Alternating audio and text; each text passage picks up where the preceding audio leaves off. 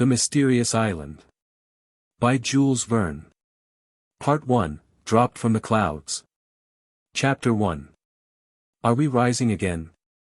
No. On the contrary. Are we descending? Worse than that, Captain. We are falling. For heaven's sake, heave out the ballast. There. The last sack is empty. Does the balloon rise? No. I hear a noise like the dashing of waves. The sea is below the car. It cannot be more than 500 feet from us. Overboard with every weight. Everything. Such were the loud and startling words which resounded through the air, above the vast watery desert of the Pacific, about 4 o'clock in the evening of the 23rd of March, 1865. Few can possibly have forgotten the terrible storm from the northeast, in the middle of the equinox of that year. The tempest raged without intermission from the 18th to the 26th of March.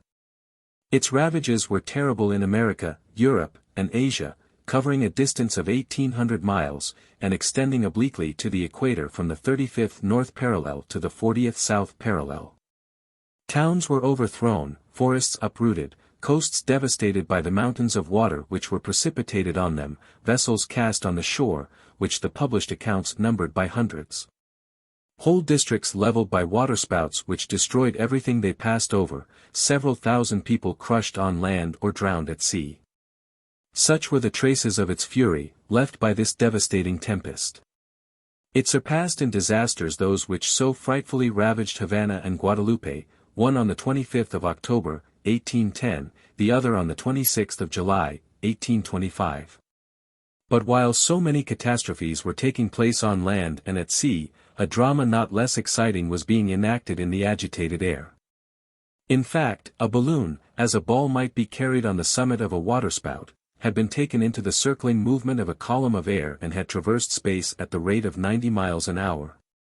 Turning round and round as if seized by some aerial maelstrom. Beneath the lower point of the balloon swung a car, containing 5 passengers, scarcely visible in the midst of the thick vapor mingled with spray which hung over the surface of the ocean. Whence, it may be asked, had come that plaything of the tempest? From what part of the world did it rise? It surely could not have started during the storm.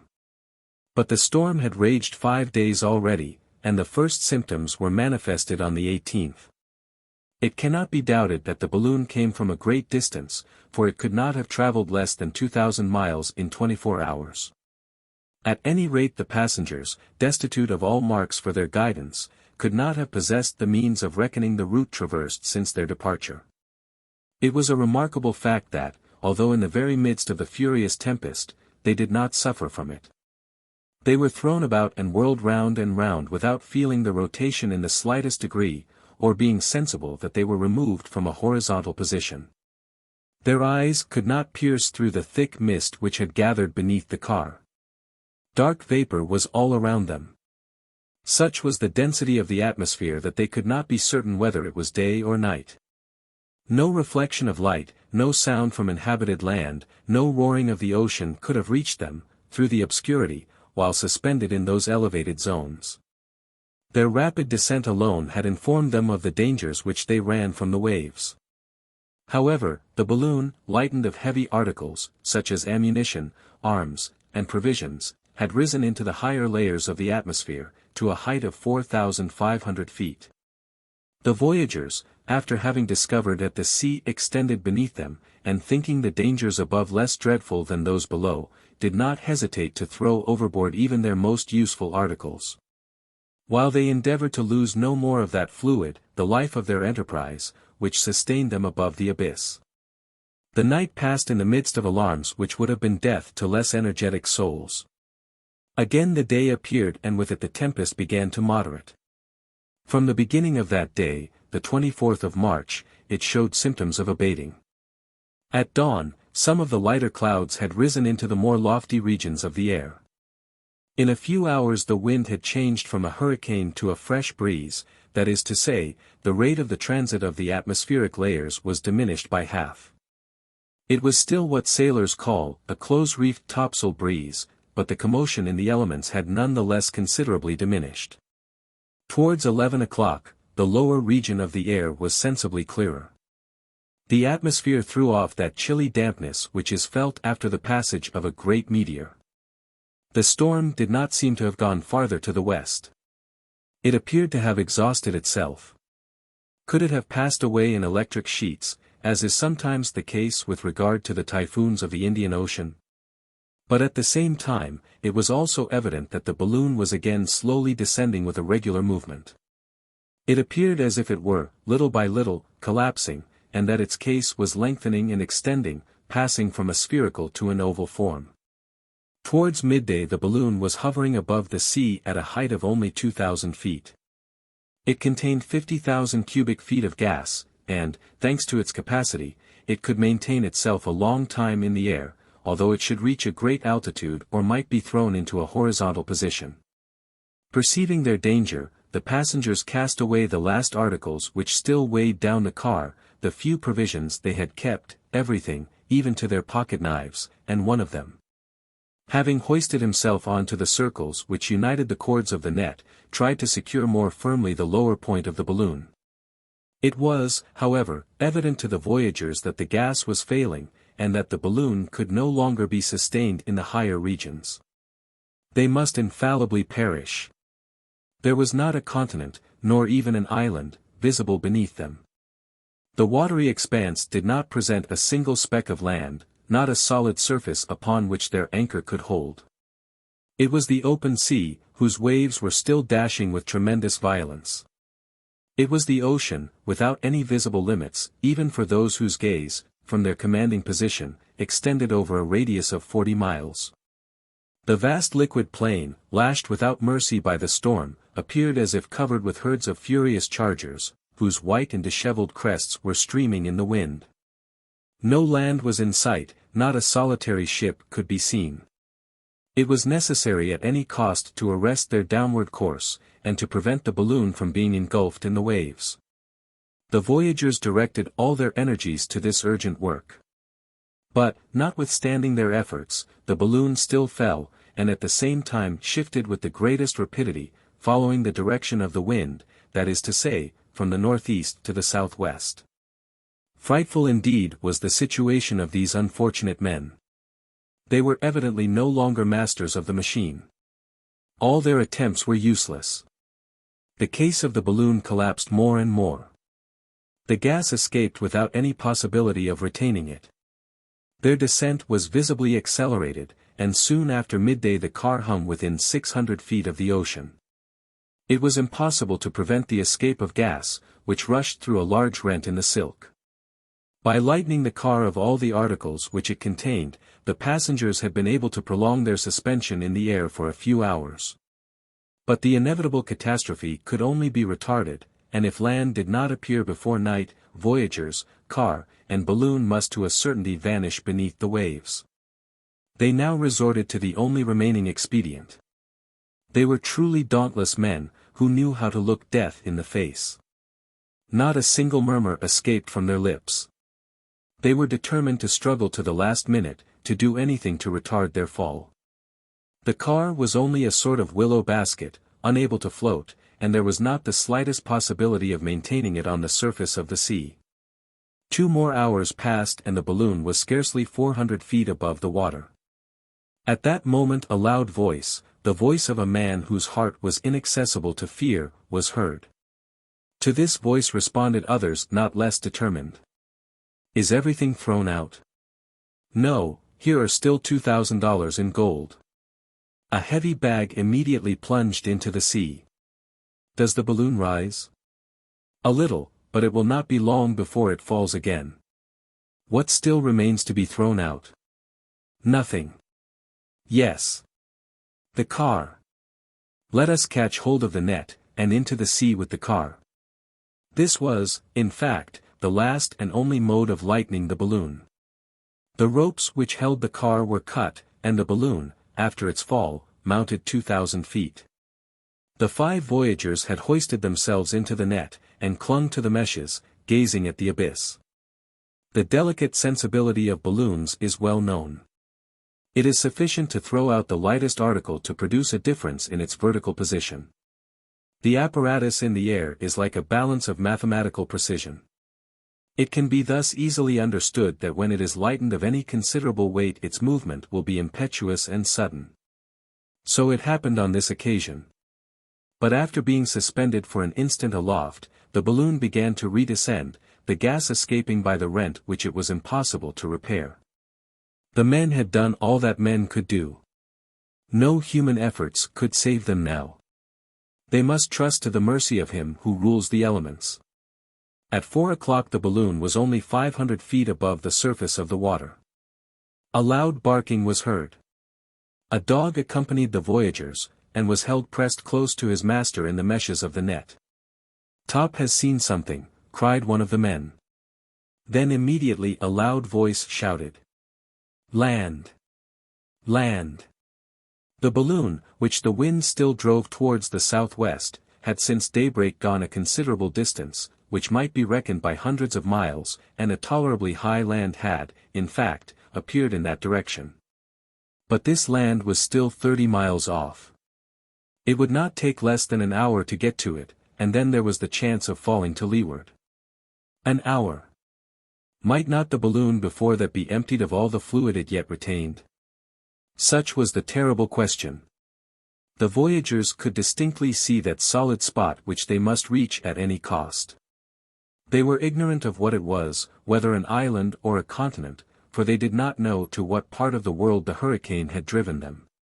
But they must reach this land, whether inhabited or desolate, whether hospitable or not.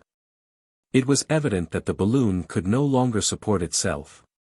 Several times already had the crests of the enormous billows licked the bottom of the net, making it still heavier, and the balloon only half rose, like a bird with a wounded wing. Half an hour later the land was not more than a mile off, but the balloon, exhausted, flabby, hanging in great folds, had gas in its upper part alone. The voyagers, clinging to the net, were still too heavy for it, and soon, half plunged into the sea, they were beaten by the furious waves. The balloon case bulged out again, and the wind, taking it, drove it along like a vessel. Might it not possibly thus reach the land? But, when only 2 fathoms off, terrible cries resounded from 4 pairs of lungs at once. The balloon, which had appeared as if it would never again rise, suddenly made an unexpected bound, after having been struck by a tremendous sea. As if it had been at that instant relieved of a new part of its weight, it mounted to a height of 1,500 feet, and here it met a current of wind, which instead of taking it directly to the coast, carried it in a nearly parallel direction. At last, 2 minutes later, it approached obliquely, and finally fell on a sandy beach, out of the reach of the waves. The voyagers, aiding each other, managed to disengage themselves from the meshes of the net. The balloon, relieved of their weight, was taken by the wind, and like a wounded bird which revives for an instant, disappeared into space. But the car had contained 5 passengers, with a dog, and the balloon only left 4 on the shore. The missing person had evidently been swept off by the sea, which had just struck the net, and it was owing to this circumstance that the lightened balloon rose the last time, and then soon after reached the land. Scarcely had the 4 castaways set foot on firm ground, than they all, thinking of the absent one, simultaneously exclaimed, "Perhaps he will try to swim to land. Let us save him. Let us save him." Chapter 2. Those whom the hurricane had just thrown on this coast were neither aeronauts by profession nor amateurs. They were prisoners of war whose boldness had induced them to escape in this extraordinary manner. 100 times they had almost perished. 100 times had they almost fallen from their torn balloon into the depths of the ocean. But heaven had reserved them for a strange destiny, and after having, on the 20th of March, escaped from Richmond, besieged by the troops of General Ulysses Grant, they found themselves 7,000 miles from the capital of Virginia, which was the principal stronghold of the South, during the terrible War of Secession. Their aerial voyage had lasted 5 days. The curious circumstances which led to the escape of the prisoners were as follows. That same year, in the month of February, 1865, in one of the coups de main by which General Grant attempted, though in vain, to possess himself of Richmond. Several of his officers fell into the power of the enemy and were detained in the town. One of the most distinguished was Captain Cyrus Harding. He was a native of Massachusetts, a first-class engineer, to whom the government had confided, during the war, the direction of the railways, which were so important at that time. A true northerner, thin, bony, lean, about 45 years of age, his close-cut hair and his beard, of which he only kept a thick mustache, were already getting grey. He had one of those finely developed heads which appear made to be struck on a metal, piercing eyes, a serious mouth, the physiognomy of a clever man of the military school. He was one of those engineers who began by handling the hammer and pickaxe, like generals who first act as common soldiers. Besides mental power, he also possessed great manual dexterity. His muscles exhibited remarkable proofs of tenacity. A man of action as well as a man of thought, all he did was without effort to one of his vigorous and sanguine temperament. Learned, clear-headed, and practical, he fulfilled in all emergencies those three conditions which united ought to ensure human success: activity of mind and body, impetuous wishes, and powerful will. He might have taken for his motto that of William of Orange in the 17th century, "I can undertake and persevere even without hope of success." Cyrus Harding was courage personified. He had been in all the battles of that war. After having begun as a volunteer at Illinois, under Ulysses Grant, he fought at Paducah, Belmont, Pittsburgh Landing, at the Siege of Corinth, Port Gibson, Black River, Chattanooga, the Wilderness, on the Potomac, everywhere and valiantly. A soldier worthy of the general who said, "I never count my dead." And hundreds of times Captain Harding had almost been among those who were not counted by the terrible Grant. But in these combats where he never spared himself, fortune favored him till the moment when he was wounded and taken prisoner on the field of battle near Richmond. At the same time and on the same day another important personage fell into the hands of the Southerners. This was no other than Gideon Spilett, a reporter for the New York Herald, who had been ordered to follow the changes of the war in the midst of the Northern armies. Gideon Spilett was one of that race of indomitable English or American chroniclers, like Stanley and others, who stop at nothing to obtain exact information, and transmit it to their journal in the shortest possible time. The newspapers of the Union, such as the New York Herald, are genuine powers, and their reporters are men to be reckoned with. Gideon Spilett ranked among the first of those reporters, a man of great merit, energetic, prompt and ready for anything, full of ideas, having traveled over the whole world, soldier and artist, enthusiastic in council, resolute in action. Caring neither for trouble, fatigue, nor danger, when in pursuit of information, for himself first, and then for his journal, a perfect treasury of knowledge on all sorts of curious subjects, of the unpublished, of the unknown, and of the impossible. He was one of those intrepid observers who write under fire, reporting, among bullets, and to whom every danger is welcome. He also had been in all the battles, in the first rank, revolver in one hand, notebook in the other. Grape-shot never made his pencil tremble. He did not fatigue the wires with incessant telegrams, like those who speak when they have nothing to say, but each of his notes, short, decisive, and clear, threw light on some important point. Besides, he was not wanting in humor. It was he who, after the affair of the Black River, determined at any cost to keep his place at the wicket of the telegraph office, and after having announced to his journal the result of the battle, telegraphed for 2 hours the first chapters of the Bible. It cost the New York Herald $2,000, but the New York Herald published the first intelligence. Gideon Spilett was tall. He was rather more than 40 years of age. Light whiskers bordering on red surrounded his face. His eye was steady, lively, rapid in its changes. It was the eye of a man accustomed to take in at a glance all the details of a scene. Well built, he was inured to all climates, like a bar of steel hardened in cold water. For 10 years Gideon Spilett had been the reporter of the New York Herald, which he enriched by his letters and drawings, for he was as skillful in the use of the pencil as of the pen. When he was captured, he was in the act of making a description and sketch of the battle. The last words in his notebook were these: a Southern rifleman has just taken aim at me, but, the Southerner notwithstanding missed Gideon Spilett, who, with his usual fortune, came out of this affair without a scratch. Cyrus Harding and Gideon Spilett, who did not know each other except by reputation, had both been carried to Richmond. The engineer's wounds rapidly healed, and it was during his convalescence that he made acquaintance with the reporter. The two men then learned to appreciate each other. Soon their common aim had but one object, that of escaping, rejoining Grant's army, and fighting together in the ranks of the Federals. The two Americans had from the first determined to seize every chance, but although they were allowed to wander at liberty in the town, Richmond was so strictly guarded that escape appeared impossible. In the meanwhile Captain Harding was rejoined by a servant who was devoted to him in life and in death.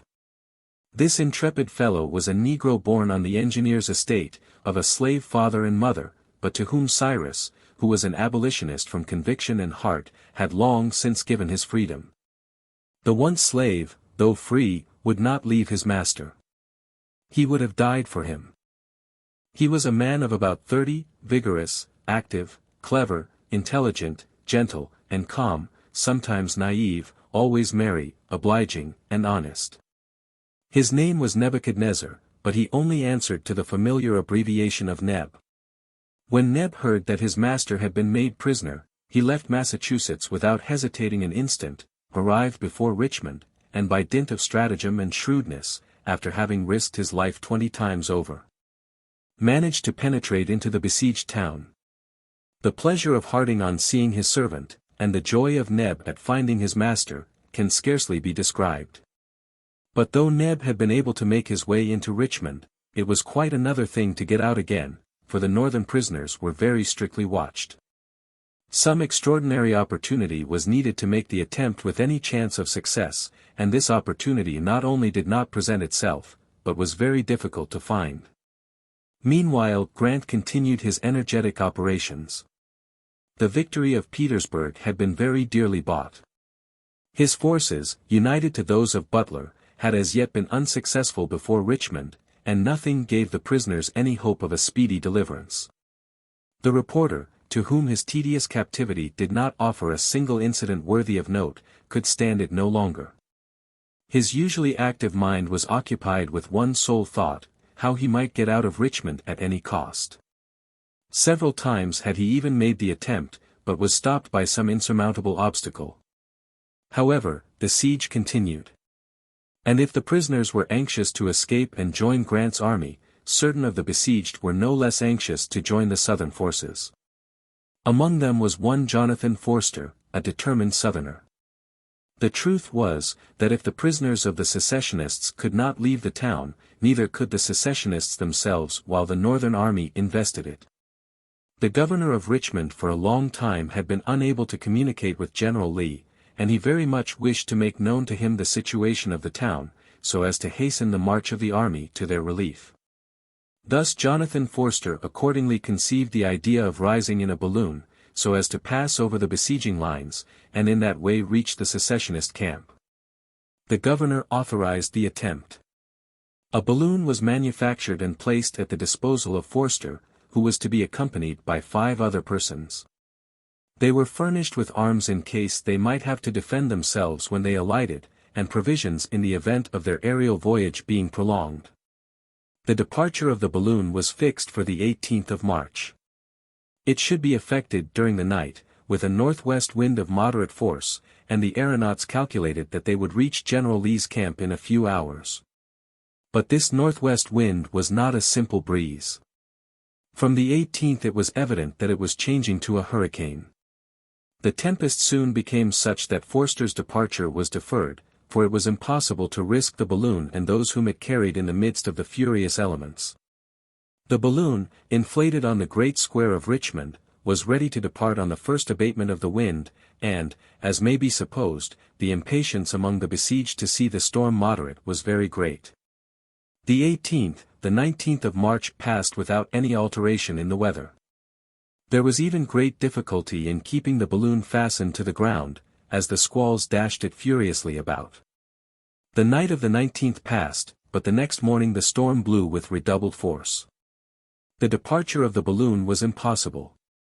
On that day the engineer, Cyrus Harding, was accosted in one of the streets of Richmond by a person whom he did not in the least know.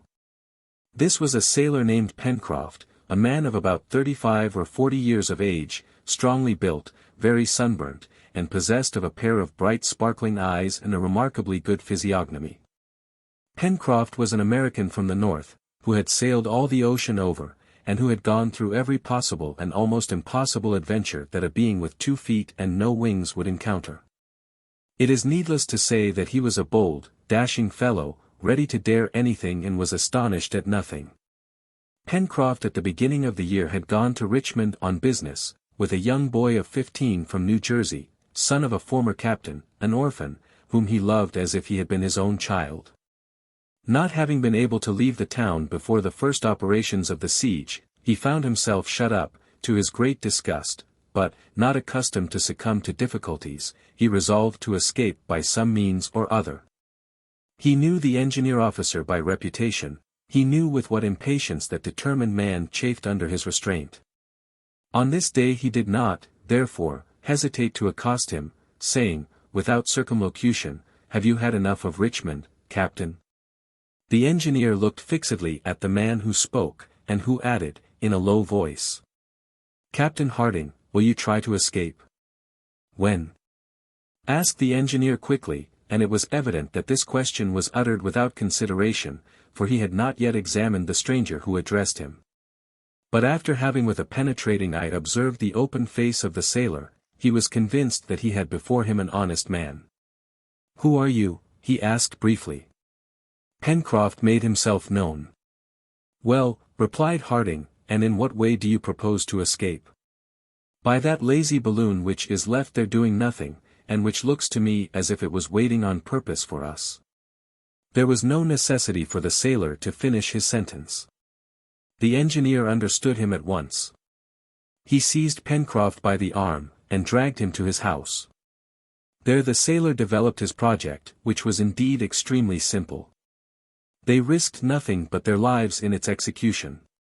The hurricane was in all its violence, it is true, but so clever and daring an engineer as Cyrus Harding knew perfectly well how to manage a balloon. Had he himself been as well acquainted with the art of sailing in the air as he was with the navigation of a ship, Pencroff would not have hesitated to set out, of course taking his young friend Herbert with him. For, accustomed to brave the fiercest tempests of the ocean, he was not to be hindered on account of the hurricane. Captain Harding had listened to the sailor without saying a word, but his eyes shone with satisfaction. Here was the long-sought-for opportunity, he was not a man to let it pass. The plan was feasible, though, it must be confessed, dangerous in the extreme. In the night, in spite of their guards, they might approach the balloon, slip into the car, and then cut the cords which held it. There was no doubt that they might be killed, but on the other hand they might succeed, and without this storm. Without this storm the balloon would have started already and the looked-for opportunity would not have then presented itself. "I am not alone," said Harding at last. "How many people do you wish to bring with you?" asked the sailor. "2. My friend Spilett, and my servant Nebraska." "That will be 3, replied Pencroff, "and with Herbert and me 5. "But the balloon will hold 6. "That will be enough, we will go," answered Harding in a firm voice. This "we" included Spilett, for the reporter, as his friend well knew, was not a man to draw back, and when the project was communicated to him he approved of it unreservedly. What astonished him was, that so simple an idea had not occurred to him before. As to Neb, he followed his master wherever his master wished to go. "This evening, then," said Pencroff, "we will all meet out there." "This evening, at 10 o'clock, replied Captain Harding, "and heaven grant that the storm does not abate before our departure." Pencroff took leave of the 2 friends, and returned to his lodging, where young Harbert Brown had remained. The courageous boy knew of the sailor's plan, and it was not without anxiety that he awaited the result of the proposal being made to the engineer. Thus 5 determined persons were about to abandon themselves to the mercy of the tempestuous elements. No. The storm did not abate, and neither Jonathan Forster nor his companions dreamed of confronting it in that frail car. It would be a terrible journey. The engineer only feared one thing, it was that the balloon, held to the ground and dashed about by the wind, would be torn into shreds. For several hours he roamed round the nearly deserted square, surveying the apparatus. Pencroff did the same on his side, his hands in his pockets, yawning now and then like a man who did not know how to kill the time, but really dreading, like his friend, either the escape or destruction of the balloon. Evening arrived. The night was dark in the extreme. Thick mists passed like clouds close to the ground. Rain fell mingled with snow, it was very cold. A mist hung over Richmond. It seemed as if the violent storm had produced a truce between the besiegers and the besieged, and that the cannon were silenced by the louder detonations of the storm. The streets of the town were deserted. It had not even appeared necessary in that horrible weather to place a guard in the square, in the midst of which plunged the balloon. Everything favored the departure of the prisoners, but what might possibly be the termination of the hazardous voyage they contemplated in the midst of the furious elements? "Dirty weather!"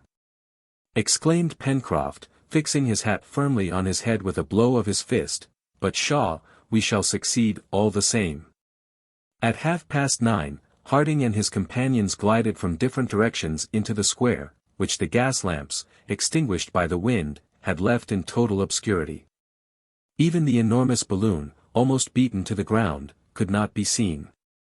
Independently of the sacks of ballast, to which the cords of the net were fastened, the car was held by a strong cable passed through a ring in the pavement.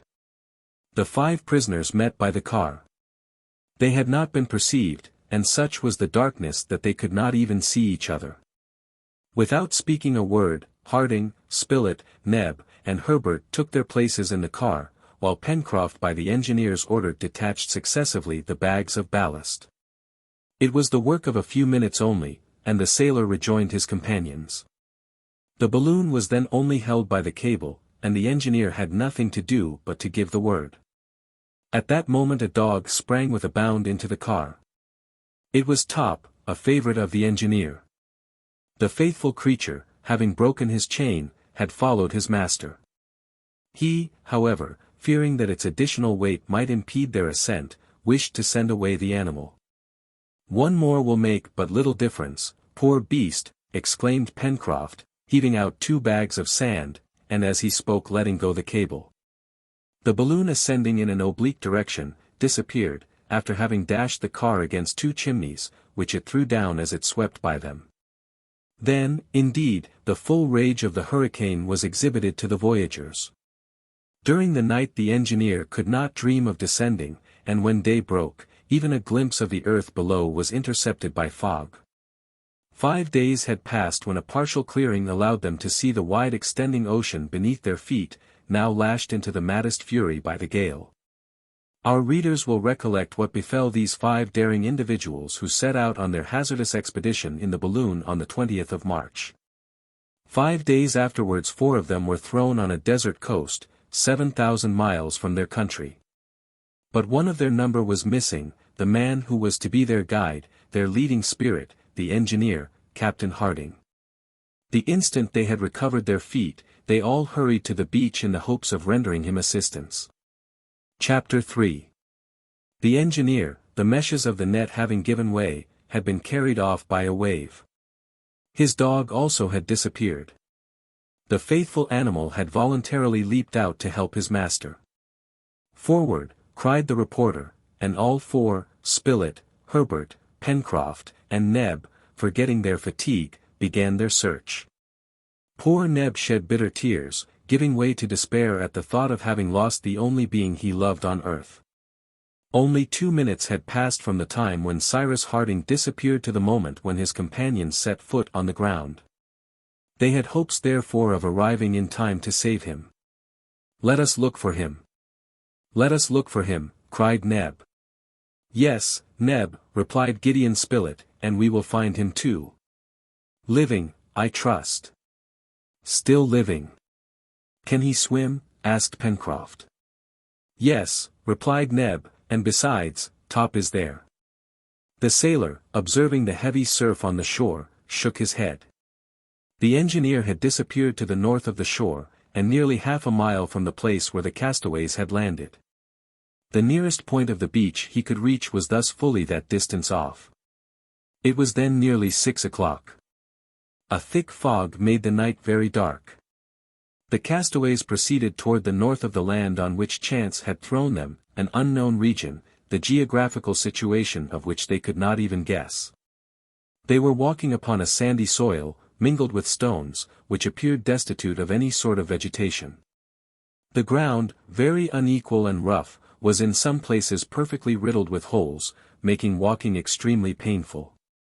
From these holes escaped every minute great birds of clumsy flight, which flew in all directions.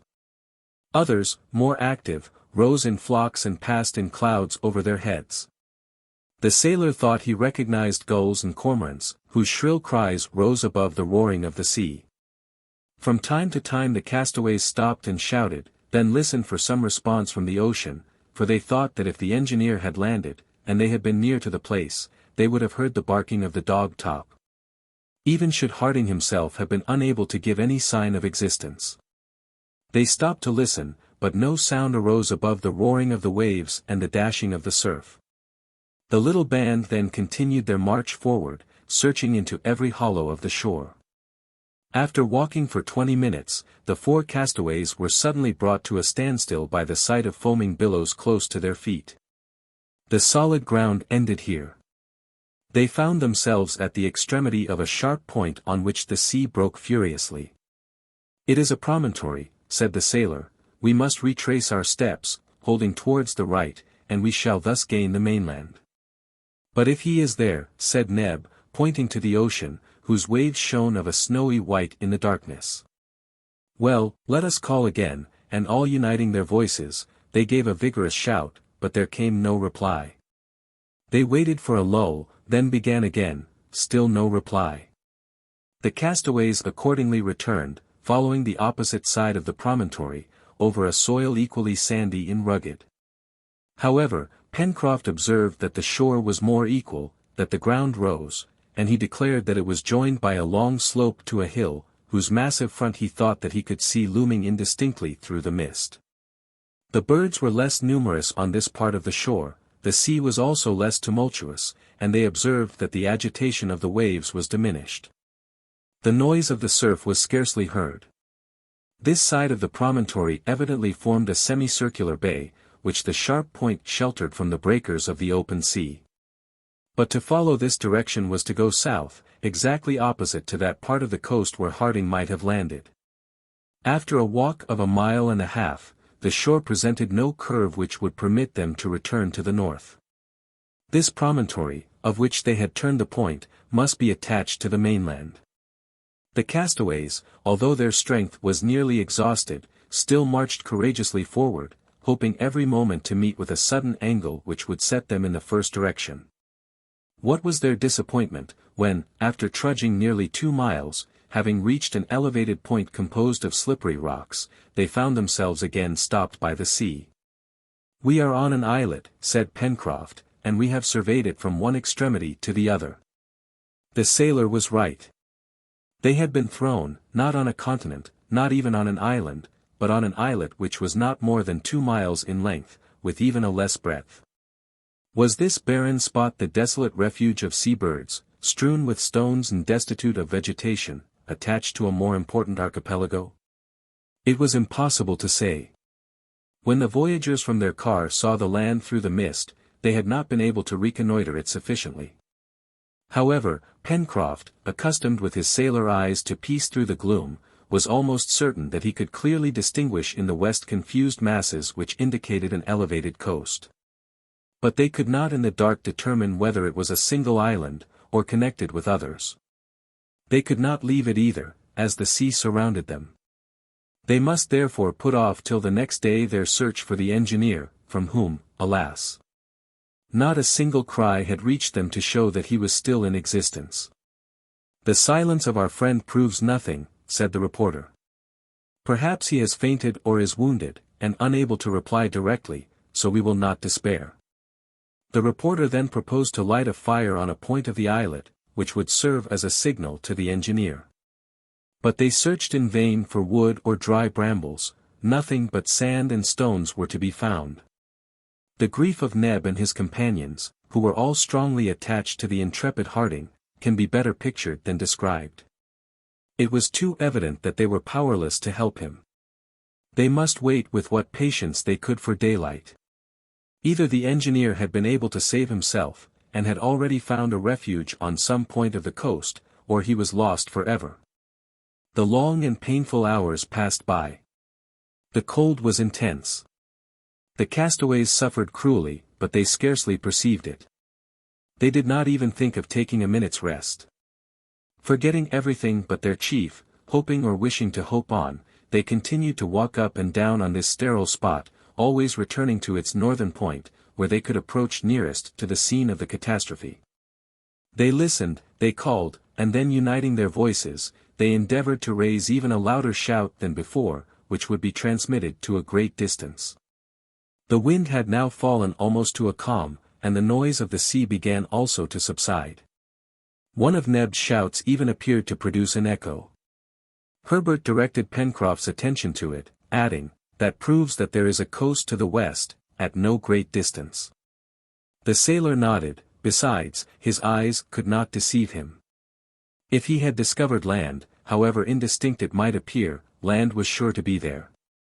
But that distant echo was the only response produced by Neb's shouts, while a heavy gloom hung over all the part east of the island. Meanwhile, the sky was clearing little by little. Towards midnight the stars shone out, and if the engineer had been there with his companions he would have remarked that these stars did not belong to the northern hemisphere. The polar star was not visible, the constellations were not those which they had been accustomed to see in the United States, the Southern Cross glittered brightly in the sky. The night passed away. Towards 5 o'clock in the morning of the 25th of March, the sky began to lighten.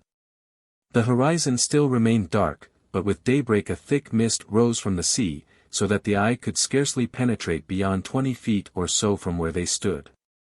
At length the fog gradually unrolled itself in great heavily moving waves. It was unfortunate, however, that the castaways could distinguish nothing around them. While the gaze of the reporter and Neb were cast upon the ocean, the sailor and Herbert looked eagerly for the coast in the west. But not a speck of land was visible. "Never mind," said Pencroff, "though I do not see the land, I feel it, it is there, as sure as the fact that we are no longer at Richmond." But the fog was not long in rising. It was only a fine weather mist. A hot sun soon penetrated to the surface of the island. About 6:30, 3/4 of an hour after sunrise, the mist became more transparent. It grew thicker above, but cleared away below. Soon the isle appeared as if it had descended from a cloud, then the sea showed itself around them, spreading far away towards the east, but bounded on the west by an abrupt and precipitous coast. Yes. The land was there. Their safety was at least provisionally ensured. The islet and the coast were separated by a channel about 1/2 mile in breadth, through which rushed an extremely rapid current. However, one of the castaways, following the impulse of his heart, immediately threw himself into the current, without consulting his companions, without saying a single word. It was Neb. He was in haste to be on the other side, and to climb towards the north. It had been impossible to hold him back. Pencroff called him in vain. The reporter prepared to follow him, but Pencroff stopped him. "Do you want to cross the channel?" he asked. "Yes," replied Spilett. "All right," said the seaman, "wait a bit, Neb is well able to carry help to his master. If we venture into the channel, we risk being carried into the open sea by the current, which is running very strong. But, if I'm not wrong, it is ebbing. See, the tide is going down over the sand. Let us have patience, and at low water it is possible we may find a fordable passage." "You are right," replied the reporter, "we will not separate more than we can help." During this time Neb was struggling vigorously against the current. He was crossing in an oblique direction. His black shoulders could be seen emerging at each stroke. He was carried down very quickly, but he also made way towards the shore. It took more than half an hour to cross from the islet to the land, and he reached the shore several hundred feet from the place which was opposite to the point from which he had started. Landing at the foot of a high wall of granite, he shook himself vigorously, and then, setting off running, soon disappeared behind a rocky point, which projected to nearly the height of the northern extremity of the islet. Neb's companions had watched his daring attempt with painful anxiety, and when he was out of sight, they fixed their attention on the land where their hope of safety lay, while eating some shellfish with which the sand was strewn. It was a wretched repast, but still it was better than nothing. The opposite coast formed one vast bay, terminating on the south by a very sharp point, which was destitute of all vegetation, and was of a very wild aspect. This point abutted on the shore in a grotesque outline of high granite rocks. Towards the north, on the contrary, the bay widened, and a more rounded coast appeared, trending from the southwest to the northeast, and terminating in a slender cape. The distance between these two extremities, which made the bow of the bay, was about 8 miles. Half a mile from the shore rose the islet, which somewhat resembled the carcass of a gigantic whale. Its extreme breadth was not more than 1/4 of a mile. Opposite the islet, the beach consisted first of sand, covered with black stones, which were now appearing little by little above the retreating tide. The second level was separated by a perpendicular granite cliff, terminated at the top by an unequal edge at a height of at least 300 feet. It continued thus for a length of 3 miles, ending suddenly on the right with a precipice which looked as if cut by the hand of man. On the left, above the promontory, this irregular and jagged cliff descended by a long slope of conglomerate rocks till it mingled with the ground of the southern point. On the upper plateau of the coast not a tree appeared. It was a flat tableland like that above Cape Town at the Cape of Good Hope, but of reduced proportions, at least so it appeared seen from the islet. However, verdure was not wanting to the right beyond the precipice. They could easily distinguish a confused mass of great trees, which extended beyond the limits of their view. This verdure relieved the eye, so long wearied by the continued ranges of granite. Lastly, beyond and above the plateau, in a northwesterly direction and at a distance of at least 7 miles, glittered a white summit which reflected the sun's rays.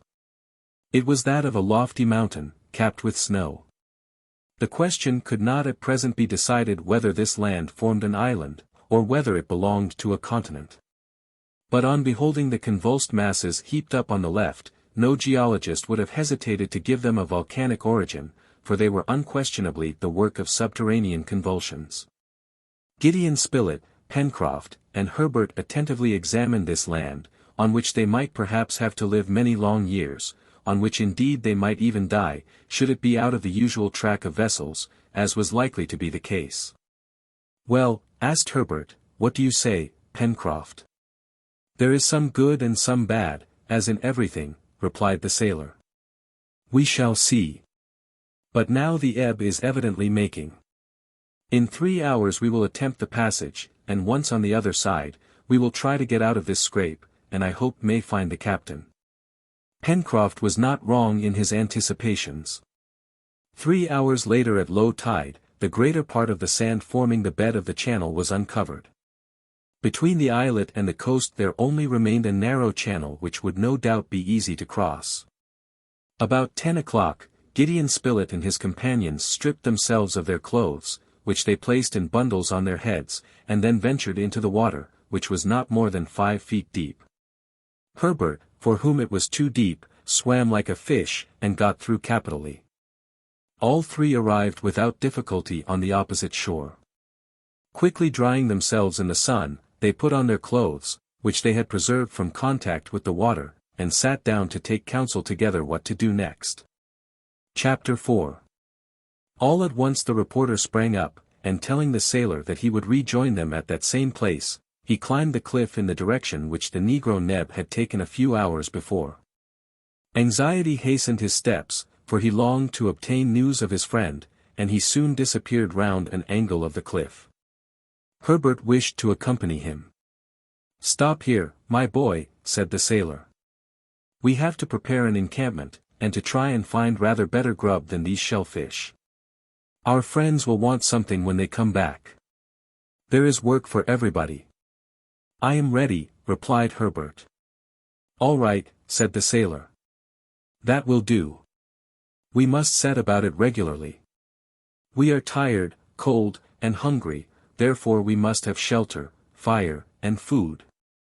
There is wood in the forest, and eggs in nests, we have only to find a house. Very well, returned Herbert, I will look for a cave among the rocks, and I shall be sure to discover some hole into which we can creep. All right, said Pencroff, go on, my boy. They both walked to the foot of the enormous wall over the beach, far from which the tide had now retreated, but instead of going towards the north, they went southward. Pencroff had remarked, several hundred feet from the place at which they landed, a narrow cutting, out of which he thought a river or stream might issue. Now, on the one hand it was important to settle themselves in the neighborhood of a good stream of water, and on the other it was possible that the current had thrown Cyrus Harding on the shore there. The cliff, as has been said, rose to a height of 300 feet, but the mass was unbroken throughout, and even at its base, scarcely washed by the sea, it did not offer the smallest fissure which would serve as a dwelling. It was a perpendicular wall of very hard granite, which even the waves had not worn away. Towards the summit fluttered myriads of seafowl, and especially those of the web-footed species with long, flat, pointed beaks, a clamorous tribe, bold in the presence of man, who probably for the first time thus invaded their domains. Pencroff recognized the skua and other gulls among them, the voracious little seamew, which in great numbers nestled in the crevices of the granite. A shot fired among this swarm would have killed a great number, but to fire a shot a gun was needed, and neither Pencroff nor Herbert had one. Besides this, gulls and seamews are scarcely eatable, and even their eggs have a detestable taste. However, Herbert, who had gone forward a little more to the left, soon came upon rocks covered with seaweed, which, some hours later, would be hidden by the high tide. On these rocks, in the midst of slippery wrack, abounded bivalve shellfish, not to be despised by starving people. Herbert called Pencroff, who ran up hastily. Here are mussels, cried the sailor, these will do instead of eggs. They are not mussels, replied Herbert, who was attentively examining the mollusks attached to the rocks, they are lithodomes. Are they good to eat? Asked Pencroff. Perfectly so. Then let us eat some lithodomes. The sailor could rely upon Herbert, the young boy was well up in natural history, and always had had quite a passion for the science. His father had encouraged him in it, by letting him attend the lectures of the best professors in Boston, who were very fond of the intelligent, industrious lad. And his turn for natural history was, more than once in the course of time, of great use, and he was not mistaken in this instance. These lithodomes were oblong shells, suspended in clusters and adhering very tightly to the rocks. They belonged to that species of molluscous perforators which excavate holes in the hardest stone. Their shell is rounded at both ends, a feature which is not remarked in the common mussel. Pencroff and Herbert made a good meal of the lithodomes, which were then half open to the sun. They ate them as oysters, and as they had a strong peppery taste, they were palatable without condiments of any sort.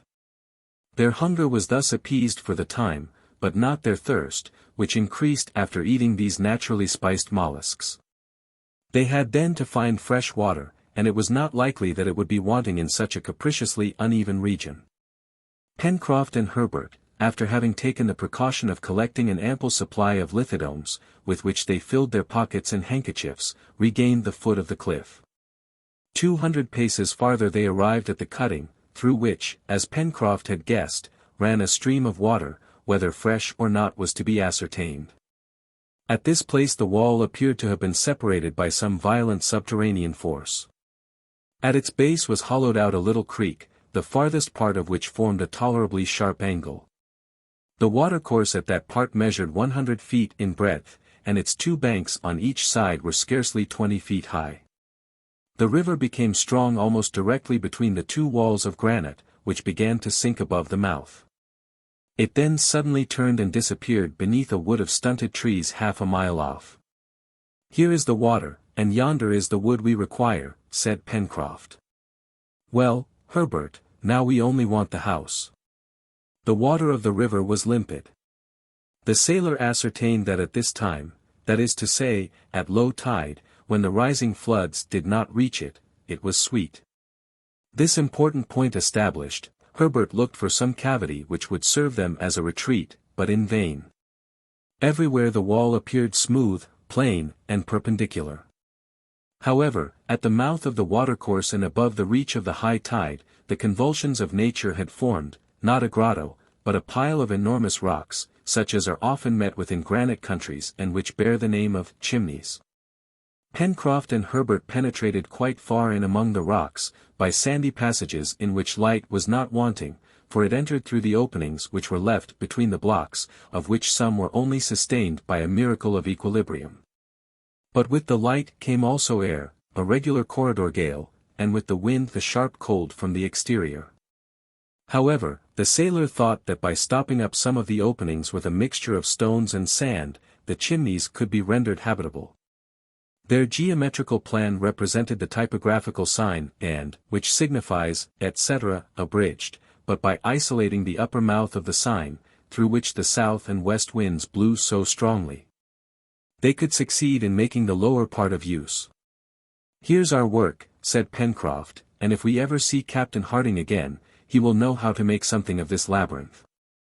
"We shall see him again, Pencroff," cried Herbert, "and when he returns he must find a tolerable dwelling here." "It will be so, if we can make a fireplace in the left passage and keep an opening for the smoke." "So we can, my boy," replied the sailor, "and these chimneys will serve our turn. Let us set to work, but first come and get a store of fuel. I think some branches will be very useful in stopping up these openings, through which the wind shrieks like so many fiends." Herbert and Pencroff left the chimneys, and, turning the angle, they began to climb the left bank of the river. The current here was quite rapid, and drifted down some dead wood. The rising tide, and it could already be perceived, must drive it back with force to a considerable distance. The sailor then thought that they could utilize this ebb and flow for the transport of heavy objects. After having walked for a quarter of an hour, the sailor and the boy arrived at the angle which the river made in turning towards the left. From this point its course was pursued through a forest of magnificent trees. These trees still retained their verdure, notwithstanding the advanced season, for they belonged to the family of coniferae, which is spread over all the regions of the globe, from northern climates to the tropics. The young naturalist recognized especially the deodara, which are very numerous in the Himalayan zone, and which spread around them a most agreeable odor. Between these beautiful trees sprang up clusters of firs, whose opaque open parasol boughs spread wide around. Among the long grass, Pencroff felt that his feet were crushing dry branches which crackled like fireworks. "Well, my boy," said he to Herbert, "if I don't know the name of these trees, at any rate I reckon that we may call them burning wood, and just now that's the chief thing we want." "Let us get a supply," replied Herbert, who immediately set to work. The collection was easily made. It was not even necessary to lop the trees, for enormous quantities of dead wood were lying at their feet. But if fuel was not wanting, the means of transporting it was not yet found. The wood, being very dry, would burn rapidly. It was therefore necessary to carry to the chimneys a considerable quantity, and the loads of 2 men would not be sufficient. Herbert remarked this. "Well, my boy," replied the sailor, "there must be some way of carrying this wood. There is always a way of doing everything. If we had a cart or a boat, it would be easy enough." "But we have the river," said Herbert. "Right," replied Pencroff, "the river will be to us like a road which carries of itself, and rafts have not been invented for nothing." "Only," observed Herbert, "at this moment our road is going the wrong way, for the tide is rising." "We shall be all right if we wait till it ebbs," replied the sailor, "and then we will trust it to carry our fuel to the chimneys. Let us get the raft ready." The sailor, followed by Herbert, directed his steps towards the river. They both carried, each in proportion to his strength, a load of wood bound in faggots. They found on the bank also a great quantity of dead branches in the midst of grass, among which the foot of man had probably never before trod. Pencroff began directly to make his raft. In a kind of little bay, created by a point of the shore which broke the current, the sailor and the lad placed some good-sized pieces of wood, which they had fastened together with dry creepers. A raft was thus formed, on which they stacked all they had collected, sufficient, indeed, to have loaded at least 20 men. In an hour the work was finished, and the raft moored to the bank, awaited the turning of the tide.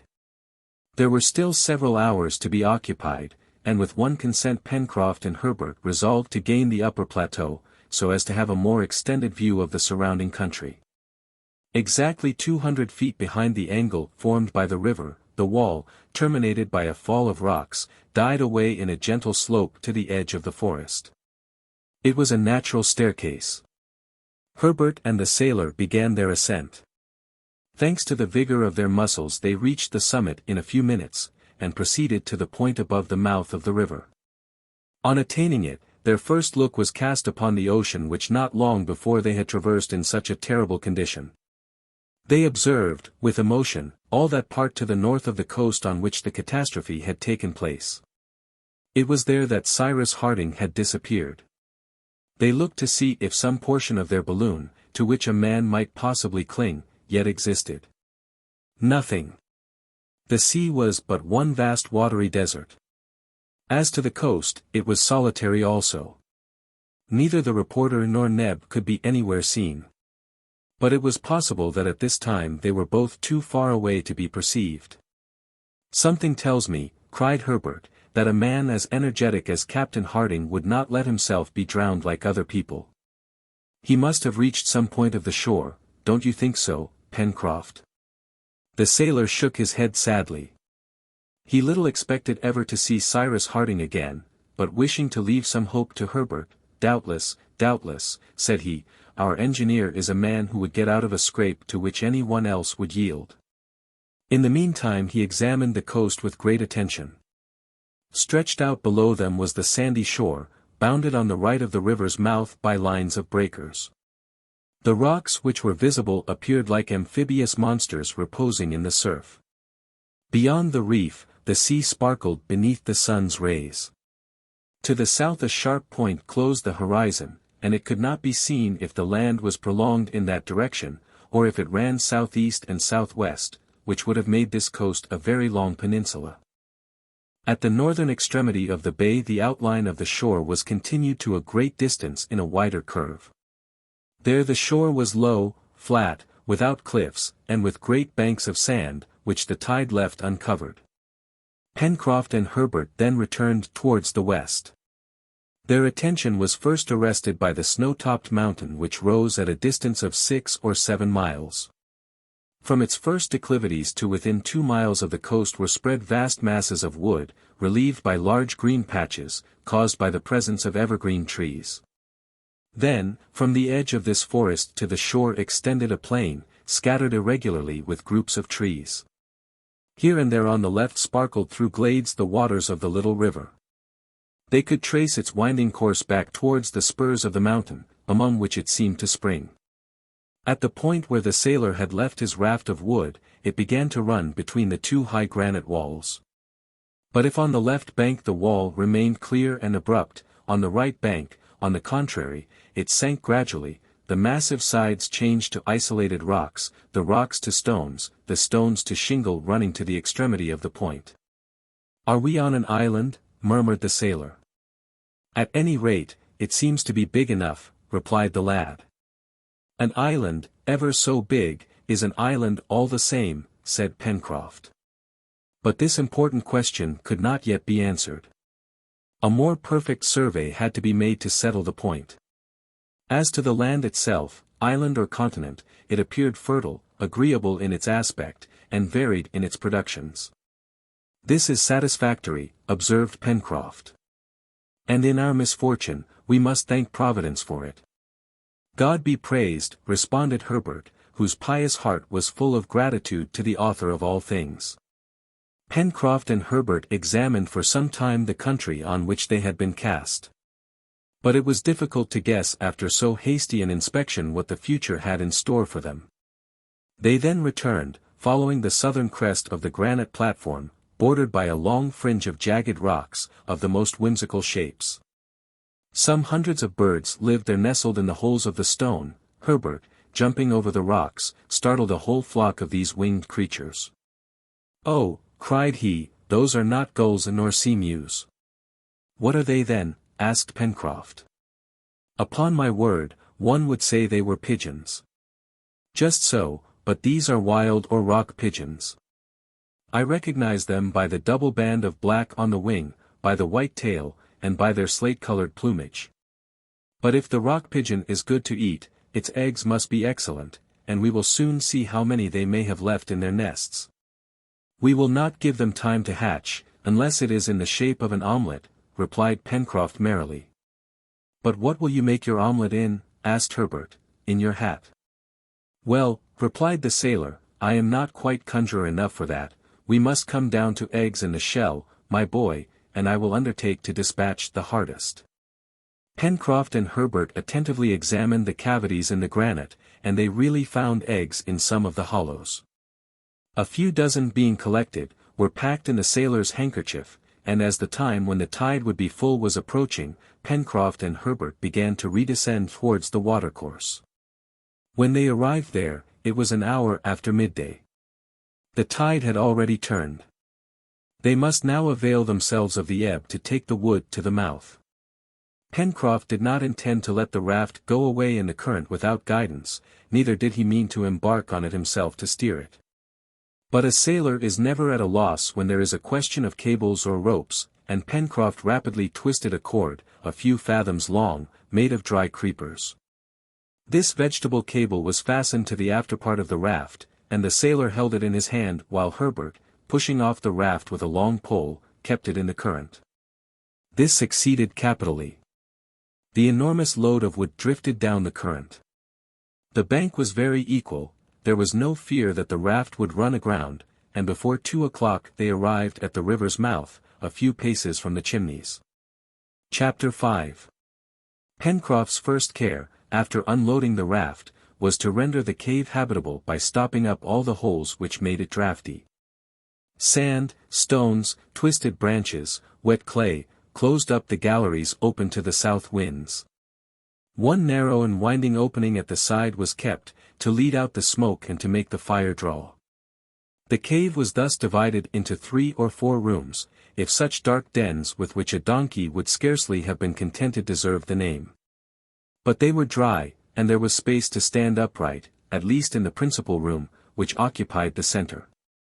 The floor was covered with fine sand, and taking all in all they were well pleased with it for want of a better.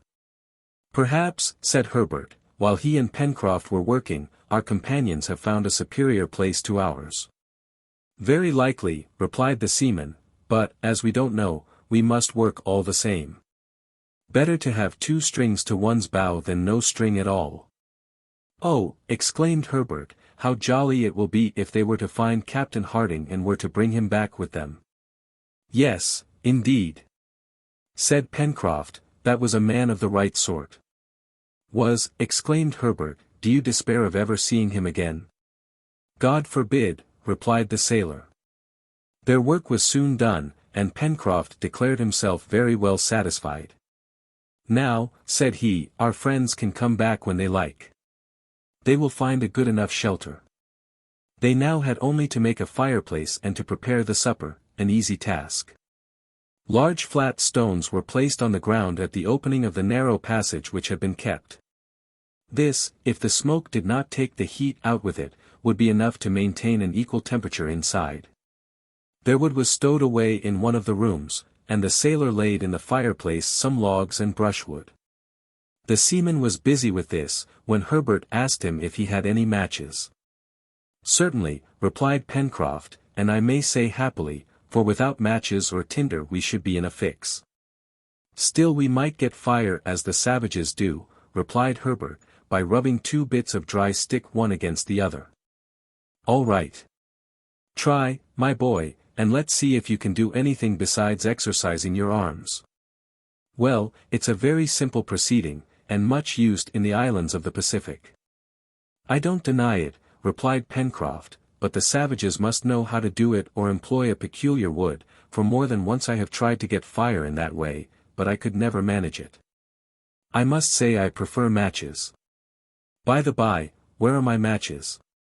Pencroff searched in his waistcoat for the box, which was always there, for he was a confirmed smoker. He could not find it. He rummaged the pockets of his trousers, but, to his horror, he could nowhere discover the box. "Here's a go," said he, looking at Herbert. "The box must have fallen out of my pocket and got lost.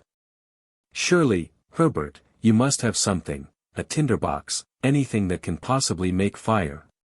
"No, I haven't, Pencroff." The sailor rushed out, followed by the boy.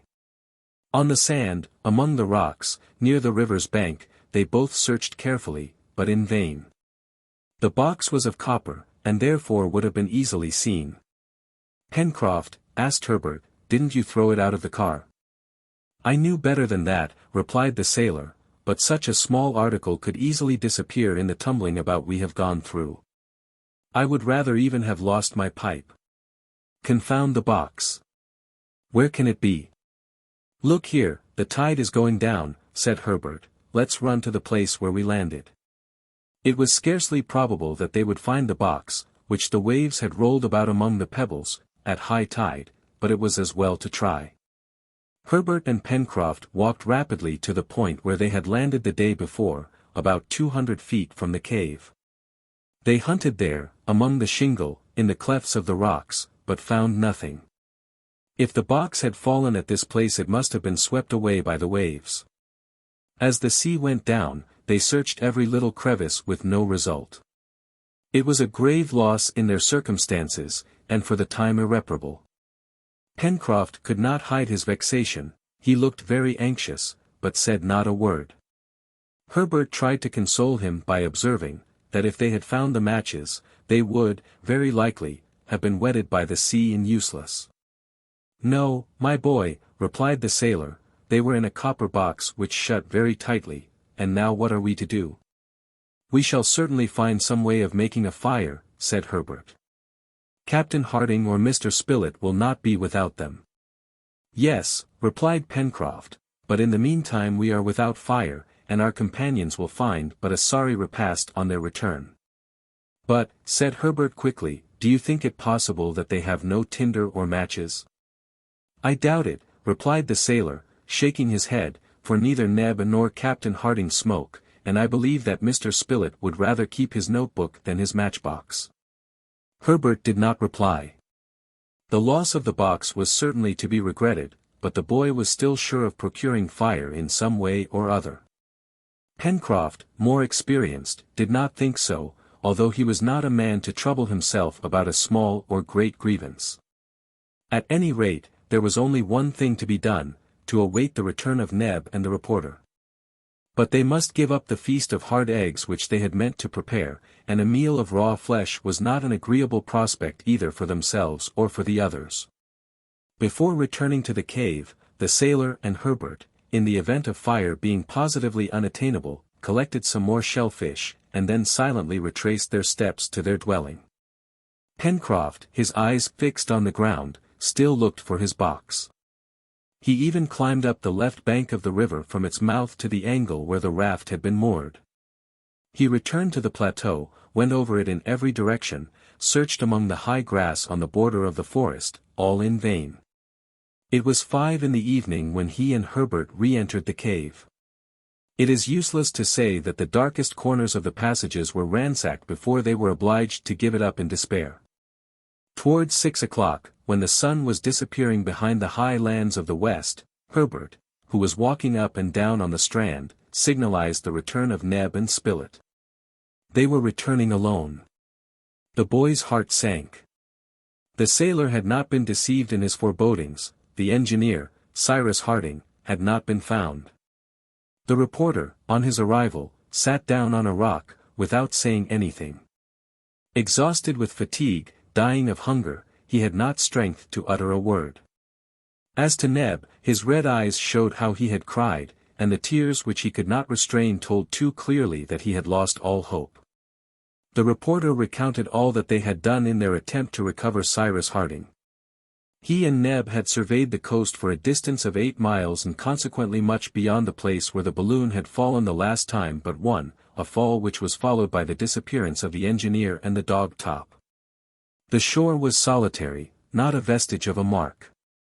Not even a pebble recently displaced, not a trace on the sand, not a human footstep on all that part of the beach.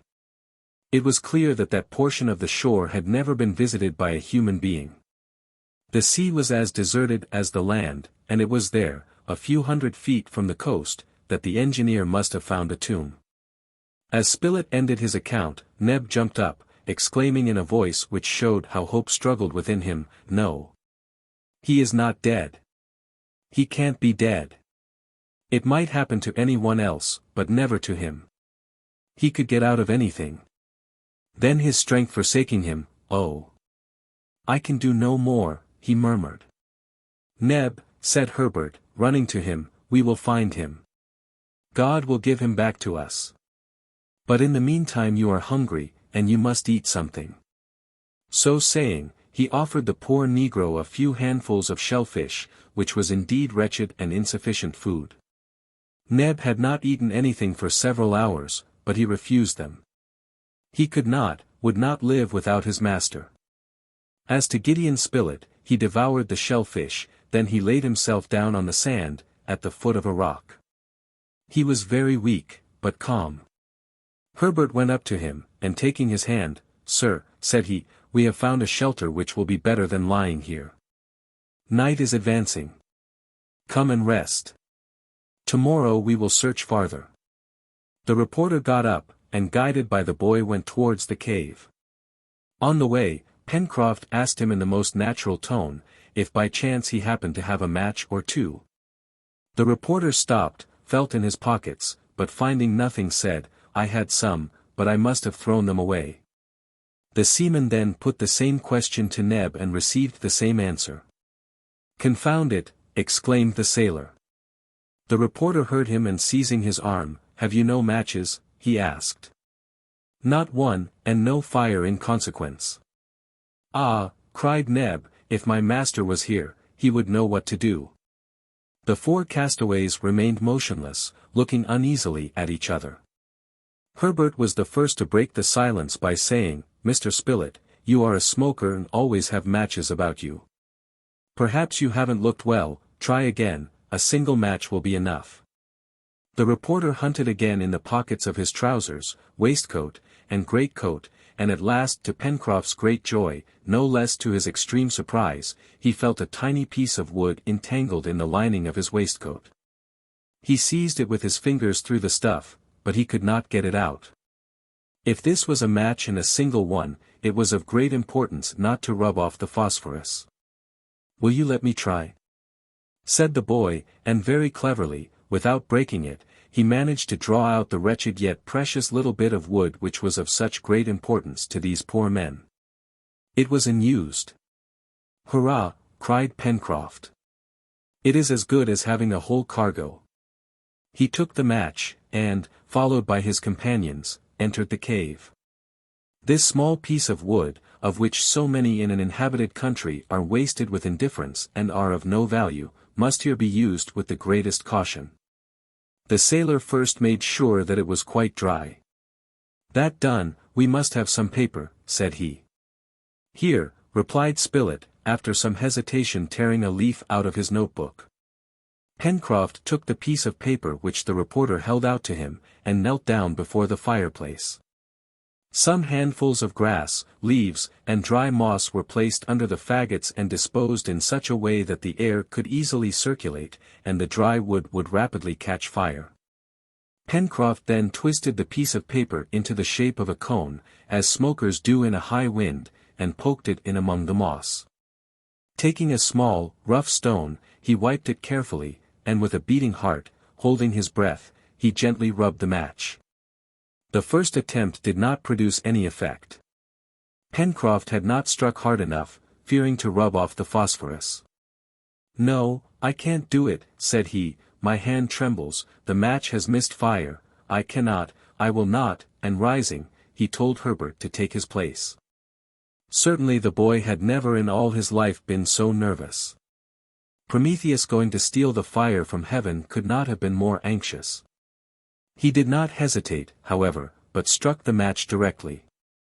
A little spluttering was heard and a tiny blue flame sprang up, making a choking smoke.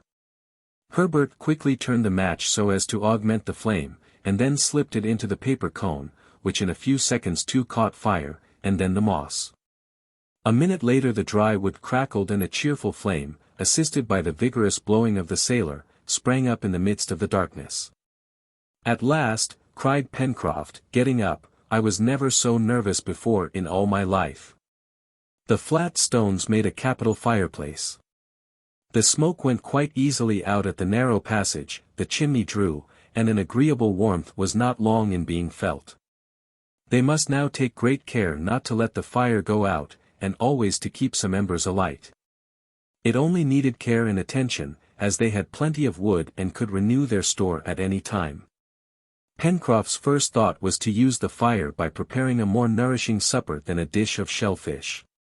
24 eggs were brought by Herbert. The reporter leaning up in a corner, watched these preparations without saying anything. A threefold thought weighed on his mind. Was Cyrus still alive? If he was alive, where was he? If he had survived from his fall, how was it that he had not found some means of making known his existence? As to Neb, he was roaming about the shore. He was like a body without a soul. Pencroff knew 50 ways of cooking eggs, but this time he had no choice, and was obliged to content himself with roasting them under the hot cinders. In a few minutes the cooking was done, and the seaman invited the reporter to take his share of the supper. Such was the first repast of the castaways on this unknown coast. The hard eggs were excellent, and as eggs contain everything indispensable to man's nourishment, these poor people thought themselves well off, and were much strengthened by them. Oh! If only one of them had not been missing at this meal! If the 5 prisoners who escaped from Richmond had been all there, under the piled-up rocks, before this clear, crackling fire on the dry sand, what thanksgiving must they have rendered to heaven! But the most ingenious, the most learned, he who was their unquestioned chief, Cyrus Harding, was, alas, missing, and his body had not even obtained a burial place. Thus passed the 25th of March. Night had come on. Outside could be heard the howling of the wind and the monotonous sound of the surf breaking on the shore. The waves rolled the shingle backwards and forwards with a deafening noise. The reporter retired into a dark corner after having shortly noted down the occurrences of the day, the first appearance of this new land, the loss of their leader, the exploration of the coast, the incident of the matches, etc. And then, overcome by fatigue, he managed to forget his sorrows in sleep. Herbert went to sleep directly. As to the sailor, he passed the night with one eye on the fire, on which he did not spare fuel. But one of the castaways did not sleep in the cave. The inconsolable, despairing Neb, notwithstanding all that his companions could say to induce him to take some rest, wandered all night long on the shore calling on his master. Chapter 6. The inventory of the articles possessed by these castaways from the clouds, thrown upon a coast which appeared to be uninhabited, was soon made out. They had nothing, save the clothes which they were wearing at the time of the catastrophe. We must mention, however, a notebook and a watch which Gideon Spilett had kept, doubtless by inadvertence, not a weapon, not a tool, not even a pocket-knife. For while in the car they had thrown out everything to lighten the balloon. The imaginary heroes of Daniel Defoe or of Weiss, as well as Selkirk and Reynaud shipwrecked on Juan Fernandez and on the archipelago of the Aucklands, were never in such absolute destitution. Either they had abundant resources from their stranded vessels, in grain, cattle, tools, ammunition, or else some things were thrown up on the coast which supplied them with all the first necessities of life. But here, not any instrument whatever, not a utensil. From nothing they must supply themselves with everything. And yet, if Cyrus Harding had been with them, if the engineer could have brought his practical science, his inventive mind to bear on their situation, perhaps all hope would not have been lost. Alas! They must hope no longer again to see Cyrus Harding. The castaways could expect nothing but from themselves and from that Providence which never abandons those whose faith is sincere. But ought they to establish themselves on this part of the coast, without trying to know to what continent it belonged, if it was inhabited, or if they were on the shore of a desert island? It was an important question, and should be solved with the shortest possible delay. From its answer they would know what measures to take. However, according to Pencroff's advice, it appeared best to wait a few days before commencing an exploration. They must, in fact, prepare some provisions and procure more strengthening food than eggs and mollusks. The explorers, before undertaking new fatigues, must first of all recruit their strength. The Chimneys offered a retreat sufficient for the present. The fire was lighted, and it was easy to preserve some embers. There were plenty of shellfish and eggs among the rocks and on the beach. It would be easy to kill a few of the pigeons which were flying by hundreds about the summit of the plateau, either with sticks or stones. Perhaps the trees of the neighboring forest would supply them with eatable fruit. Lastly, the sweet water was there.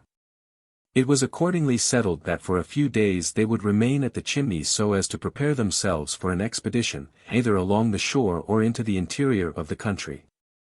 This plan suited Neb particularly. As obstinate in his ideas as in his presentiments, he was in no haste to abandon this part of the coast, the scene of the catastrophe. He would not believe in the loss of Cyrus Harding. No, it did not seem to him possible that such a man had ended in this vulgar fashion, carried away by a wave, drowned in the floods, a few hundred feet from a shore. As long as the waves had not cast up the body of the engineer, as long as he, Neb, had not seen with his eyes, touched with his hands the corpse of his master, he would not believe in his death. And this idea rooted itself deeper than ever in his determined heart. An illusion perhaps, but still an illusion to be respected, and one which the sailor did not wish to destroy. As for him, he hoped no longer, but there was no use in arguing with Nebraska. He was like the dog who will not leave the place where his master is buried, and his grief was such that most probably he would not survive him. This same morning, the 26th of March, at daybreak, Neb had set out on the shore in a northerly direction, and he had returned to the spot where the sea, no doubt, had closed over the unfortunate Harding. That day's breakfast was composed solely of pigeons' eggs and lithodomes. Herbert had found some salt deposited by evaporation in the hollows of the rocks, and this mineral was very welcome. The repast ended, Pencroff asked the reporter if he wished to accompany Herbert and himself to the forest, where they were going to try to hunt. But on consideration, it was thought necessary that someone should remain to keep in the fire, and to be at hand in the highly improbable event of Neb requiring aid. The reporter accordingly remained behind. "To the chase, Herbert," said the sailor. "We shall find ammunition on our way, and cut our weapons in the forest." But at the moment of starting, Herbert observed, that since they had no tinder, it would perhaps be prudent to replace it by another substance. "What?" asked Pencroff. "Burnt linen," replied the boy. "That could in case of need serve for tinder." The sailor thought it very sensible advice. Only it had the inconvenience of necessitating the sacrifice of a piece of handkerchief. Notwithstanding, the thing was well worth while trying, and a part of Pencroff's large checked handkerchief was soon reduced to the state of a half-burnt rag. This inflammable material was placed in the central chamber at the bottom of a little cavity in the rock, sheltered from all wind and damp. It was 9 o'clock in the morning. The weather was threatening and the breeze blew from the southeast. Herbert and Pencroff turned the angle of the Chimneys, not without having cast a look at the smoke which, just at that place, curled round a point of rock. They ascended the left bank of the river. Arrived at the forest, Pencroff broke from the first tree 2 stout branches which he transformed into clubs, the ends of which Herbert rubbed smooth on a rock. Oh! What would they not have given for a knife? The 2 hunters now advanced among the long grass, following the bank. From the turning which directed its course to the southwest, the river narrowed gradually and the channel lay between high banks, over which the trees formed a double arch. Pencroff, lest they should lose themselves, resolved to follow the course of the stream, which would always lead them back to the point from which they started. But the bank was not without some obstacles. Here, the flexible branches of the trees bent level with the current, there, creepers and thorns which they had to break down with their sticks. Herbert often glided among the broken stumps with the agility of a young cat, and disappeared in the underwood. But Pencroff called him back directly, begging him not to wander away. Meanwhile, the sailor attentively observed the disposition and nature of the surrounding country.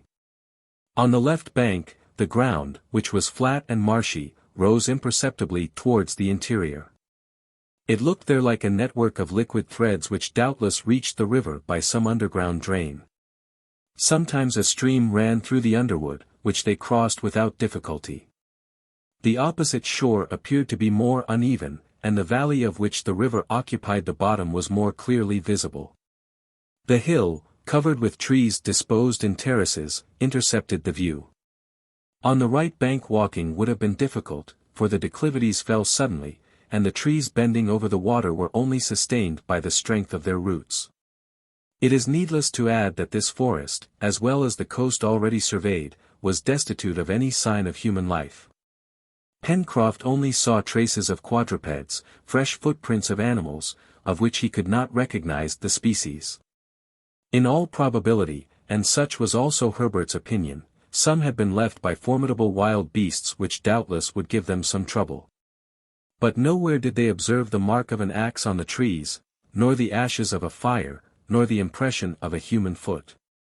On this they might probably congratulate themselves, for on any land in the middle of the Pacific the presence of man was perhaps more to be feared than desired. Herbert and Pencroff, speaking little, for the difficulties of the way were great, advanced very slowly, and after walking for an hour they had scarcely gone more than a mile. As yet the hunt had not been successful. However, some birds sang and fluttered in the foliage, and appeared very timid, as if man had inspired them with an instinctive fear. Among others, Herbert described, in a marshy part of the forest, a bird with a long pointed beak, closely resembling the kingfisher, but its plumage was not fine, though of a metallic brilliancy. "That must be a jacamar," said Herbert, trying to get nearer. "This will be a good opportunity to taste jacamar," replied the sailor, "if that fellow is in a humor to be roasted." Just then, a stone cleverly thrown by the boy, struck the creature on the wing, but the blow did not disable it, and the jacamar ran off and disappeared in an instant. "How clumsy I am," cried Herbert. "No, no, my boy," replied the sailor. "The blow was well aimed, many a one would have missed it altogether. Come, don't be vexed with yourself. We shall catch it another day." As the hunters advanced, the trees were found to be more scattered, many being magnificent, but none bore eatable fruit. Pencroff searched in vain for some of those precious palm trees which are employed in so many ways in domestic life, and which have been found as far as the 40th parallel in the northern hemisphere, and to the 35th only in the southern hemisphere. But this forest was only composed of coniferae, such as deodaras, already recognized by Herbert, and Douglas pine, similar to those which grow on the northwest coast of America, and splendid firs, measuring 150 feet in height. At this moment a flock of birds, of a small size and pretty plumage, with long glancing tails, dispersed themselves among the branches strewing their feathers, which covered the ground as with fine down. Herbert picked up a few of these feathers, and after having examined them, "These are couroucous," said he. "I should prefer a moorcock or guinea fowl," replied Pencroff, "still, if they are good to eat." "They are good to eat, and also their flesh is very delicate," replied Herbert. "Besides, if I don't mistake, it is easy to approach and kill them with a stick." The sailor and the lad, creeping among the grass, arrived at the foot of a tree, whose lower branches were covered with little birds. The couroucous were waiting the passage of insects which served for their nourishment. Their feathery feet could be seen clasping the slender twigs which supported them. The hunters then rose, and using their sticks like scythes, they mowed down whole rows of these couroucous, who never thought of flying away, and stupidly allowed themselves to be knocked off. 100 were already heaped on the ground, before the others made up their minds to fly. "Well," said Pencroff, "here is game, which is quite within the reach of hunters like us. We have only to put out our hands and take it." The sailor having strung the couroucous like larks on flexible twigs, they then continued their exploration. The stream here made a bend towards the south, but this detour was probably not prolonged, for the river must have its source in the mountain, and be supplied by the melting of the snow which covered the sides of the central cone. The particular object of their expedition was, as has been said, to procure the greatest possible quantity of game for the inhabitants of the Chimneys. It must be acknowledged that as yet this object had not been attained. So the sailor actively pursued his researches, though he exclaimed, when some animal which he had not even time to recognize fled into the long grass, "If only we had had the dog Top." But Top had disappeared at the same time as his master, and had probably perished with him.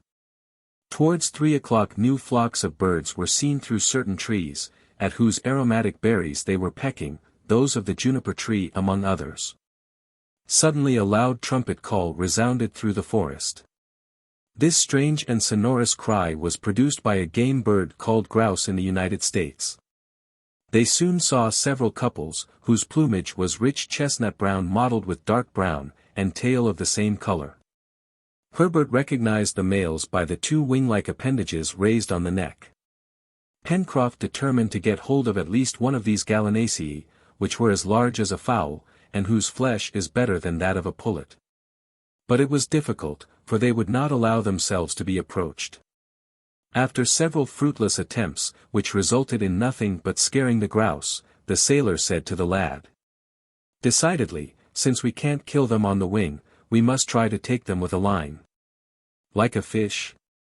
cried Herbert, much surprised at the proposal. "Like a fish," replied the sailor quite seriously. Pencroff had found among the grass half a dozen grouse nests, each having 3 or 4 eggs. He took great care not to touch these nests, to which their proprietors would not fail to return. It was around these that he meant to stretch his lines, not snares, but real fishing lines. He took Herbert to some distance from the nests, and there prepared his singular apparatus with all the care which a disciple of Isaac Walton would have used. Herbert watched the work with great interest, though rather doubting its success. The lines were made of fine creepers, fastened one to the other, of the length of 15 or 20 feet. Thick, strong thorns, the points bent back, which were supplied from a dwarf acacia bush, were fastened to the ends of the creepers, by way of hooks. Large red worms, which were crawling on the ground, furnished bait. This done, Pencroff, passing among the grass and concealing himself skillfully, placed the end of his lines armed with hooks near the grouse nests, then he returned, took the other ends and hid with Herbert behind a large tree. There they both waited patiently, though, it must be said, that Herbert did not reckon much on the success of the inventive Pencroff. A whole half-hour passed, but then, as the sailor had surmised, several couple of grouse returned to their nests. They walked along, pecking the ground, and not suspecting in any way the presence of the hunters, who, besides, had taken care to place themselves to leeward of the gallinaceae. The lad felt at this moment highly interested. He held his breath, and Pencroff, his eyes staring, his mouth open, his lips advanced, as if about to taste a piece of grouse, scarcely breathed.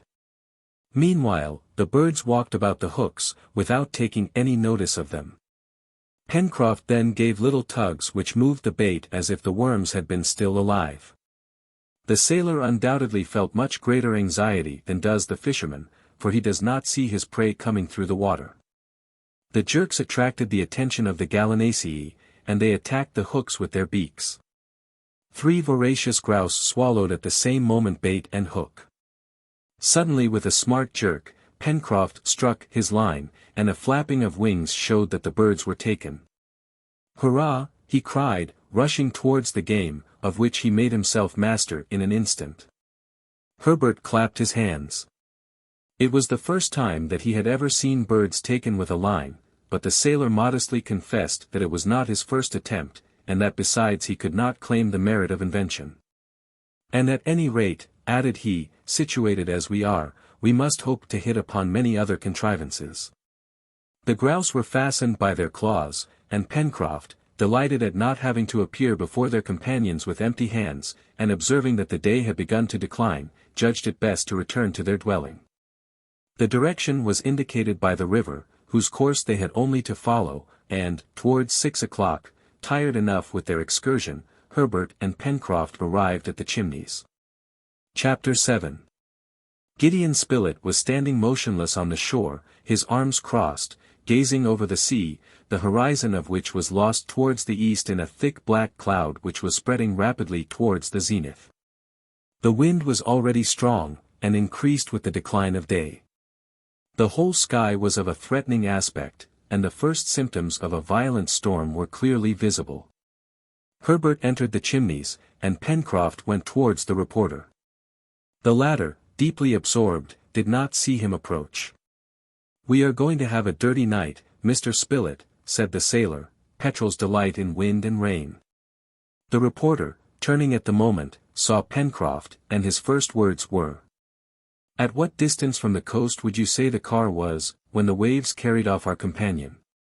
The sailor had not expected this question. He reflected an instant and replied, "2 cables' lengths at the most." "But what is a cable's length?" asked Gideon Spilett. "About 120 fathoms, or 600 feet. "Then," said the reporter, "Cyrus Harding must have disappeared 1,200 feet at the most from the shore." "About that," replied Pencroff. "And his dog also?" "Also." "What astonishes me," rejoined the reporter, "while admitting that our companion has perished, is that Top has also met his death, and that neither the body of the dog nor of his master has been cast on the shore." "It is not astonishing, with such a heavy sea," replied the sailor. "Besides, it is possible that currents have carried them farther down the coast." "Then, it is your opinion that our friend has perished in the waves?" again asked the reporter. "That is my opinion." "My own opinion," said Gideon Spilett, "with due deference to your experience, Pencroff, is that in the double fact of the absolute disappearance of Cyrus and Top, living or dead, there is something unaccountable and unlikely." "I wish I could think like you, Mr. Spilett," replied Pencroff. "Unhappily, my mind is made up on this point." Having said this, the sailor returned to the Chimneys. A good fire crackled on the hearth. Herbert had just thrown on an armful of dry wood, and the flame cast a bright light into the darkest parts of the passage. Pencroff immediately began to prepare the dinner. It appeared best to introduce something solid into the bill of fare, for all needed to get up their strength. The strings of couroucous were kept for the next day, but they plucked a couple of grouse, which were soon spitted on a stick, and roasting before a blazing fire. At 7 in the evening Neb had not returned. The prolonged absence of the negro made Pencroff very uneasy. It was to be feared that he had met with an accident on this unknown land, or that the unhappy fellow had been driven to some act of despair. But Herbert drew very different conclusions from this absence. According to him, Neb's delay was caused by some new circumstances which had induced him to prolong his search. Also, everything new must be to the advantage of Cyrus Harding. Why had Neb not returned unless hope still detained him? Perhaps he had found some mark, a footstep, a trace which had put him in the right path. Perhaps he was at this moment on a certain track. Perhaps even he was near his master. Thus the lad reasoned. Thus he spoke. His companions let him talk. The reporter alone approved with a gesture. But what Pencroff thought most probable was, that Neb had pushed his researches on the shore farther than the day before, and that he had not as yet had time to return. Herbert, however, agitated by vague presentiments, several times manifested an intention to go to meet Neb. But Pencroff assured him that that would be a useless course, that in the darkness and deplorable weather he could not find any traces of Neb, and that it would be much better to wait. If Neb had not made his appearance by the next day, Pencroff would not hesitate to join him in his search. Gideon Spilett approved of the sailor's opinion that it was best not to divide, and Herbert was obliged to give up his project. But 2 large tears fell from his eyes. The reporter could not refrain from embracing the generous boy. Bad weather now set in. A furious gale from the southeast passed over the coast. The sea roared as it beat over the reef.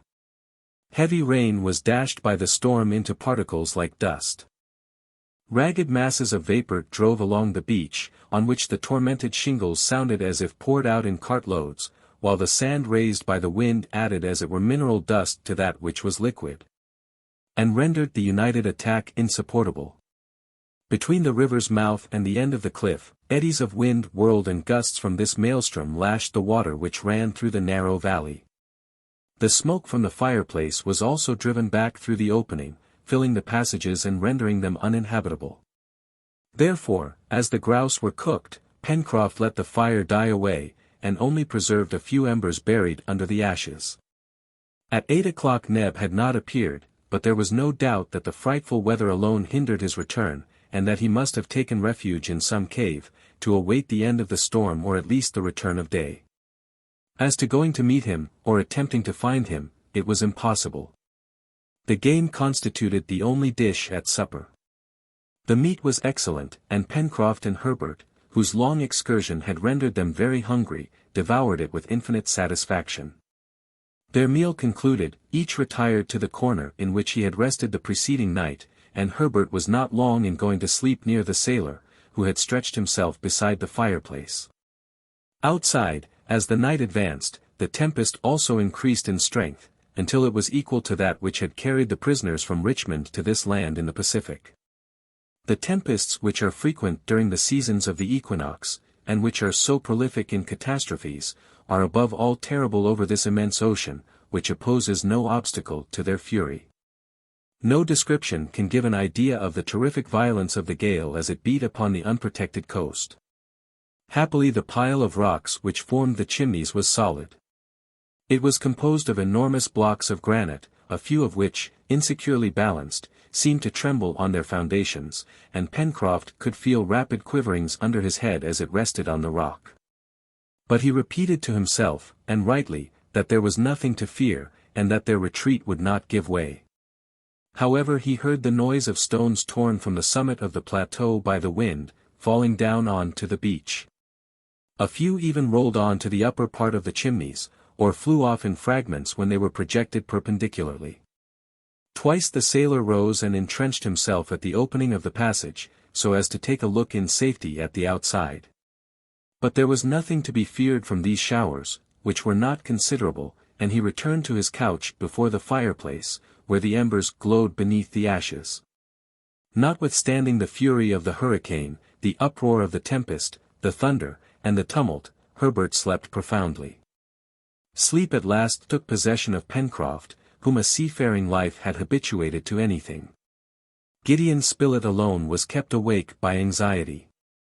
He reproached himself with not having accompanied Nebraska. It was evident that he had not abandoned all hope. The presentiments which had troubled Herbert did not cease to agitate him also. His thoughts were concentrated on Nebraska. Why had Neb not returned? He tossed about on his sandy couch, scarcely giving a thought to the struggle of the elements. Now and then, his eyes, heavy with fatigue, closed for an instant, but some sudden thought reopened them almost immediately. Meanwhile the night advanced, and it was perhaps 2 hours from morning, when Pencroff, then sound asleep, was vigorously shaken. "What's the matter?" he cried, rousing himself, and collecting his ideas with the promptitude usual to seamen. The reporter was leaning over him, and saying, "Listen, Pencroff, listen." The sailor strained his ears, but could hear no noise beyond those caused by the storm. "It is the wind," said he. "No," replied Gideon Spilett, listening again, "I thought I heard." "What?" "The barking of a dog." "A dog!" cried Pencroff, springing up. "Yes, barking." "It's not possible," replied the sailor. "And besides, how, in the roaring of the storm?" "Stop, listen," said the reporter. Pencroff listened more attentively, and really thought he heard, during a lull, distant barking. "Well," said the reporter, pressing the sailor's hand. "Yes, yes," replied Pencroff. "It is Top." "It is Top," cried Herbert, who had just awoke, and all three rushed towards the opening of the chimneys. They had great difficulty in getting out. The wind drove them back. But at last they succeeded, and could only remain standing by leaning against the rocks. They looked about, but could not speak. The darkness was intense. The sea, the sky, the land were all mingled in one black mass. Not a speck of light was visible. The reporter and his companions remained thus for a few minutes, overwhelmed by the wind, drenched by the rain, blinded by the sand. Then, in a pause of the tumult, they again heard the barking, which they found must be at some distance. It could only be Top. But was he alone or accompanied? He was most probably alone, for, if Neb had been with him, he would have made his way more directly towards the chimneys. The sailor squeezed the reporter's hand, for he could not make himself heard, in a way which signified, wait. Then he re-entered the passage. An instant after he issued with a lighted faggot, which he threw into the darkness, whistling shrilly. It appeared as if this signal had been waited for. The barking immediately came nearer, and soon a dog bounded into the passage. Pencroff, Harbert, and Spilett entered after him. An armful of dry wood was thrown on the embers. The passage was lighted up with a bright flame. "It is Top!" cried Harbert. It was indeed Top, a magnificent Anglo-Norman, who derived from these two races crossed the swiftness of foot and the acuteness of smell which are the preeminent qualities of coursing dogs. It was the dog of the engineer, Cyrus Harding. But he was alone. Neither Neb nor his master accompanied him. How was it that his instinct had guided him straight to the chimneys, which he did not know? It appeared inexplicable, above all, in the midst of this black night and in such a tempest. But what was still more inexplicable was, that Top was neither tired, nor exhausted, nor even soiled with mud or sand. Harbert had drawn him towards him, and was patting his head, the dog rubbing his neck against the lad's hands. "If the dog is found, the master will be found also," said the reporter. "God grant it," responded Harbert. "Let us set off. Top will guide us." Pencroff did not make any objection. He felt that Top's arrival contradicted his conjectures. "Come along then," said he. Pencroff carefully covered the embers on the hearth. He placed a few pieces of wood among them, so as to keep in the fire until their return. Then, preceded by the dog, who seemed to invite them by short barks to come with him, and followed by the reporter and the boy, he dashed out, after having put up in his handkerchief the remains of the supper. The storm was then in all its violence, and perhaps at its height. Not a single ray of light from the moon pierced through the clouds. To follow a straight course was difficult. It was best to rely on Top's instinct. They did so. The reporter and Harbert walked behind the dog, and the sailor brought up the rear. It was impossible to exchange a word. The rain was not very heavy, but the wind was terrific. However, one circumstance favored the seaman and his two companions. The wind being southeast, consequently blew on their backs. The clouds of sand, which otherwise would have been insupportable, from being received behind, did not in consequence impede their progress. In short, they sometimes went faster than they liked, and had some difficulty in keeping their feet, but hope gave them strength, for it was not at random that they made their way along the shore. They had no doubt that Neb had found his master, and that he had sent them the faithful dog. But was the engineer living, or had Neb only sent for his companions that they might render the last duties to the corpse of the unfortunate Harding? After having passed the precipice, Harbert, the reporter, and Pencroff prudently stepped aside to stop and take breath. The turn of the rocks sheltered them from the wind, and they could breathe after this walk or rather run of a quarter of an hour. They could now hear and reply to each other, and the lad having pronounced the name of Cyrus Harding, Top gave a few short barks, as much as to say that his master was saved. "Saved, isn't he?" repeated Harbert. "Saved, Top." And the dog barked in reply. They once more set out. The tide began to rise, and urged by the wind it threatened to be unusually high, as it was a spring tide. Great billows thundered against the reef with such violence that they probably passed entirely over the islet, then quite invisible. The mole no longer protected the coast, which was directly exposed to the attacks of the open sea. As soon as the sailor and his companions left the precipice, the wind struck them again with renewed fury. Though bent under the gale, they walked very quickly, following Top, who did not hesitate as to what direction to take. They ascended towards the north, having on their left an interminable extent of billows, which broke with a deafening noise, and on their right a dark country, the aspect of which it was impossible to guess. But they felt that it was comparatively flat, for the wind passed completely over them, without being driven back as it was when it came in contact with the cliff. At 4 o'clock in the morning, they reckoned that they had cleared about 5 miles. The clouds were slightly raised, and the wind, though less damp, was very sharp and cold. Insufficiently protected by their clothing, Pencroff, Harbert and Spilett suffered cruelly, but not a complaint escaped their lips. They were determined to follow Top, wherever the intelligent animal wished to lead them. Towards 5 o'clock day began to break. At the zenith, where the fog was less thick, grey shades bordered the clouds. Under an opaque belt, a luminous line clearly traced the horizon. The crests of the billows were tipped with a wild light, and the foam regained its whiteness. At the same time on the left the hilly parts of the coast could be seen, though very indistinctly. At 6 o'clock day had broken. The clouds rapidly lifted. The seaman and his companions were then about 6 miles from the Chimneys. They were following a very flat shore bounded by a reef of rocks, whose head scarcely emerged from the sea, for they were in deep water. On the left, the country appeared to be one vast extent of sandy downs, bristling with thistles. There was no cliff, and the shore offered no resistance to the ocean but a chain of irregular hillocks. Here and there grew 2 or 3 trees, inclined towards the west, their branches projecting in that direction. Quite behind, in the southwest, extended the border of the forest. At this moment, Top became very excited. He ran forward, then returned, and seemed to entreat them to hasten their steps.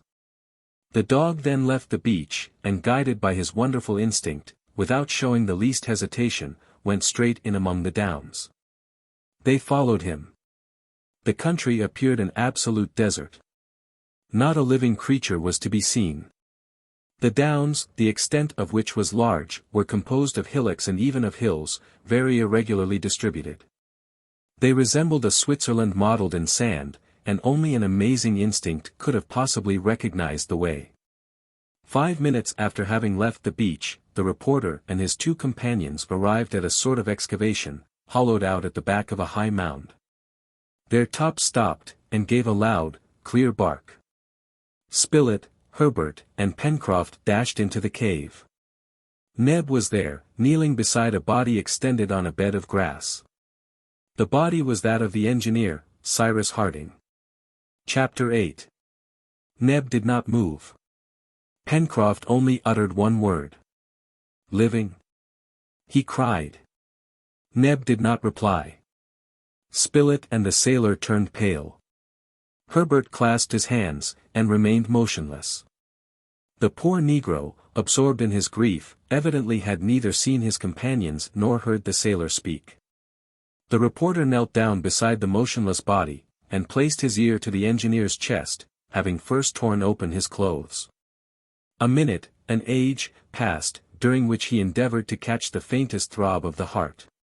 Neb had raised himself a little and gazed without seeing. Despair had completely changed his countenance. He could scarcely be recognized, exhausted with fatigue, broken with grief. He believed his master was dead. Gideon Spilett at last rose, after a long and attentive examination. "He lives," said he. Pencroff knelt in his turn beside the engineer, he also heard a throbbing, and even felt a slight breath on his cheek. Harbert at a word from the reporter ran out to look for water. He found, 100 feet off, a limpid stream, which seemed to have been greatly increased by the rains, and which filtered through the sand. But nothing in which to put the water, not even a shell among the downs. The lad was obliged to content himself with dipping his handkerchief in the stream, and with it hastened back to the grotto. Happily the wet handkerchief was enough for Gideon Spilett, who only wished to wet the engineer's lips. The cold water produced an almost immediate effect. His chest heaved and he seemed to try to speak. "We will save him," exclaimed the reporter. At these words hope revived in Neb's heart. He undressed his master to see if he was wounded, but not so much as a bruise was to be found, either on the head, body, or limbs, which was surprising, as he must have been dashed against the rocks. Even the hands were uninjured, and it was difficult to explain how the engineer showed no traces of the efforts which he must have made to get out of reach of the breakers. But the explanation would come later. When Cyrus was able to speak he would say what had happened. For the present the question was, how to recall him to life, and it appeared likely that rubbing would bring this about, so they set to work with the sailor's jersey. The engineer, revived by this rude shampooing, moved his arms slightly and began to breathe more regularly. He was sinking from exhaustion, and certainly, had not the reporter and his companions arrived, it would have been all over with Cyrus Harding. "You thought your master was dead, didn't you?" said the seaman to Neb. "Yes. Quite dead," replied Neb, "and if Top had not found you, and brought you here, should have buried my master, and then have lain down on his grave to die." It had indeed been a narrow escape for Cyrus Harding. Neb then recounted what had happened. The day before, after having left the Chimneys at daybreak, he had ascended the coast in a northerly direction, and had reached that part of the shore which he had already visited. There, without any hope he acknowledged, Neb had searched the beach, among the rocks, on the sand, for the smallest trace to guide him. He examined particularly that part of the beach which was not covered by the high tide, for near the sea the water would have obliterated all marks. Neb did not expect to find his master living.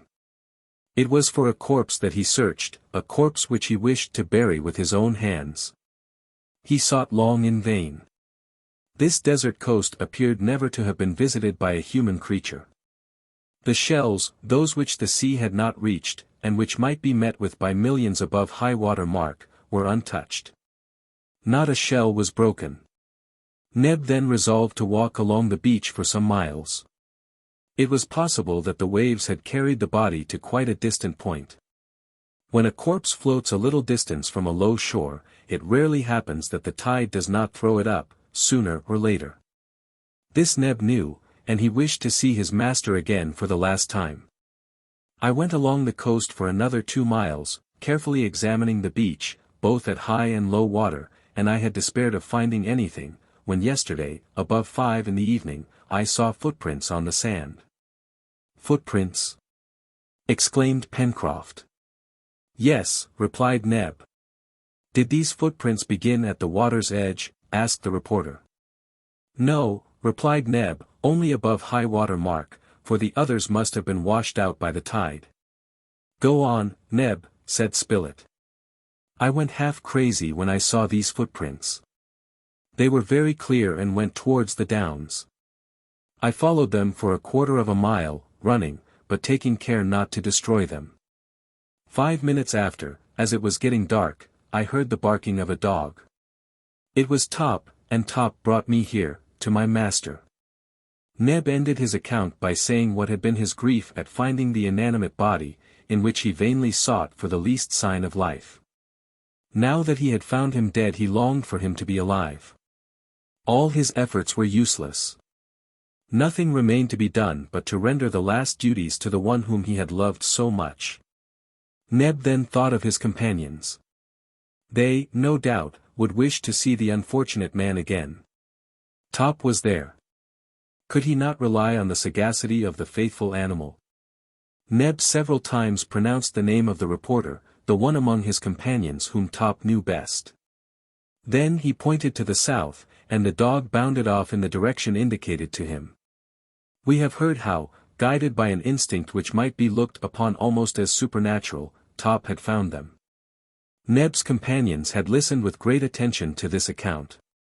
It was unaccountable to them how Cyrus Harding, after the efforts which he must have made to escape from the waves by crossing the rocks, had not received even a scratch. And what could not be explained either was how the engineer had managed to get to this cave in the Downs, more than a mile from the shore. "So, Neb," said the reporter, "it was not you who brought your master to this place." "No, it was not I," replied the negro. "It's very clear that the captain came here by himself," said Pencroff. "It is clear in reality," observed Spilett, "but it is not credible." The explanation of this fact could only be produced from the engineer's own lips, and they must wait for that till speech returned. Rubbing had re-established the circulation of the blood. Cyrus Harding moved his arm again, then his head, and a few incomprehensible words escaped him. Neb, who was bending over him, spoke, but the engineer did not appear to hear, and his eyes remained closed. Life was only exhibited in him by movement, his senses had not as yet been restored. Pencroff much regretted not having either fire, or the means of procuring it, for he had, unfortunately, forgotten to bring the burnt linen, which would easily have ignited from the sparks produced by striking together two flints. As to the engineer's pockets, they were entirely empty, except that of his waistcoat, which contained his watch. It was necessary to carry Harding to the Chimneys, and that as soon as possible. This was the opinion of all. Meanwhile, the care which was lavished on the engineer brought him back to consciousness sooner than they could have expected. The water with which they wetted his lips revived him gradually. Pencroff also thought of mixing with the water some moisture from the titra's flesh which he had brought. Herbert ran to the beach and returned with 2 large bivalve shells. The sailor concocted something which he introduced between the lips of the engineer, who eagerly drinking it opened his eyes. Neb and the reporter were leaning over him. "My master! My master!" cried Neb. The engineer heard him.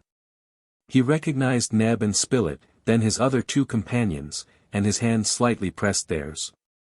A few words again escaped him, which showed what thoughts were, even then, troubling his brain. This time he was understood. Undoubtedly they were the same words he had before attempted to utter. "Island or continent," he murmured. "Bother the continent," cried Pencroff hastily, "there is time enough to see about that, Captain. We don't care for anything, provided you are living." The engineer nodded faintly, and then appeared to sleep. They respected this sleep, and the reporter began immediately to make arrangements for transporting Harding to a more comfortable place. Neb, Herbert, and Pencroff left the cave and directed their steps towards a high mound crowned with a few distorted trees. On the way the sailor could not help repeating, "Island or continent? To think of that, when at one's last gasp. What a man!" Arrived at the summit of the mound, Pencroff and his 2 companions set to work, with no other tools than their hands, to despoil of its principal branches a rather sickly tree, a sort of marine fir. With these branches they made a litter, on which, covered with grass and leaves, they could carry the engineer. This occupied them nearly 40 minutes, and it was 10 o'clock when they returned to Cyrus Harding whom Spilett had not left. The engineer was just awaking from the sleep, or rather from the drowsiness, in which they had found him. The color was returning to his cheeks, which till now had been as pale as death. He raised himself a little, looked around him, and appeared to ask where he was. "Can you listen to me without fatigue, Cyrus?" asked the reporter. "Yes," replied the engineer. "It's my opinion," said the sailor, "that Captain Harding will be able to listen to you still better, if you will have some more grouse jelly, for we have grouse, Captain," added he, presenting him with a little of this jelly. To which he this time added some of the flesh. Cyrus Harding ate a little of the grouse, and the rest was divided among his companions, who found it but a meager breakfast, for they were suffering extremely from hunger. "Well," said the sailor, "there is plenty of food at the Chimneys, for you must know, Captain, that down there, in the south, we have a house, with rooms, beds, and fireplace, and in the pantry, several dozen of birds, which our Herbert calls couroucous. Your litter is ready, and as soon as you feel strong enough we will carry you home." "Thanks, my friend," replied the engineer, "wait another hour or 2, and then we will set out. And now speak, Spilett." The reporter then told him all that had occurred. He recounted all the events with which Cyrus was unacquainted, the last fall of the balloon, the landing on this unknown land, which appeared a desert, whatever it was, whether island or continent, the discovery of the chimneys, the search for him. Not forgetting of course Neb's devotion, the intelligence exhibited by the faithful Top, as well as many other matters. "But," asked Harding, in a still feeble voice, "you did not, then, pick me up on the beach?" "No," replied the reporter. "And did you not bring me to this cave?" "No." "At what distance is this cave from the sea?" "About a mile," replied Pencroff. "And if you are astonished, Captain, we are not less surprised ourselves at seeing you in this place." "Indeed," said the engineer, who was recovering gradually, and who took great interest in these details, "indeed it is very singular." "But," resumed the sailor, "can you tell us what happened after you were carried off by the sea?" Cyrus Harding considered. He knew very little. The wave had torn him from the balloon net. He sank at first several fathoms. On returning to the surface, in the half-light, he felt a living creature struggling near him. It was Top, who had sprung to his help. He saw nothing of the balloon, which, lightened both of his weight and that of the dog, had darted away like an arrow. There he was, in the midst of the angry sea, at a distance which could not be less than half a mile from the shore. He attempted to struggle against the billows by swimming vigorously. Top held him up by his clothes, but a strong current seized him and drove him towards the north, and after half an hour of exertion, he sank, dragging Top with him into the depths. From that moment to the moment in which he recovered to find himself in the arms of his friends he remembered nothing. "However," remarked Pencroff, "you must have been thrown on to the beach, and you must have had strength to walk here, since Neb found your footmarks." "Yes, of course," replied the engineer, thoughtfully. "And you found no traces of human beings on this coast?" "Not a trace," replied the reporter. "Besides, if by chance you had met with some deliverer there, just in the nick of time, why should he have abandoned you after having saved you from the waves?" "You are right, my dear Spilett." "Tell me, Neb," added the engineer, turning to his servant, "it was not you can't have had a moment of unconsciousness, during which no, that's absurd." "Do any of the footsteps still remain?" asked Harding. "Yes, master," replied Neb. "Here, at the entrance, at the back of the mound, in a place sheltered from the rain and wind. The storm has destroyed the others." "Pencroff," said Cyrus Harding, "will you take my shoe and see if it fits exactly to the footprints?" The sailor did as the engineer requested. While he and Herbert, guided by Neb, went to the place where the footprints were to be found, Cyrus remarked to the reporter, "It is a most extraordinary thing." "Perfectly inexplicable," replied Gideon Spilett. "But do not dwell upon it just now, my dear Spilett, we will talk about it by and by." A moment after the others entered. There was no doubt about it. The engineer's shoe fitted exactly to the footmarks. It was therefore Cyrus Harding who had left them on the sand. "Come," said he, "I must have experienced this unconsciousness which I attributed to Neb. I must have walked like a somnambulist, without any knowledge of my steps, and Top must have guided me here, after having dragged me from the waves. Come, Top. Come, old dog." The magnificent animal bounded barking to his master, and caresses were lavished on him. It was agreed that there was no other way of accounting for the rescue of Cyrus Harding, and that Top deserved all the honor of the affair.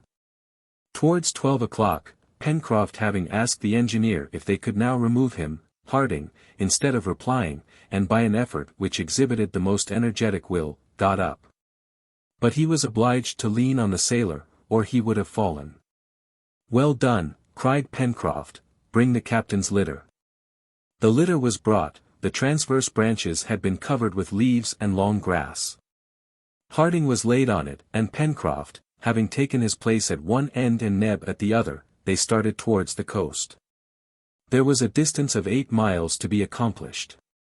But, as they could not go fast, and it would perhaps be necessary to stop frequently, they reckoned that it would take at least 6 hours to reach the Chimneys.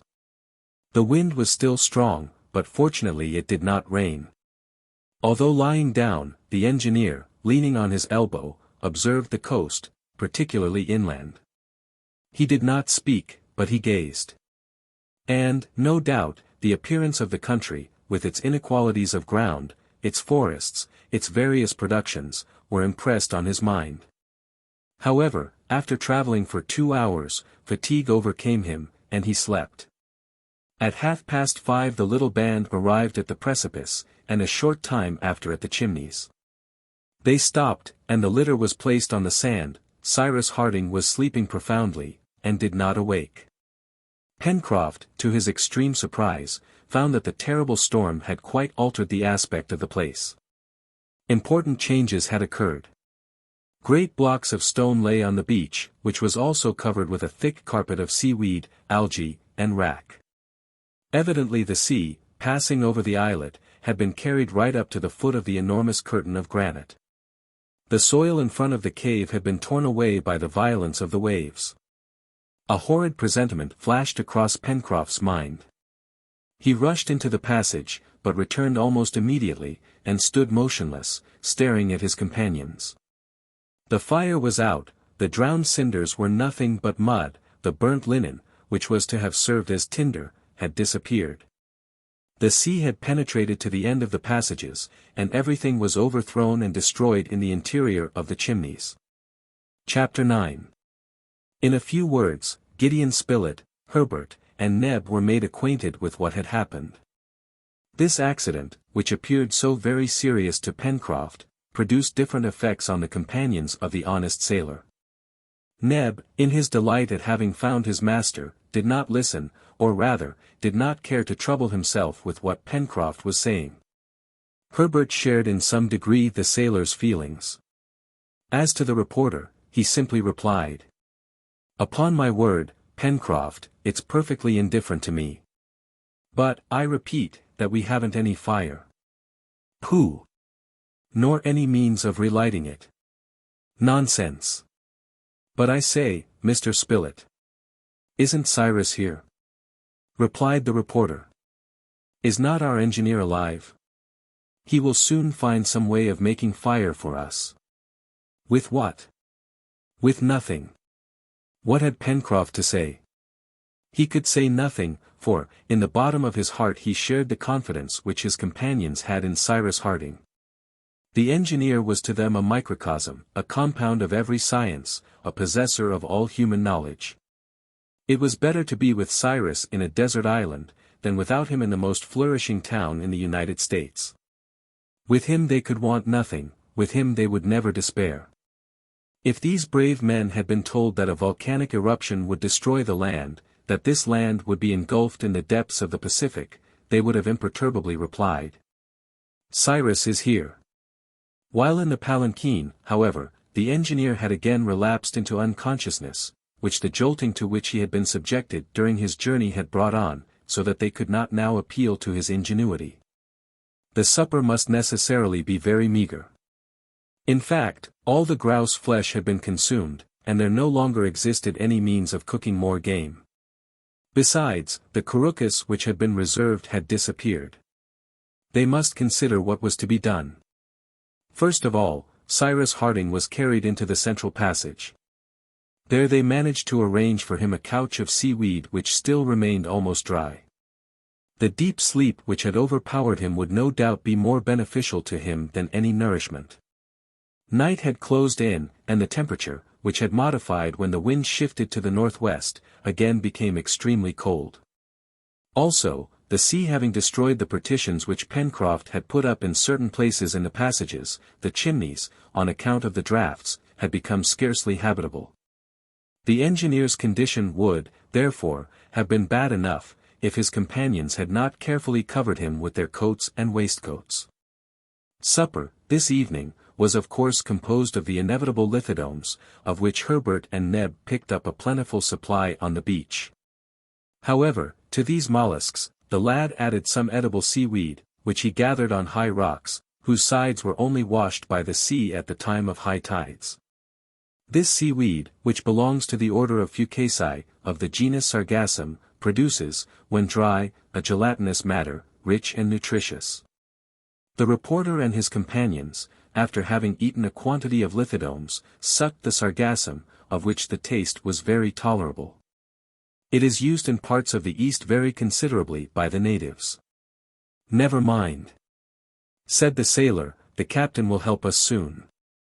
Meanwhile the cold became very severe, and unhappily they had no means of defending themselves from it. The sailor, extremely vexed, tried in all sorts of ways to procure fire. Neb helped him in this work. He found some dry moss, and by striking together 2 pebbles he obtained some sparks, but the moss, not being inflammable enough, did not take fire, for the sparks were really only incandescent, and not at all of the same consistency as those which are emitted from flint when struck in the same manner. The experiment, therefore, did not succeed. Pencroff, although he had no confidence in the proceeding, then tried rubbing 2 pieces of dry wood together, as savages do. Certainly, the movement which he and Neb exhibited, if it had been transformed into heat, according to the new theory, would have been enough to heat the boiler of a steamer. It came to nothing. The bits of wood became hot, to be sure, but much less so than the operators themselves. After working an hour, Pencroff, who was in a complete state of perspiration, threw down the pieces of wood in disgust. "I can never be made to believe that savages light their fires in this way, let them say what they will," he exclaimed. "I could sooner light my arms by rubbing them against each other." The sailor was wrong to despise the proceeding. Savages often kindle wood by means of rapid rubbing. But every sort of wood does not answer for the purpose, and besides, there is the knack, following the usual expression, and it is probable that Pencroff had not the knack. Pencroff's ill humor did not last long. Herbert had taken the bits of wood which he had turned down, and was exerting himself to rub them. The hardy sailor could not restrain a burst of laughter on seeing the efforts of the lad to succeed where he had failed. "Rub, my boy, rub," said he. "I am rubbing," replied Herbert, laughing, "but I don't pretend to do anything else but warm myself instead of shivering, and soon I shall be as hot as you are, my good Pencroff." This soon happened. However, they were obliged to give up, for this night at least, the attempt to procure fire. Gideon Spilett repeated, for the 20th time, that Cyrus Harding would not have been troubled for so small a difficulty. And, in the meantime, he stretched himself in one of the passages on his bed of sand. Herbert, Neb, and Pencroff did the same, while Top slept at his master's feet. Next day, the 28th of March, when the engineer awoke, about 8 in the morning, he saw his companions around him watching his sleep, and, as on the day before, his first words were, "Island or continent?" This was his uppermost thought. "Well," replied Pencroff, "we don't know anything about it, Captain." "You don't know yet?" "But we shall know," rejoined Pencroff, "when you have guided us into the country." "I think I am able to try it," replied the engineer, who, without much effort, rose and stood upright. "That's capital," cried the sailor. "I feel dreadfully weak," replied Harding. "Give me something to eat, my friends, and it will soon go off." "You have fire, haven't you?" This question was not immediately replied to. But, in a few seconds. "Alas! We have no fire," said Pencroff, "or rather, Captain, we have it no longer." And the sailor recounted all that had passed the day before. He amused the engineer by the history of the single match, then his abortive attempt to procure fire in the savage's way. "We shall consider," replied the engineer, "and if we do not find some substance similar to tinder." "Well?" asked the sailor. "Well, we will make matches." "Chemicals." "Chemicals." "It is not more difficult than that," cried the reporter, striking the sailor on the shoulder. The latter did not think it so simple, but he did not protest. All went out. The weather had become very fine. The sun was rising from the sea's horizon, and touched with golden spangles the prismatic rugosities of the huge precipice. Having thrown a rapid glance around him, the engineer seated himself on a block of stone. Herbert offered him a few handfuls of shellfish and sargassum, saying, "It is all that we have, Captain Harding." "Thanks, my boy," replied Harding, "it will do, for this morning at least."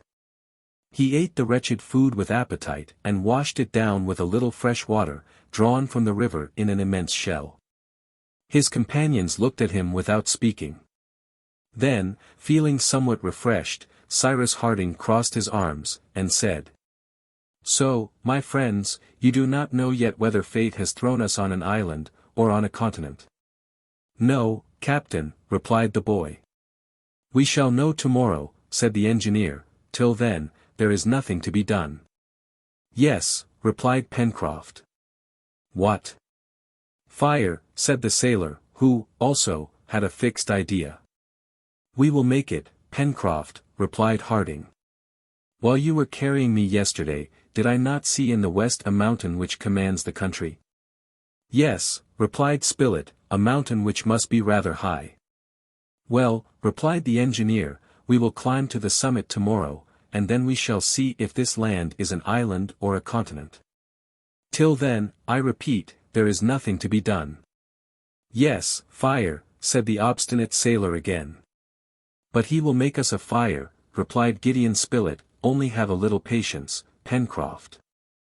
The seaman looked at Spilett in a way which seemed to say, "If it depended upon you to do it, we wouldn't taste roast meat very soon," but he was silent. Meanwhile Captain Harding had made no reply. He appeared to be very little troubled by the question of fire.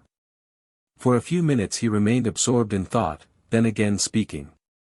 "My friends," said he, "our situation is, perhaps, deplorable, but, at any rate, it is very plain. Either we are on a continent, and then, at the expense of greater or less fatigue, we shall reach some inhabited place, or we are on an island. In the latter case, if the island is inhabited, we will try to get out of the scrape with the help of its inhabitants. If it is desert, we will try to get out of the scrape by ourselves." "Certainly, nothing could be plainer," replied Pencroff.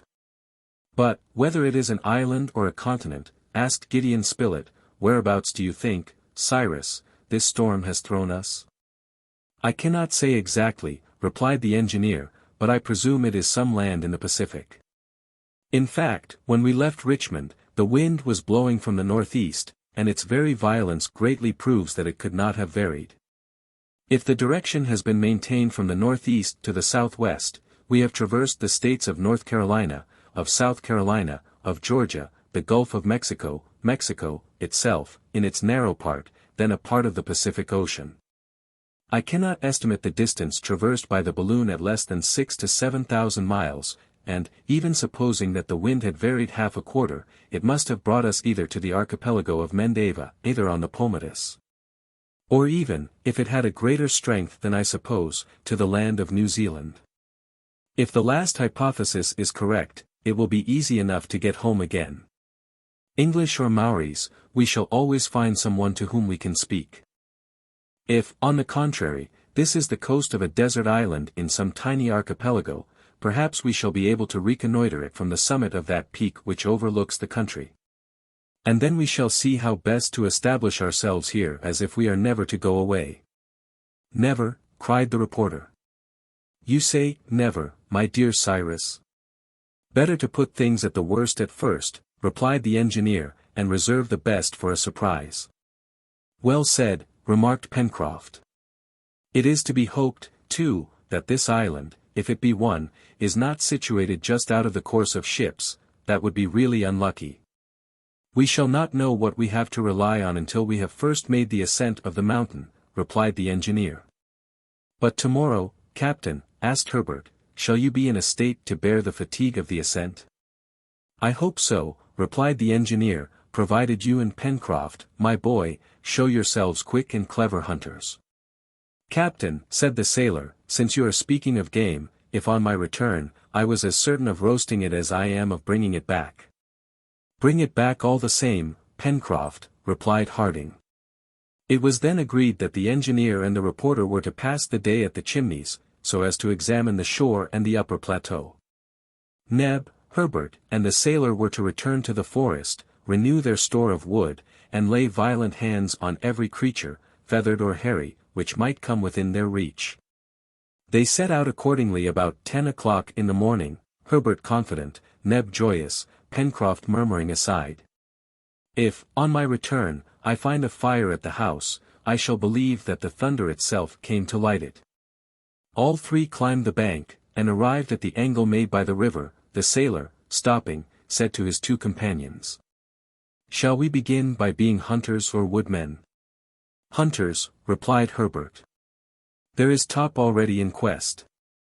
"We will hunt, then," said the sailor, "and afterwards we can come back and collect our wood." This agreed to, Herbert, Neb, and Pencroff, after having torn 3 sticks from the trunk of a young fir, followed Top, who was bounding about among the long grass. This time, the hunters, instead of following the course of the river, plunged straight into the heart of the forest. There were still the same trees, belonging, for the most part, to the pine family. In certain places, less crowded, growing in clumps, these pines exhibited considerable dimensions, and appeared to indicate, by their development, that the country was situated in a higher latitude than the engineer had supposed. Glades, bristling with stumps worn away by time, were covered with dry wood, which formed an inexhaustible store of fuel. Then, the glade passed, the underwood thickened again, and became almost impenetrable. It was difficult enough to find the way among the groups of trees, without any beaten track. So the sailor from time to time broke off branches which might be easily recognized.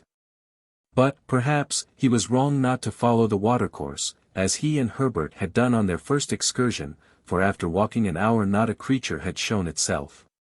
Top, running under the branches, only roused birds which could not be approached. Even the couroucous were invisible, and it was probable that the sailor would be obliged to return to the marshy part of the forest, in which he had so happily performed his grouse fishing. "Well, Pencroff," said Neb, in a slightly sarcastic tone, "if this is all the game which you promised to bring back to my master, it won't need a large fire to roast it." "Have patience," replied the sailor, "it isn't the game which will be wanting on our return." "Have you not confidence in Captain Harding?" "Yes." "But you don't believe that he will make fire?" "I shall believe it when the wood is blazing in the fireplace." "It will blaze, since my master has said so." "We shall see." Meanwhile, the sun had not reached the highest point in its course above the horizon. The exploration, therefore, continued, and was usefully marked by a discovery which Herbert made of a tree whose fruit was edible. This was the stone pine, which produces an excellent almond, very much esteemed in the temperate regions of America and Europe. These almonds were in a perfect state of maturity, and Herbert described them to his companions, who feasted on them. "Come," said Pencroff, "seaweed by way of bread, raw mussels for meat, and almonds for dessert, that's certainly a good dinner for those who have not a single match in their pocket." "We mustn't complain," said Herbert.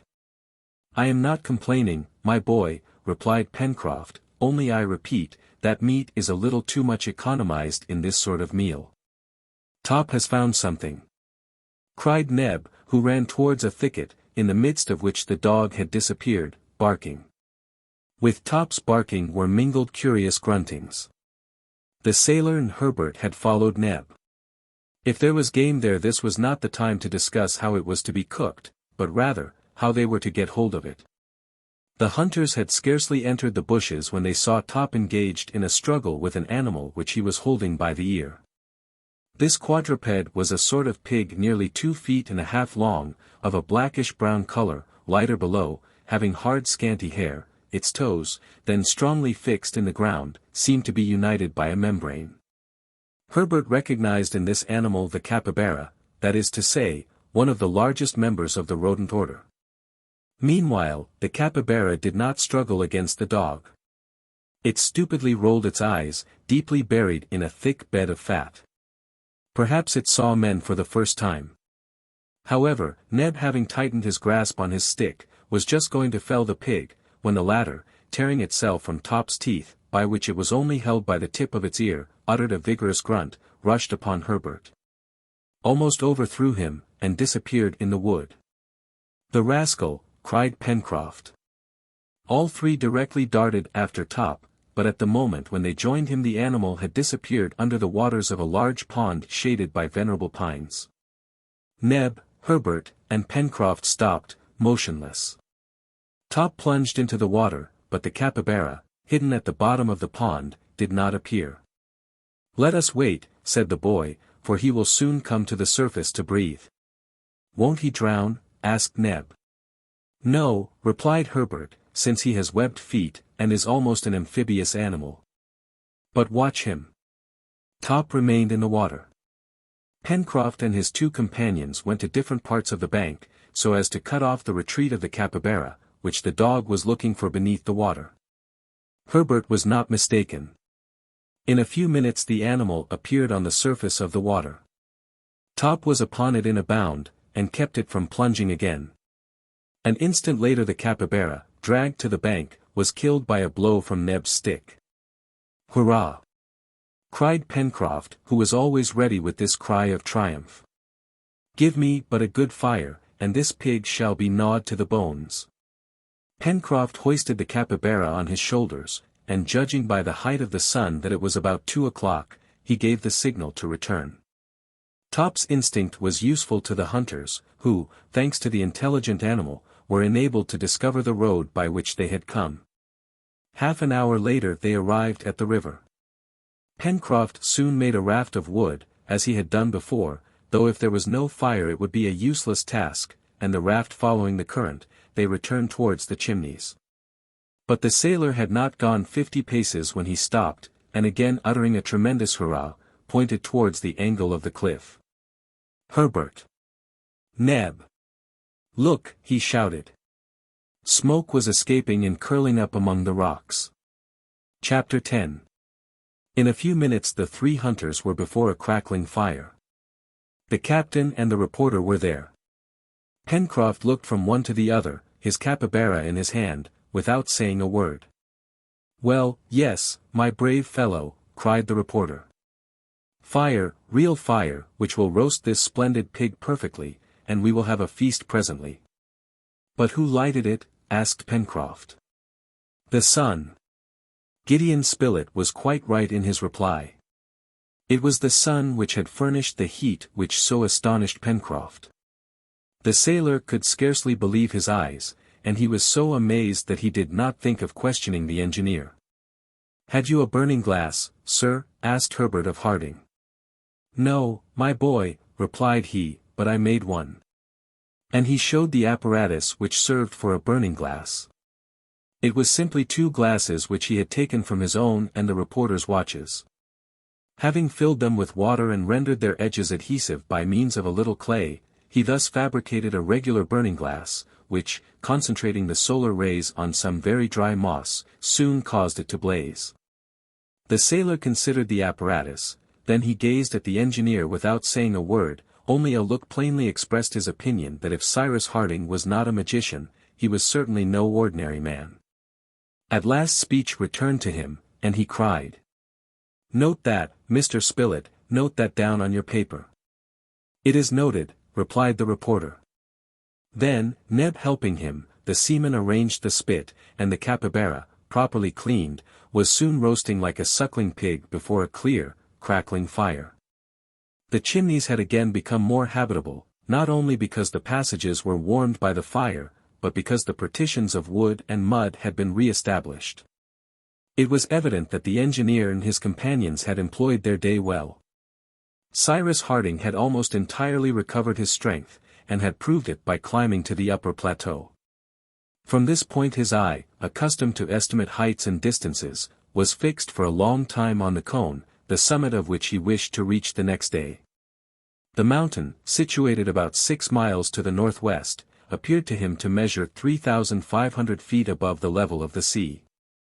Consequently the gaze of an observer posted on its summit would extend over a radius of at least 50 miles. Therefore it was probable that Harding could easily solve the question of island or continent, to which he attached so much importance. They supped capitally. The flesh of the capybara was declared excellent. The sargassum and the almonds of the stone pine completed the repast, during which the engineer spoke little. He was preoccupied with projects for the next day. Once or twice Pencroff gave forth some ideas upon what it would be best to do. But Cyrus Harding, who was evidently of a methodical mind, only shook his head without uttering a word. "Tomorrow," he repeated, "we shall know what we have to depend upon, and we will act accordingly." The meal ended, fresh armfuls of wood were thrown on the fire, and the inhabitants of the chimneys, including the faithful Top, were soon buried in a deep sleep.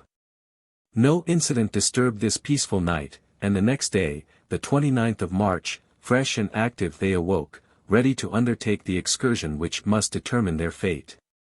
All was ready for the start. The remains of the capybara would be enough to sustain Harding and his companions for at least 24 hours. Besides, they hoped to find more food on the way. As the glasses had been returned to the watches of the engineer and reporter, Pencroff burned a little linen to serve as tinder. As to flint, that would not be wanting in these regions of plutonic origin. It was 7:30 in the morning when the explorers, armed with sticks, left the chimneys. Following Pencroff's advice, it appeared best to take the road already traversed through the forest, and to return by another route. It was also the most direct way to reach the mountain. They turned the south angle and followed the left bank of the river, which was abandoned at the point where it formed an elbow towards the southwest.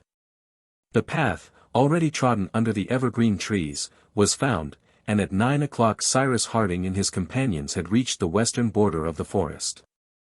The ground, till then, very little undulated, boggy at first, dry and sandy afterwards, had a gentle slope, which ascended from the shore towards the interior of the country.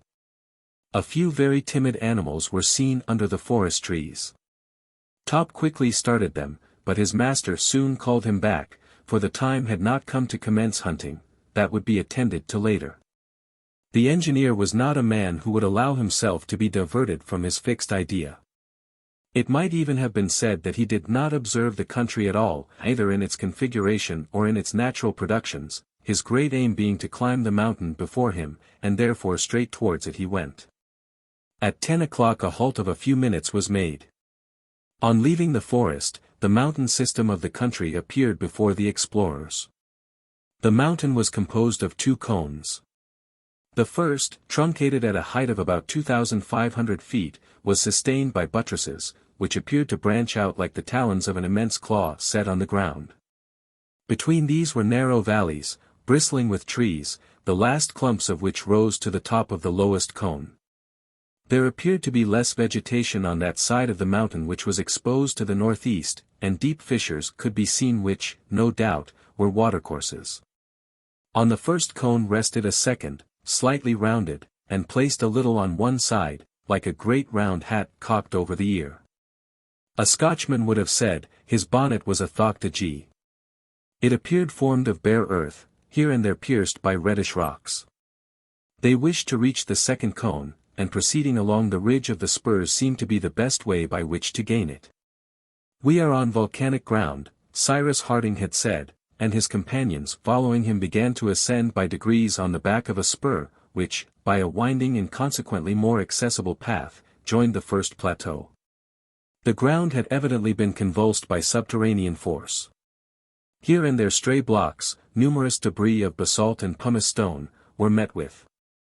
In isolated groups rose fir trees, which, some 100 feet lower, at the bottom of the narrow gorges, formed massive shades almost impenetrable to the sun's rays. During the first part of the ascent, Herbert remarked on the footprints which indicated the recent passage of large animals. "Perhaps these beasts will not let us pass by willingly," said Pencroff. "Well," replied the reporter, who had already hunted the tiger in India, and the lion in Africa, "we shall soon learn how successfully to encounter them. But in the meantime we must be upon our guard." They ascended but slowly. The distance, increased by detours and obstacles which could not be surmounted directly, was long. Sometimes, too, the ground suddenly fell, and they found themselves on the edge of a deep chasm which they had to go round. Thus, in retracing their steps so as to find some practicable path, much time was employed and fatigue undergone for nothing. At 12 o'clock, when the small band of adventurers halted for breakfast at the foot of a large group of firs, near a little stream which fell in cascades, they found themselves still halfway from the first plateau, which most probably they would not reach till nightfall. From this point the view of the sea was much extended, but on the right the high promontory prevented their seeing whether there was land beyond it. On the left, the sight extended several miles to the north.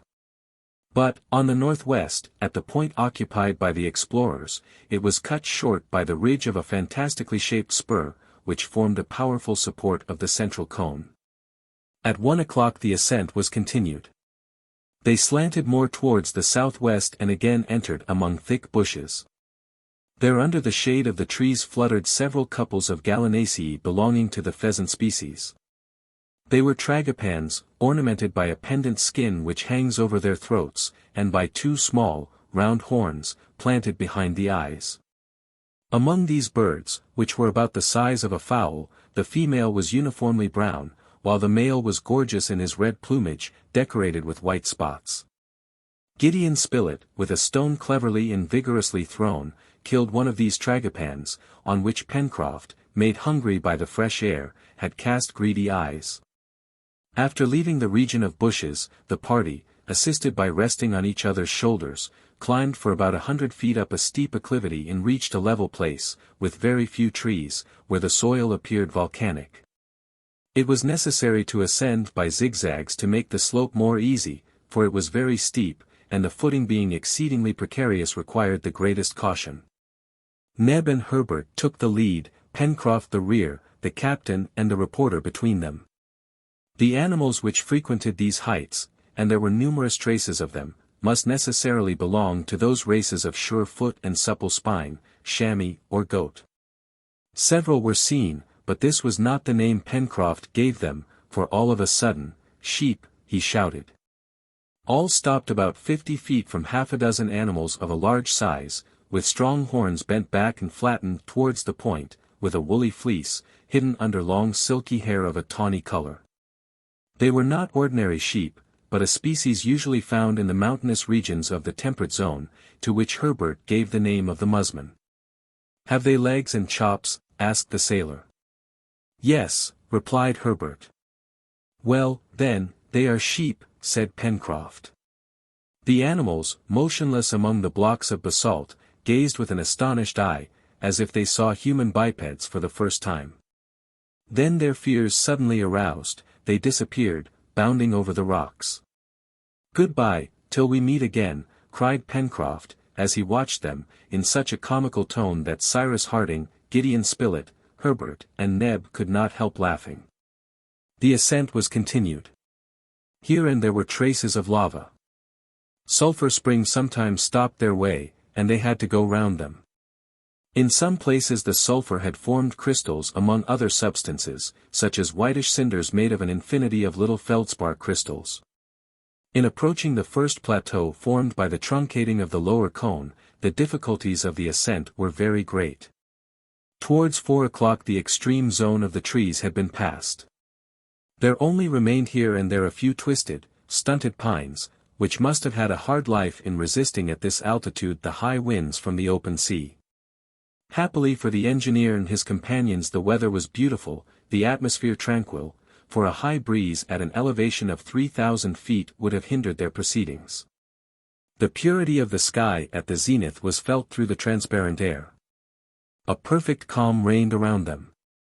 They could not see the sun, then hid by the vast screen of the upper cone, which masked the half-horizon of the west, and whose enormous shadow stretching to the shore increased as the radiant luminary sank in its diurnal course.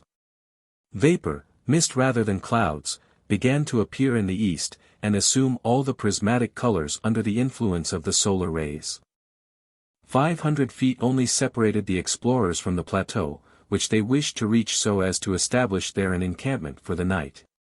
But these 500 feet were increased to more than 2 miles by the zigzags which they had to describe. The soil, as it were, slid under their feet. The slope often presented such an angle that they slipped when the stones worn by the air did not give a sufficient support. Evening came on by degrees, and it was almost night when Cyrus Harding and his companions, much fatigued by an ascent of 7 hours, arrived at the plateau of the first cone. It was then necessary to prepare an encampment, and to restore their strength by eating first and sleeping afterwards. This second stage of the mountain rose on a base of rocks, among which it would be easy to find a retreat. Fuel was not abundant. However, a fire could be made by means of the moss and dry brushwood, which covered certain parts of the plateau. While the sailor was preparing his hearth with stones which he put to this use, Neb and Herbert occupied themselves with getting a supply of fuel. They soon returned with a load of brushwood. The steel was struck, the burnt linen caught the sparks of flint, and, under Neb's breath, a crackling fire showed itself in a few minutes under the shelter of the rocks. Their object in lighting a fire was only to enable them to withstand the cold temperature of the night, as it was not employed in cooking the bird, which Neb kept for the next day. The remains of the capybara and some dozens of the stone pine almonds formed their supper. It was not 6:30 when all was finished. Cyrus Harding then thought of exploring in the half-light the large circular layer which supported the upper cone of the mountain. Before taking any rest, he wished to know if it was possible to get round the base of the cone in the case of its sides being too steep and its summit being inaccessible. This question preoccupied him, for it was possible that from the way the hat inclined, that is to say, towards the north, the plateau was not practicable. Also, if the summit of the mountain could not be reached on one side, and if, on the other, they could not get round the base of the cone, it would be impossible to survey the western part of the country. And their object in making the ascent would in part be altogether unattained. The engineer, accordingly, regardless of fatigue, leaving Pencroff and Neb to arrange the beds, and Gideon Spilett to note the incidents of the day, began to follow the edge of the plateau, going towards the north. Herbert accompanied him. The night was beautiful and still, the darkness was not yet deep. Cyrus Harding and the boy walked near each other, without speaking. In some places the plateau opened before them, and they passed without hindrance. In others, obstructed by rocks, there was only a narrow path, in which two persons could not walk abreast. After a walk of 20 minutes, Cyrus Harding and Herbert were obliged to stop. From this point the slope of the two cones became one. No shoulder here separated the two parts of the mountain. The slope, being inclined almost 70 degrees, the path became impracticable. But if the engineer and the boy were obliged to give up thoughts of following a circular direction, in return an opportunity was given for ascending the cone. In fact, before them opened a deep hollow. It was the rugged mouth of the crater, by which the eruptive liquid matter had escaped at the periods when the volcano was still in activity. Hardened lava and crusted scoria formed a sort of natural staircase of large steps, which would greatly facilitate the ascent to the summit of the mountain. Harding took all this in at a glance, and without hesitating, followed by the lad, he entered the enormous chasm in the midst of an increasing obscurity. There was still a height of 1,000 feet to overcome. Would the interior acclivities of the crater be practicable? It would soon be seen. The persevering engineer resolved to continue his ascent until he was stopped. Happily these acclivities wound up the interior of the volcano and favored their ascent. As to the volcano itself, it could not be doubted that it was completely extinct. No smoke escaped from its sides. Not a flame could be seen in the dark hollows, not a roar, not a mutter, no trembling even issued from this black well, which perhaps reached far into the bowels of the earth. The atmosphere inside the crater was filled with no sulphurous vapor. It was more than the sleep of a volcano, it was its complete extinction. Cyrus Harding's attempt would succeed. Little by little, Herbert and he climbing up the sides of the interior, saw the crater widen above their heads. The radius of this circular portion of the sky, framed by the edge of the cone, increased obviously. At each step, as it were, that the explorers made, fresh stars entered the field of their vision. The magnificent constellations of the southern sky shone resplendently. At the zenith glittered the splendid Antares in the Scorpion, and not far was Alpha Centauri, which is believed to be the nearest star to the terrestrial globe. Then, as the crater widened, appeared Fomalhaut of the fish, the southern triangle, and lastly, nearly at the Antarctic pole, the glittering Southern Cross, which replaces the polar star of the northern hemisphere. It was nearly 8 o'clock when Cyrus Harding and Herbert set foot on the highest ridge of the mountain at the summit of the cone. It was then perfectly dark, and their gaze could not extend over a radius of 2 miles. Did the sea surround this unknown land, or was it connected in the west with some continent of the Pacific? It could not yet be made out. Towards the west, a cloudy belt, clearly visible at the horizon, increased the gloom, and the eye could not discover if the sky and water were blended together in the same circular line. But at one point of the horizon a vague light suddenly appeared, which descended slowly in proportion as the cloud mounted to the zenith. It was the slender crescent moon, already almost disappearing. But its light was sufficient to show clearly the horizontal line, then detached from the cloud, and the engineer could see its reflection trembling for an instant on a liquid surface. Cyrus Harding seized the lad's hand, and in a grave voice. "An island," said he, at the moment when the lunar crescent disappeared beneath the waves. Chapter 11. Half an hour later Cyrus Harding and Herbert had returned to the encampment. The engineer merely told his companions that the land upon which fate had thrown them was an island, and that the next day they would consult. Then each settled himself as well as he could to sleep, and in that rocky hole, at a height of 2,500 feet above the level of the sea, through a peaceful night, the islanders enjoyed profound repose. The next day, the 30th of March, after a hasty breakfast, which consisted solely of the roasted tragopan, the engineer wished to climb again to the summit of the volcano, so as more attentively to survey the island upon which he and his companions were imprisoned for life perhaps, should the island be situated at a great distance from any land, or if it was out of the course of vessels which visited the archipelagos of the Pacific Ocean. This time his companions followed him in the new exploration. They also wished to see the island, on the productions of which they must depend for the supply of all their wants. It was about 7 o'clock in the morning when Cyrus Harding, Herbert, Pencroff, Gideon Spilett, and Neb quitted the encampment. No one appeared to be anxious about their situation. They had faith in themselves, doubtless, but it must be observed that the basis of this faith was not the same with Harding as with his companions. The engineer had confidence, because he felt capable of extorting from this wild country everything necessary for the life of himself and his companions. The latter feared nothing, just because Cyrus Harding was with them. Pencroff especially, since the incident of the relight fire, would not have despaired for an instant, even if he was on a bare rock, if the engineer was with him on the rock. "Shaw," said he, "we left Richmond without permission from the authorities. It will be hard if we don't manage to get away some day or other from a place where certainly no one will detain us." Cyrus Harding followed the same road as the evening before. They went round the cone by the plateau which formed the shoulder, to the mouth of the enormous chasm. The weather was magnificent. The sun rose in a pure sky and flooded with his rays all the eastern side of the mountain. The crater was reached. It was just what the engineer had made it out to be in the dark. That is to say, a vast funnel which extended, widening, to a height of 1,000 feet above the plateau. Below the chasm, large thick streaks of lava wound over the sides of the mountain, and thus marked the course of the eruptive matter to the lower valleys which furrowed the northern part of the island. The interior of the crater, whose inclination did not exceed 35 to 40 degrees, presented no difficulties nor obstacles to the ascent. Traces of very ancient lava were noticed, which probably had overflowed the summit of the cone, before this lateral chasm had opened a new way to it. As to the volcanic chimney which established a communication between the subterranean layers and the crater, its depth could not be calculated with the eye, for it was lost in obscurity. But there was no doubt as to the complete extinction of the volcano.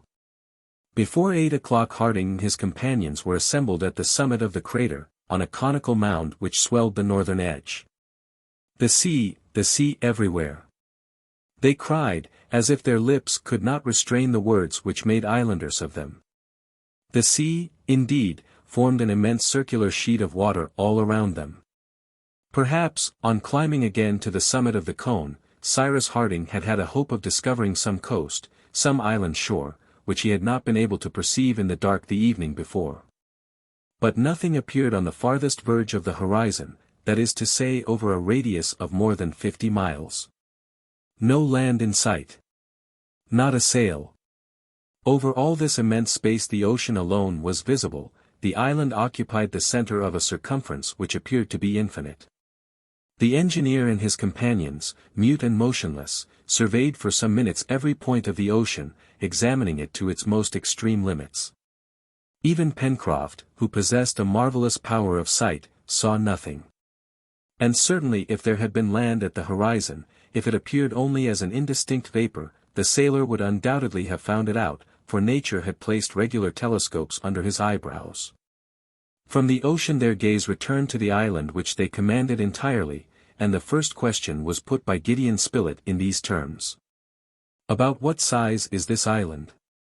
Truly, it did not appear large in the midst of the immense ocean. Cyrus Harding reflected a few minutes. He attentively observed the perimeter of the island, taking into consideration the height at which he was placed.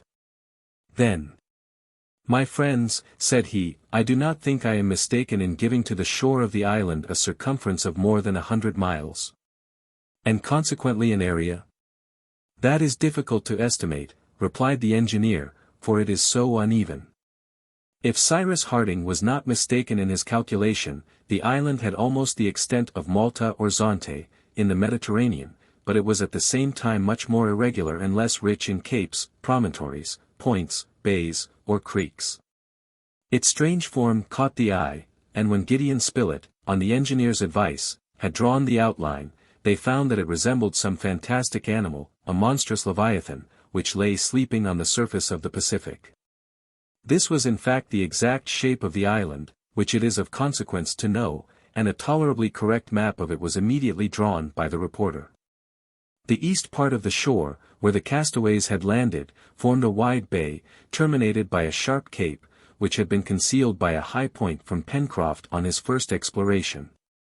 At the northeast 2 other capes closed the bay, and between them ran a narrow gulf, which looked like the half-open jaws of a formidable dogfish. From the northeast to the southwest the coast was rounded, like the flattened cranium of an animal, rising again, forming a sort of protuberance which did not give any particular shape to this part of the island, of which the center was occupied by the volcano. From this point the shore ran pretty regularly north and south, broken at 2/3 of its perimeter by a narrow creek, from which it ended in a long tail, similar to the caudal appendage of a gigantic alligator. This tail formed a regular peninsula, which stretched more than 30 miles into the sea, reckoning from the cape southeast of the island, already mentioned. It curled round, making an open roadstead, which marked out the lower shore of this strangely formed land. At the narrowest part, that is to say between the Chimneys and the creek on the western shore, which corresponded to it in latitude, the island only measured 10 miles. But its greatest length, from the jaws at the northeast to the extremity of the tail of the southwest, was not less than 30 miles. As to the interior of the island, its general aspect was this, very woody throughout the southern part from the mountain to the shore, and arid and sandy in the northern part. Between the volcano and the east coast Cyrus Harding and his companions were surprised to see a lake, bordered with green trees, the existence of which they had not suspected. Seen from this height, the lake appeared to be on the same level as the ocean, but, on reflection, the engineer explained to his companions that the altitude of this little sheet of water must be about 300 feet, because the plateau, which was its basin, was but a prolongation of the coast. "Is it a freshwater lake?" asked Pencroff. "Certainly," replied the engineer, "for it must be fed by the water which flows from the mountain." "I see a little river which runs into it," said Herbert, pointing out a narrow stream, which evidently took its source somewhere in the west. "Yes," said Harding. "And since this stream feeds the lake, most probably on the side near the sea there is an outlet by which the surplus water escapes. We shall see that on our return." This little winding watercourse and the river already mentioned constituted the water system, at least such as it was displayed to the eyes of the explorers. However, it was possible that under the masses of trees which covered 2/3 of the island, forming an immense forest, other rivers ran towards the sea. It might even be inferred that such was the case, so rich did this region appear in the most magnificent specimens of the flora of the temperate zones. There was no indication of running water in the north, though perhaps there might be stagnant water among the marshes in the northeast. But that was all, in addition to the downs, sand, and aridity which contrasted so strongly with the luxuriant vegetation of the rest of the island. The volcano did not occupy the central part. It rose, on the contrary, in the northwestern region, and seemed to mark the boundary of the two zones. At the southwest, at the south, and the southeast, the first part of the spurs were hidden under masses of verdure. At the north, on the contrary, one could follow their ramifications, which died away on the sandy plains. It was on this side that, at the time when the mountain was in a state of eruption, the discharge had worn away a passage, and a large heap of lava had spread to the narrow jaw which formed the northeastern gulf. Cyrus Harding and his companions remained an hour at the top of the mountain. The island was displayed under their eyes, like a plan in relief with different tints, green for the forests, yellow for the sand, blue for the water.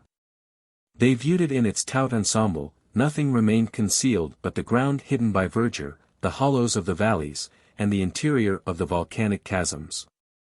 One important question remained to be solved, and the answer would have a great effect upon the future of the castaways. Was the island inhabited? It was the reporter who put this question, to which after the close examination they had just made, the answer seemed to be in the negative. Nowhere could the work of a human hand be perceived. Not a group of huts, not a solitary cabin, not a fishery on the shore. No smoke curling in the air betrayed the presence of man.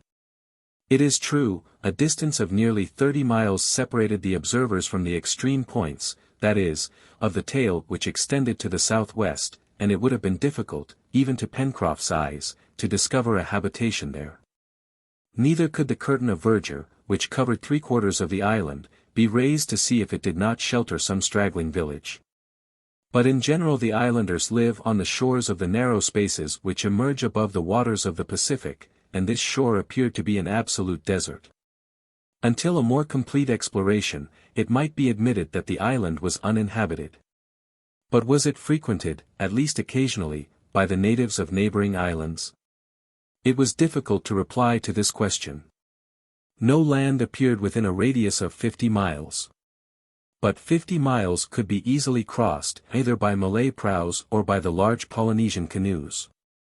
Everything depended on the position of the island, of its isolation in the Pacific, or of its proximity to archipelagos. Would Cyrus Harding be able to find out their latitude and longitude without instruments? It would be difficult. Since he was in doubt, it was best to take precautions against a possible descent of neighboring natives. The exploration of the island was finished, its shape determined, its features made out, its extent calculated, the water and mountain systems ascertained. The disposition of the forests and plains had been marked in a general way on the reporter's plan. They had now only to descend the mountain slopes again, and explore the soil, in the triple point of view, of its mineral, vegetable, and animal resources. But before giving his companions the signal for departure, Cyrus Harding said to them in a calm, grave voice: "Here, my friends, is the small corner of land upon which the hand of the Almighty has thrown us. We are going to live here. A long time, perhaps. Perhaps, too, unexpected help will arrive, if some ship passes by chance. I say by chance, because this is an unimportant island. There is not even a port in which ships could anchor, and it is to be feared that it is situated out of the route usually followed, that is to say, too much to the south for the ships which frequent the archipelagos of the Pacific. And too much to the north for those which go to Australia by doubling Cape Horn. I wish to hide nothing of our position from you." "And you are right, my dear Cyrus," replied the reporter, with animation. "You have to deal with men. They have confidence in you, and you can depend upon them. Is it not so, my friends?" "I will obey you in everything, Captain," said Herbert, seizing the engineer's hand. "My master always, and everywhere," cried Neb. "As for me," said the sailor, "if I ever grumble at work, my name's not Jack Pencroft, and if you like, Captain, we will make a little America of this island. We will build towns, we will establish railways, start telegraphs, and one fine day, when it is quite changed, quite put in order and quite civilized, we will go and offer it to the government of the Union. Only, I ask one thing." "What is that?" said the reporter. "It is, that we do not consider ourselves castaways, but colonists, who have come here to settle." Harding could not help smiling, and the sailor's idea was adopted. He then thanked his companions, and added, that he would rely on their energy and on the aid of heaven. "Well, now let us set off to the Chimneys," cried Pencroff. "1 minute, my friends," said the engineer. "It seems to me it would be a good thing to give a name to this island, as well as to the capes, promontories, and watercourses, which we can see." "Very good," said the reporter. "In the future, that will simplify the instructions which we shall have to give and follow." "Indeed," said the sailor, "already it is something to be able to say where one is going, and where one has come from. At least, it looks like somewhere." "The Chimneys, for example," said Herbert. "Exactly," replied Pencroff. "That name was the most convenient, and it came to me quite of myself. Shall we keep the name of the Chimneys for our first encampment, Captain?" "Yes, Pencroff, since you have so christened it." "Good. As for the others, that will be easy," returned the sailor, who was in high spirits. "Let us give them names, as the Robinsons did, whose story Herbert has often read to me.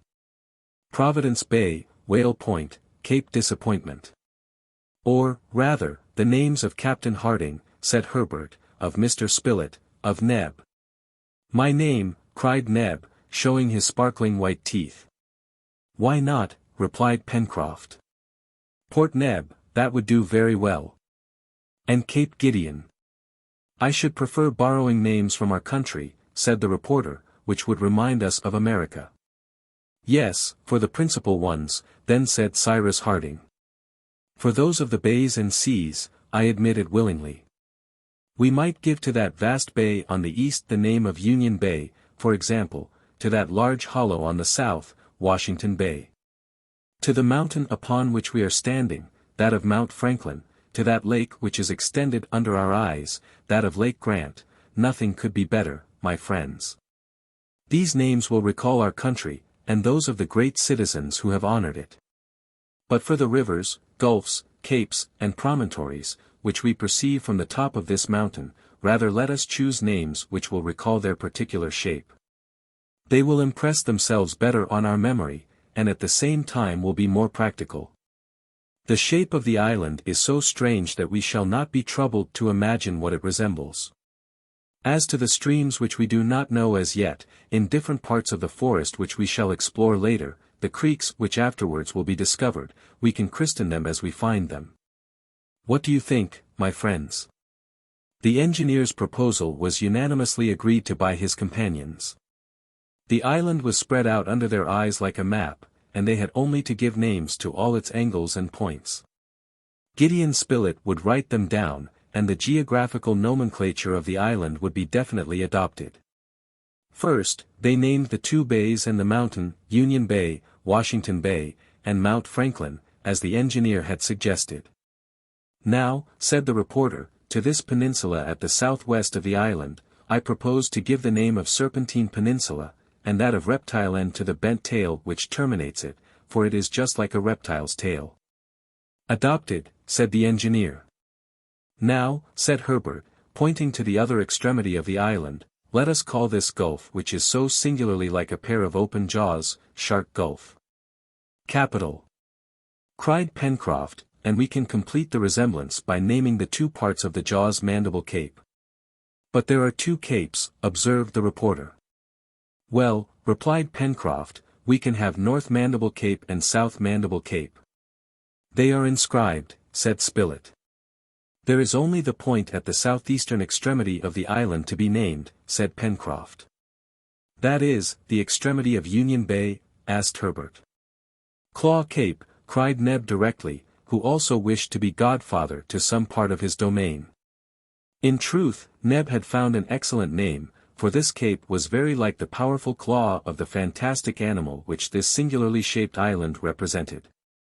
Pencroff was delighted at the turn things had taken, and their imaginations soon gave to the river which furnished the settlers with drinking water and near which the balloon had thrown them, the name of the Mercy, in true gratitude to Providence. To the islet upon which the castaways had first landed, the name of Safety Island. To the plateau which crowned the high granite precipice above the Chimneys, and from whence the gaze could embrace the whole of the vast bay, the name of Prospect Heights. Lastly, all the masses of impenetrable wood which covered the Serpentine Peninsula were named the forests of the far west. The nomenclature of the visible and known parts of the island was thus finished, and later, they would complete it as they made fresh discoveries. As to the points of the compass, the engineer had roughly fixed them by the height and position of the sun, which placed Union Bay and Prospect Heights to the east. But the next day, by taking the exact hour of the rising and setting of the sun, and by marking its position between this rising and setting, he reckoned to fix the north of the island exactly, for, in consequence of its situation in the southern hemisphere, the sun, at the precise moment of its culmination, passed in the north and not in the south, as, in its apparent movement, it seems to do to those places situated in the northern hemisphere. Everything was finished, and the settlers had only to descend Mount Franklin to return to the Chimneys, when Pencroff cried out, "Well, we are preciously stupid." "Why?" asked Gideon Spilett, who had closed his notebook and risen to depart. "Why? Our island. We have forgotten to christen it." Herbert was going to propose to give it the engineer's name and all his companions would have applauded him, when Cyrus Harding said simply, "Let us give it the name of a great citizen, my friend. Of him who now struggles to defend the unity of the American Republic. Let us call it Lincoln Island." The engineer's proposal was replied to by 3 hurrahs. And that evening, before sleeping, the new colonists talked of their absent country. They spoke of the terrible war which stained it with blood. They could not doubt that the South would soon be subdued, and that the cause of the North, the cause of justice, would triumph, thanks to Grant, thanks to Lincoln. Now this happened the 30th of March, 1865. They little knew that 16 days afterwards a frightful crime would be committed in Washington, and that on Good Friday Abraham Lincoln would fall by the hand of a fanatic. Chapter 12. They now began the descent of the mountain. Climbing down the crater, they went round the cone and reached their encampment of the previous night. Pencroff thought it must be breakfast time, and the watches of the reporter and engineer were therefore consulted to find out the hour. That of Gideon Spilett had been preserved from the sea water, as he had been thrown at once on the sand out of reach of the waves. It was an instrument of excellent quality, a perfect pocket chronometer, which the reporter had not forgotten to wind up carefully every day. As to the engineer's watch, it, of course, had stopped during the time which he had passed on the downs. The engineer now wound it up, and ascertaining by the height of the sun that it must be about 9 o'clock in the morning, he put his watch at that hour. "No, my dear Spilett, wait. You have kept the Richmond time, have you not?" "Yes, Cyrus." "Consequently, your watch is set by the meridian of that town, which is almost that of Washington." "Undoubtedly." "Very well, keep it thus. Content yourself with winding it up very exactly, but do not touch the hands. This may be of use to us." "What will be the good of that?" thought the sailor. They ate, and so heartily, that the store of game and almonds was totally exhausted. But Pencroff was not at all uneasy, they would supply themselves on the way. Top, whose share had been very much to his taste, would know how to find some fresh game among the brushwood. Moreover, the sailor thought of simply asking the engineer to manufacture some powder and 1 or 2 fowling pieces. He supposed there would be no difficulty in that. On leaving the plateau, the captain proposed to his companions to return to the Chimneys by a new way. He wished to reconnoiter Lake Grant, so magnificently framed in trees.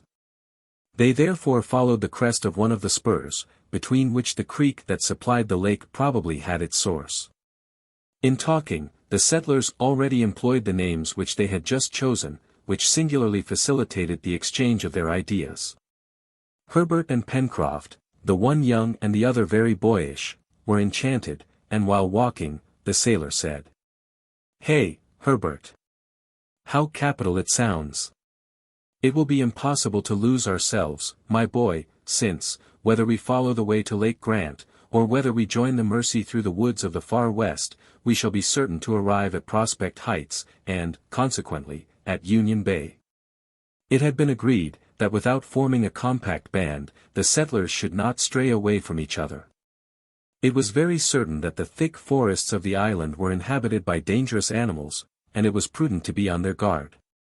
In general, Pencroff, Herbert, and Neb walked first, preceded by Top, who poked his nose into every bush. The reporter and the engineer went together, Gideon Spilett ready to note every incident, the engineer silent for the most part, and only stepping aside to pick up one thing or another, a mineral or vegetable substance, which he put into his pocket, without making any remark. "What can he be picking up?" muttered Pencroff. "I have looked in vain for anything that's worth the trouble of stooping for." Towards 10 o'clock the little band descended the last declivities of Mount Franklin. As yet the ground was scantily strewn with bushes and trees. They were walking over yellowish calcinated earth, forming a plain of nearly a mile long, which extended to the edge of the wood. Great blocks of that basalt, which, according to Bischoff, takes 350 millions of years to cool, strewed the plain, very confused in some places. However, there were here no traces of lava, which was spread more particularly over the northern slopes. Cyrus Harding expected to reach, without incident, the course of the creek, which he supposed flowed under the trees at the border of the plain, when he saw Herbert running hastily back, while Neb and the sailor were hiding behind the rocks. "What's the matter, my boy?" asked Spilett. "Smoke," replied Herbert. "We have seen smoke among the rocks, 100 paces from us." "Men in this place," cried the reporter. "We must avoid showing ourselves before knowing with whom we have to deal," replied Cyrus Harding. "I trust that there are no natives on this island, I dread them more than anything else." "Where is Top?" "Top is on before." "And he doesn't bark?" "No. That is strange. However, we must try to call him back." In a few moments, the engineer, Gideon Spilett, and Herbert had rejoined their two companions, and like them, they kept out of sight behind the heaps of basalt. From thence they clearly saw smoke of a yellowish color rising in the air. Top was recalled by a slight whistle from his master, and the latter, signing to his companions to wait for him, glided away among the rocks. The colonists, motionless, anxiously awaited the result of this exploration, when a shout from the engineer made them hasten forward. They soon joined him, and were at once struck with a disagreeable odor which impregnated the atmosphere. The odor, easily recognized, was enough for the engineer to guess what the smoke was which at first, not without cause, had startled him. "This fire," said he, "or rather, this smoke is produced by nature alone. There is a sulphur spring there, which will cure all our sore throats." "Captain," cried Pencroff, "what a pity that I haven't got a cold." The settlers then directed their steps towards the place from which the smoke escaped. They there saw a sulphur spring which flowed abundantly between the rocks, and its waters discharged a strong sulphuric acid odor, after having absorbed the oxygen of the air. Cyrus Harding, dipping in his hand, felt the water oily to the touch. He tasted it and found it rather sweet. As to its temperature, that he estimated at 95 degrees Fahrenheit. Herbert having asked on what he based this calculation. "It's quite simple, my boy," said he, "for, in plunging my hand into the water, I felt no sensation either of heat or cold. Therefore it has the same temperature as the human body, which is about 95 degrees. The sulphur spring not being of any actual use to the settlers, they proceeded towards the thick border of the forest, which began some 100 paces off. There, as they had conjectured, the waters of the stream flowed clear and limpid between high banks of red earth, the color of which betrayed the presence of oxide of iron. From this color, the name of Red Creek was immediately given to the watercourse. It was only a large stream, deep and clear, formed of the mountain water, which, half river, half torrent, here rippling peacefully over the sand, there falling against the rocks or dashing down in a cascade, ran towards the lake. Over a distance of 1.5 miles, its breadth varying from 30 to 40 feet. Its waters were sweet, and it was supposed that those of the lake were so also. A fortunate circumstance, in the event of their finding on its borders a more suitable dwelling than the Chimneys. As to the trees, which some 100 feet downwards shaded the banks of the creek, they belonged, for the most part, to the species which abound in the temperate zone of America and Tasmania, and no longer to those coniferae observed in that portion of the island already explored to some miles from Prospect Heights. At this time of the year, the commencement of the month of April, which represents the month of October, in this hemisphere, that is, the beginning of autumn, they were still in full leaf. They consisted principally of casuarinas and eucalypti, some of which next year would yield a sweet manna, similar to the manna of the East. Clumps of Australian cedars rose on the sloping banks, which were also covered with the high grass called tussac, in New Holland. But the coconut, so abundant in the archipelagos of the Pacific, seemed to be wanting in the island, the latitude, doubtless, being too low. "What a pity," said Herbert, "such a useful tree, and which has such beautiful nuts." As to the birds, they swarmed among the scanty branches of the eucalypti and casuarinas, which did not hinder the display of their wings. Black, white, or grey cockatoos, paraquets, with plumage of all colors, kingfishers of a sparkling green and crowned with red, blue lories, and various other birds appeared on all sides, as through a prism, fluttering about and producing a deafening clamor. Suddenly, a strange concert of discordant voices resounded in the midst of a thicket. The settlers heard successively the song of birds, the cry of quadrupeds, and a sort of clacking which they might have believed to have escaped from the lips of a native. Neb and Herbert rushed towards the bush, forgetting even the most elementary principles of prudence. Happily, they found there, neither a formidable wild beast nor a dangerous native, but merely half a dozen mocking and singing birds, known as mountain pheasants. A few skillful blows from a stick soon put an end to their concert, and procured excellent food for the evening's dinner. Herbert also discovered some magnificent pigeons with bronzed wings, some superbly crested, others draped in green, like their congeners at Port Macquarie, but it was impossible to reach them, or the crows and magpies which flew away in flocks. A charge of small shot would have made great slaughter among these birds, but the hunters were still limited to sticks and stones, and these primitive weapons proved very insufficient.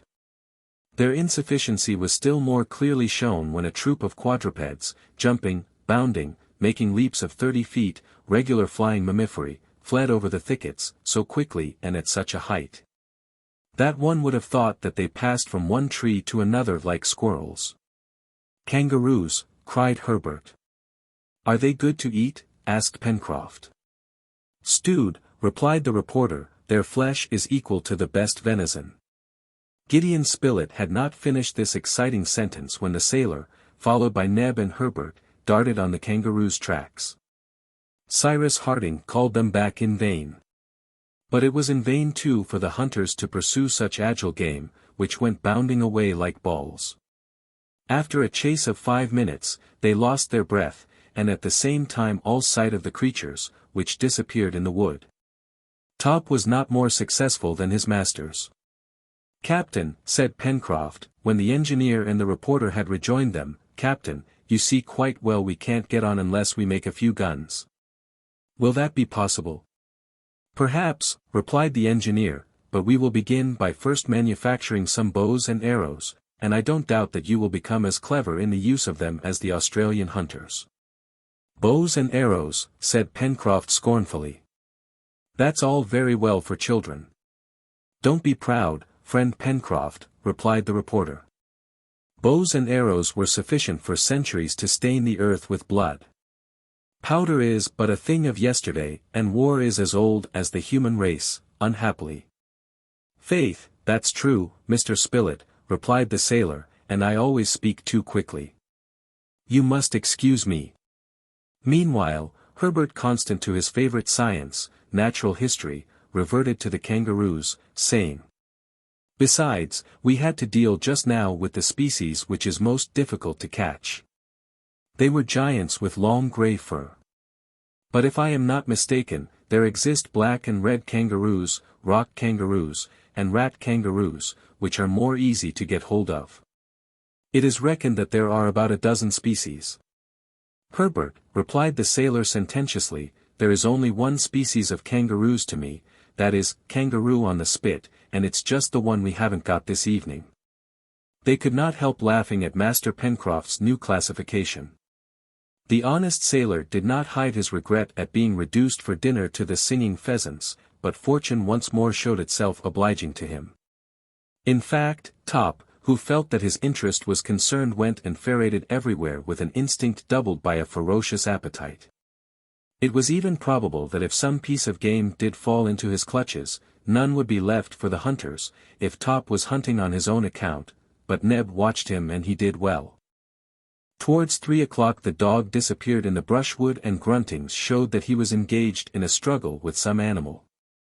Neb rushed after him, and soon saw Top eagerly devouring a quadruped, which 10 seconds later would have been past recognizing in Top's stomach. But fortunately the dog had fallen upon a brood, and besides the victim he was devouring, 2 other rodents, the animals in question belonged to that order, lay strangled on the turf. Neb reappeared triumphantly holding one of the rodents in each hand.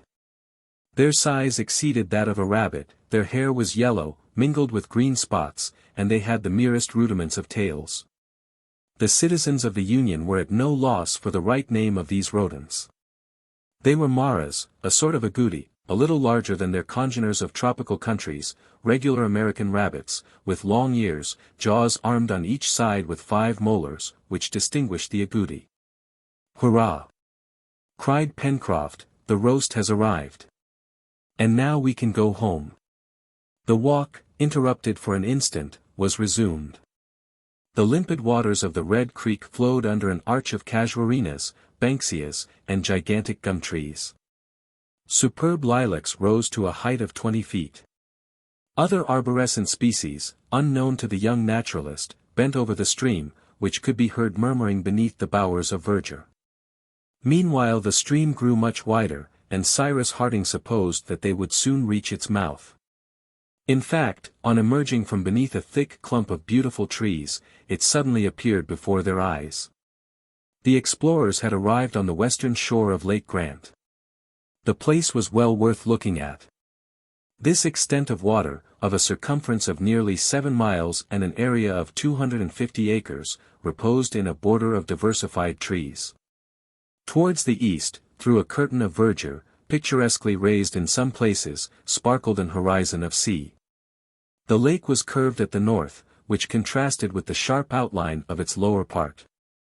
Numerous aquatic birds frequented the shores of this little Ontario, in which the 1,000 isles of its American namesake were represented by a rock which emerged from its surface, some 100 feet from the southern shore. There lived in harmony several couples of kingfishers perched on a stone, grave, motionless, watching for fish, then darting down, they plunged in with a sharp cry, and reappeared with their prey in their beaks. On the shores and on the islets, strutted wild ducks, pelicans, water-hens, red-beaks, phalidans, furnished with a tongue like a brush, and 1 or 2 specimens of the splendid manura, the tail of which expands gracefully like a lyre. As to the water of the lake, it was sweet, limpid, rather dark, and from certain bubblings, and the concentric circles which crossed each other on the surface, it could not be doubted that it abounded in fish. "This lake is really beautiful," said Gideon Spilett.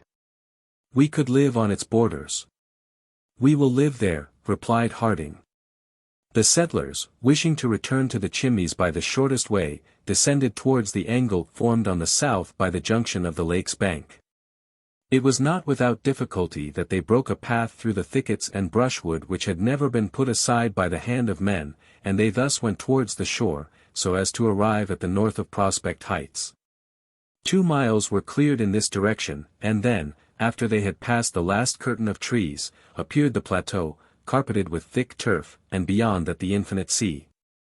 To return to the Chimneys, it was enough to cross the plateau obliquely for the space of a mile, and then to descend to the elbow formed by the first detour of the Mercy. But the engineer desired to know how and where the overplus of the water from the lake escaped, and the exploration was prolonged under the trees for 1.5 miles towards the north. It was most probable that an overfall existed somewhere, and doubtless through a cleft in the granite. This lake was only, in short, an immense center basin, which was filled by degrees by the creek, and its waters must necessarily pass to the sea by some fall. If it was so, the engineer thought that it might perhaps be possible to utilize this fall and borrow its power, actually lost without profit to any one. They continued then to follow the shores of Lake Grant by climbing the plateau. But, after having gone 1 mile in this direction, Cyrus Harding had not been able to discover the overfall, which, however, must exist somewhere. It was then 4:30. In order to prepare for dinner it was necessary that the settlers should return to their dwelling. The little band retraced their steps, therefore, and by the left bank of the Mercy, Cyrus Harding and his companions arrived at the Chimneys. The fire was lighted, and Neb and Pencroff, on whom the functions of cooks naturally devolved, to the one in his quality of negro, to the other in that of sailor, quickly prepared some broiled agouti, to which they did great justice. The repast at length terminated. At the moment when each one was about to give himself up to sleep, Cyrus Harding drew from his pocket little specimens of different sorts of minerals, and just said, "My friends, this is iron mineral, this a pyrite, this is clay, this is lime. And this is coal. Nature gives us these things. It is our business to make a right use of them. Tomorrow we will commence operations." Chapter 13. "Well, Captain, where are we going to begin?" asked Pencroff next morning of the engineer. "At the beginning," replied Cyrus Harding. And in fact, the settlers were compelled to begin at the very beginning. They did not possess even the tools necessary for making tools, and they were not even in the condition of nature, who, having time, husbands her strength. They had no time, since they had to provide for the immediate wants of their existence, and though, profiting by acquired experience, they had nothing to invent, still they had everything to make. Their iron and their steel were as yet only in the state of minerals, their earthenware in the state of clay, their linen and their clothes in the state of textile material. It must be said, however, that the settlers were men in the complete and higher sense of the word. The engineer Harding could not have been seconded by more intelligent companions, nor with more devotion and zeal. He had tried them. He knew their abilities. Gideon Spilett, a talented reporter, having learned everything so as to be able to speak of everything, would contribute largely with his head and hands to the colonization of the island. He would not draw back from any task, a determined sportsman, he would make a business of what till then had only been a pleasure to him. Herbert, a gallant boy, already remarkably well informed in the natural sciences, would render greater service to the common cause. Neb was devotion personified. Clever, intelligent, indefatigable, robust, with iron health, he knew a little about the work of the forge, and could not fail to be very useful in the colony. As to Pencroff, he had sailed over every sea, a carpenter in the dockyards in Brooklyn, assistant tailor in the vessels of the state, gardener, cultivator, during his holidays, etc. And like all seamen, fit for anything, he knew how to do everything. It would have been difficult to unite 5 men, better fitted to struggle against fate, more certain to triumph over it. At the beginning, Cyrus Harding had said. Now this beginning of which the engineer spoke was the construction of an apparatus which would serve to transform the natural substances. The part which heat plays in these transformations is known. Now fuel, wood or coal, was ready for immediate use, an oven must be built to use it. "What is this oven for?" asked Pencroff. To make the pottery which we have need of, replied Harding. And of what shall we make the oven? With bricks. And the bricks? With clay. Let us start, my friends. To save trouble, we will establish our manufactory at the place of production. Neb will bring provisions, and there will be no lack of fire to cook the food. No, replied the reporter. But if there is a lack of food for want of instruments for the chase? Ah, if we only had a knife, cried the sailor. Well, asked Cyrus Harding. Well, I would soon make a bow and arrows, and then there could be plenty of game in the larder. Yes, a knife, a sharp blade, said the engineer, as if he was speaking to himself. At this moment his eyes fell upon Top, who was running about on the shore. Suddenly Harding's face became animated. Top, here, said he. The dog came at his master's call. The latter took Top's head between his hands, and unfastening the collar which the animal wore round his neck, he broke it in two, saying, There are 2 knives, Pencroff. 2 hurrahs from the sailor was the reply. Top's collar was made of a thin piece of tempered steel. They had only to sharpen it on a piece of sandstone, then to raise the edge on a finer stone. Now sandstone was abundant on the beach, and 2 hours after the stock of tools in the colony consisted of 2 sharp blades, which were easily fixed in solid handles. The production of these their first tools was hailed as a triumph.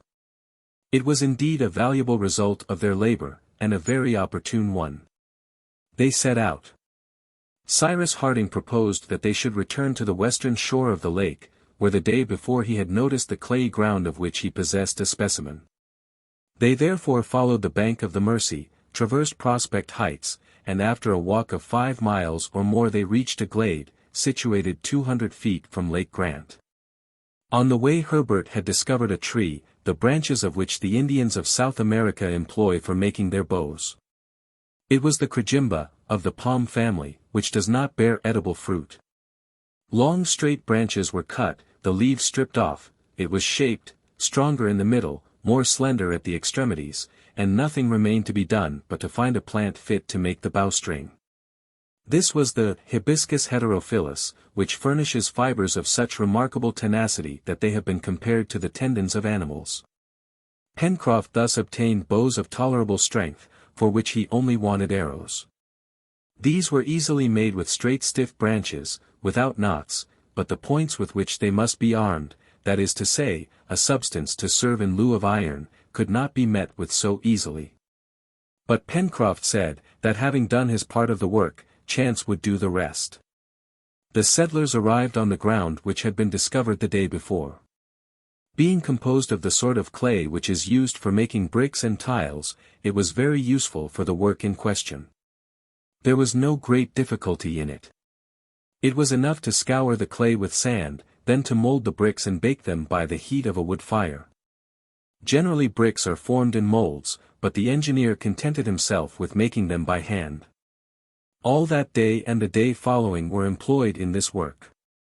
The clay, soaked in water, was mixed by the feet and hands of the manipulators, and then divided into pieces of equal size. A practiced workman can make, without a machine, about 10,000 bricks in 12 hours. But in their 2 days' work the 5 brickmakers on Lincoln Island had not made more than 3,000, which were ranged near each other, until the time when their complete desiccation would permit them to be used in building the oven. That is to say, in 3 or 4 days. It was on the 2nd of April that Harding had employed himself in fixing the orientation of the island, or, in other words, the precise spot where the sun rose. The day before he had noted exactly the hour when the sun disappeared beneath the horizon, making allowance for the refraction. This morning he noted, no less exactly, the hour at which it reappeared. Between this setting and rising 12 hours, 24 minutes passed. Then, 6 hours, 12 minutes after its rising, the sun on this day would exactly pass the meridian and the point of the sky which it occupied at this moment would be the north. At the said hour, Cyrus marked this point, and putting in a line with the sun 2 trees which would serve him for marks, he thus obtained an invariable meridian for his ulterior operations. The settlers employed the 2 days before the oven was built in collecting fuel. Branches were cut all round the glade, and they picked up all the fallen wood under the trees. They were also able to hunt with greater success, since Pencroff now possessed some dozen arrows armed with sharp points. It was Top who had furnished these points, by bringing in a porcupine, rather inferior eating, but of great value, thanks to the quills with which it bristled. These quills were fixed firmly at the ends of the arrows, the flight of which was made more certain by some cockatoo's feathers. The reporter and Herbert soon became very skillful archers. Game of all sorts in consequence abounded at the chimneys, capybaras, pigeons, agoutis, grouse, etc. The greater part of these animals were killed in the part of the forest on the left bank of the Mersey, to which they gave the name of Jacamar Wood, in remembrance of the bird which Pencroff and Herbert had pursued when on their first exploration. This game was eaten fresh, but they preserved some capybara hams, by smoking them above a fire of green wood, after having perfumed them with sweet-smelling leaves. However, this food, although very strengthening, was always roast upon roast, and the party would have been delighted to hear some soup bubbling on the hearth, but they must wait till a pot could be made, and, consequently, till the oven was built. During these excursions, which were not extended far from the brick field, the hunters could discern the recent passage of animals of a large size, armed with powerful claws, but they could not recognize the species. Cyrus Harding advised them to be very careful, as the forest probably enclosed many dangerous beasts. And he did right. Indeed, Gideon Spilett and Herbert one day saw an animal which resembled a jaguar. Happily the creature did not attack them, or they might not have escaped without a severe wound. As soon as he could get a regular weapon, that is to say, one of the guns which Pencroff begged for, Gideon Spilett resolved to make desperate war against the ferocious beasts, and exterminate them from the island. The chimneys during these few days was not made more comfortable, for the engineer hoped to discover, or build if necessary, a more convenient dwelling. They contented themselves with spreading moss and dry leaves on the sand of the passages, and on these primitive couches the tired workers slept soundly. They also reckoned the days they had passed on Lincoln Island, and from that time kept a regular account. The 5th of April, which was Wednesday, was 12 days from the time when the wind threw the castaways on this shore. On the 6th of April, at daybreak, the engineer and his companions were collected in the glade, at the place where they were going to perform the operation of baking the bricks. Naturally this had to be in the open air, and not in a kiln, or rather, the agglomeration of bricks made an enormous kiln, which would bake itself. The fuel, made of well-prepared faggots, was laid on the ground and surrounded with several rows of dried bricks, which soon formed an enormous cube, to the exterior of which they contrived air holes. The work lasted all day, and it was not till the evening that they set fire to the faggots. No one slept that night, all watching carefully to keep up the fire. The operation lasted 48 hours, and succeeded perfectly. It then became necessary to leave the smoking mass to cool, and during this time Neb and Pencroff, guided by Cyrus Harding, brought, on a hurdle made of interlaced branches, loads of carbonate of lime and common stones, which were very abundant, to the north of the lake. These stones, when decomposed by heat, made a very strong quicklime, greatly increased by slacking, at least as pure as if it had been produced by the calcination of chalk or marble. Mixed with sand the lime made excellent mortar. The result of these different works was, that, on the 9th of April, the engineer had at his disposal a quantity of prepared lime and some thousands of bricks. Without losing an instant, therefore, they began the construction of a kiln to bake the pottery, which was indispensable for their domestic use. They succeeded without much difficulty. 5 days after, the kiln was supplied with coal, which the engineer had discovered lying open to the sky towards the mouth of the Red Creek, and the first smoke escaped from a chimney 20 feet high. The glade was transformed into a manufactory, and Pencroff was not far wrong in believing that from this kiln would issue all the products of modern industry. In the meantime what the settlers first manufactured was a common pottery in which to cook their food. The chief material was clay, to which Harding added a little lime and quartz. This paste made regular pipe clay, with which they manufactured bowls, cups molded on stones of a proper size, great jars and pots to hold water, etc. The shape of these objects was clumsy and defective, but after they had been baked in a high temperature, the kitchen of the Chimneys was provided with a number of utensils, as precious to the settlers as the most beautifully enameled china.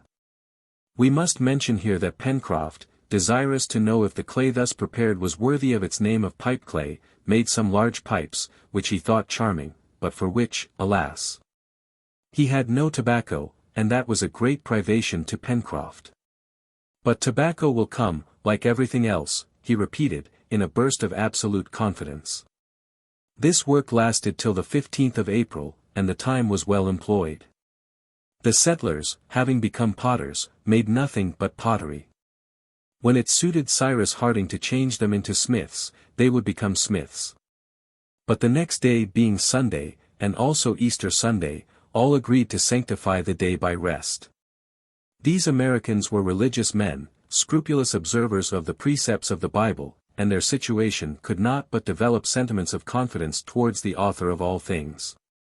On the evening of the 15th of April they returned to the Chimneys, carrying with them the pottery, the furnace being extinguished until they could put it to a new use. Their return was marked by a fortunate incident. The engineer discovered a substance which replaced tinder. It is known that a spongy, velvety flesh is procured from a certain mushroom of the genus Polyporus. Properly prepared, it is extremely inflammable, especially when it has been previously saturated with gunpowder, or boiled in a solution of nitrate or chlorate of potash. But, till then, they had not found any of these polypores or even any of the morels which could replace them. On this day, the engineer, seeing a plant belonging to the wormwood genus, the principal species of which are absinthe, balm mint, tarragon, etc., gathered several tufts, and, presenting them to the sailor, said, "Here, Pencroff, this will please you." Pencroff looked attentively at the plant, covered with long silky hair, the leaves being clothed with soft down. "What's that, Captain?" asked Pencroff.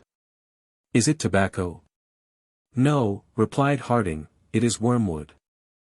Chinese wormwood to the learned, but to us it will be tinder."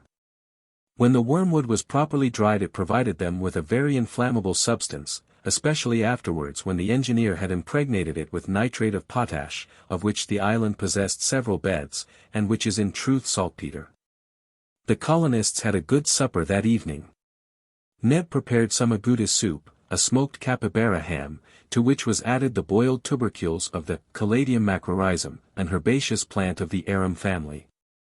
They had an excellent taste, and were very nutritious, being something similar to the substance which is sold in England under the name of Portland sago. They were also a good substitute for bread, which the settlers in Lincoln Island did not yet possess. When supper was finished, before sleeping, Harding and his companions went to take the air on the beach. It was 8 o'clock in the evening. The night was magnificent. The moon, which had been full 5 days before, had not yet risen, but the horizon was already silvered by those soft, pale shades which might be called the dawn of the moon. At the southern zenith glittered the circumpolar constellations, and above all the Southern Cross, which some days before the engineer had greeted on the summit of Mount Franklin. Cyrus Harding gazed for some time at this splendid constellation, which has at its summit and at its base 2 stars of the first magnitude, at its left arm a star of the second, and at its right arm a star of the third magnitude. Then, after some minutes' thought, "Herbert," he asked of the lad, "is not this the 15th of April?" "Yes, Captain," replied Herbert. "Well, if I am not mistaken, tomorrow will be one of the 4 days in the year in which the real time is identical with average time. That is to say, my boy, that tomorrow, to within some seconds, the sun will pass the meridian just at midday by the clocks. If the weather is fine I think that I shall obtain the longitude of the island with an approximation of some degrees." "Without instruments, without sextant?" asked Gideon Spilett. "Yes," replied the engineer. "Also, since the night is clear, I will try, this very evening, to obtain our latitude by calculating the height of the Southern Cross, that is, from the southern pole above the horizon." You understand, my friends, that before undertaking the work of installation in earnest it is not enough to have found out that this land is an island. We must, as nearly as possible, know at what distance it is situated, either from the American continent or Australia, or from the principal archipelagos of the Pacific. In fact, said the reporter, instead of building a house it would be more important to build a boat, if by chance we are not more than 100 miles from an inhabited coast. That is why, returned Harding, I am going to try this evening to calculate the latitude of Lincoln Island, and tomorrow, at midday, I will try to calculate the longitude. If the engineer had possessed a sextant, an apparatus with which the angular distance of objects can be measured with great precision, there would have been no difficulty in the operation. This evening by the height of the pole, the next day by the passing of the sun at the meridian, he would obtain the position of the island. But as they had not one he would have to supply the deficiency. Harding then entered the chimneys. By the light of the fire he cut two little flat rulers, which he joined together at one end so as to form a pair of compasses, whose legs could separate or come together. The fastening was fixed with a strong acacia thorn which was found in the wood pile. This instrument finished, the engineer returned to the beach, but as it was necessary to take the height of the pole from above a clear horizon, that is, a sea horizon, and as Claw Cape hid the southern horizon, he was obliged to look for a more suitable station. The best would evidently have been the shore exposed directly to the south, but the Mersey would have to be crossed, and that was a difficulty. Harding resolved, in consequence, to make his observation from Prospect Heights, taking into consideration its height above the level of the sea, a height which he intended to calculate next day by a simple process of elementary geometry. The settlers, therefore, went to the plateau, ascending the left bank of the Mersey, and placed themselves on the edge which looked northwest and southeast, that is, above the curiously shaped rocks which bordered the river. This part of the plateau commanded the heights of the left bank, which sloped away to the extremity of Claw Cape, and to the southern side of the island. No obstacle intercepted their gaze, which swept the horizon in a semicircle from the cape to Reptile End. To the south the horizon, lighted by the first rays of the moon, was very clearly defined against the sky. At this moment the Southern Cross presented itself to the observer in an inverted position, the star Alpha marking its base, which is nearer to the southern pole. This constellation is not situated as near to the Antarctic pole as the polar star is to the Arctic pole. The star Alpha is about 27 degrees from it, but Cyrus Harding knew this and made allowance for it in his calculation. He took care also to observe the moment when it passed the meridian below the pole, which would simplify the operation. Cyrus Harding pointed one leg of the compasses to the horizon, the other to Alpha, and the space between the two legs gave him the angular distance which separated Alpha from the horizon. In order to fix the angle obtained, he fastened with thorns the two pieces of wood on a third placed transversely, so that their separation should be properly maintained. That done, there was only the angle to calculate by bringing back the observation to the level of the sea, taking into consideration the depression of the horizon, which would necessitate measuring the height of the cliff. The value of this angle would give the height of Alpha, and consequently that of the pole above the horizon, that is to say, the latitude of the island. Since the latitude of a point of the globe is always equal to the height of the pole above the horizon of this point. The calculations were left for the next day, and at 10 o'clock every one was sleeping soundly. Chapter 14. The next day, the 16th of April, an Easter Sunday, the settlers issued from the chimneys at daybreak, and proceeded to wash their linen. The engineer intended to manufacture soap as soon as he could procure the necessary materials, soda or potash, fat or oil. The important question of renewing their wardrobe would be treated of in the proper time and place. At any rate their clothes would last at least 6 months longer, for they were strong, and could resist the wear of manual labor. But all would depend on the situation of the island with regard to inhabited land. This would be settled today if the weather permitted. The sun rising above a clear horizon, announced a magnificent day, one of those beautiful autumn days which are like the last farewells of the warm season. It was now necessary to complete the observations of the evening before by measuring the height of the cliff above the level of the sea. "Shall you not need an instrument similar to the one which you used yesterday?" said Herbert to the engineer. "No, my boy," replied the latter, "we are going to proceed differently, but in as precise a way." Herbert, wishing to learn everything he could, followed the engineer to the beach. Pencroff, Neb, and the reporter remained behind and occupied themselves in different ways. Cyrus Harding had provided himself with a straight stick, 12 feet long, which he had measured as exactly as possible by comparing it with his own height, which he knew to a hair. Herbert carried a plumb line which Harding had given him, that is to say, a simple stone fastened to the end of a flexible fiber. Having reached a spot about 20 feet from the edge of the beach, and nearly 500 feet from the cliff, which rose perpendicularly, Harding thrust the pole 2 feet into the sand, and wedging it up carefully, he managed, by means of the plumb line, to erect it perpendicularly with the plane of the horizon. That done, he retired the necessary distance, when, lying on the sand, his eye glanced at the same time at the top of the pole and the crest of the cliff. He carefully marked the place with a little stick. Then addressing Herbert, "Do you know the first principles of geometry?" he asked. "Slightly, Captain," replied Herbert, who did not wish to put himself forward. "You remember what are the properties of two similar triangles?" "Yes," replied Herbert. "Their homologous sides are proportional." "Well, my boy, I have just constructed two similar right-angled triangles. The first, the smallest, has for its sides the perpendicular pole, the distance which separates the little stick from the foot of the pole and my visual ray for hypotenuse. The second has for its sides the perpendicular cliff, the height of which we wish to measure, the distance which separates the little stick from the bottom of the cliff, and my visual ray also forms its hypotenuse, which proves to be prolongation of that of the first triangle." "Ah, Captain, I understand," cried Herbert. "As the distance from the stick to the pole is to the distance from the stick to the base of the cliff, so is the height of the pole to the height of the cliff." "Just so, Herbert," replied the engineer. "And when we have measured the two first distances, knowing the height of the pole, we shall only have a sum in proportion to do, which will give us the height of the cliff, and will save us the trouble of measuring it directly."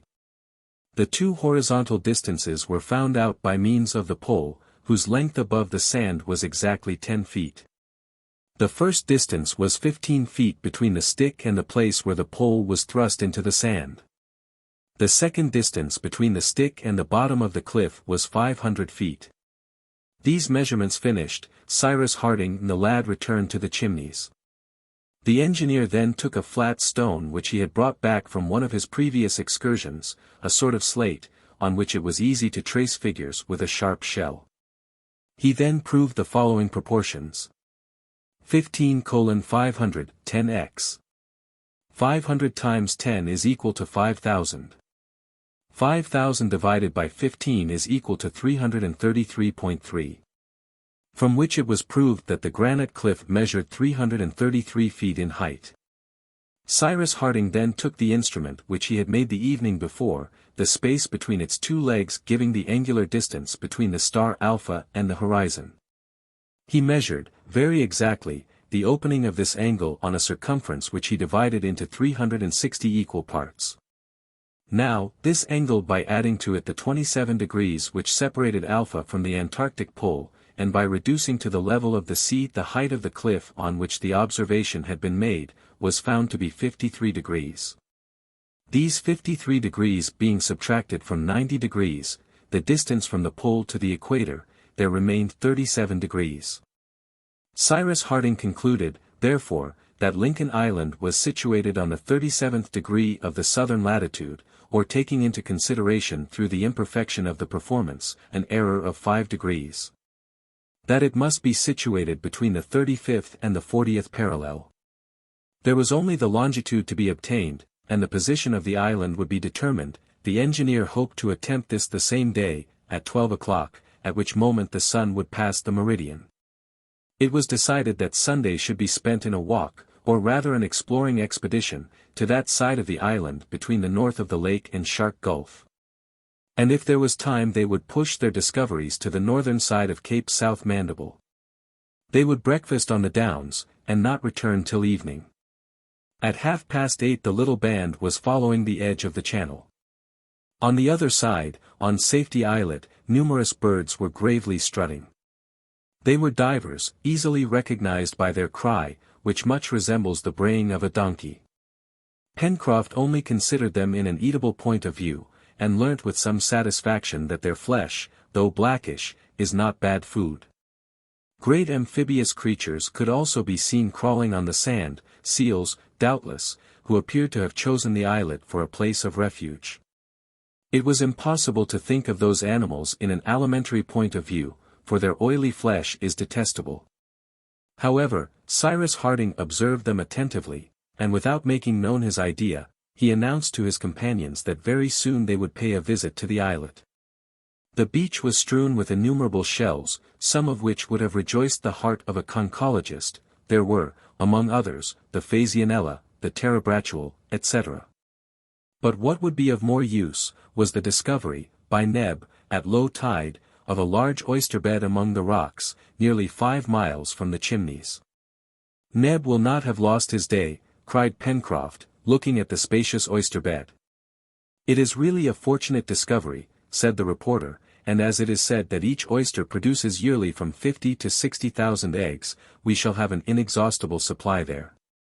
"Only I believe that the oyster is not very nourishing," said Herbert. "No," replied Harding. "The oyster contains very little nitrogen, and if a man lived exclusively on them, he would have to eat not less than 15 to 16 dozen a day." "Capital," replied Pencroff. "We might swallow dozens and dozens without exhausting the bed. Shall we take some for breakfast?" And without waiting for a reply to this proposal, knowing that it would be approved of, the sailor and Neb detached a quantity of the mollusks. They put them in a sort of net of hibiscus fibre, which Neb had manufactured, and which already contained food. They then continued to climb the coast between the downs and the sea. From time to time Harding consulted his watch, so as to be prepared in time for the solar observation, which had to be made exactly at midday. All that part of the island was very barren as far as the point which closed Union Bay, and which had received the name of Cape South Mandible. Nothing could be seen there but sand and shells, mingled with debris of lava. A few seabirds frequented this desolate coast, gulls, great albatrosses, as well as wild duck, for which Pencroff had a great fancy. He tried to knock some over with an arrow, but without result, for they seldom perched, and he could not hit them on the wing. This led the sailor to repeat to the engineer, "You see, Captain, so long as we have not 1 or 2 fowling pieces, we shall never get anything." "Doubtless, Pencroff," replied the reporter, "but it depends on you. Procure us some iron for the barrels, steel for the hammers, saltpeter, coal and sulfur for powder, mercury and nitric acid for the fulminate, and lead for the shot, and the captain will make us first-rate guns." "Oh," replied the engineer, "we might, no doubt, find all these substances on the island, but a gun is a delicate instrument, and needs very particular tools. However, we shall see later." "Why," cried Pencroff, "were we obliged to throw overboard all the weapons we had with us in the car, all our implements, even our pocket knives?" "But if we had not thrown them away, Pencroff, the balloon would have thrown us to the bottom of the sea," said Herbert. "What you say is true, my boy," replied the sailor. Then passing to another idea, "Think," said he, "how astounded Jonathan Forster and his companions must have been when, next morning, they found the place empty, and the machine flown away." "I am utterly indifferent about knowing what they may have thought," said the reporter. "It was all my idea, that," said Pencroff, with a satisfied air. "A splendid idea, Pencroff," replied Gideon Spilett, laughing, "and which has placed us where we are." "I would rather be here than in the hands of the Southerners," cried the sailor, "especially since the captain has been kind enough to come and join us again." "So would I, truly," replied the reporter. "Besides, what do we want?" "Nothing." "If that is not everything," replied Pencroff, laughing and shrugging his shoulders. "But, some day or other, we shall find means of going away. Sooner, perhaps, than you imagine, my friends," remarked the engineer, "if Lincoln Island is but a medium distance from an inhabited island, or from a continent. We shall know in an hour. I have not a map of the Pacific, but my memory has preserved a very clear recollection of its southern part. The latitude which I obtained yesterday placed New Zealand to the west of Lincoln Island, and the coast of Chile to the east. But between these two countries, there is a distance of at least 6,000 miles.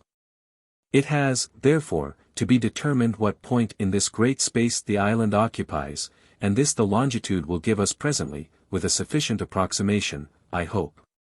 Is not the archipelago of the Bermudas the nearest point to us in latitude? Asked Herbert. Yes, replied the engineer, but the distance which separates us from it is more than 1,200 miles. And that way? Asked Neb, who followed the conversation with extreme interest, pointing to the south. That way, nothing, replied Pencroff. Nothing, indeed, added the engineer. Well, Cyrus, asked the reporter, if Lincoln Island is not more than 2,000 or 3,000 miles from New Zealand or Chile? Well, replied the engineer, instead of building a house we will build a boat, and Master Pencroff shall be put in command. Well then, cried the sailor. I am quite ready to be captain, as soon as you can make a craft that's able to keep at sea. We shall do it, if it is necessary, replied Cyrus Harding.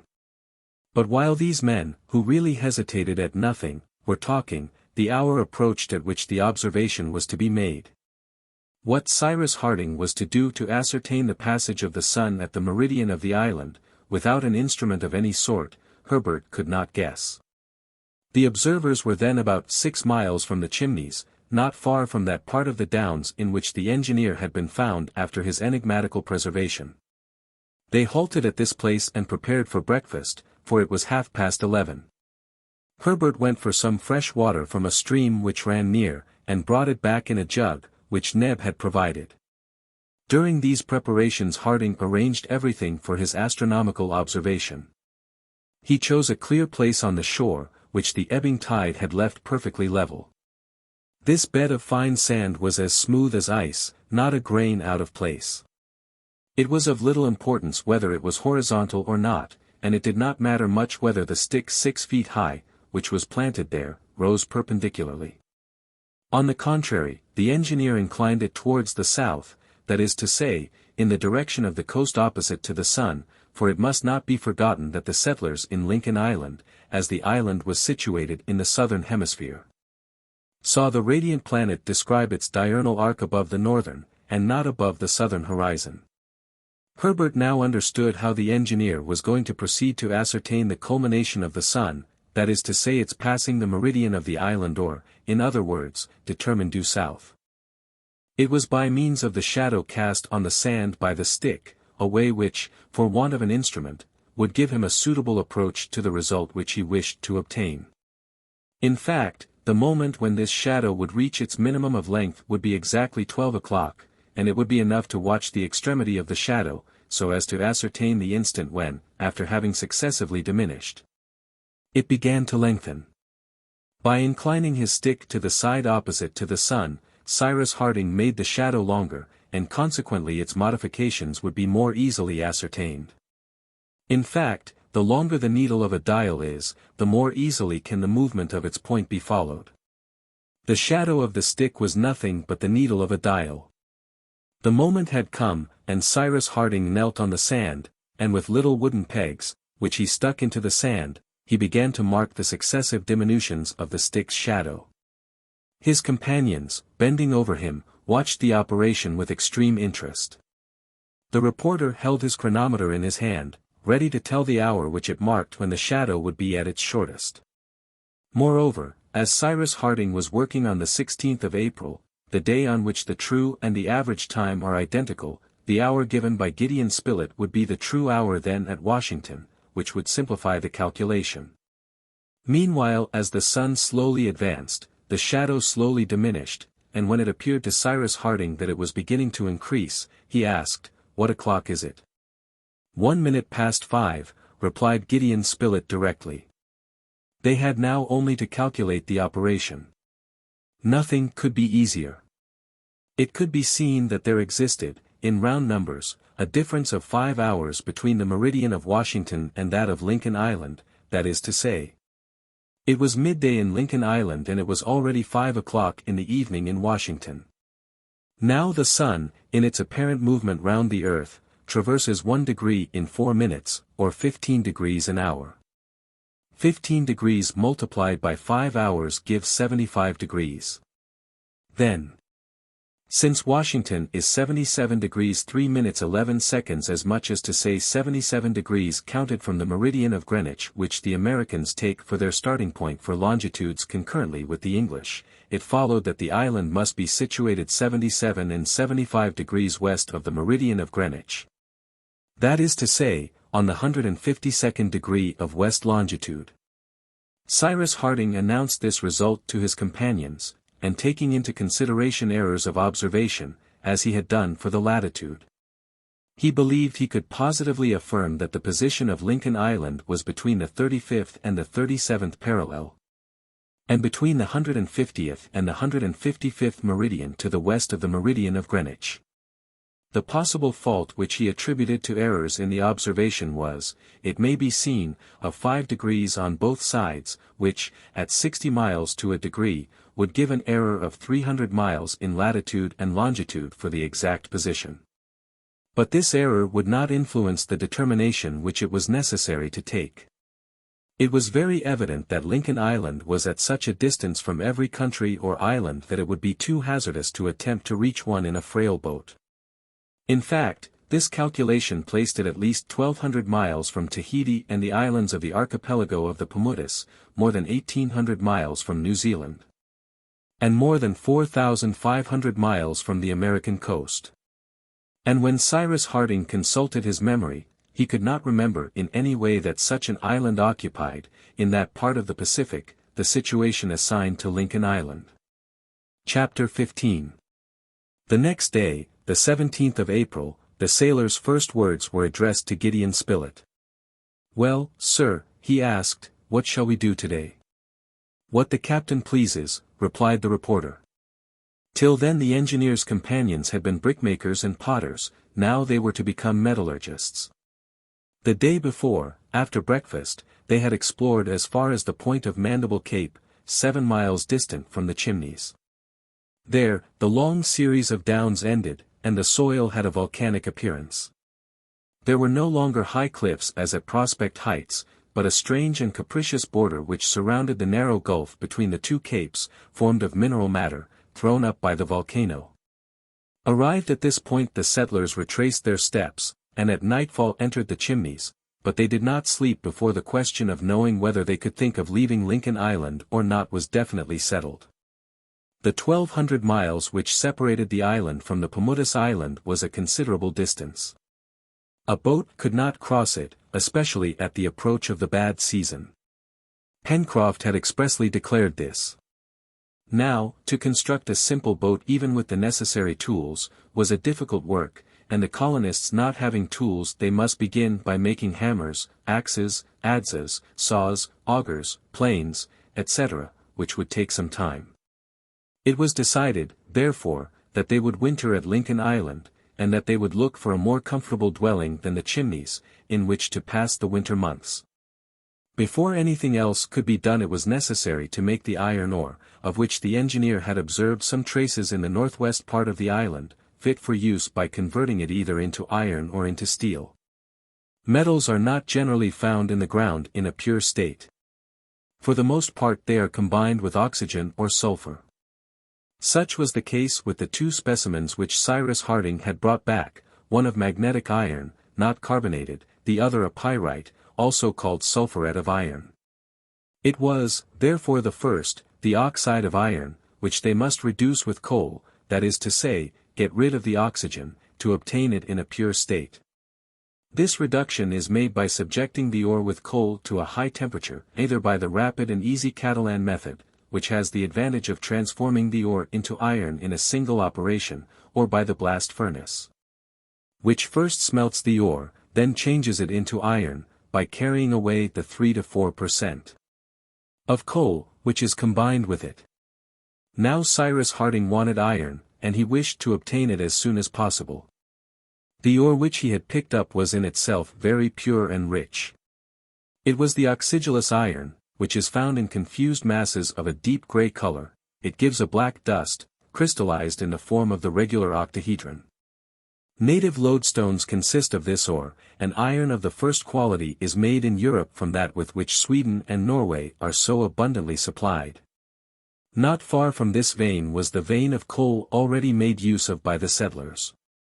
The ingredients for the manufacture being close together would greatly facilitate the treatment of the ore. This is the cause of the wealth of the mines in Great Britain, where the coal aids the manufacture of the metal extracted from the same soil at the same time as itself. "Then, Captain," said Pencroff, "we are going to work iron ore." "Yes, my friend," replied the engineer, "and for that, something which will please you, we must begin by having a seal hunt on the islet." "A seal hunt," cried the sailor, turning towards Gideon Spilett. "Are seals needed to make iron?" "Since Cyrus has said so," replied the reporter.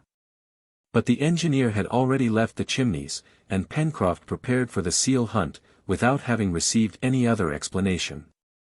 Cyrus Harding, Herbert, Gideon Spilett, Neb, and the sailor were soon collected on the shore, at a place where the channel left a ford passable at low tide. The hunters could therefore traverse it without getting wet higher than the knee. Harding then put his foot on the islet for the first, and his companions for the second time. On their landing some hundreds of penguins looked fearlessly at them. The hunters, armed with sticks, could have killed them easily, but they were not guilty of such useless massacre, as it was important not to frighten the seals, who were lying on the sand several cable lengths off.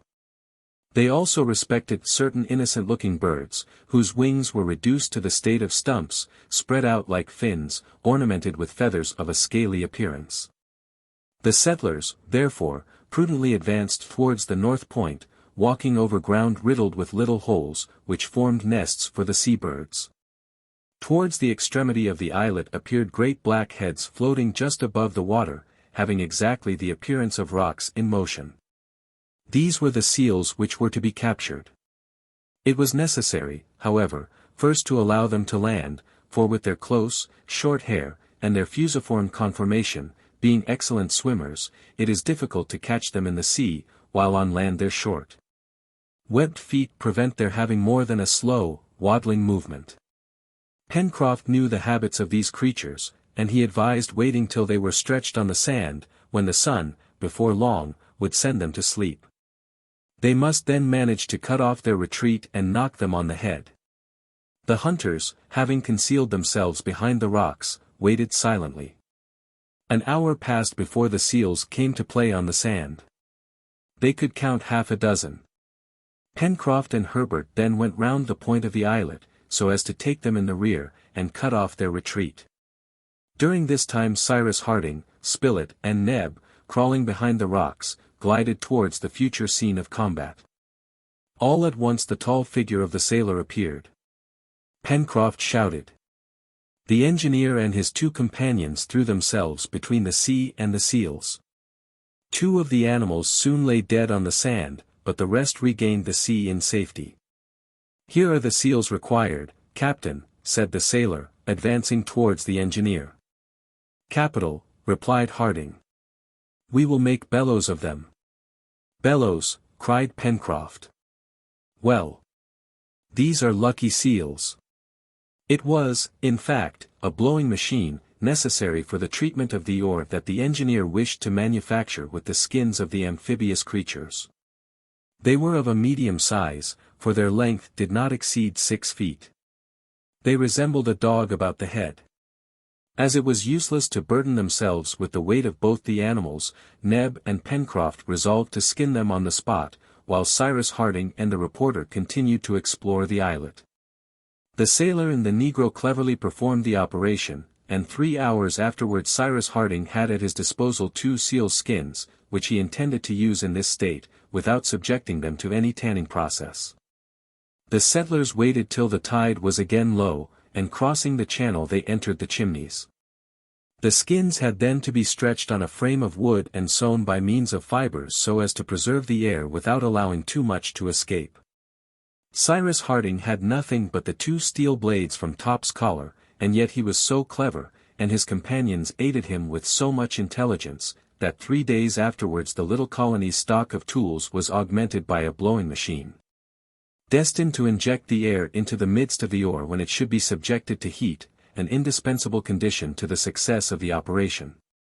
On the morning of the 20th of April began the metallic period, as the reporter called it in his notes. The engineer had decided, as has been said, to operate near the veins both of coal and ore. Now, according to his observations, these veins were situated at the foot of the northeast spurs of Mount Franklin, that is to say, a distance of 6 miles from their home. It was impossible, therefore, to return every day to the Chimneys, and it was agreed that the little colony should camp under a hut of branches, so that the important operation could be followed night and day. This settled, they set out in the morning. Neb and Pencroff dragged the bellows on a hurdle, also a quantity of vegetables and animals, which they besides could renew on the way. The road led through Jacamar Wood, which they traversed obliquely from southeast to northwest, and in the thickest part. It was necessary to beat a path, which would in the future form the most direct road to Prospect Heights and Mount Franklin. The trees, belonging to the species already discovered, were magnificent. Herbert found some new ones, among others some which Pencroff called sham leeks. For, in spite of their size, they were of the same liliaceous family as the onion, chive, shallot, or asparagus. These trees produce ligneous roots which, when cooked, are excellent. From them, by fermentation, a very agreeable liquor is made. They therefore made a good store of the roots. The journey through the wood was long, it lasted the whole day, and so allowed plenty of time for examining the flora and fauna. Top, who took special charge of the fauna, ran through the grass and brushwood, putting up all sorts of game. Herbert and Gideon Spilett killed 2 kangaroos with bows and arrows, and also an animal which strongly resembled both a hedgehog and an anteater. It was like the first because it rolled itself into a ball, and bristled with spines, and the second because it had sharp claws, a long slender snout which terminated in a bird's beak, and an extendable tongue, covered with little thorns which served to hold the insects. "And when it is in the pot," asked Pencroff naturally, "what will it be like?" "An excellent piece of beef," replied Herbert. "We will not ask more from it," replied the sailor. During this excursion they saw several wild boars, which however, did not offer to attack the little band, and it appeared as if they would not meet with any dangerous beasts. When, in a thick part of the wood, the reporter thought he saw, some paces from him, among the lower branches of a tree, an animal which he took for a bear, and which he very tranquilly began to draw. Happily for Gideon Spilett, the animal in question did not belong to the redoubtable family of the plantigrades. It was only a koala, better known under the name of the sloth, being about the size of a large dog, and having stiff hair of a dirty color, the paws armed with strong claws, which enabled it to climb trees and feed on the leaves. Having identified the animal, which they did not disturb, Gideon Spilett erased "bear" from the title of his sketch, putting koala in its place, and the journey was resumed. At 5 o'clock in the evening, Cyrus Harding gave the signal to halt. They were now outside the forest, at the beginning of the powerful spurs which supported Mount Franklin towards the west. At a distance of some 100 feet flowed the Red Creek, and consequently plenty of fresh water was within their reach. The camp was soon organized. In less than an hour, on the edge of the forest, among the trees, a hut of branches interlaced with creepers, and pasted over with clay, offered a tolerable shelter. Their geological researches were put off till the next day. Supper was prepared, a good fire blazed before the hut, the roast turned, and at 8 o'clock, while one of the settlers watched to keep up the fire, in case any wild beasts should prowl in the neighborhood, the others slept soundly. The next day, the 21st of April, Cyrus Harding accompanied by Herbert, went to look for the soil of ancient formation, on which he had already discovered a specimen of ore. They found the vein above ground, near the source of the creek, at the foot of one of the northeastern spurs.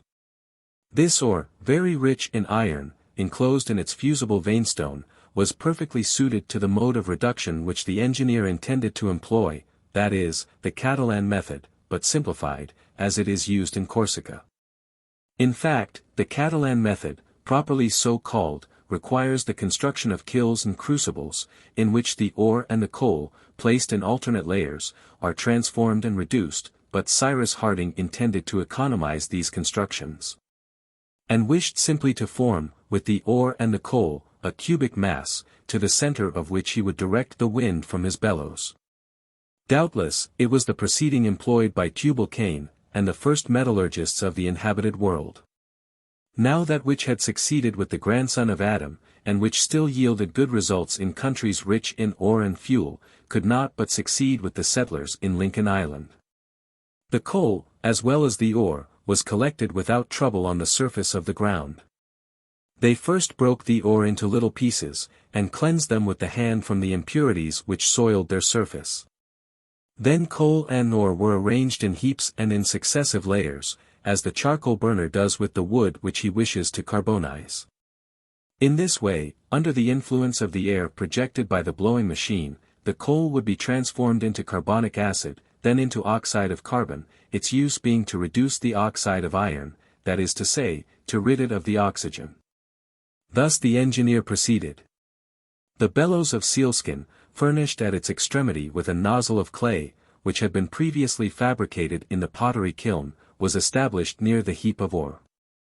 Using the mechanism which consisted of a frame, cords of fiber and counterpoise, he threw into the mass an abundance of air, which by raising the temperature also concurred with the chemical transformation to produce in time pure iron. The operation was difficult.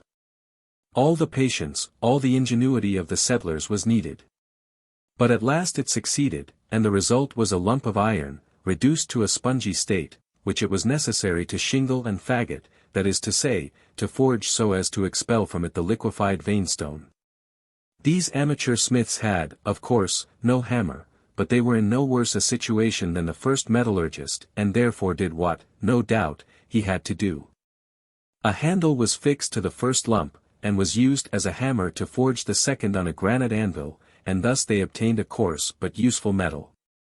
At length, after many trials and much fatigue, on the 25th of April several bars of iron were forged, and transformed into tools, crowbars, pincers, pickaxes, spades, etc., which Pencroff and Neb declared to be real jewels.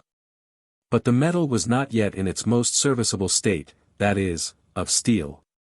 Now steel is a combination of iron and coal, which is extracted, either from the liquid ore, by taking from it the excess of coal, or from the iron by adding to it the coal which was wanting.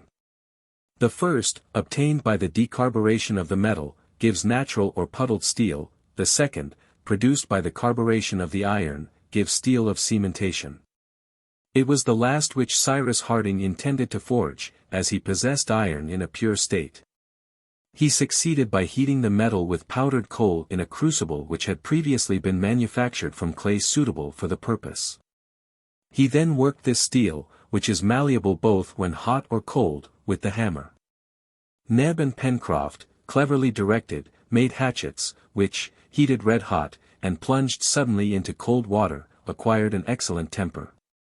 Other instruments, of course roughly fashioned, were also manufactured, blades for planes, axes, hatchets, pieces of steel to be transformed into saws, chisels, then iron for spades, pickaxes, hammers, nails, etc.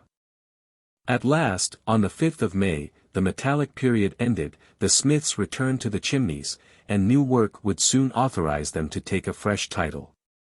Chapter 16. It was the 6th of May, a day which corresponds to the 6th of November in the countries of the northern hemisphere. The sky had been obscured for some days, and it was of importance to make preparations for the winter. However, the temperature was not as yet much lower, and a centigrade thermometer, transported to Lincoln Island, would still have marked an average of 10 to 12 degrees above zero.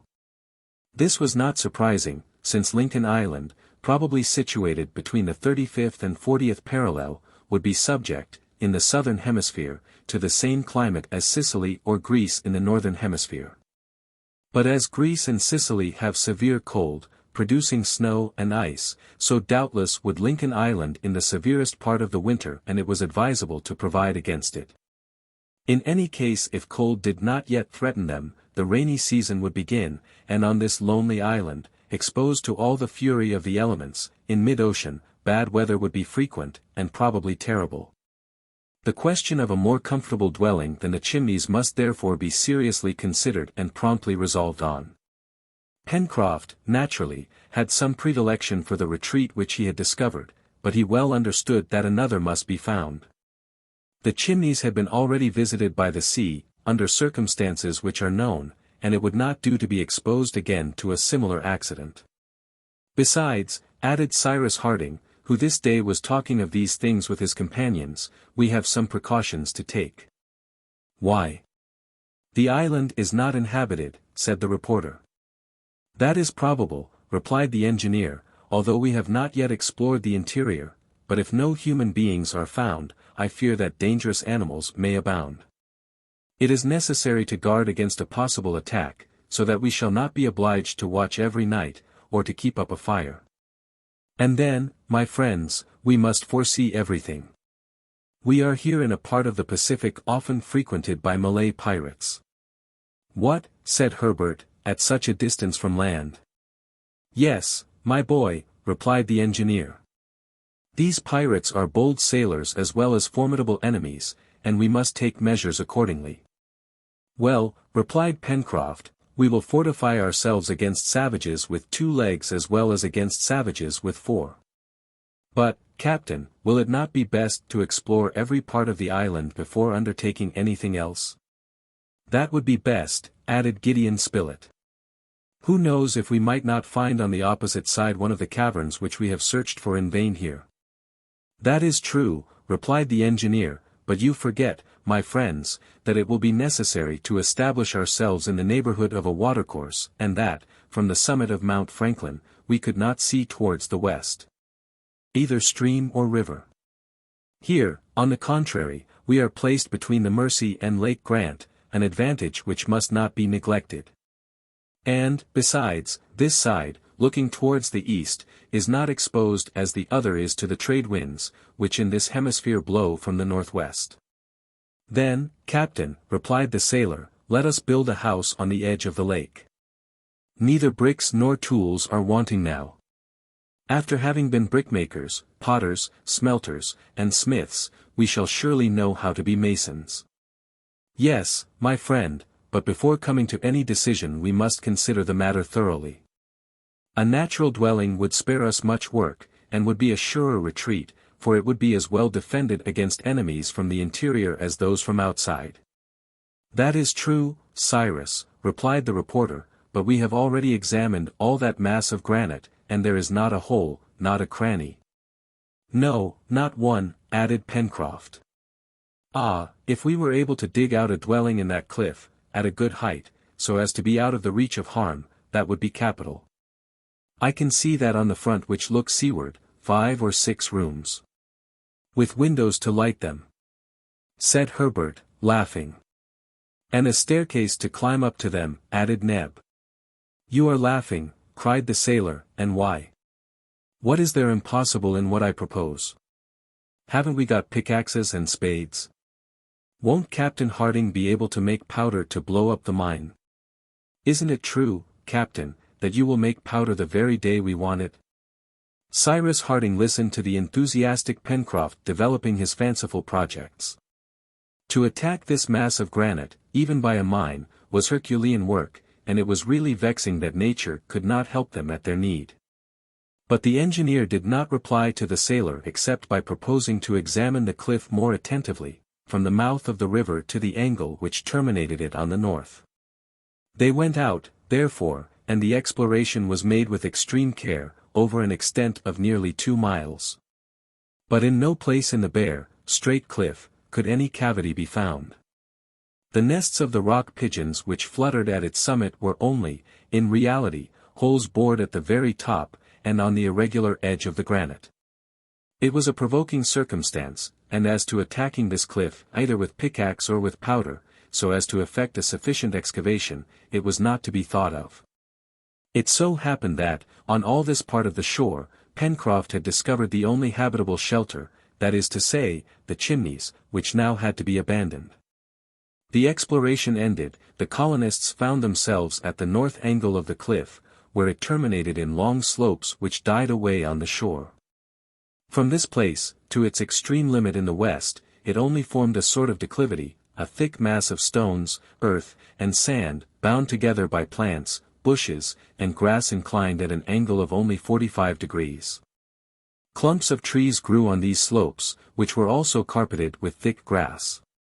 But the vegetation did not extend far, and a long, sandy plain, which began at the foot of these slopes, reached to the beach. Cyrus Harding thought, not without reason, that the overplus of the lake must overflow on this side.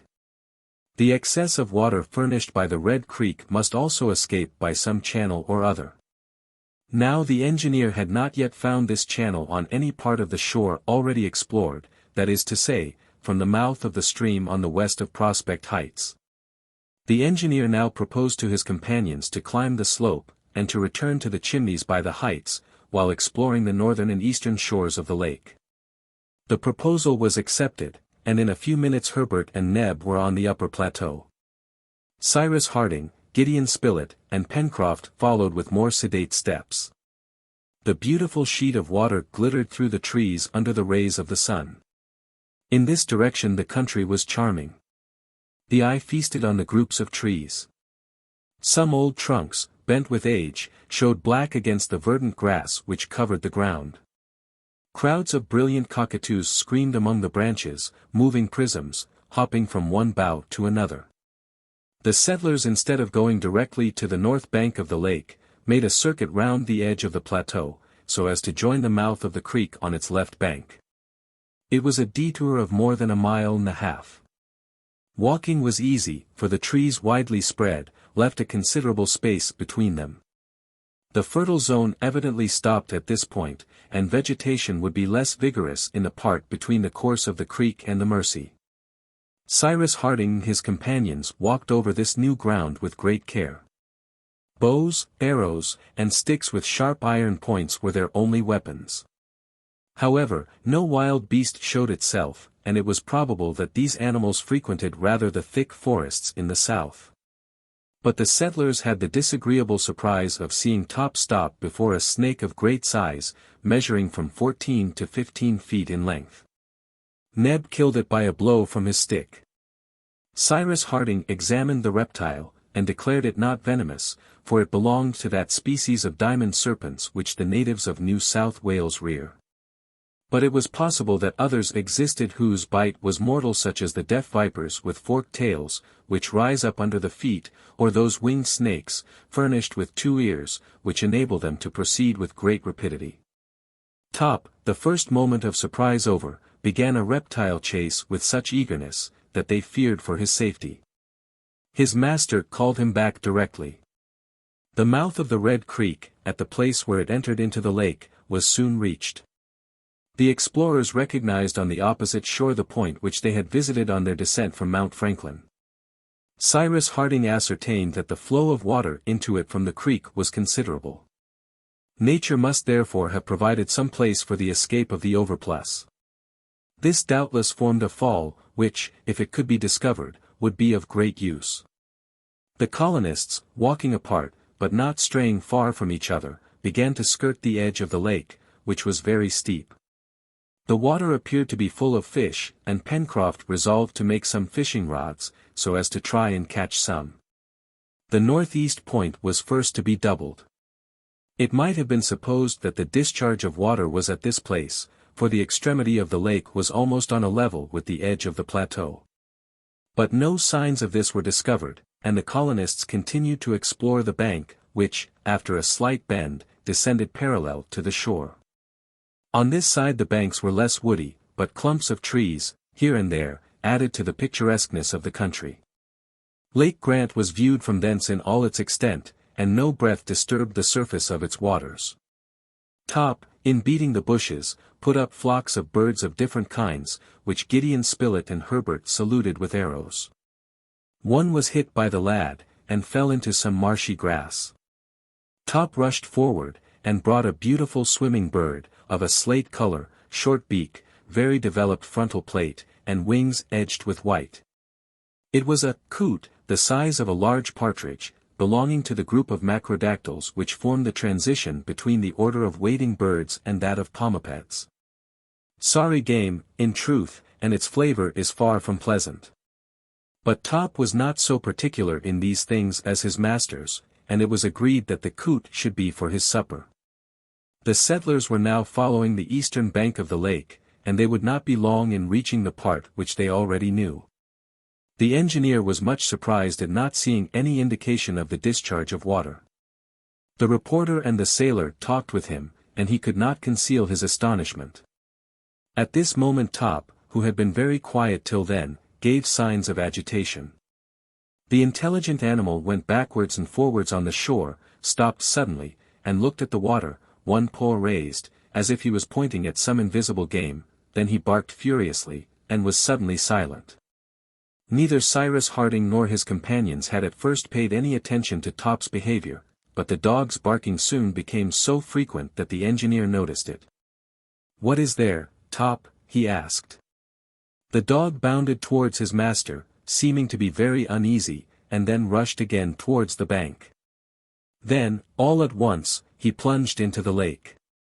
"Here, Top," cried Cyrus Harding, who did not like his dog to venture into the treacherous water. "What's happening down there?" asked Pencroff, examining the surface of the lake. "Top smells some amphibious creature," replied Herbert. "An alligator, perhaps," said the reporter. "I do not think so," replied Harding. "Alligators are only met with in regions less elevated in latitude." Meanwhile Top had returned at his master's call, and had regained the shore, but he could not stay quiet. He plunged in among the tall grass, and guided by instinct, he appeared to follow some invisible being which was slipping along under the surface of the water. However, the water was calm, not a ripple disturbed its surface. Several times the settlers stopped on the bank, and observed it attentively. Nothing appeared. There was some mystery there. The engineer was puzzled. "Let us pursue this exploration to the end," said he. Half an hour after they had all arrived at the southeast angle of the lake, on Prospect Heights. At this point the examination of the banks of the lake was considered finished, and yet the engineer had not been able to discover how and where the waters were discharged. "There is no doubt this overflow exists," he repeated, "and since it is not visible it must go through the granite cliff at the west." "But what importance do you attach to knowing that, my dear Cyrus?" asked Gideon Spilett.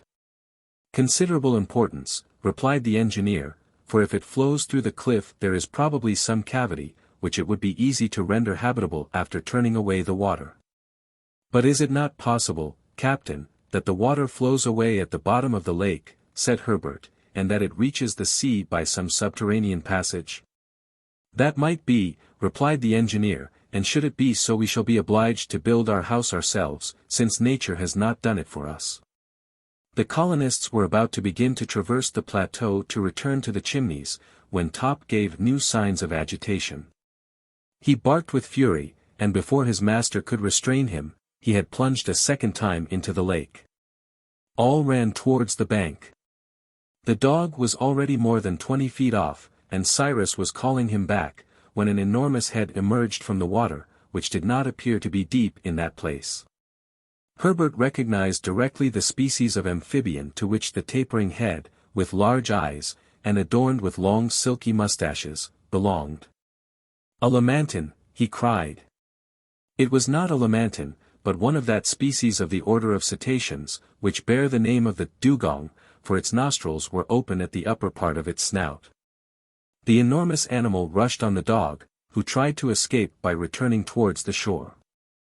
His master could do nothing to save him, and before Gideon Spilett or Herbert thought of bending their bows, Top, seized by the dugong, had disappeared beneath the water.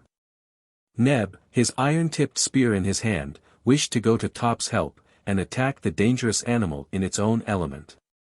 "No, Neb," said the engineer, restraining his courageous servant. Meanwhile, a struggle was going on beneath the water, an inexplicable struggle, for in his situation Top could not possibly resist. And judging by the bubbling of the surface it must be also a terrible struggle, and could not but terminate in the death of the dog. But suddenly, in the middle of a foaming circle, Top reappeared. Thrown in the air by some unknown power, he rose 10 feet above the surface of the lake, fell again into the midst of the agitated waters, and then soon gained the shore, without any severe wounds, miraculously saved. Cyrus Harding and his companions could not understand it. What was not less inexplicable was that the struggle still appeared to be going on. Doubtless, the dugong, attacked by some powerful animal, after having released the dog, was fighting on its own account. But it did not last long. The water became red with blood, and the body of the dugong, emerging from the sheet of scarlet which spread around, soon stranded on a little beach at the south angle of the lake. The colonists ran towards it. The dugong was dead. It was an enormous animal, 15 or 16 feet long, and must have weighed from 3 to 4,000 pounds. At its neck was a wound, which appeared to have been produced by a sharp blade. What could the amphibious creature have been, who, by this terrible blow had destroyed the formidable dugong? No one could tell, and much interested in this incident, Harding and his companions returned to the Chimneys. Chapter 17. The next day, the 7th of May, Harding and Gideon Spilett, leaving Neb to prepare breakfast, climbed Prospect Heights, while Harbert and Pencroff ascended by the river, to renew their store of wood. The engineer and the reporter soon reached the little beach on which the dugong had been stranded. Already flocks of birds had attacked the mass of flesh, and had to be driven away with stones, for Cyrus wished to keep the fat for the use of the colony. As to the animal's flesh, it would furnish excellent food, for in the islands of the Malay archipelago and elsewhere, it is especially reserved for the table of the native princes. But that was Neb's affair. At this moment Cyrus Harding had other thoughts. He was much interested in the incident of the day before. He wished to penetrate the mystery of that submarine combat, and to ascertain what monster could have given the dugong so strange a wound. He remained at the edge of the lake, looking, observing, but nothing appeared under the tranquil waters, which sparkled in the first rays of the rising sun. At the beach, on which lay the body of the dugong, the water was tolerably shallow, but from this point the bottom of the lake sloped gradually, and it was probable that the depth was considerable in the center.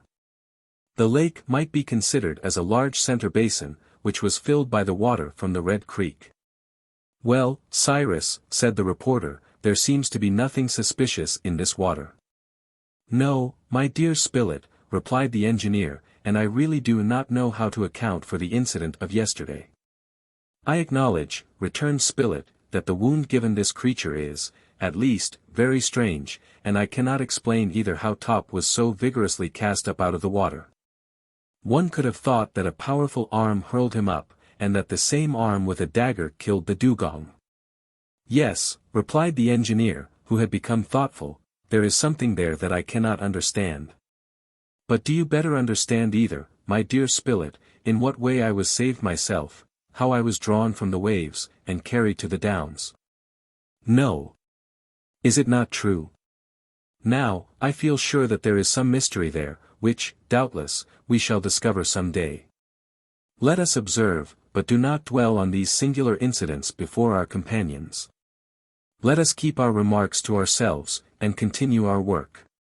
It will be remembered that the engineer had not as yet been able to discover the place where the surplus water escaped, but he knew it must exist somewhere. He was much surprised to see a strong current at this place. By throwing in some bits of wood he found that it set towards the southern angle. He followed the current, and arrived at the south point of the lake. There was there a sort of depression in the water, as if it was suddenly lost in some fissure in the ground. Harding listened, placing his ear to the level of the lake. He very distinctly heard the noise of a subterranean fall. "There," said he, rising, "is the discharge of the water. There, doubtless, by a passage in the granite cliff, it joins the sea, through cavities which we can use to our profit. Well, I can find it." The engineer cut a long branch, stripped it of its leaves, and plunging it into the angle between the two banks, he found that there was a large hole 1 foot only beneath the surface of the water.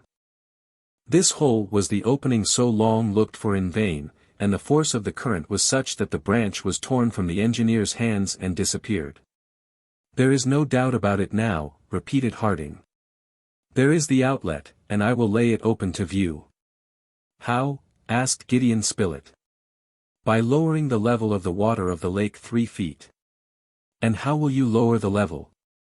"By opening another outlet larger than this." "At what place, Cyrus?" "At the part of the bank nearest the coast." "But it is a mass of granite," observed Spilett. "Well," replied Cyrus Harding, "I will blow up the granite, and the water escaping, will subside, so as to lay bare this opening." "And make a waterfall, by falling on to the beach," added the reporter. "A fall that we shall make use of," replied Cyrus. "Come, come." The engineer hurried away his companion, whose confidence in Harding was such that he did not doubt the enterprise would succeed. And yet, how was this granite wall to be opened without powder, and with imperfect instruments? Was not this work upon which the engineer was so bent above their strength? When Harding and the reporter entered the Chimneys, they found Herbert and Pencroff unloading their raft of wood. "The woodmen have just finished, Captain," said the sailor, laughing. "And when you want masons?" "Masons, no, but chemists," replied the engineer. "Yes," added the reporter, "we are going to blow up the island." "Blow up the island?" cried Pencroff. "Part of it, at least," replied Spilett. "Listen to me, my friends," said the engineer. And he made known to them the result of his observations. According to him, a cavity, more or less considerable, must exist in the mass of granite which supported Prospect Heights, and he intended to penetrate into it. To do this, the opening through which the water rushed must first be cleared, and the level lowered by making a larger outlet. Therefore an explosive substance must be manufactured, which would make a deep trench in some other part of the shore. This was what Harding was going to attempt with the minerals which nature placed at his disposal. It is useless to say with what enthusiasm all, especially Pencroff, received this project. To employ great means, open the granite, create a cascade, that suited the sailor. And he would just as soon be a chemist as a mason or bootmaker, since the engineer wanted chemicals. He would be all that they liked, even a professor of dancing and deportment, said he to Neb, if that was ever necessary. Neb and Pencroff were first of all told to extract the grease from the dugong, and to keep the flesh, which was destined for food. Such perfect confidence had they in the engineer, that they set out directly, without even asking a question. A few minutes after them, Cyrus Harding, Herbert, and Gideon Spilett, dragging the hurdle, went towards the vein of coals, where those schistose parietes abound which are met with in the most recent transition soil, and of which Harding had already found a specimen. All the day being employed in carrying a quantity of these stones to the Chimneys, by evening they had several tons. The next day, the 8th of May, the engineer began his manipulations. These schistose parietes being composed principally of coal, flint, alumina, and sulphuret of iron, the latter in excess, it was necessary to separate the sulphuret of iron, and transform it into sulfate as rapidly as possible. The sulfate obtained, the sulfuric acid could then be extracted. This was the object to be attained. Sulfuric acid is one of the agents the most frequently employed, and the manufacturing importance of a nation can be measured by the consumption which is made of it. This acid would later be of great use to the settlers, in the manufacturing of candles, tanning skins, etc., but this time the engineer reserved it for another use. Cyrus Harding chose, behind the Chimneys, a site where the ground was perfectly level. On this ground he placed a layer of branches and chopped wood, on which were piled some pieces of schistose parietes, buttressed one against the other, the whole being covered with a thin layer of parietes, previously reduced to the size of a nut. This done, they set fire to the wood, the heat was communicated to the schist, which soon kindled, since it contains coal and sulfur. Then new layers of bruised parietes were arranged so as to form an immense heap, the exterior of which was covered with earth and grass, several air holes being left, as if it was a stack of wood which was to be carbonized to make charcoal. They then left the transformation to complete itself, and it would not take less than 10 or 12 days for the sulphuret of iron to be changed to sulfate of iron and the alumina into sulfate of alumina, two equally soluble substances. The others, flint, burnt coal, and cinders, not being so.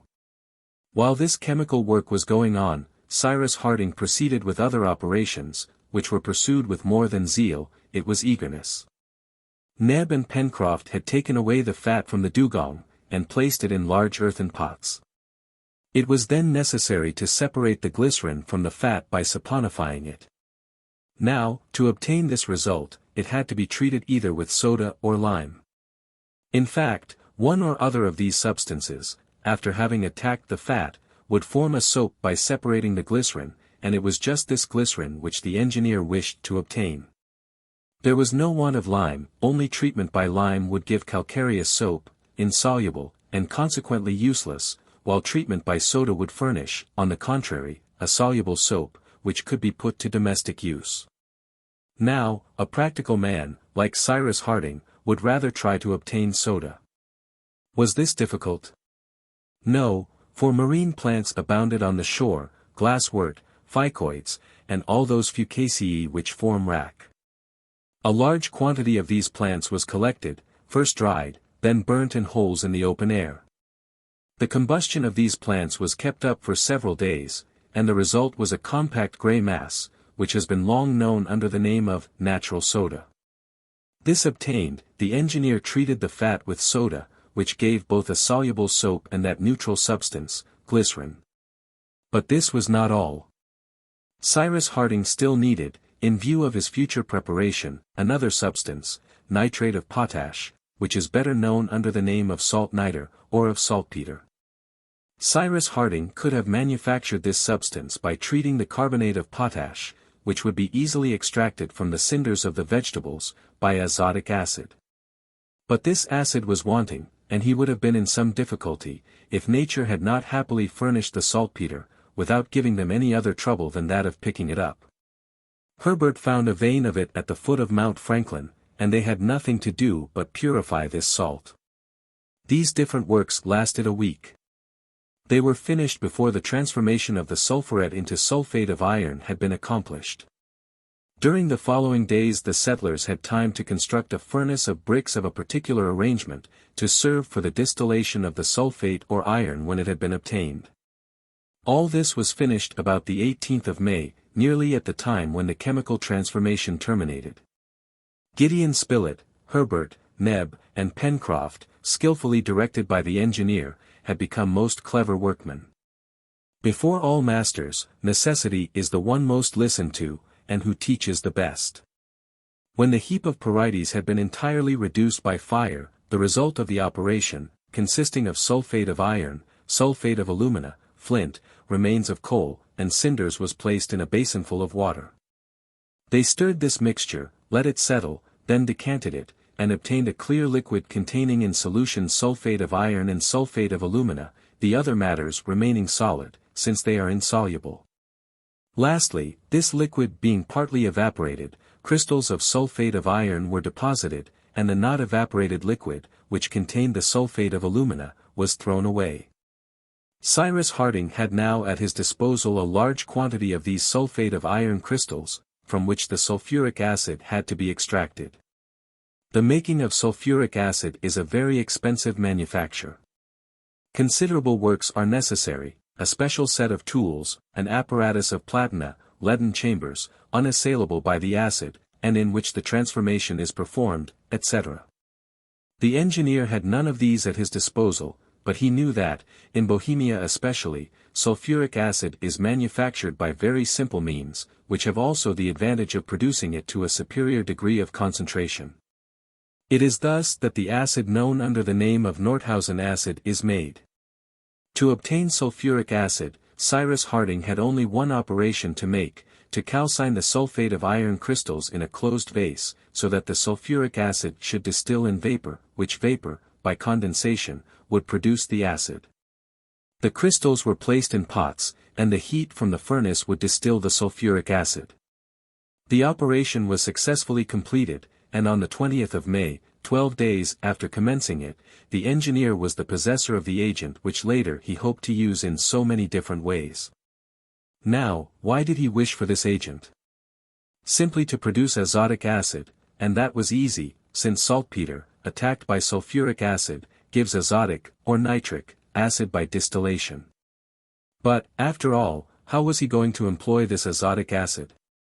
His companions were still ignorant of this, for he had not informed them of the result at which he aimed. However, the engineer had nearly accomplished his purpose, and by a last operation he would procure the substance which had given so much trouble. Taking some azotic acid, he mixed it with glycerin, which had been previously concentrated by evaporation, subjected to the water bath, and he obtained, without even employing a refrigerant mixture, several pints of an oily yellow mixture. This last operation Cyrus Harding had made alone, in a retired place, at a distance from the chimneys, for he feared the danger of an explosion, and when he showed a bottle of this liquid to his friends, he contented himself with saying, "Here is nitroglycerin." It was really this terrible production, of which the explosive power is perhaps tenfold that of ordinary powder, and which has already caused so many accidents. However, since a way has been found to transform it into dynamite, that is to say, to mix with it some solid substance, clay or sugar, porous enough to hold it, the dangerous liquid has been used with some security. But dynamite was not yet known at the time when the settlers worked on Lincoln Island.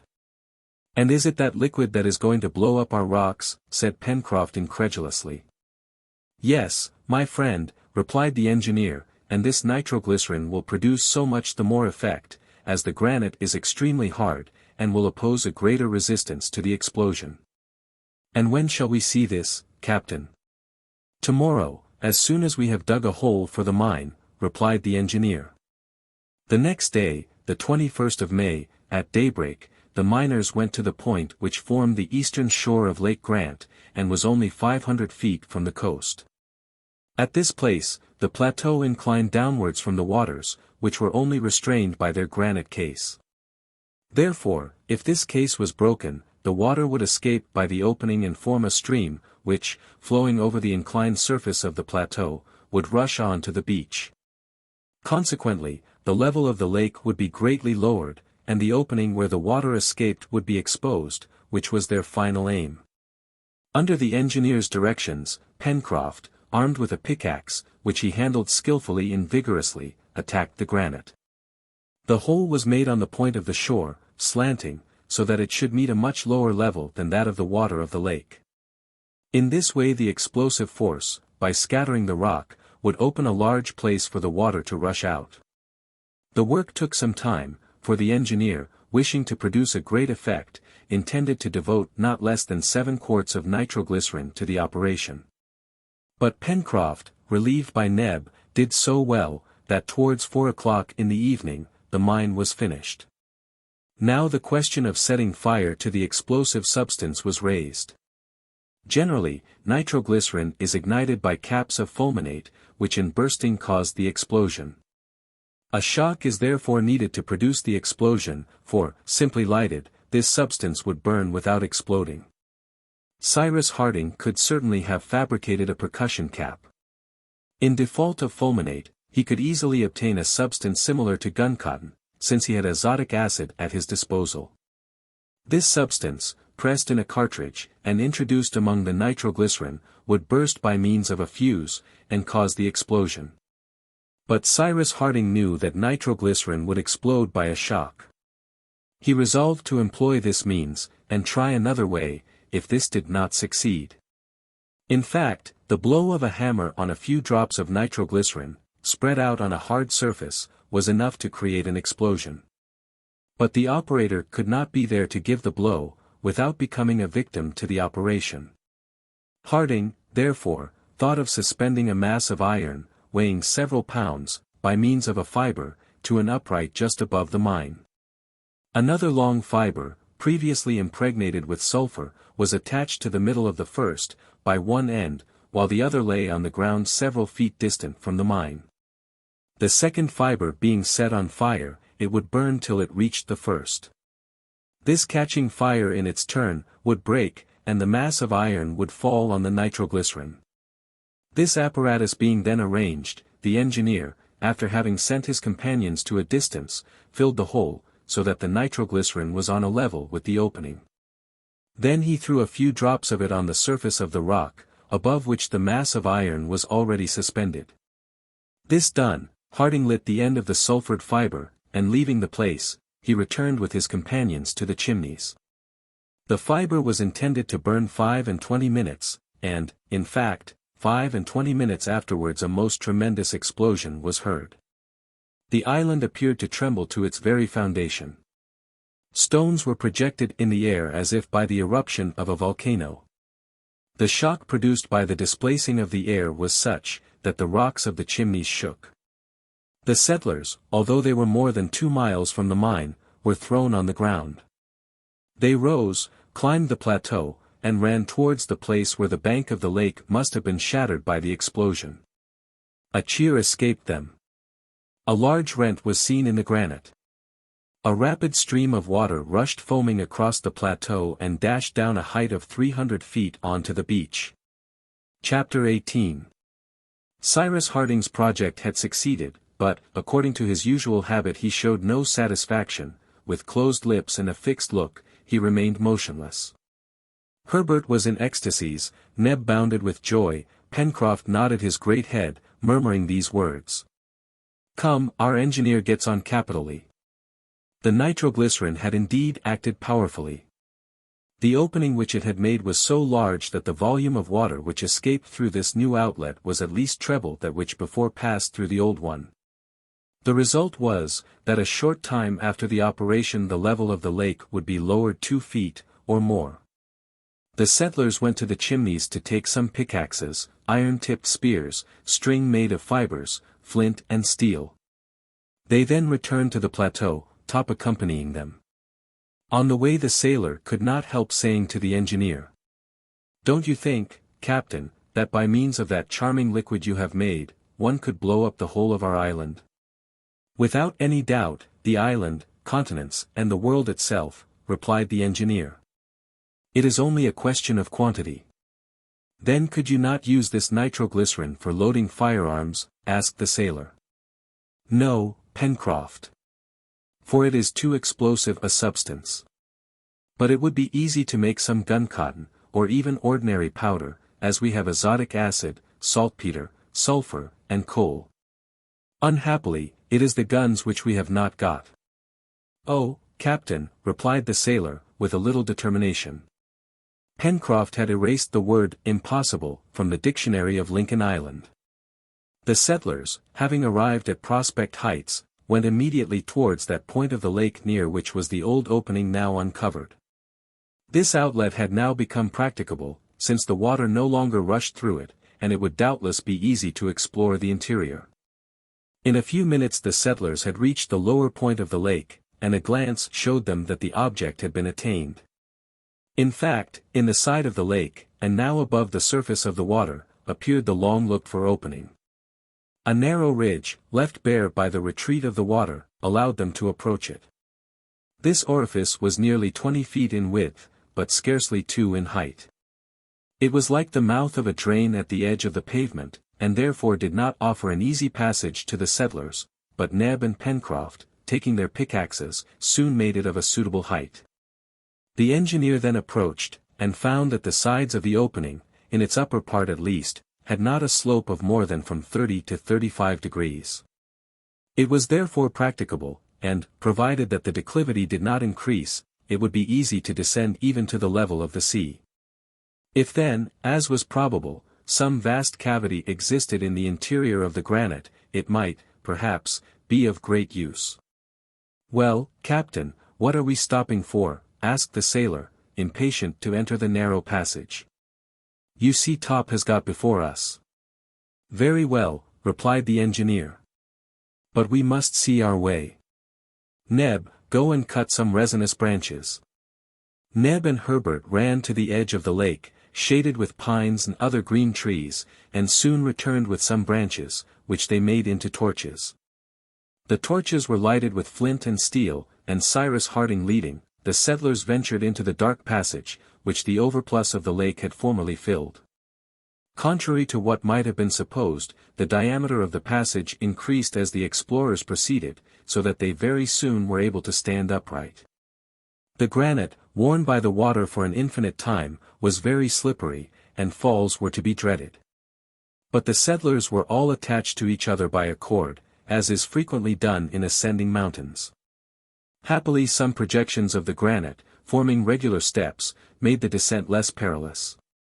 Drops, still hanging from the rocks, shone here and there under the light of the torches, and the explorers guessed that the sides were clothed with innumerable stalactites. The engineer examined this black granite. There was not a stratum, not a break in it. The mass was compact, and of an extremely close grain. The passage dated, then, from the very origin of the island. It was not the water which little by little had hollowed it. Pluto and not Neptune had bored it with his own hand, and on the wall traces of an eruptive work could be distinguished, which all the washing of the water had not been able totally to efface. The settlers descended very slowly. They could not but feel a certain awe, in this venturing into these unknown depths, for the first time visited by human beings. They did not speak, but they thought. And the thought came to more than one, that some polypus or other gigantic cephalopod might inhabit the interior cavities, which were in communication with the sea.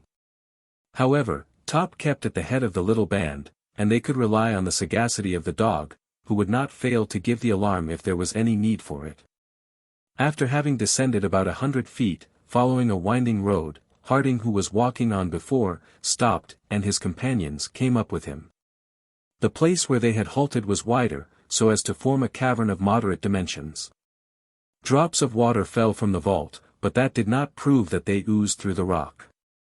They were simply the last traces left by the torrent which had so long thundered through this cavity, and the air there was pure though slightly damp, but producing no mephitic exhalation. "Well, my dear Cyrus," said Gideon Spilett, "here is a very secure retreat, well hid in the depths of the rock, but it is, however, uninhabitable." "Why uninhabitable?" asked the sailor. "Because it is too small and too dark." "Couldn't we enlarge it, hollow it out, make openings to let in light and air?" replied Pencroff, who now thought nothing impossible. "Let us go on with our exploration," said Cyrus Harding. "Perhaps lower down, nature will have spared us this labor." "We have only gone a third of the way," observed Herbert. "Nearly a third," replied Harding, "for we have descended 100 feet from the opening, and it is not impossible that 100 feet farther down." "Where is Top?" asked Neb, interrupting his master. They searched the cavern, but the dog was not there. "Most likely he has gone on," said Pencroff. "Let us join him," replied Harding. The descent was continued. The engineer carefully observed all the deviations of the passage, and notwithstanding so many detours, he could easily have given an account of its general direction, which went towards the sea. The settlers had gone some 50 feet farther, when their attention was attracted by distant sounds which came up from the depths. They stopped and listened. These sounds, carried through the passage as through an acoustic tube, came clearly to the ear. "That is Top barking," cried Herbert. "Yes," replied Pencroff, "and our brave dog is barking furiously." "We have our iron-tipped spears," said Cyrus Harding. "Keep on your guard, and forward." "It is becoming more and more interesting," murmured Gideon Spilett in the sailor's ear, who nodded. Harding and his companions rushed to the help of their dog. Top's barking became more and more perceptible, and it seemed strangely fierce. Was he engaged in a struggle with some animal whose retreat he had disturbed? Without thinking of the danger to which they might be exposed, the explorers were now impelled by an irresistible curiosity, and in a few minutes, 16 feet lower they rejoined Top. There the passage ended in a vast and magnificent cavern. Top was running backwards and forwards, barking furiously. Pencroff and Neb, waving their torches, threw the light into every crevice. And at the same time, Harding, Gideon Spilett, and Herbert, their spears raised, were ready for any emergency which might arise. The enormous cavern was empty. The settlers explored it in every direction. There was nothing there, not an animal, not a human being, and yet Top continued to bark. Neither caresses nor threats could make him be silent. There must be a place somewhere, by which the waters of the lake reached the sea, said the engineer. Of course, replied Pencroff, and we must take care not to tumble into a hole.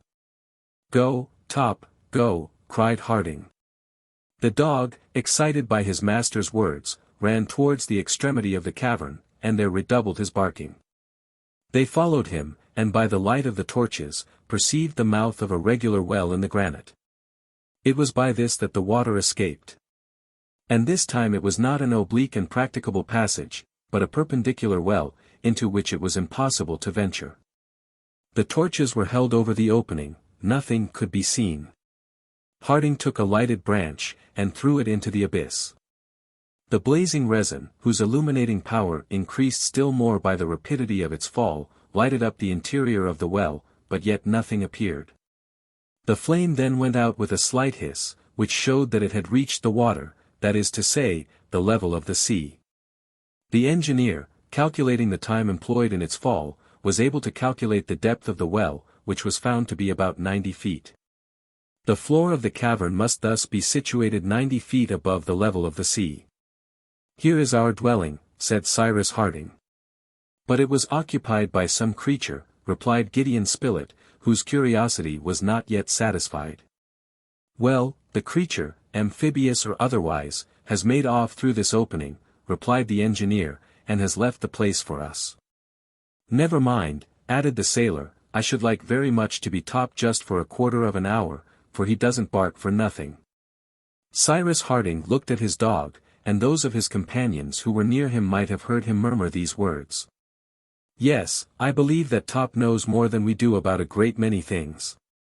However, the wishes of the settlers were for the most part satisfied. Chance, aided by the marvelous sagacity of their leader, had done them great service. They had now at their disposal a vast cavern, the size of which could not be properly calculated by the feeble light of their torches, but it would certainly be easy to divide it into rooms, by means of brick partitions, or to use it, if not as a house, at least as a spacious apartment. The water which had left it could not return. The place was free. Two difficulties remained: firstly, the possibility of lighting this excavation in the midst of solid rock; secondly, the necessity of rendering the means of access more easy. It was useless to think of lighting it from above, because of the enormous thickness of the granite which composed the ceiling, but perhaps the outer wall next the sea might be pierced. Cyrus Harding, during the descent, had roughly calculated its obliqueness, and consequently the length of the passage, and was therefore led to believe that the outer wall could not be very thick.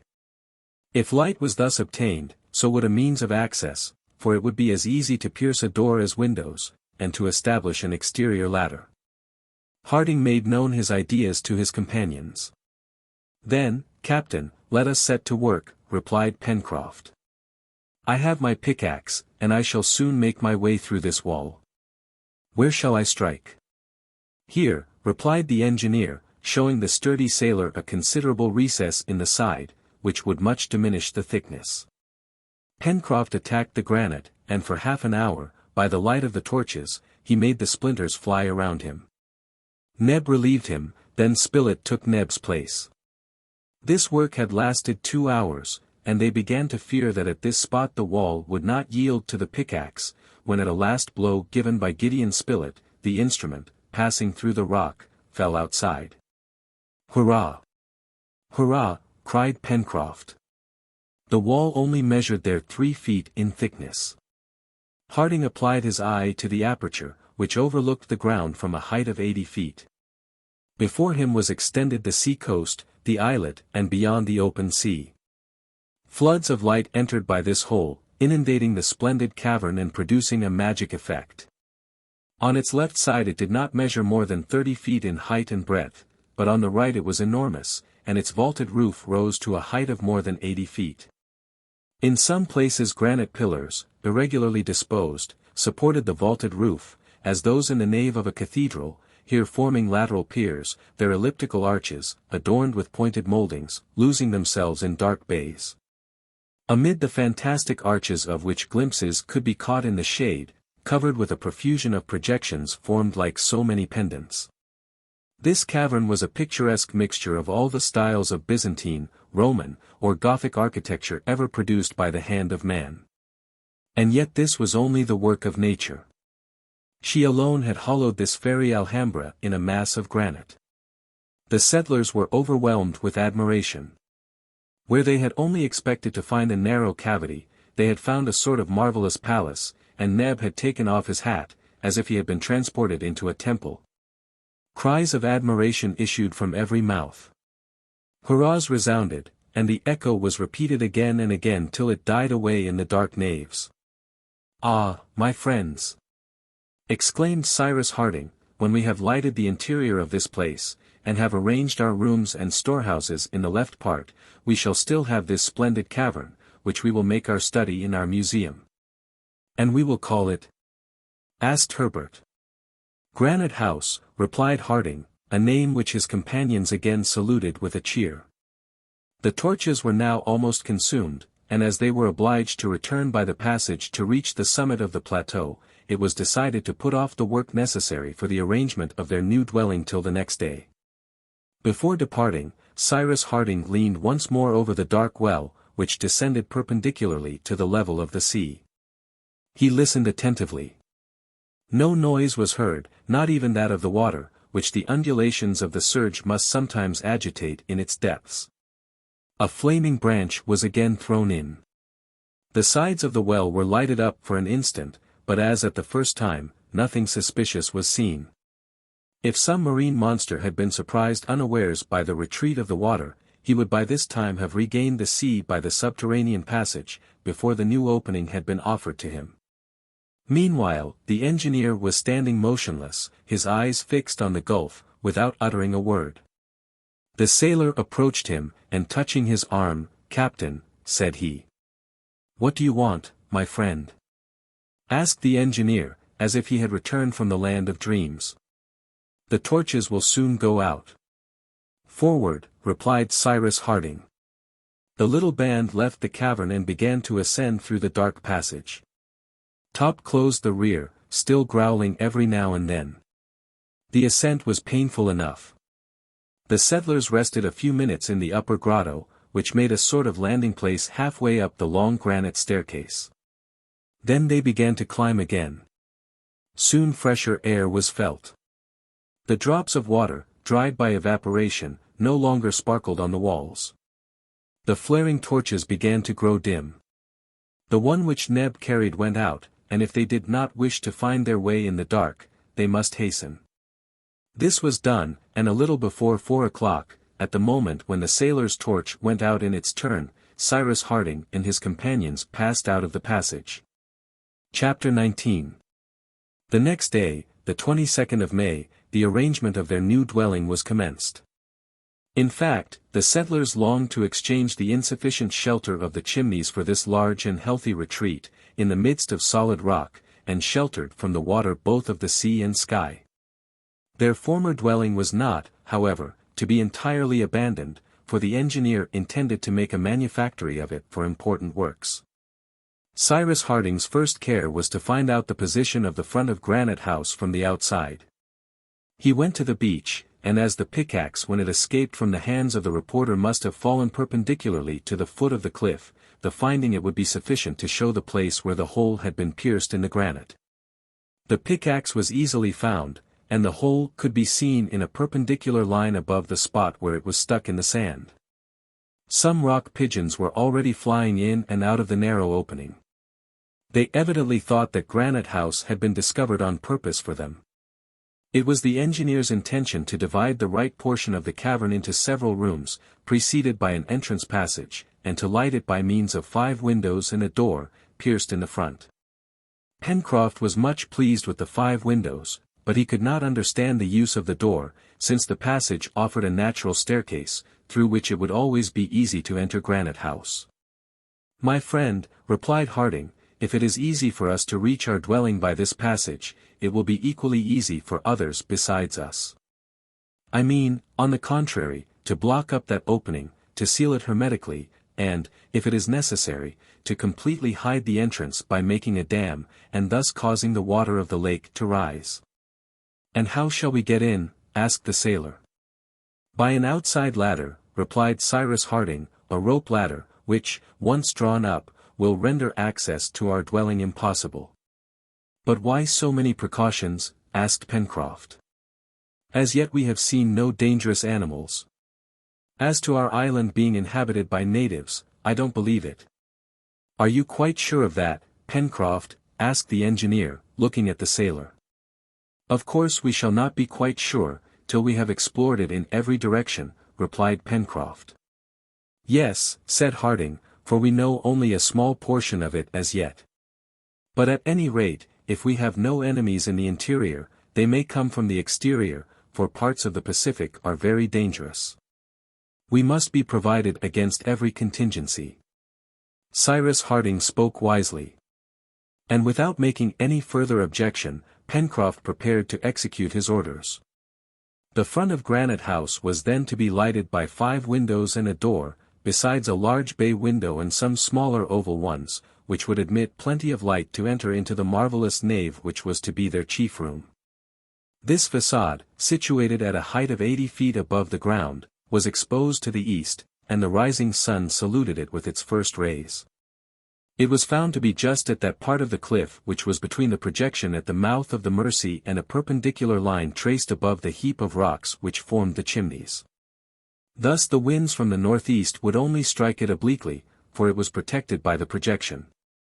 Besides, until the window frames were made, the engineer meant to close the openings with thick shutters, which would prevent either wind or rain from entering, and which could be concealed in need. The first work was to make the openings.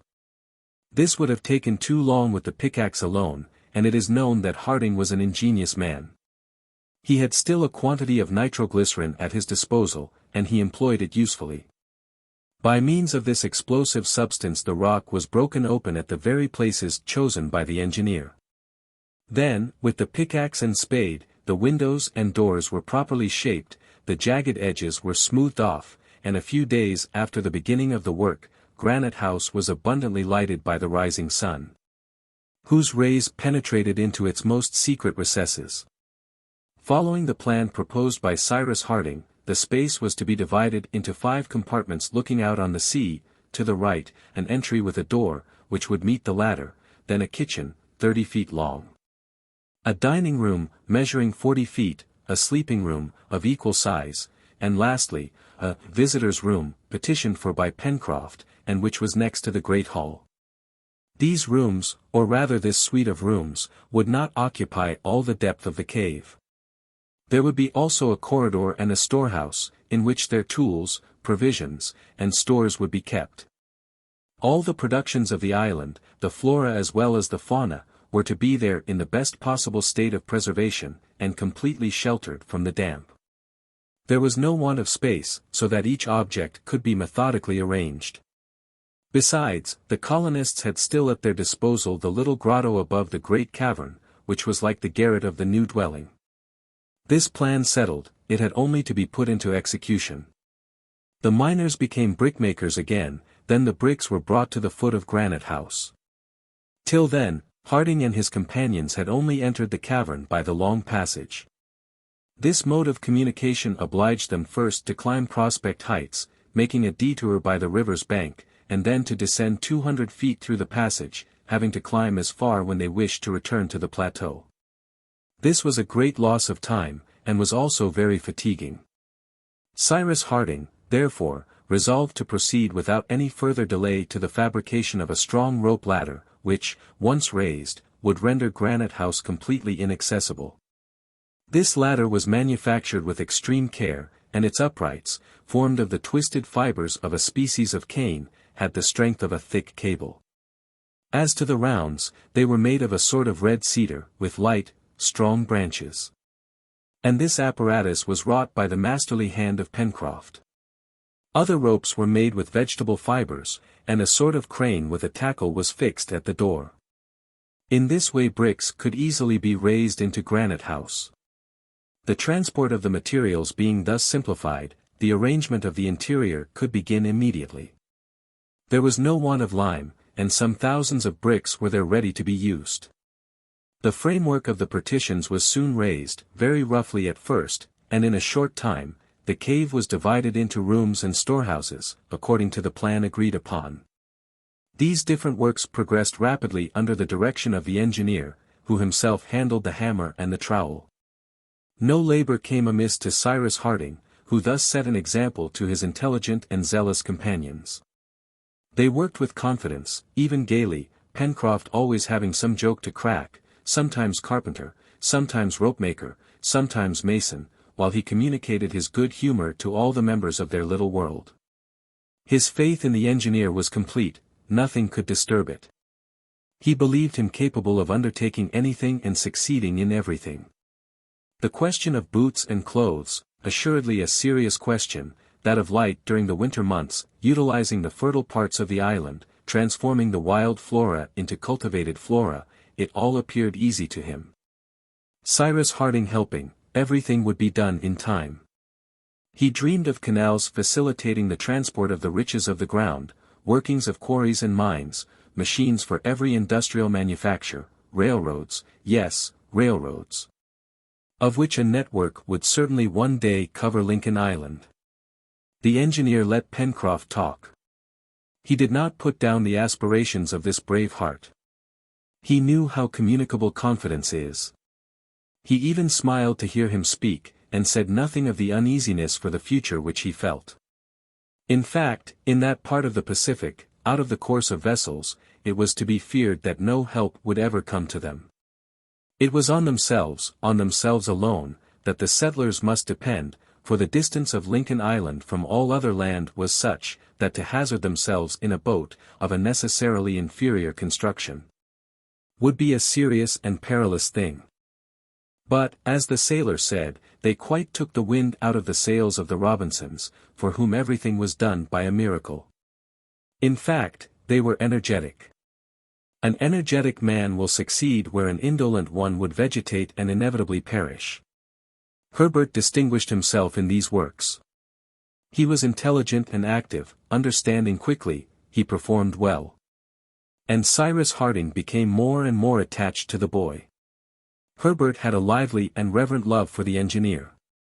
Pencroff saw the close sympathy which existed between the two, but he was not in the least jealous. Neb was Neb, he was what he would be always, courage, zeal, devotion, self-denial personified. He had the same faith in his master that Pencroff had, but he showed it less vehemently. When the sailor was enthusiastic, Neb always looked as if he would say, nothing could be more natural. Pencroff and he were great friends. As to Gideon Spilett, he took part in the common work, and was not less skillful in it than his companions, which always rather astonished the sailor. A journalist, clever, not only in understanding, but in performing everything. The ladder was finally fixed on the 28th of May. There were not less than 100 rounds in this perpendicular height of 80 feet. Harding had been able, fortunately, to divide it in two parts, profiting by an overhanging of the cliff which made a projection 40 feet above the ground. This projection, carefully leveled by the pickaxe, made a sort of platform, to which they fixed the first ladder, of which the oscillation was thus diminished one half, and a rope permitted it to be raised to the level of Granite House. As to the second ladder, it was secured both at its lower part, which rested on the projection, and at its upper end, which was fastened to the door. In short, the ascent had been made much easier. Besides, Cyrus Harding hoped later to establish an hydraulic apparatus, which would avoid all fatigue and loss of time, for the inhabitants of Granite House. The settlers soon became habituated to the use of this ladder. They were light and active, and Pencroff, as a sailor, accustomed to run up the masts and shrouds, was able to give them lessons. But it was also necessary to give them to Top. The poor dog, with his 4 paws, was not formed for this sort of exercise. But Pencroff was such a zealous master, that Top ended by properly performing his ascents, and soon mounted the ladder as readily as his brethren in the circus. It need not be said that the sailor was proud of his pupil. However, more than once Pencroff hoisted him on his back, which Top never complained of. It must be mentioned here, that during these works, which were actively conducted, for the bad season was approaching, the alimentary question was not neglected. Every day, the reporter and Herbert, who had been voted purveyors to the colony, devoted some hours to the chase. As yet, they only hunted in Jacamar Wood, on the left of the river, because, for want of a bridge or boat, the Mersey had not yet been crossed. All the immense woods, to which the name of the forests of the far west had been given, were not explored. They reserved this important excursion for the first fine days of the next spring. But Jacamar Wood was full of game, kangaroos and boars abounded, and the hunters' iron-tipped spears and bows and arrows did wonders. Besides, Herbert discovered towards the southwest point of the lagoon a natural warren, a slightly damp meadow, covered with willows and aromatic herbs which scented the air, such as thyme, basil, savory. All the sweet-scented species of the labiated plants, which the rabbits appeared to be particularly fond of. On the reporter observing that since the table was spread for the rabbits, it was strange that the rabbits themselves should be wanting, the two sportsmen carefully explored the warren. At any rate, it produced an abundance of useful plants, and a naturalist would have had a good opportunity of studying many specimens of the vegetable kingdom. Herbert gathered several shoots of the basil, rosemary, balm, betony, etc., which possess different medicinal properties, some pectoral, astringent, febrifuge, others antispasmodic, or antirheumatic. When, afterwards, Pencroff asked the use of this collection of herbs. "For medicine," replied the lad, "to treat us when we are ill." "Why should we be ill, since there are no doctors in the island?" asked Pencroff quite seriously. There was no reply to be made to that, but the lad went on with his collection all the same, and it was well received at Granite House. Besides these medicinal herbs, he added a plant known in North America as Oswego tea, which made an excellent beverage. At last, by searching thoroughly, the hunters arrived at the real site of the warren. There the ground was perforated like a sieve. "Here are the burrows," cried Herbert. "Yes," replied the reporter, "so I see. But are they inhabited? That is the question." This was soon answered. Almost immediately, hundreds of little animals, similar to rabbits, fled in every direction, with such rapidity that even Top could not overtake them. Hunters and dog ran in vain, these rodents escaped them easily. But the reporter resolved not to leave the place, until he had captured at least half a dozen of the quadrupeds. He wished to stock their larder first, and domesticate those which they might take later. It would not have been difficult to do this, with a few snares stretched at the openings of the burrows. But at this moment they had neither snares, nor anything to make them of. They must, therefore, be satisfied with visiting each hole, and rummaging in it with a stick, hoping by dint of patience to do what could not be done in any other way. At last, after half an hour, 4 rodents were taken in their holes. They were similar to their European brethren, and are commonly known by the name of American rabbits. This produce of the chase was brought back to Granite House, and figured at the evening repast. The tenants of the warren were not at all to be despised, for they were delicious. It was a valuable resource of the colony, and it appeared to be inexhaustible. On the 31st of May the partitions were finished. The rooms had now only to be furnished, and this would be work for the long winter days. A chimney was established in the first room, which served as a kitchen. The pipe destined to conduct the smoke outside gave some trouble to these amateur bricklayers. It appeared simplest to Harding to make it of brick clay. As creating an outlet for it to the upper plateau was not to be thought of, a hole was pierced in the granite above the window of the kitchen, and the pipe met it like that of an iron stove. Perhaps the winds which blew directly against the facade would make the chimney smoke, but these winds were rare, and besides, Master Neb, the cook, was not so very particular about that. When these interior arrangements were finished, the engineer occupied himself in blocking up the outlet by the lake, so as to prevent any access by that way. Masses of rock were rolled to the entrance and strongly cemented together. Cyrus Harding did not yet realize his plan of drowning this opening under the waters of the lake, by restoring them to their former level by means of a dam.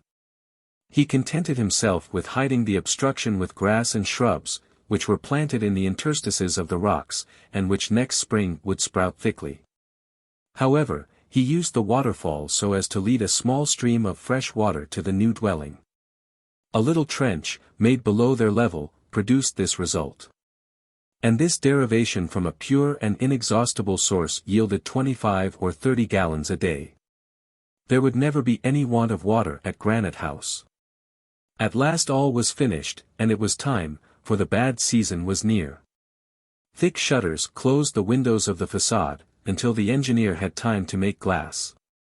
Gideon Spilett had very artistically arranged on the rocky projections around the windows plants of different kinds, as well as long streaming grass, so that the openings were picturesquely framed in green, which had a pleasing effect.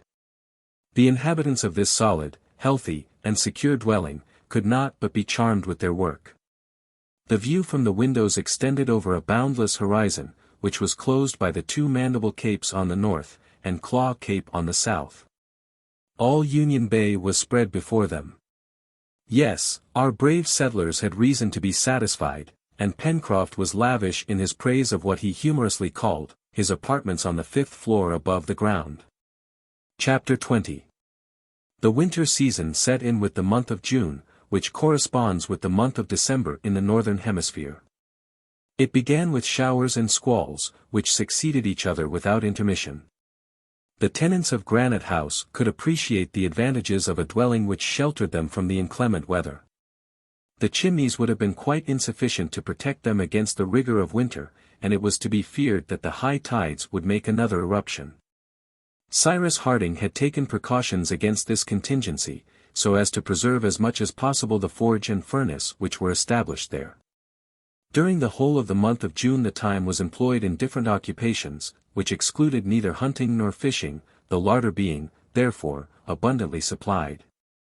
Pencroff, so soon as he had leisure, proposed to set some traps, from which he expected great results. He soon made some snares with creepers, by the aid of which the warren henceforth every day furnished its quota of rodents.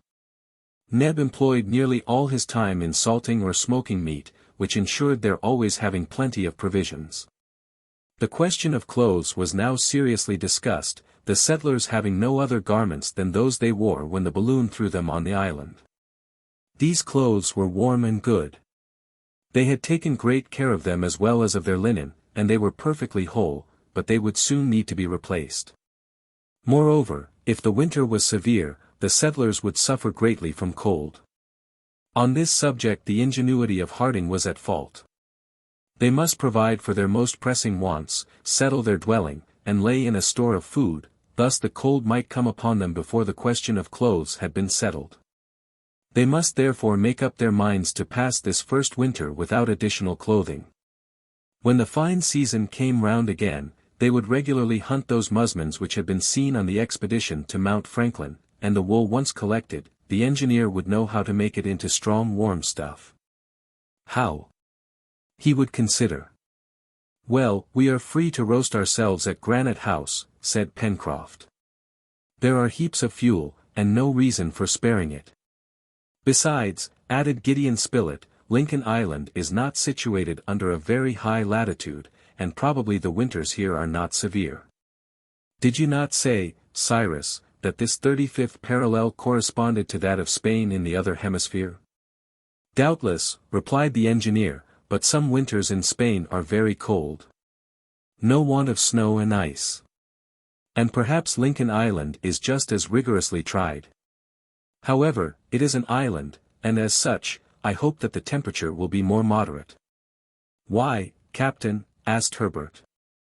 Because the sea, my boy, may be considered as an immense reservoir, in which is stored the heat of the summer. When winter comes, it restores this heat, which ensures for the regions near the ocean a medium temperature, less high in summer, but less low in winter.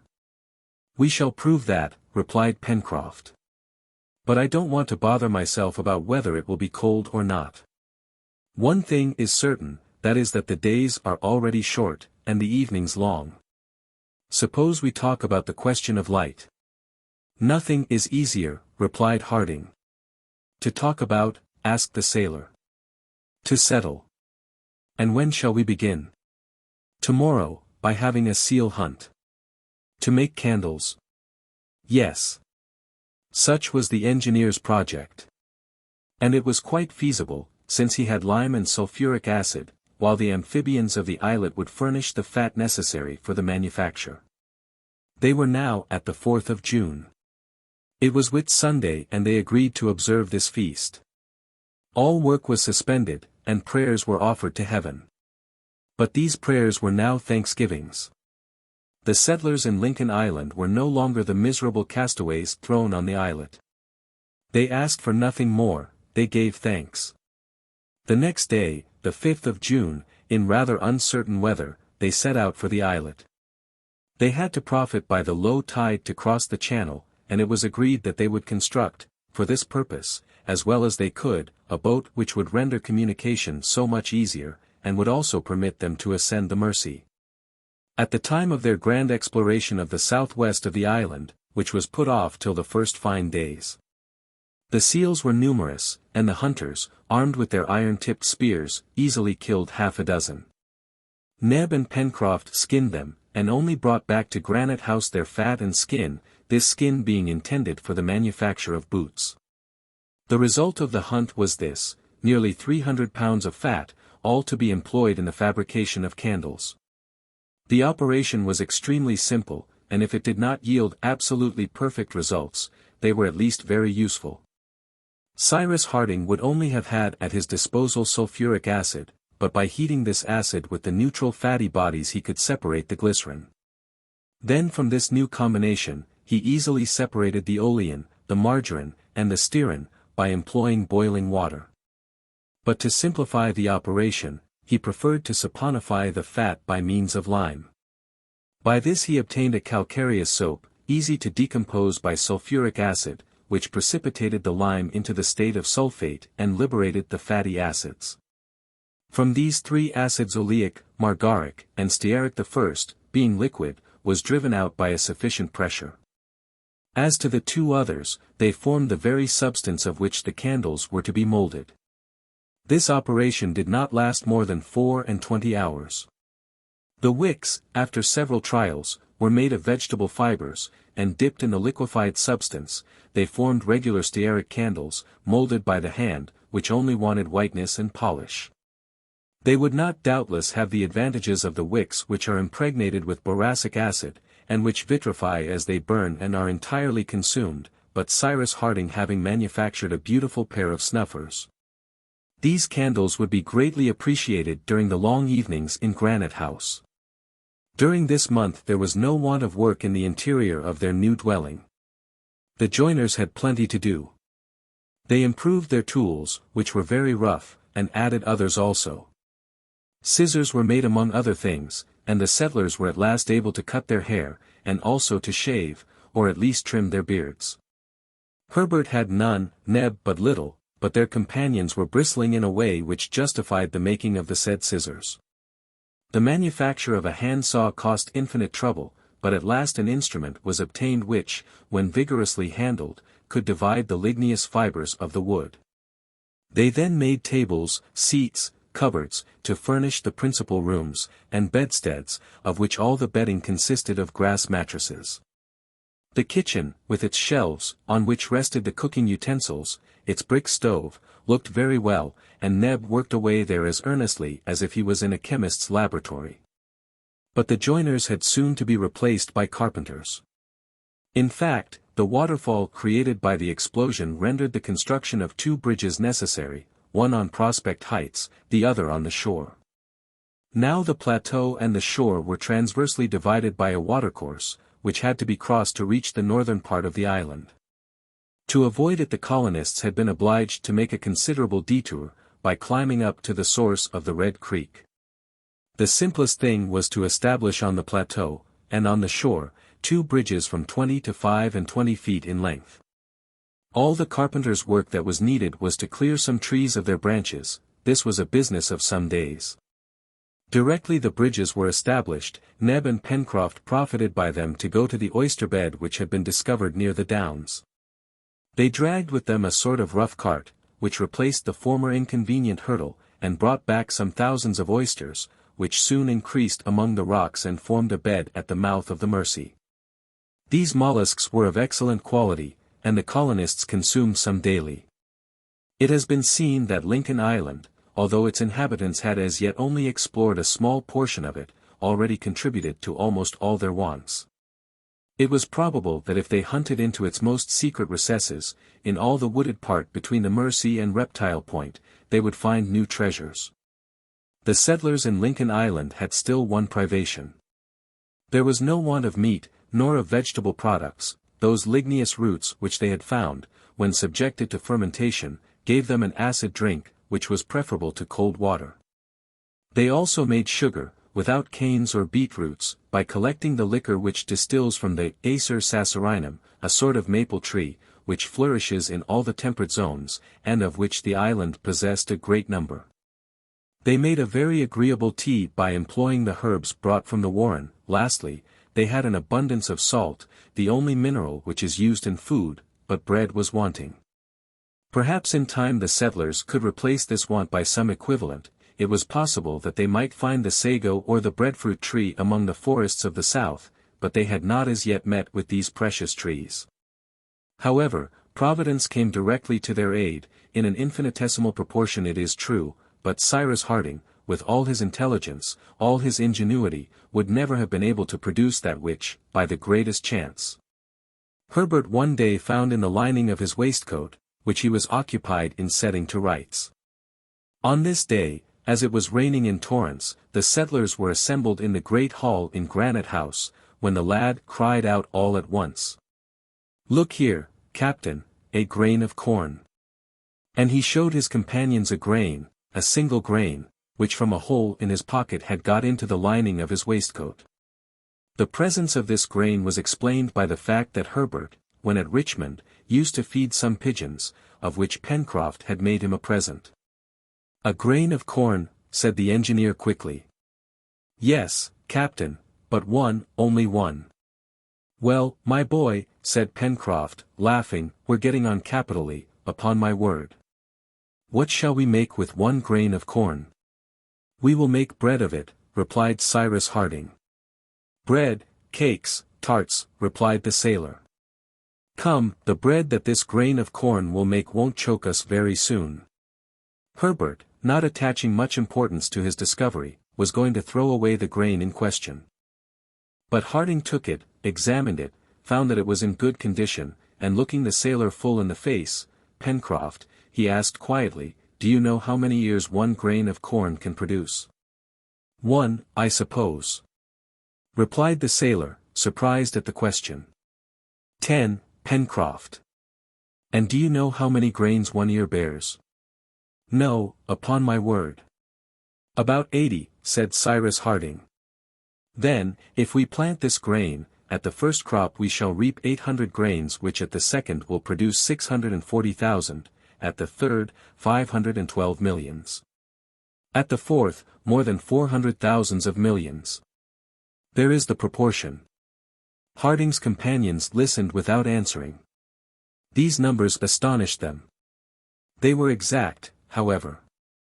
"Yes, my friends," continued the engineer, "such are the arithmetical progressions of prolific nature. And yet what is this multiplication of the grain of corn, of which the ear only bears 800 grains, compared to the poppy plant, which bears 32,000 seeds, to the tobacco plant, which produces 360,000. In a few years, without the numerous causes of destruction, which arrests their fecundity, these plants would overrun the earth." But the engineer had not finished his lecture. "And now, Pencroff," he continued, "do you know how many bushels 400,000 millions of grains would make?" "No," replied the sailor, "but what I do know is, that I am nothing better than a fool." "Well, they would make more than 3 millions, at 130,000 a bushel, Pencroff." 3 millions, cried Pencroff. 3 millions. In 4 years? "In 4 years," replied Cyrus Harding, "and even in 2 years, if, as I hope, in this latitude we can obtain 2 crops a year." At that, according to his usual custom, Pencroff could not reply otherwise than by a tremendous hurrah. "So, Herbert," added the engineer, "you have made a discovery of great importance to us. Everything, my friends, everything can serve us in the condition in which we are. Do not forget that, I beg of you." "No, Captain, no, we shan't forget it," replied Pencroff, "and if ever I find one of those tobacco seeds, which multiply by 360,000, I assure you I won't throw it away." "And now, what must we do?" "We must plant this grain," replied Herbert. "Yes," added Gideon Spilett, "and with every possible care, for it bears in itself our future harvests." "Provided it grows," cried the sailor. "It will grow," replied Cyrus Harding. This was the 20th of June. The time was then propitious for sowing this single precious grain of corn. It was first proposed to plant it in a pot, but upon reflection it was decided to leave it to nature, and confide it to the earth. This was done that very day, and it is needless to add, that every precaution was taken that the experiment might succeed. The weather having cleared, the settlers climbed the height above Granite House. There, on the plateau, they chose a spot, well sheltered from the wind, and exposed to all the heat of the midday sun. The place was cleared, carefully weeded, and searched for insects and worms. Then a bed of good earth, improved with a little lime, was made, it was surrounded by a railing, and the grain was buried in the damp earth. Did it not seem as if the settlers were laying the first stone of some edifice? It recalled to Pencroff the day on which he lighted his only match, and all the anxiety of the operation. But this time the thing was more serious. In fact, the castaways would have been always able to procure fire, in some mode or other, but no human power could supply another grain of corn, if unfortunately this should be lost. Chapter 21. From this time Pencroff did not let a single day pass without going to visit what he gravely called his cornfield. And woe to the insects which dared to venture there. No mercy was shown them. Towards the end of the month of June, after incessant rain, the weather became decidedly colder, and on the 29th a Fahrenheit thermometer would certainly have announced only 20 degrees above zero, that is considerably below the freezing point. The next day, the 30th of June, the day which corresponds to the 31st of December in the northern year, was a Friday. Neb remarked that the year finished on a bad day, but Pencroff replied that naturally the next would begin on a good one, which was better. At any rate it commenced by very severe cold. Ice accumulated at the mouth of the Mercy, and it was not long before the whole expanse of the lake was frozen. The settlers had frequently been obliged to renew their store of wood. Pencroff also had wisely not waited till the river was frozen, but had brought enormous rafts of wood to their destination. The current was an indefatigable moving power, and it was employed in conveying the floating wood to the moment when the frost enchained it. To the fuel which was so abundantly supplied by the forest, they added several cartloads of coal, which had to be brought from the foot of the spurs of Mount Franklin. The powerful heat of the coal was greatly appreciated in the low temperature, which on the 4th of July fell to 8 degrees of Fahrenheit, that is, 13 degrees below zero. A second fireplace had been established in the dining room, where they all worked together at their different avocations. During this period of cold, Cyrus Harding had great cause to congratulate himself on having brought to Granite House the little stream of water from Lake Grant. Taken below the frozen surface, and conducted through the passage, it preserved its fluidity, and arrived at an interior reservoir which had been hollowed out at the back part of the storeroom, while the overflow ran through the well to the sea. About this time, the weather being extremely dry, the colonists, clothed as warmly as possible, resolved to devote a day to the exploration of that part of the island between the Mercy and Claw Cape. It was a wide extent of marshy land, and they would probably find good sport, for water birds ought to swarm there. They reckoned that it would be about 8 or 9 miles to go there, and as much to return, so that the whole of the day would be occupied. As an unknown part of the island was about to be explored, the whole colony took part in the expedition. Accordingly, on the 5th of July, at 6 o'clock in the morning, when day had scarcely broken, Cyrus Harding, Gideon Spilett, Herbert, Neb, and Pencroff, armed with spears, snares, bows and arrows, and provided with provisions, left Granite House, preceded by Top, who bounded before them. Their shortest way was to cross the Mersey on the ice, which then covered it. But, as the engineer justly observed, that could not take the place of a regular bridge. So, the construction of a regular bridge was noted in the list of future works. It was the first time that the settlers had set foot on the right bank of the Mersey, and ventured into the midst of those gigantic and superb coniferae now sprinkled over with snow. But they had not gone half a mile when from a thicket a whole family of quadrupeds, who had made a home there, disturbed by Top, rushed forth into the open country. "Ah! I should say those are foxes," cried Herbert, when he saw the troop rapidly decamping.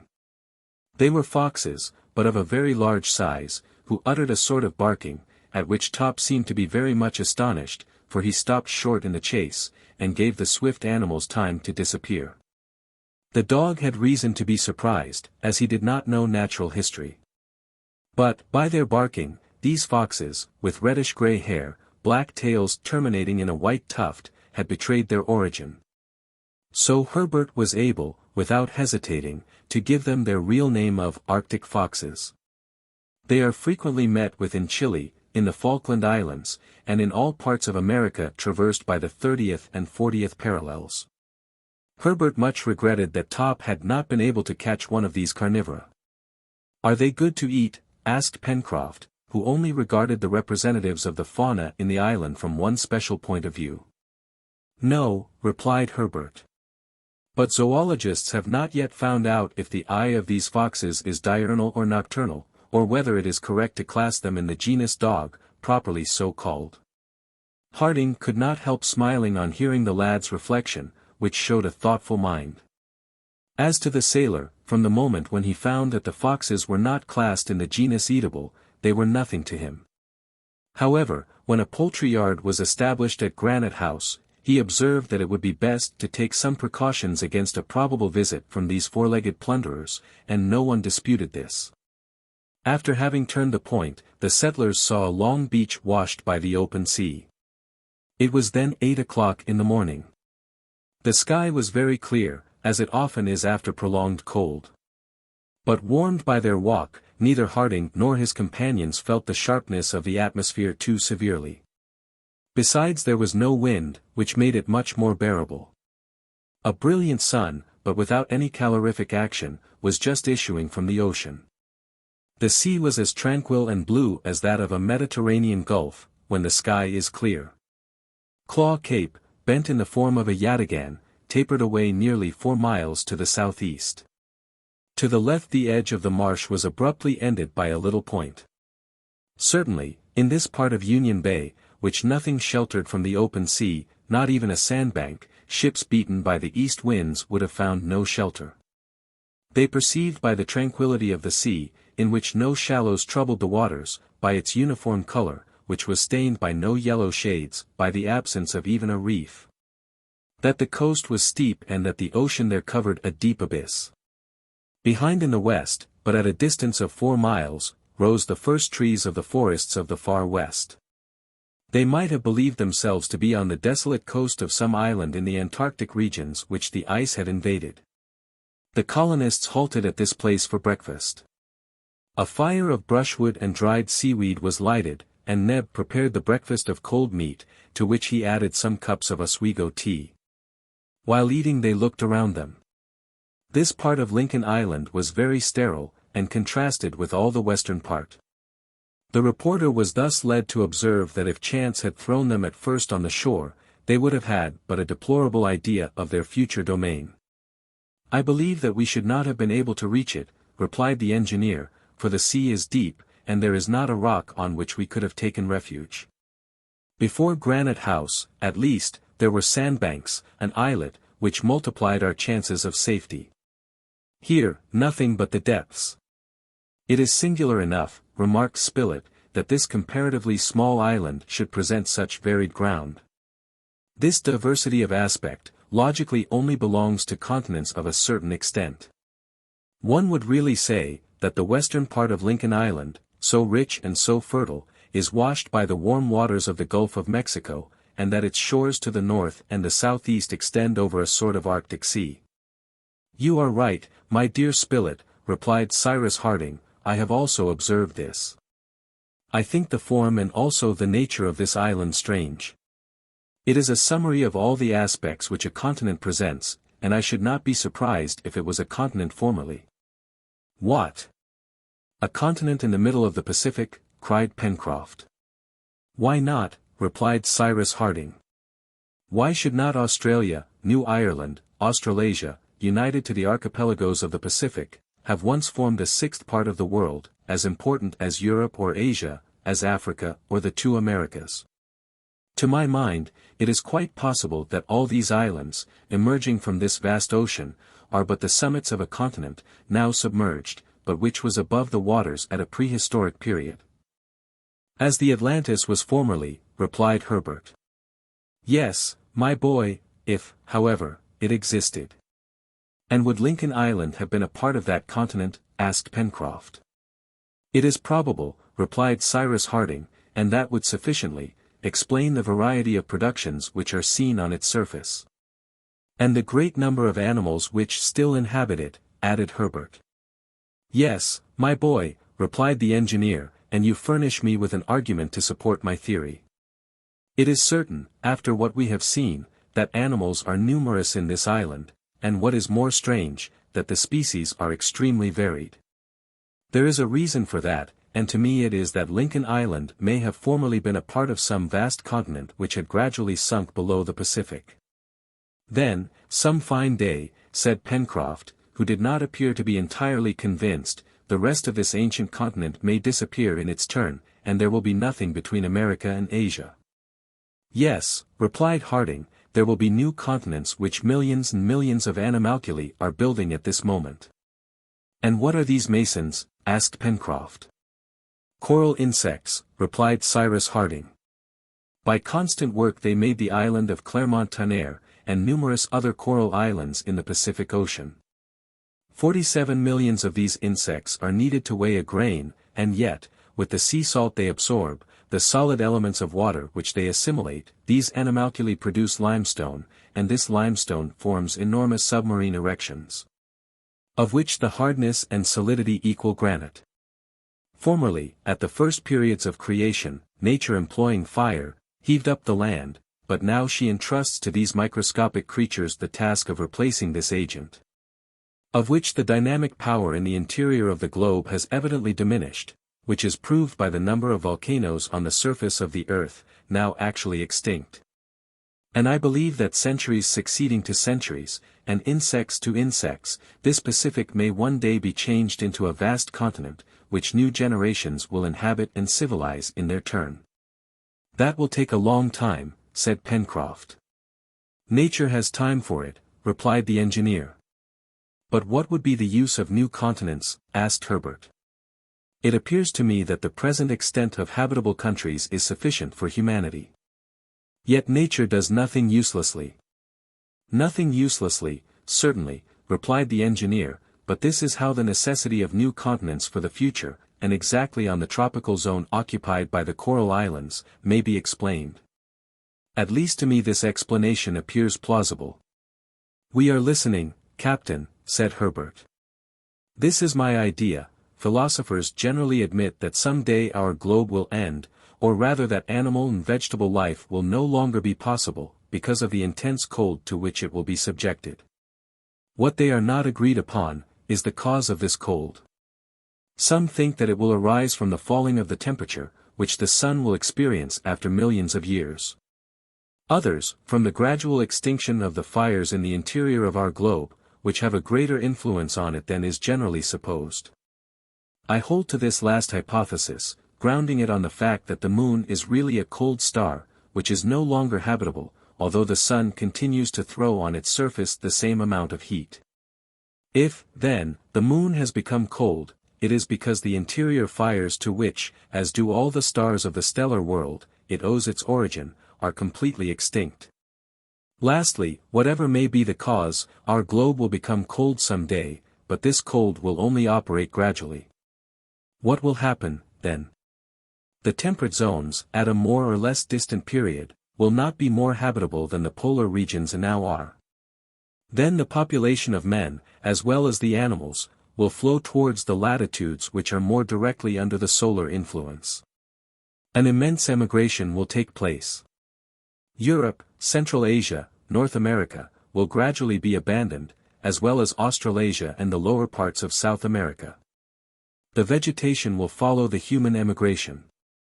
The flora will retreat towards the equator at the same time as the fauna. The central parts of South America and Africa will be the continents chiefly inhabited. The Laplanders and the Samoyeds will find the climate of the polar regions on the shores of the Mediterranean. Who can say that at this period, the equatorial regions will not be too small to contain and nourish terrestrial humanity? Now, may not provident nature, so as to give refuge to all the vegetable and animal emigration, be at present laying the foundation of a new continent under the equator, and may she not have entrusted these insects with the construction of it? I have often thought of all these things, my friends, and I seriously believe that the aspect of our globe will someday be completely changed. That by the raising of new continents the sea will cover the old, and that, in future ages, a Columbus will go to discover the islands of Chimborazo, of the Himalayas, or of Mont Blanc, remains of a submerged America, Asia, and Europe. Then these new continents will become, in their turn, uninhabitable, heat will die away, as does the heat from a body when the soul has left it, and life will disappear from the globe, if not forever, at least for a period. Perhaps then, our spheroid will rest, will be left to death, to revive some day under superior conditions. But all that, my friends, is the secret of the author of all things. And beginning by the work of the insects, I have perhaps let myself be carried too far, in investigating the secrets of the future. My dear Cyrus, replied Spilett, these theories are prophecies to me, and they will be accomplished some day. That is the secret of God, said the engineer. All that is well and good, then said Pencroff, who had listened with all his might, but will you tell me, Captain, if Lincoln Island has been made by your insects? No, replied Harding. It is of a purely volcanic origin. Then it will disappear some day. That is probable. I hope we won't be here then. No, don't be uneasy, Pencroff, we shall not be here then, as we have no wish to die here, and hope to get away some time. In the meantime, replied Gideon Spilett, let us establish ourselves here as if forever. There is no use in doing things by halves. This ended the conversation.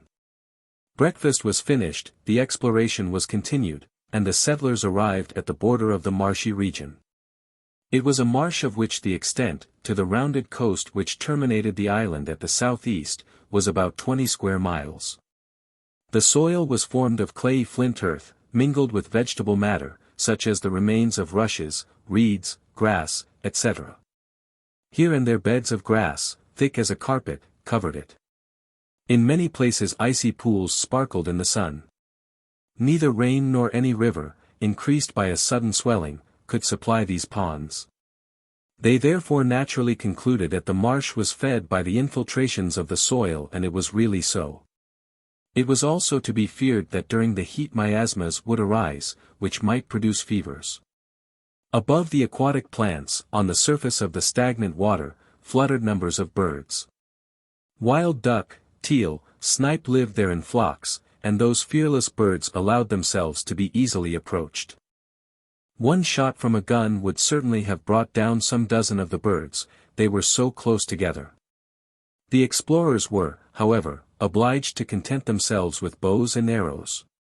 The result was less, but the silent arrow had the advantage of not frightening the birds, while the noise of firearms would have dispersed them to all parts of the marsh. The hunters were satisfied, for this time, with a dozen ducks, which had white bodies with a band of cinnamon, a green head, wings black, white, and red, and flattened beak. Herbert called them tatterns. Top helped in the capture of these birds, whose name was given to this marshy part of the island. The settlers had here an abundant reserve of aquatic game. At some future time they meant to explore it more carefully, and it was probable that some of the birds there might be domesticated, or at least brought to the shores of the lake, so that they would be more within their reach. About 5 o'clock in the evening Cyrus Harding and his companions retraced their steps to their dwelling by traversing Taterns Fens, and crossed the Mersey on the ice bridge. At 8 in the evening they all entered Granite House. Chapter 22. This intense cold lasted till the 15th of August, without, however, passing the degree of Fahrenheit already mentioned. When the atmosphere was calm, the low temperature was easily borne, but when the wind blew, the poor settlers, insufficiently clothed, felt it severely. Pencroff regretted that Lincoln Island was not the home of a few families of bears rather than of so many foxes and seals. "Bears," said he, "are generally very well dressed, and I ask no more than to borrow for the winter the warm cloaks which they have on their backs." "But," replied Neb, laughing, "perhaps the bears would not consent to give you their cloaks, Pencroff. These beasts are not St. Martins." "We would make them do it, Neb, we would make them," replied Pencroff, in quite an authoritative tone.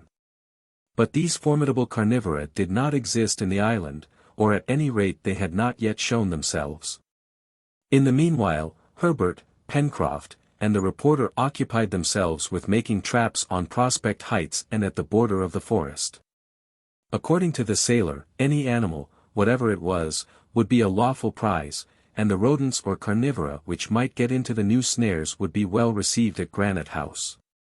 The traps were besides extremely simple.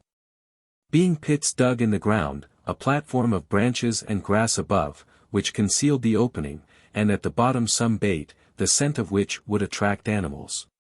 It must be mentioned also, that they had not been dug at random, but at certain places where numerous footprints showed that quadrupeds frequented the ground. They were visited every day, and at 3 different times, during the first days, specimens of those Antarctic foxes which they had already seen on the right bank of the Mersey were found in them. "Why, there are nothing but foxes in this country!" cried Pencroff, when for the 3rd time he drew one of the animals out of the pit. Looking at it in great disgust, he added, "Beasts which are good for nothing." "Yes," said Gideon Spilett, "they are good for something." "And what is that?" "To make bait to attract other creatures." The reporter was right, and the traps were henceforward baited with the foxes' carcasses. The sailor had also made snares from the long tough fibers of a certain plant, and they were even more successful than the traps. Rarely a day passed without some rabbits from the warren being caught. It was always rabbit, but Neb knew how to vary his sauces and the settlers did not think of complaining. However, once or twice in the 2nd week of August, the trap supplied the hunters with other animals more useful than foxes, namely, several of those small wild boars which had already been seen to the north of the lake. Pencroff had no need to ask if these beasts were eatable. He could see that by their resemblance to the pig of America and Europe. "But these are not pigs," said Herbert to him, "I warn you of that, Pencroff." "My boy," replied the sailor, bending over the trap and drawing out one of these representatives of the family of sus by the little appendage which served it as a tail. "Let me believe that these are pigs." "Why?" "Because that pleases me." "Are you very fond of pig then, Pencroff?" "I am very fond of pig," replied the sailor, "particularly of its feet, and if it had 8 instead of 4, I should like it twice as much." As to the animals in question, they were peccaries belonging to one of the 4 species which are included in the family, and they were also of the species of Tajacu. Recognizable by their deep color and the absence of those long teeth with which the mouths of their congeners are armed. These peccaries generally live in herds, and it was probable that they abounded in the woody parts of the island. At any rate, they were eatable from head to foot, and Pencroff did not ask more from them.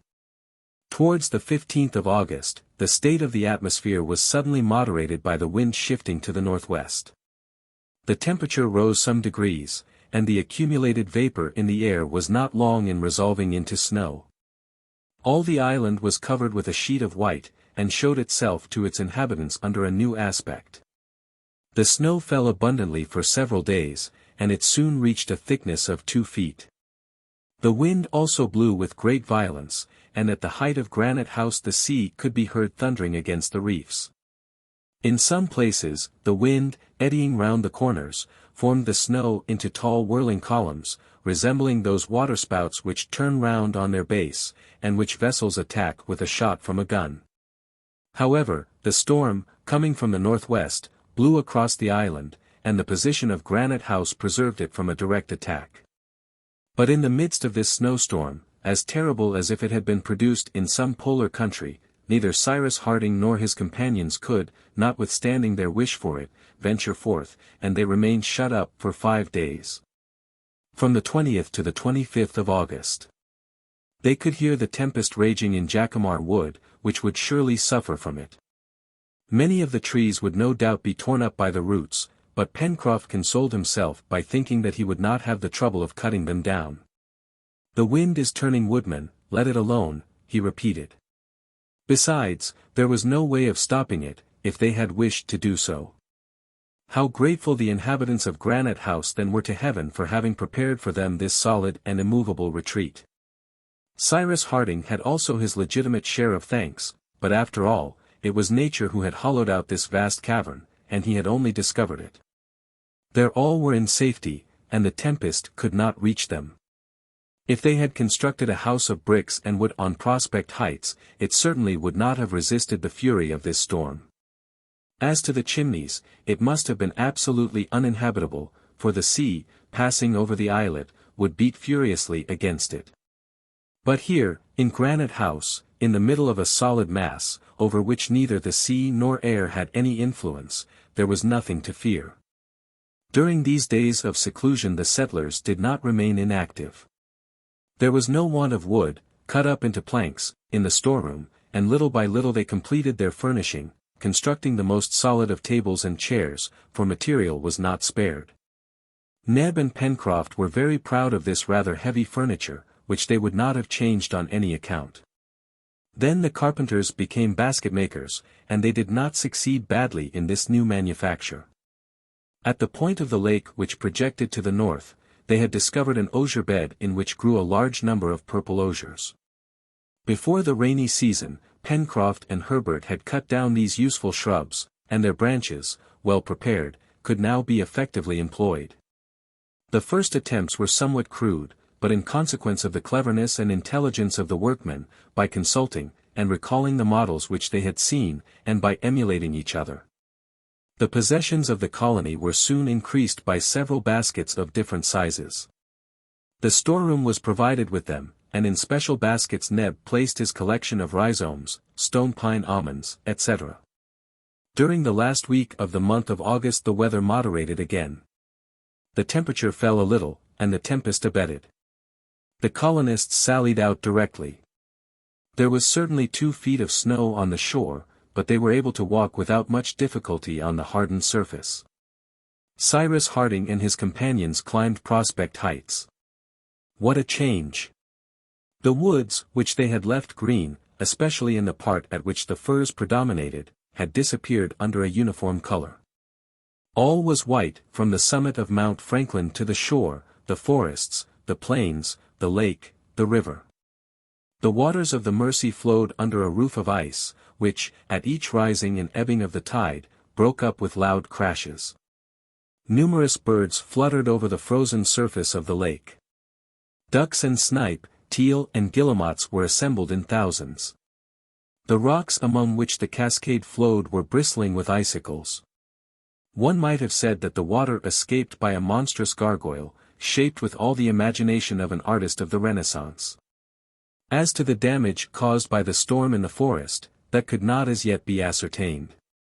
They would have to wait till the snowy covering was dissipated. Gideon Spilett, Pencroff, and Herbert did not miss this opportunity of going to visit their traps. They did not find them easily, under the snow with which they were covered. They had also to be careful not to fall into one or other of them, which would have been both dangerous and humiliating, to be taken in their own snares. But happily they avoided this unpleasantness, and found their traps perfectly intact. No animal had fallen into them, and yet the footprints in the neighborhood were very numerous, among others, certain very clear marks of claws. Herbert did not hesitate to affirm that some animal of the feline species had passed there, which justified the engineer's opinion that dangerous beasts existed in Lincoln Island.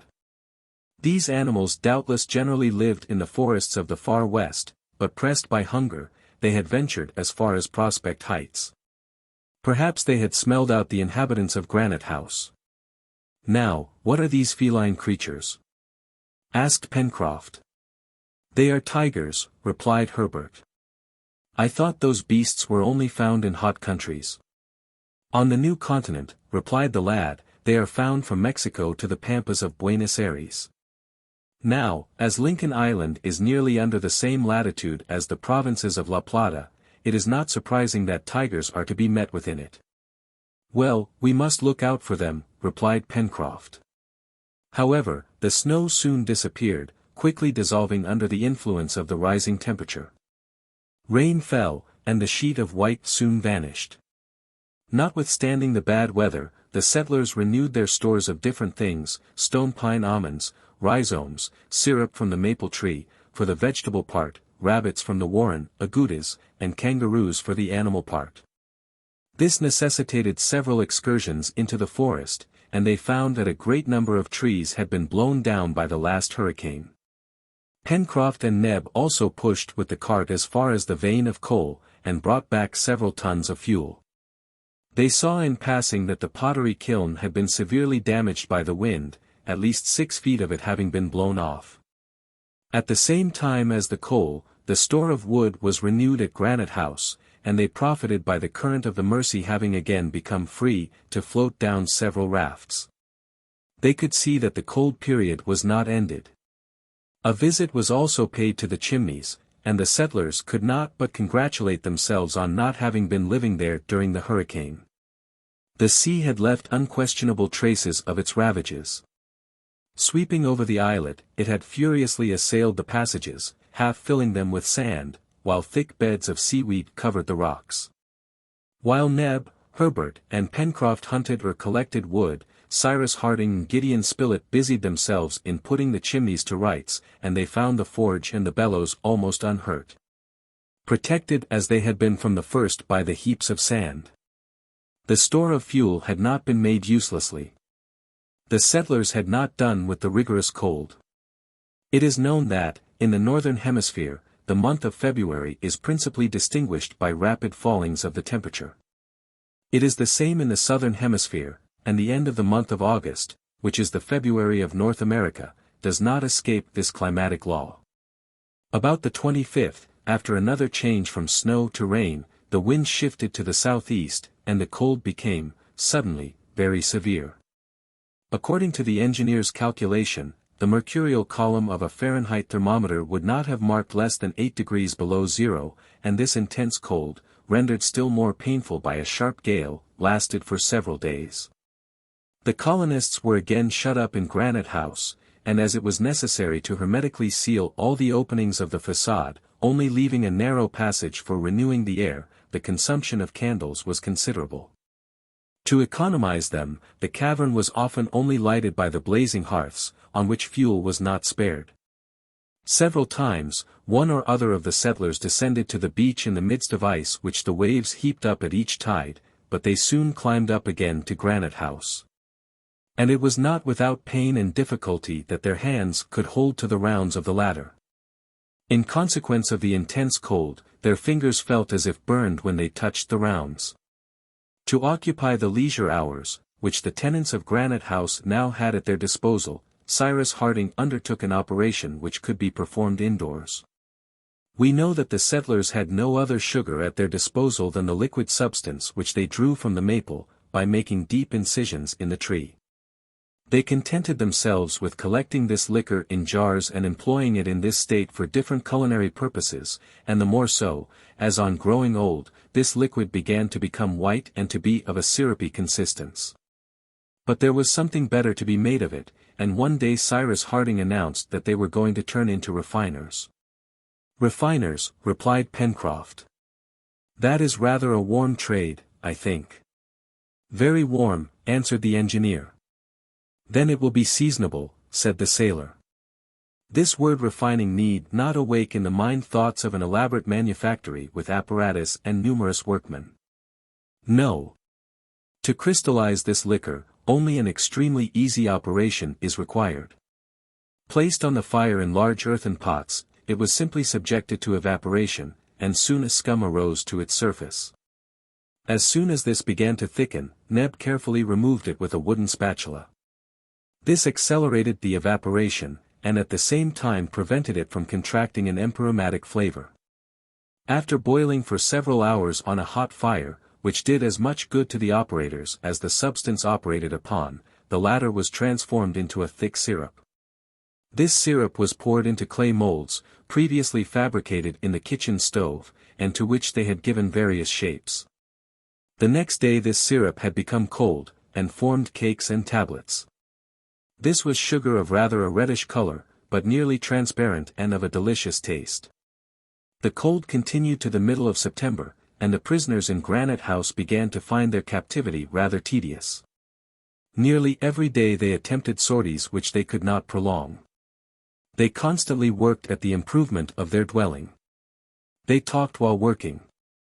Harding instructed his companions in many things, principally explaining to them the practical applications of science. The colonists had no library at their disposal. But the engineer was a book which was always at hand, always open at the page which one wanted, a book which answered all their questions, and which they often consulted. The time thus passed away pleasantly, these brave men not appearing to have any fears for the future. However, all were anxious to see, if not the fine season, at least the cessation of the insupportable cold. If only they had been clothed in a way to meet it, how many excursions they would have attempted, either to the Downs or to Taterns Fens. Game would have been easily approached, and the chase would certainly have been most productive. But Cyrus Harding considered it of importance that no one should injure his health, for he had need of all his hands, and his advice was followed. But it must be said, that the one who was most impatient of this imprisonment, after Pencroff perhaps, was Top. The faithful dog found Granite House very narrow. He ran backwards and forwards from one room to another, showing in his way how weary he was of being shut up. Harding often remarked that when he approached the dark well which communicated with the sea, and of which the orifice opened at the back of the storeroom, Top uttered singular growlings. He ran round and round this hole, which had been covered with a wooden lid. Sometimes even he tried to put his paws under the lid, as if he wished to raise it. He then yelped in a peculiar way, which showed at once anger and uneasiness. The engineer observed this maneuver several times. What could there be in this abyss to make such an impression on the intelligent animal? The well led to the sea, that was certain. Could narrow passages spread from it through the foundations of the island? Did some marine monster come from time to time, to breathe at the bottom of this well? The engineer did not know what to think, and could not refrain from dreaming of many strange improbabilities. Accustomed to go far into the regions of scientific reality, he would not allow himself to be drawn into the regions of the strange and almost of the supernatural. But yet how to explain why Top, one of those sensible dogs who never waste their time in barking at the moon, should persist in trying with scent and hearing to fathom this abyss, if there was nothing there to cause his uneasiness? Top's conduct puzzled Cyrus Harding even more than he cared to acknowledge to himself.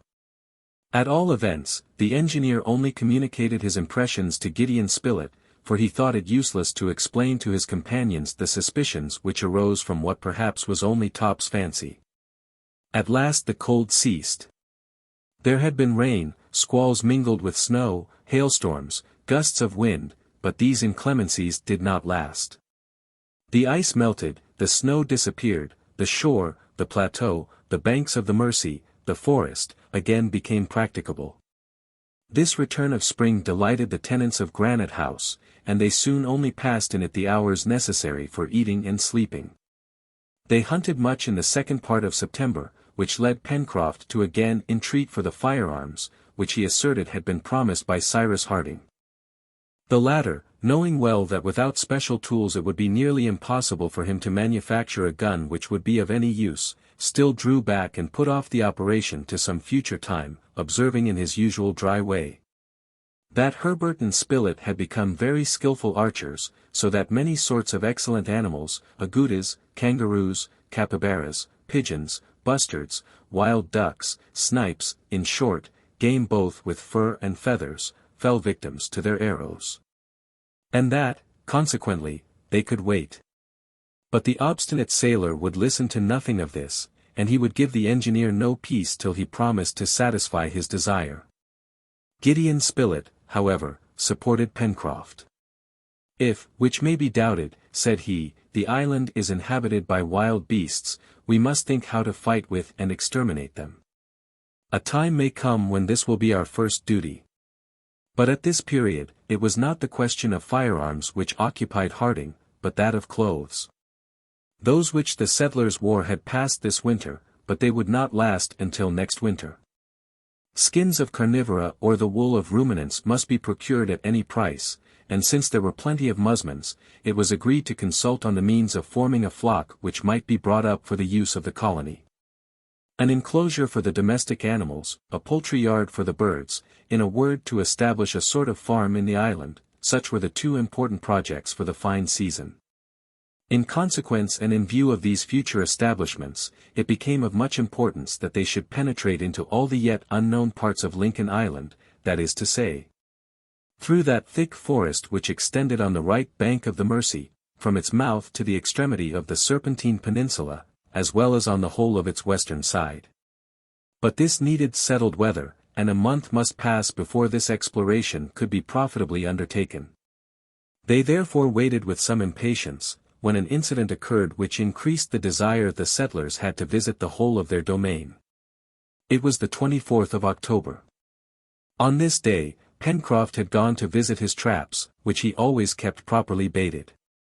In one of them he found 3 animals which would be very welcome for the larder.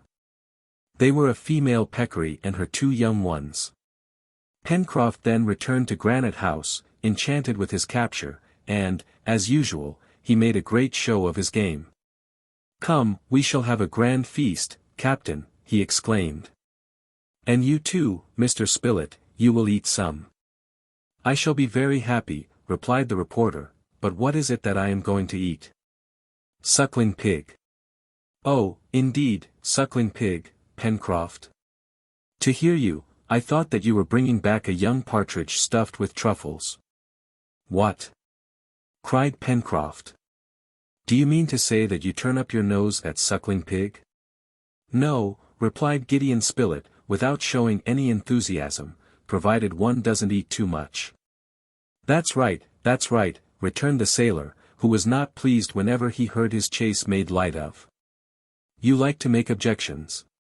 7 months ago, when we landed on the island, you would have been only too glad to have met with such game." "Well, well," replied the reporter, "man is never perfect, nor contented." "Now," said Pencroff, "I hope that Neb will distinguish himself. Look here. These 2 little peccaries are not more than 3 months old. They will be as tender as quails. Come along, Neb, come. I will look after the cooking myself." And the sailor, followed by Neb, entered the kitchen, where they were soon absorbed in their culinary labors. They were allowed to do it in their own way.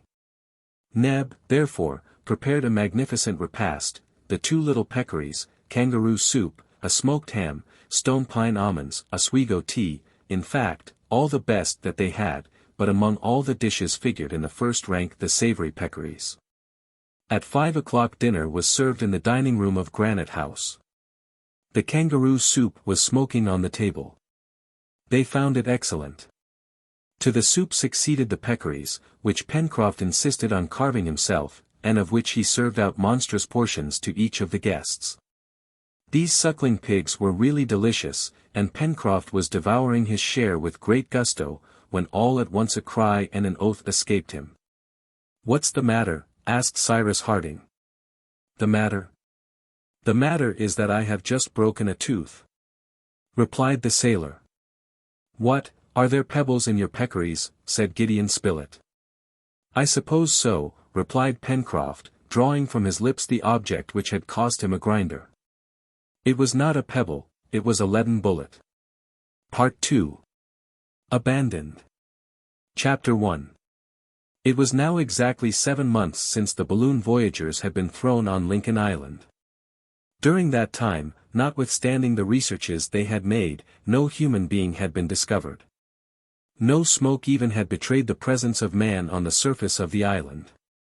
No vestiges of his handiwork showed that either at an early or at a late period had man lived there.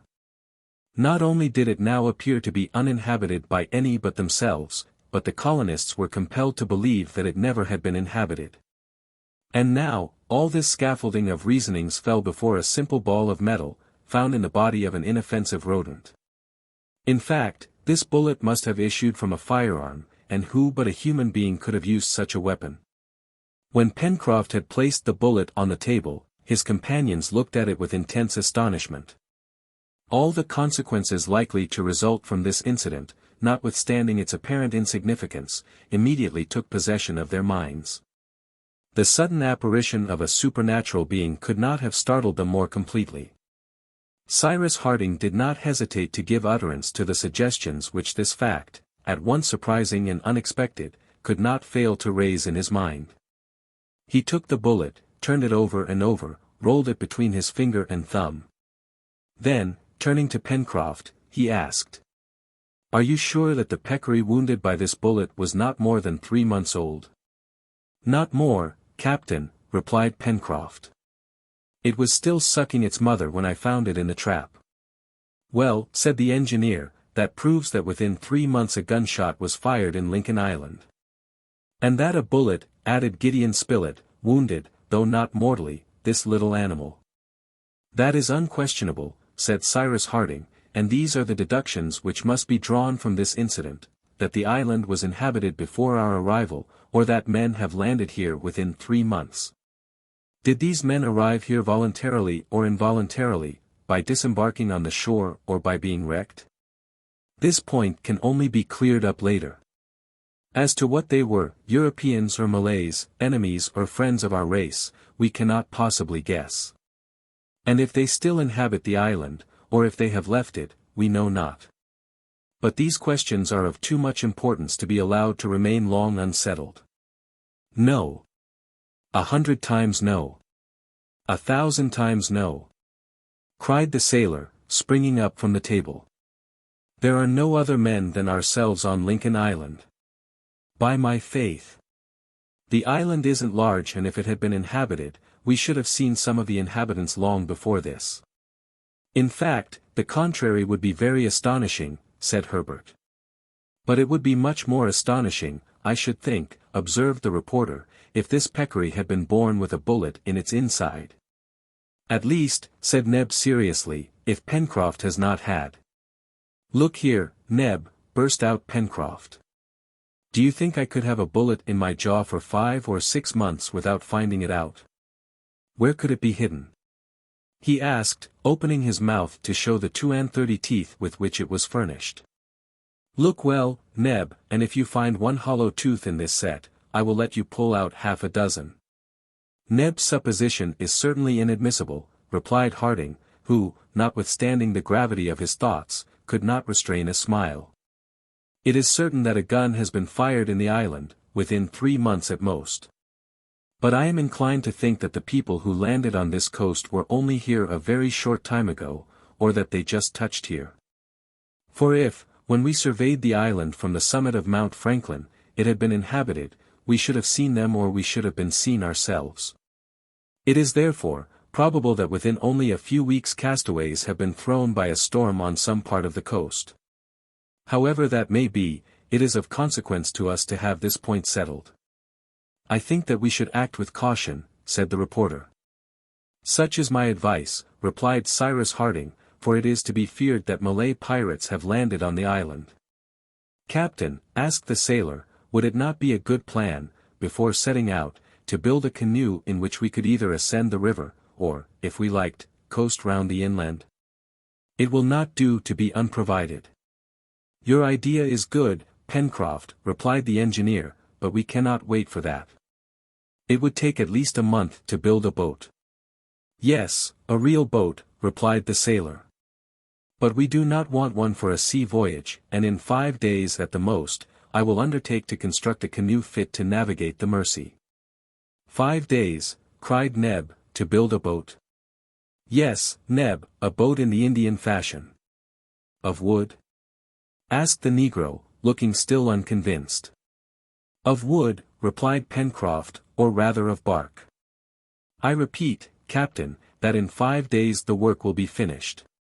"In 5 days, then, be it," replied the engineer. "But till that time we must be very watchful," said Herbert. "Very watchful indeed, my friends," replied Harding, "and I beg you to confine your hunting excursions to the neighborhood of Granite House." The dinner ended less gaily than Pencroff had hoped. So, then, the island was, or had been, inhabited by others than the settlers. Proved as it was by the incident of the bullet, it was hereafter an unquestionable fact, and such a discovery could not but cause great uneasiness among the colonists. Cyrus Harding and Gideon Spilett, before sleeping, conversed long about the matter. They asked themselves if by chance this incident might not have some connection with the inexplicable way in which the engineer had been saved, and the other peculiar circumstances which had struck them at different times. However, Cyrus Harding, after having discussed the pros and cons of the question, ended by saying, "In short, would you like to know my opinion, my dear Spilett?" "Yes, Cyrus." "Well, then, it is this: however minutely we explore the island, we shall find nothing." The next day Pencroff set to work. He did not mean to build a boat with boards and planking, but simply a flat-bottomed canoe, which would be well suited for navigating the Mersey, above all, for approaching its source, where the water would naturally be shallow. Pieces of bark, fastened one to the other, would form a light boat, and in case of natural obstacles, which would render a portage necessary, it would be easily carried. Pencroff intended to secure the pieces of bark by means of nails, to ensure the canoe being watertight. It was first necessary to select the trees which would afford a strong and supple bark for the work. Now the last storm had brought down a number of large birch trees, the bark of which would be perfectly suited for their purpose. Some of these trees lay on the ground, and they had only to be barked, which was the most difficult thing of all, owing to the imperfect tools which the settlers possessed. However, they overcame all difficulties. While the sailor, seconded by the engineer, thus occupied himself without losing an hour, Gideon Spilett and Herbert were not idle. They were made purveyors to the colony. The reporter could not but admire the boy, who had acquired great skill in handling the bow and spear. Herbert also showed great courage and much of that presence of mind which may justly be called the reasoning of bravery. These two companions of the chase, remembering Cyrus Harding's recommendations, did not go beyond a radius of 2 miles round Granite House. But the borders of the forest furnished a sufficient tribute of agoutis, capybaras, kangaroos, peccaries, etc.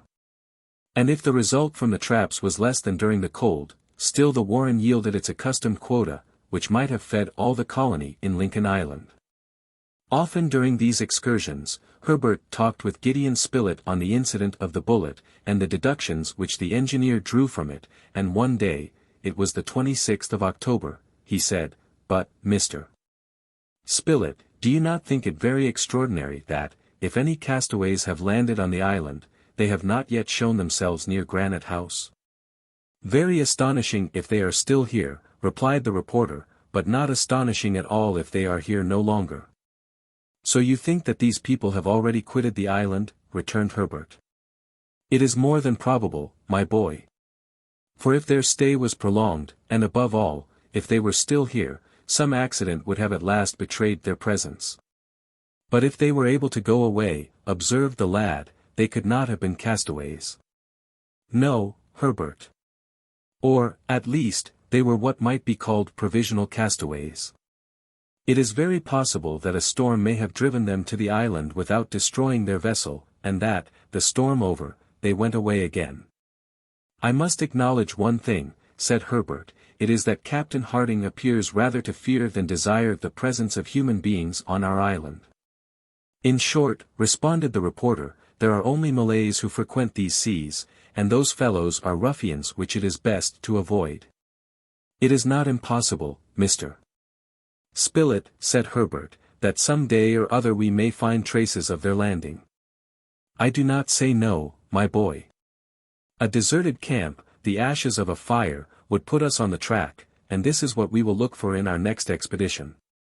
The day on which the hunters spoke thus, they were in a part of the forest near the Mersey, remarkable for its beautiful trees. There, among others, rose, to a height of nearly 200 feet above the ground, some of those superb coniferae, to which, in New Zealand, the natives give the name of kauris. I have an idea, Mr. Spilett, said Herbert. If I were to climb to the top of one of these kauris, I could survey the country for an immense distance round. The idea is good, replied the reporter, but could you climb to the top of those giants? I can at least try, replied Herbert. The light and active boy then sprang on the first branches, the arrangement of which made the ascent of the kauri easy, and in a few minutes he arrived at the summit, which emerged from the immense plain of verdure. From this elevated situation his gaze extended over all the southern portion of the island, from Claw Cape on the southeast, to Reptile End on the southwest. To the northwest rose Mount Franklin, which concealed a great part of the horizon. But Herbert, from the height of his observatory, could examine all the yet unknown portion of the island, which might have given shelter to the strangers whose presence they suspected. The lad looked attentively. There was nothing in sight on the sea, not a sail, neither on the horizon nor near the island. However, as the bank of trees hid the shore, it was possible that a vessel, especially if deprived of her masts, might lie close to the land and thus be invisible to Herbert. Neither in the forests of the far west was anything to be seen. The wood formed an impenetrable screen, measuring several square miles, without a break or an opening. It was impossible even to follow the course of the Mersey, or to ascertain in what part of the mountain it took its source. Perhaps other creeks also ran towards the west, but they could not be seen. But at last, if all indication of an encampment escaped Herbert's sight, could he not even catch a glimpse of smoke, the faintest trace of which would be easily discernible in the pure atmosphere? For an instant Herbert thought he could perceive a slight smoke in the west, but a more attentive examination showed that he was mistaken. He strained his eyes in every direction, and his sight was excellent. No, decidedly there was nothing there. Herbert descended to the foot of the kauri, and the two sportsmen returned to Granite House. There Cyrus Harding listened to the lad's account, shook his head and said nothing. It was very evident that no decided opinion could be pronounced on this question until after a complete exploration of the island. 2 days after, the 28th of October, another incident occurred, for which an explanation was again required. While strolling along the shore about 2 miles from Granite House, Herbert and Neb were fortunate enough to capture a magnificent specimen of the order of Chelonia. It was a turtle of the species Midas, the edible green turtle, so called from the color both of its shell and fat. Herbert caught sight of this turtle as it was crawling among the rocks to reach the sea. "Help, Neb, help," he cried. Neb ran up. "What a fine animal," said Neb, "but how are we to catch it?" "Nothing is easier, Neb," replied Herbert. "We have only to turn the turtle on its back, and it cannot possibly get away. Take your spear and do as I do." The reptile, aware of danger, had retired between its carapace and plastron. They no longer saw its head or feet, and it was motionless as a rock. Herbert and Neb then drove their sticks underneath the animal, and by their united efforts managed without difficulty to turn it on its back. The turtle, which was 3 feet in length, would have weighed at least 400 pounds. "Capital!" cried Neb, "this is something which will rejoice friend Pencroff's heart." In fact, the heart of friend Pencroff could not fail to be rejoiced, for the flesh of the turtle, which feeds on ratgrass, is extremely savory. At this moment the creature's head could be seen, which was small, flat, but widened behind by the large temporal fosse hidden under the long roof. "And now, what shall we do with our prize?" said Nebraska. "We can't drag it to Granite House." "Leave it here, since it cannot turn over," replied Herbert, "and we will come back with the cart to fetch it." "That is the best plan."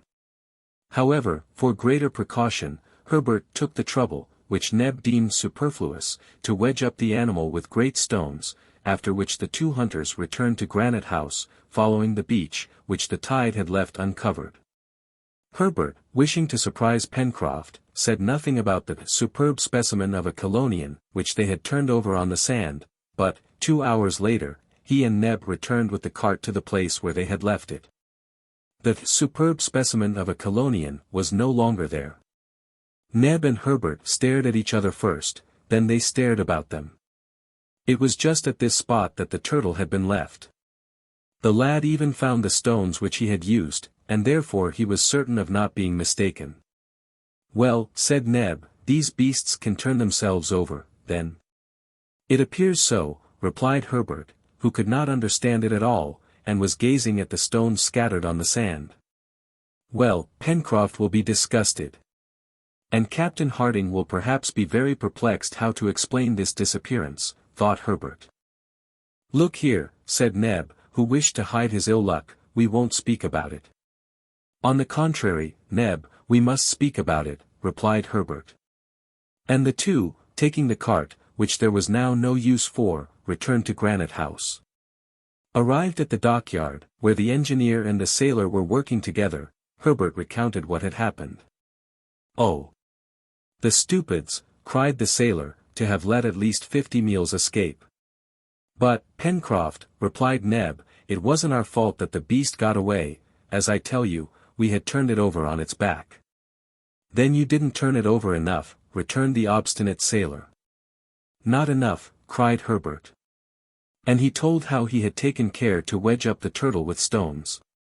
"It is a miracle, then," replied Pencroff. "I thought, Captain," said Herbert, "that turtles, once placed on their backs, could not regain their feet, especially when they are of a large size." "That is true, my boy," replied Cyrus Harding. "Then how did it manage?"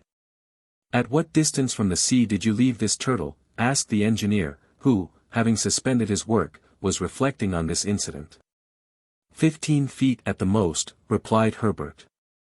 "And the tide was low at the time?" "Yes, Captain." "Well," replied the engineer, "what the turtle could not do on the sand it might have been able to do in the water.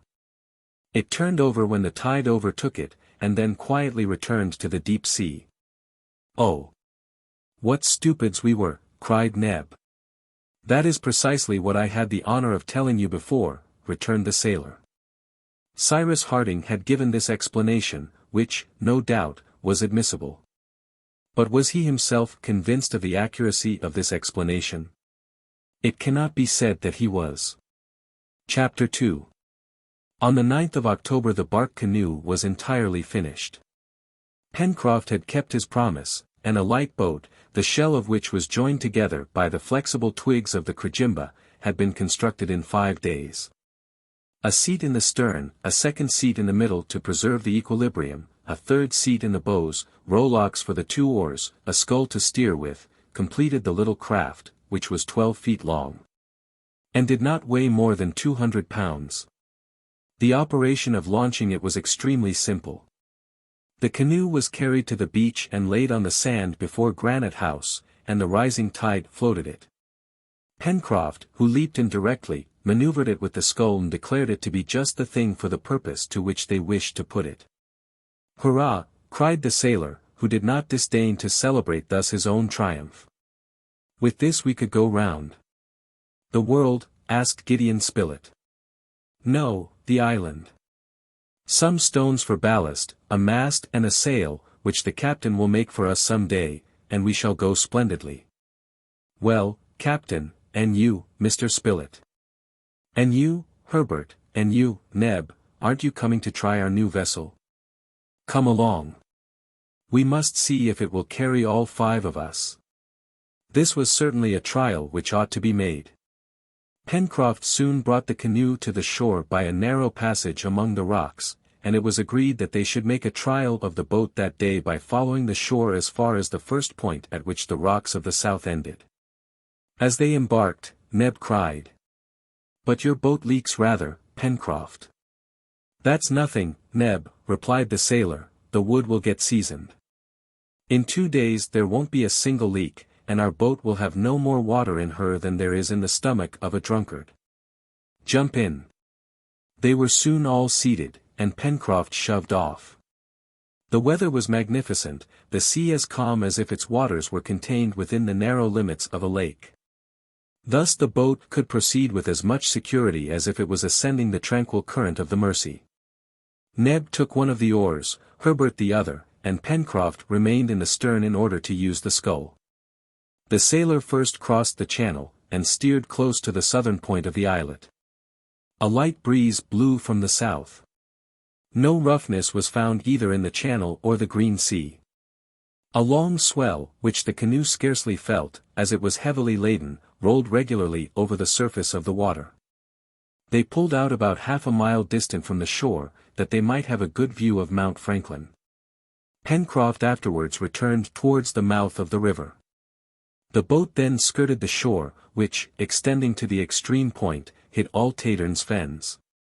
This point, of which the distance was increased by the irregularity of the coast, was nearly 3 miles from the Mersey.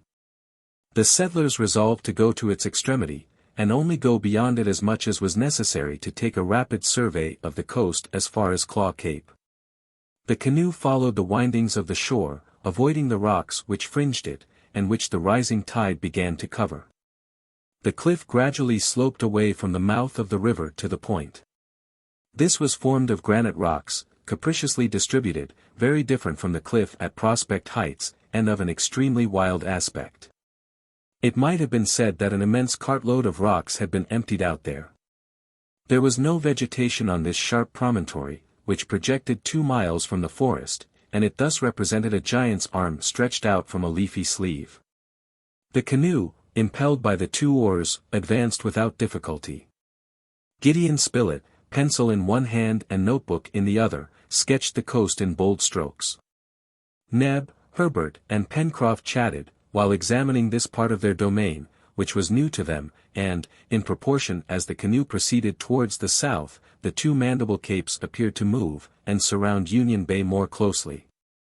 As to Cyrus Harding, he did not speak, he simply gazed, and by the mistrust which his look expressed, it appeared that he was examining some strange country. In the meantime, after a voyage of 3/4 of an hour, the canoe reached the extremity of the point, and Pencroff was preparing to return, when Herbert, rising, pointed to a black object, saying, "What do I see down there on the beach?" All eyes turned towards the point indicated. "Why," said the reporter, "there is something. It looks like part of a wreck half buried in the sand." "Ah," cried Pencroff, "I see what it is."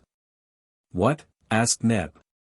"Barrels, which perhaps are full," replied the sailor. "Pull to the shore, Pencroff," said Cyrus. A few strokes of the oar brought the canoe into a little creek, and its passengers leaped on shore. Pencroff was not mistaken. 2 barrels were there, half buried in the sand, but still firmly attached to a large chest, which, sustained by them, had floated to the moment when it stranded on the beach. "There has been a wreck, then, in some part of the island," said Herbert. "Evidently," replied Spilett. "But what's in this chest?" cried Pencroff, with very natural impatience. "What's in this chest?" "It is shut up, and nothing to open it with." "Well, perhaps a stone."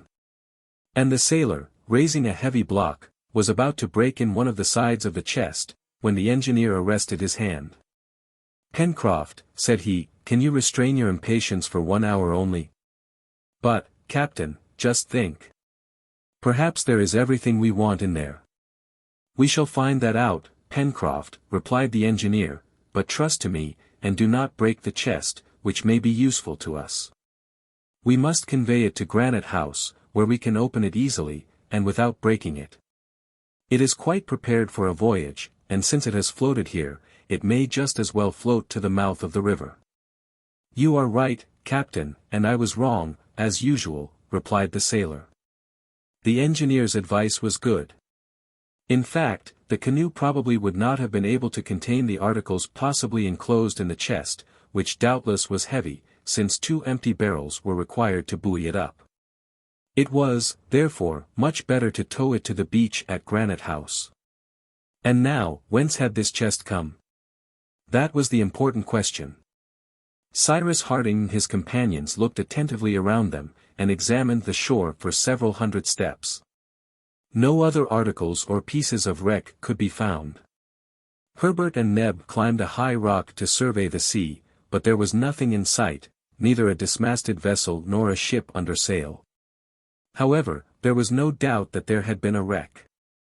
Perhaps this incident was connected with that of the bullet. Perhaps strangers had landed on another part of the island. Perhaps they were still there. But the thought which came naturally to the settlers was, that these strangers could not be Malay pirates, for the chest was evidently of American or European make. All the party returned to the chest, which was of an unusually large size. It was made of oak wood, very carefully closed and covered with a thick hide, which was secured by copper nails. The 2 great barrels, hermetically sealed, but which sounded hollow and empty, were fastened to its sides by strong ropes, knotted with a skill which Pencroff directly pronounced sailors alone could exhibit. It appeared to be in a perfect state of preservation, which was explained by the fact that it had stranded on a sandy beach, and not among rocks. They had no doubt whatever, on examining it carefully, that it had not been long in the water, and that its arrival on this coast was recent. The water did not appear to have penetrated to the inside, and the articles which it contained were no doubt uninjured. It was evident that this chest had been thrown overboard from some dismasted vessel driven towards the island, and that, in the hope that it would reach the land, where they might afterwards find it. The passengers had taken the precaution to buoy it up by means of this floating apparatus. "We will tow this chest to Granite House," said the engineer, "where we can make an inventory of its contents. Then, if we discover any of the survivors from the supposed wreck, we can return it to those to whom it belongs. If we find no one, we will keep it for ourselves," cried Pencroff. "But what in the world can there be in it?" The sea was already approaching the chest, and the high tide would evidently float it. One of the ropes which fastened the barrels was partly unlashed and used as a cable to unite the floating apparatus with the canoe. Pencroff and Neb then dug away the sand with their oars, so as to facilitate the moving of the chest, towing which the boat soon began to double the point, to which the name of Flotsam Point was given. The chest was heavy, and the barrels were scarcely sufficient to keep it above water. The sailor also feared every instant that it would get loose and sink to the bottom of the sea. But happily his fears were not realized, and an hour and a half after they set out, all that time had been taken up in going a distance of 3 miles, the boat touched the beach below Granite House. Canoe and chest were then hauled up on the sands. And as the tide was then going out, they were soon left high and dry. Neb, hurrying home, brought back some tools with which to open the chest in such a way that it might be injured as little as possible, and they proceeded to its inventory. Pencroff did not try to hide that he was greatly excited. The sailor began by detaching the 2 barrels, which, being in good condition, would of course be of use. Then the locks were forced with a cold chisel and hammer, and the lid thrown back. A second casing of zinc lined the interior of the chest, which had been evidently arranged that the articles which it enclosed might under any circumstances be sheltered from damp. "Oh," cried Neb, "suppose it's jam." "I hope not," replied the reporter. "If only there was," said the sailor in a low voice. "What?" asked Neb, who overheard him. "Nothing." The covering of zinc was torn off and thrown back over the sides of the chest, and by degrees numerous articles of very varied character were produced and strewn about on the sand. At each new object Pencroff uttered fresh hurrahs, Herbert clapped his hands, and Neb danced up and down. There were books which made Herbert wild with joy, and cooking utensils which Neb covered with kisses. In short, the colonists had reason to be extremely satisfied, for this chest contained tools, weapons, instruments, clothes, books. And this is the exact list of them as stated in Gideon Spilett's notebook: tools, 3 knives with several blades, 2 woodman's axes, 2 carpenter's hatchets, 3 planes, 2 adzes, 1 twibill or mattock, 6 chisels, 2 files, 3 hammers, 3 gimlets, 2 augers, 10 bags of nails and screws, 3 saws of different sizes, 2 boxes of needles. Weapons: 2 flintlock guns, 2 for percussion caps, 2 breech-loader carbines, 5 boarding cutlasses, for sabers, 2 barrels of powder, each containing 25 pounds, 12 boxes of percussion caps. Instruments: 1 sextant, 1 double opera glass, 1 telescope, 1 box of mathematical instruments, 1 mariner's compass, 1 Fahrenheit thermometer, 1 aneroid barometer, 1 box containing a photographic apparatus, object glass, plates, chemicals, etc. Clothes: 2 dozen shirts of a peculiar material resembling wool, but evidently of a vegetable origin, 3 dozen stockings of the same material. Utensils: 1 iron pot, 6 copper saucepans, 3 iron dishes, 10 metal plates, 2 kettles, 1 portable stove, 6 table knives. Books: 1 Bible, 1 atlas, 1 dictionary of the different Polynesian idioms, 1 dictionary of natural science, in 6 volumes. 3 reams of white paper, 2 books with blank pages. It must be allowed, said the reporter, after the inventory had been made, that the owner of this chest was a practical man. Tools, weapons, instruments, clothes, utensils, books, nothing is wanting. It might really be said that he expected to be wrecked, and had prepared for it beforehand.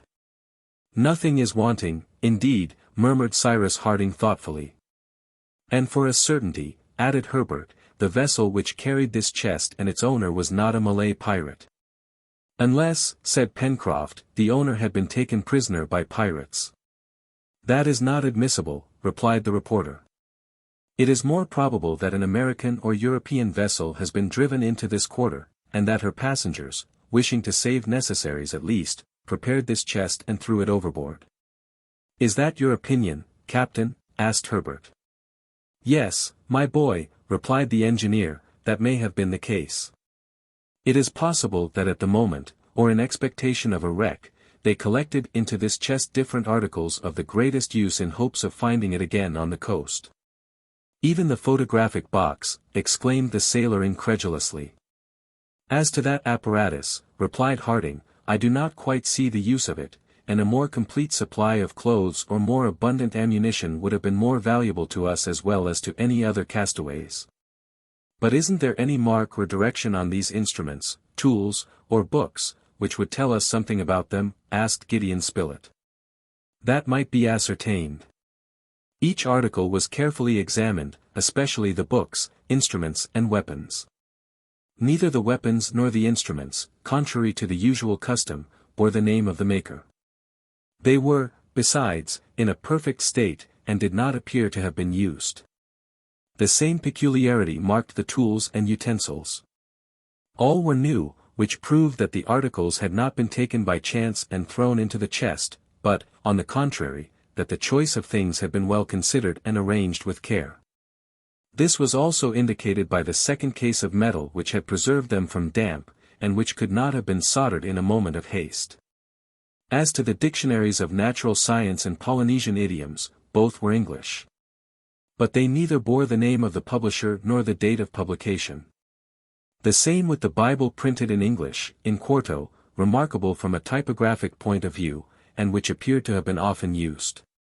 The Atlas was a magnificent work, comprising maps of every country in the world, and several planispheres arranged upon Mercator's projection, and of which the nomenclature was in French, but which also bore neither date nor name of publisher. There was nothing, therefore, on these different articles by which they could be traced, and nothing consequently of a nature to show the nationality of the vessel which must have recently passed these shores. But, wherever the chest might have come from, it was a treasure to the settlers on Lincoln Island. Till then, by making use of the productions of nature, they had created everything for themselves, and, thanks to their intelligence, they had managed without difficulty. But did it not appear as if Providence had wished to reward them by sending them these productions of human industry? Their thanks rose unanimously to heaven. However, one of them was not quite satisfied. It was Pencroff. It appeared that the chest did not contain something which he evidently held in great esteem, for in proportion as they approached the bottom of the box, his hurrahs diminished in heartiness, and, the inventory finished. He was heard to mutter these words, "That's all very fine, but you can see that there is nothing for me in that box." This led Neb to say, "Why, friend Pencroff, what more do you expect?" "Half a pound of tobacco," replied Pencroff seriously, "and nothing would have been wanting to complete my happiness." No one could help laughing at this speech of the sailors. But the result of this discovery of the chest was, that it was now more than ever necessary to explore the island thoroughly.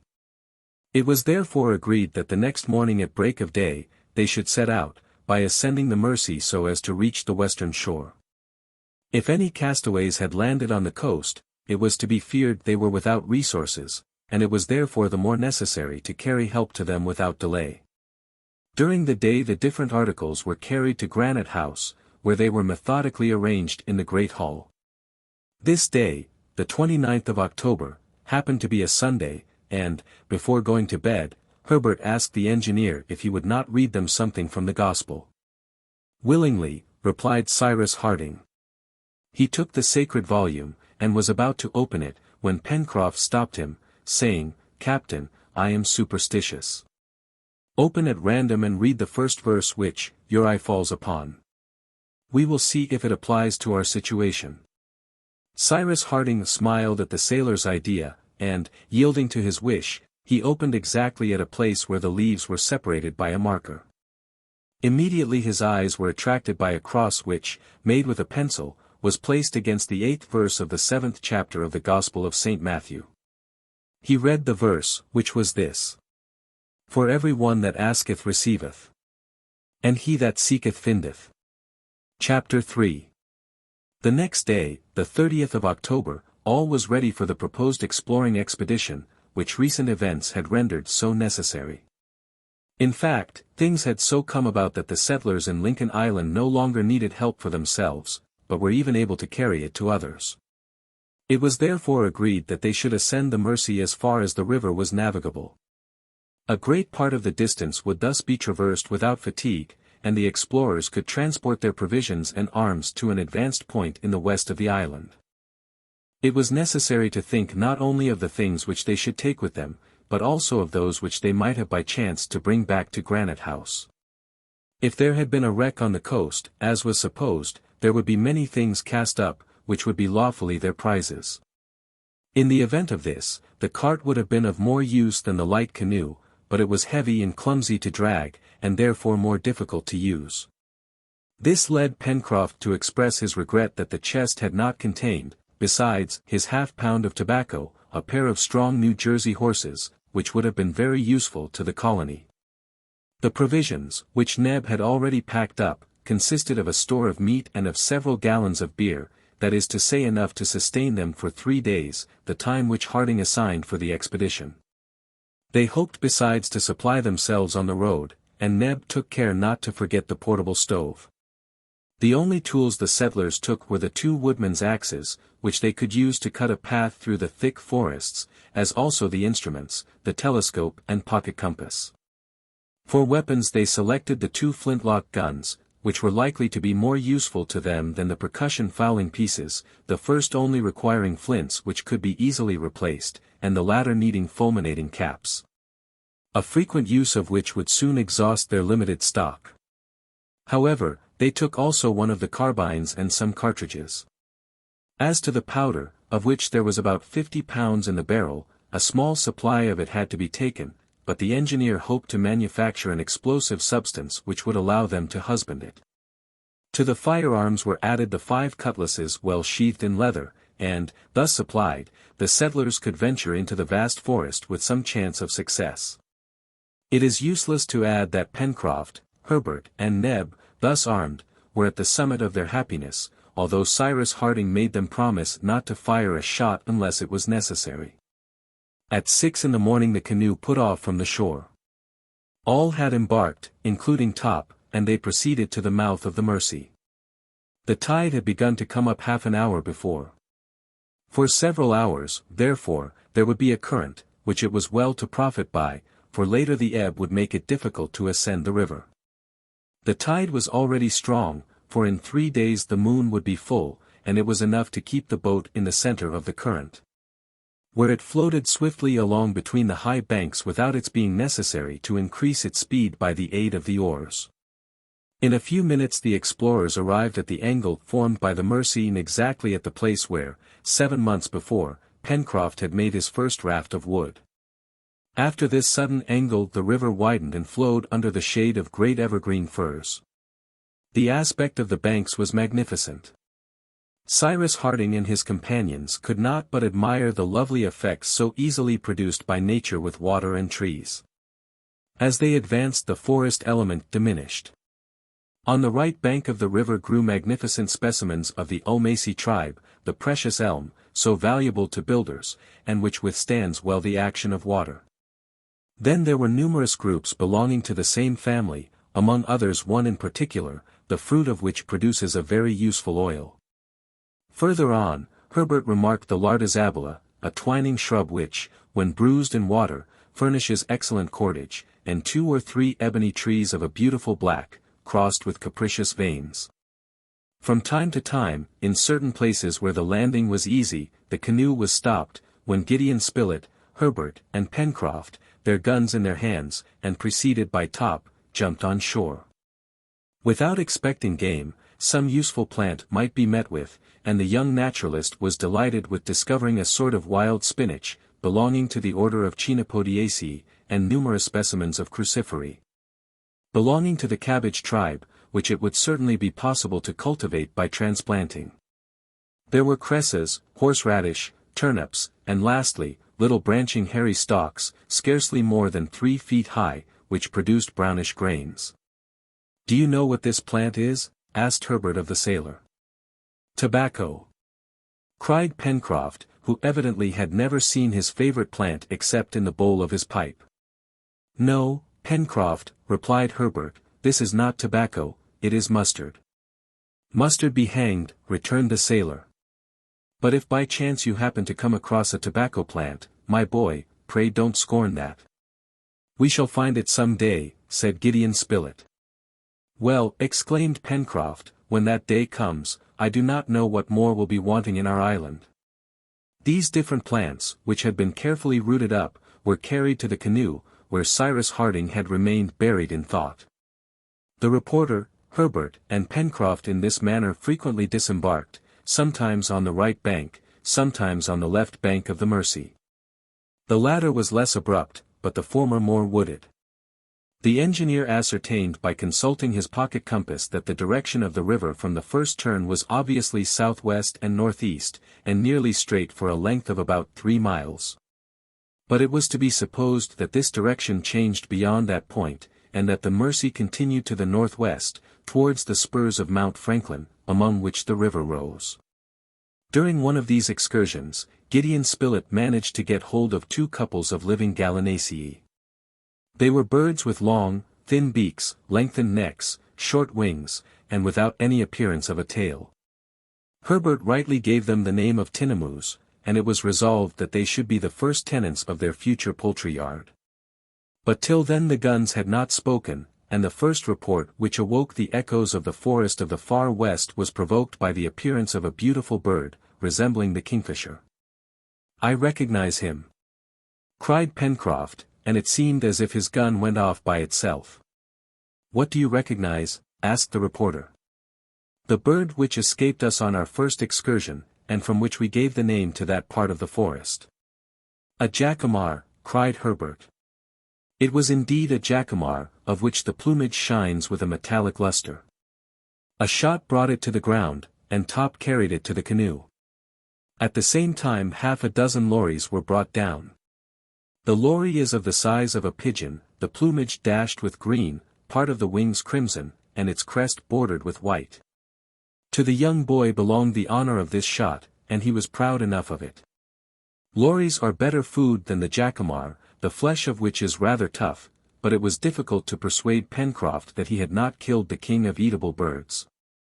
It was 10 o'clock in the morning when the canoe reached a second angle of the Mersey, nearly 5 miles from its mouth. Here a halt was made for breakfast under the shade of some splendid trees.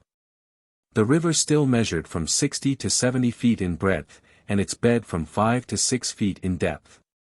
The engineer had observed that it was increased by numerous affluents, but they were unnavigable, being simply little streams.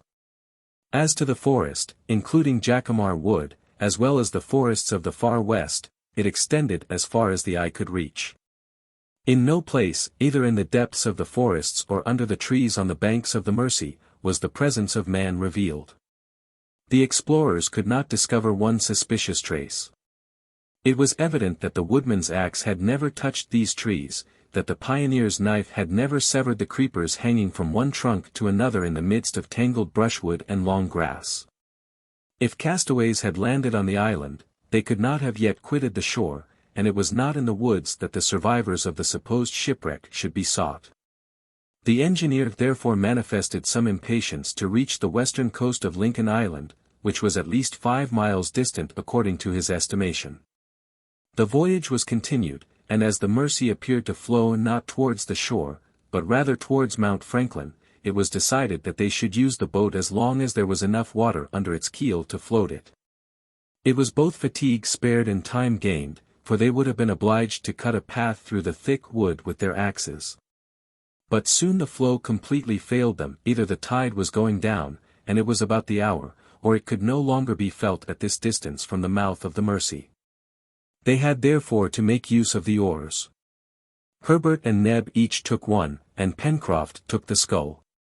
The forest soon became less dense, the trees grew further apart and often quite isolated. But the further they were from each other the more magnificent they appeared, profiting, as they did, by the free, pure air which circulated around them. What splendid specimens of the flora of this latitude! Certainly their presence would have been enough for a botanist to name without hesitation the parallel which traversed Lincoln Island. Eucalypti, cried Herbert. They were, in fact, those splendid trees, the giants of the extratropical zone, the congeners of the Australian and New Zealand eucalyptus, both situated under the same latitude as Lincoln Island. Some rose to a height of 200 feet. Their trunks at the base measured 20 feet in circumference, and their bark was covered by a network of farrows containing a red, sweet-smelling gum. Nothing is more wonderful or more singular than those enormous specimens of the order of the Myrtaceae, with their leaves placed vertically and not horizontally, so that an edge and not a surface looks upwards. The effect being that the sun's rays penetrate more freely among the trees. The ground at the foot of the eucalypti was carpeted with grass, and from the bushes escaped flights of little birds, which glittered in the sunlight like winged rubies. These are something like trees, cried Neb, but are they good for anything? Pooh, replied Pencroff. Of course there are vegetable giants as well as human giants, and they are no good, except to show themselves at fairs. I think that you are mistaken, Pencroff, replied Gideon Spilett, and that the wood of the eucalyptus has begun to be very advantageously employed in cabinet making. And I may add, said Herbert, that the eucalyptus belongs to a family which comprises many useful members, the guava tree, from whose fruit guava jelly is made, the clove tree, which produces the spice, the pomegranate tree, which bears pomegranates, the Eugacia cauliflora, the fruit of which is used in making a tolerable wine, the ugly myrtle, which contains an excellent alcoholic liquor, the Caryophyllus myrtle, of which the bark forms an esteemed cinnamon, the Eugenia pimenta, from whence comes Jamaica pepper, the common myrtle, from whose buds and berries spice is sometimes made, the Eucalyptus minifera, which yields a sweet sort of manna, the Guinea eucalyptus, the sap of which is transformed into beer by fermentation. In short, all those trees known under the name of gum trees or ironbark trees in Australia, belong to this family of the Myrtaceae, which contains 46 genera and 1,300 species. The lad was allowed to run on, and he delivered his little botanical lecture with great animation. Cyrus Harding listened smiling, and Pencroff with an indescribable feeling of pride. Very good, Herbert, replied Pencroff, but I could swear that all those useful specimens you have just told us about are none of them giants like these. That is true, Pencroff. That supports what I said, returned the sailor, namely, that these giants are good for nothing. There you are wrong, Pencroff, said the engineer. These gigantic eucalypti, which shelter us, are good for something. And what is that? To render the countries which they inhabit healthy. Do you know what they are called in Australia and New Zealand? No, Captain. They are called fever trees. Because they give fevers? No, because they prevent them. Good. I must note that, said the reporter. Note it then, my dear Spilett, for it appears proved that the presence of the eucalyptus is enough to neutralize miasmas.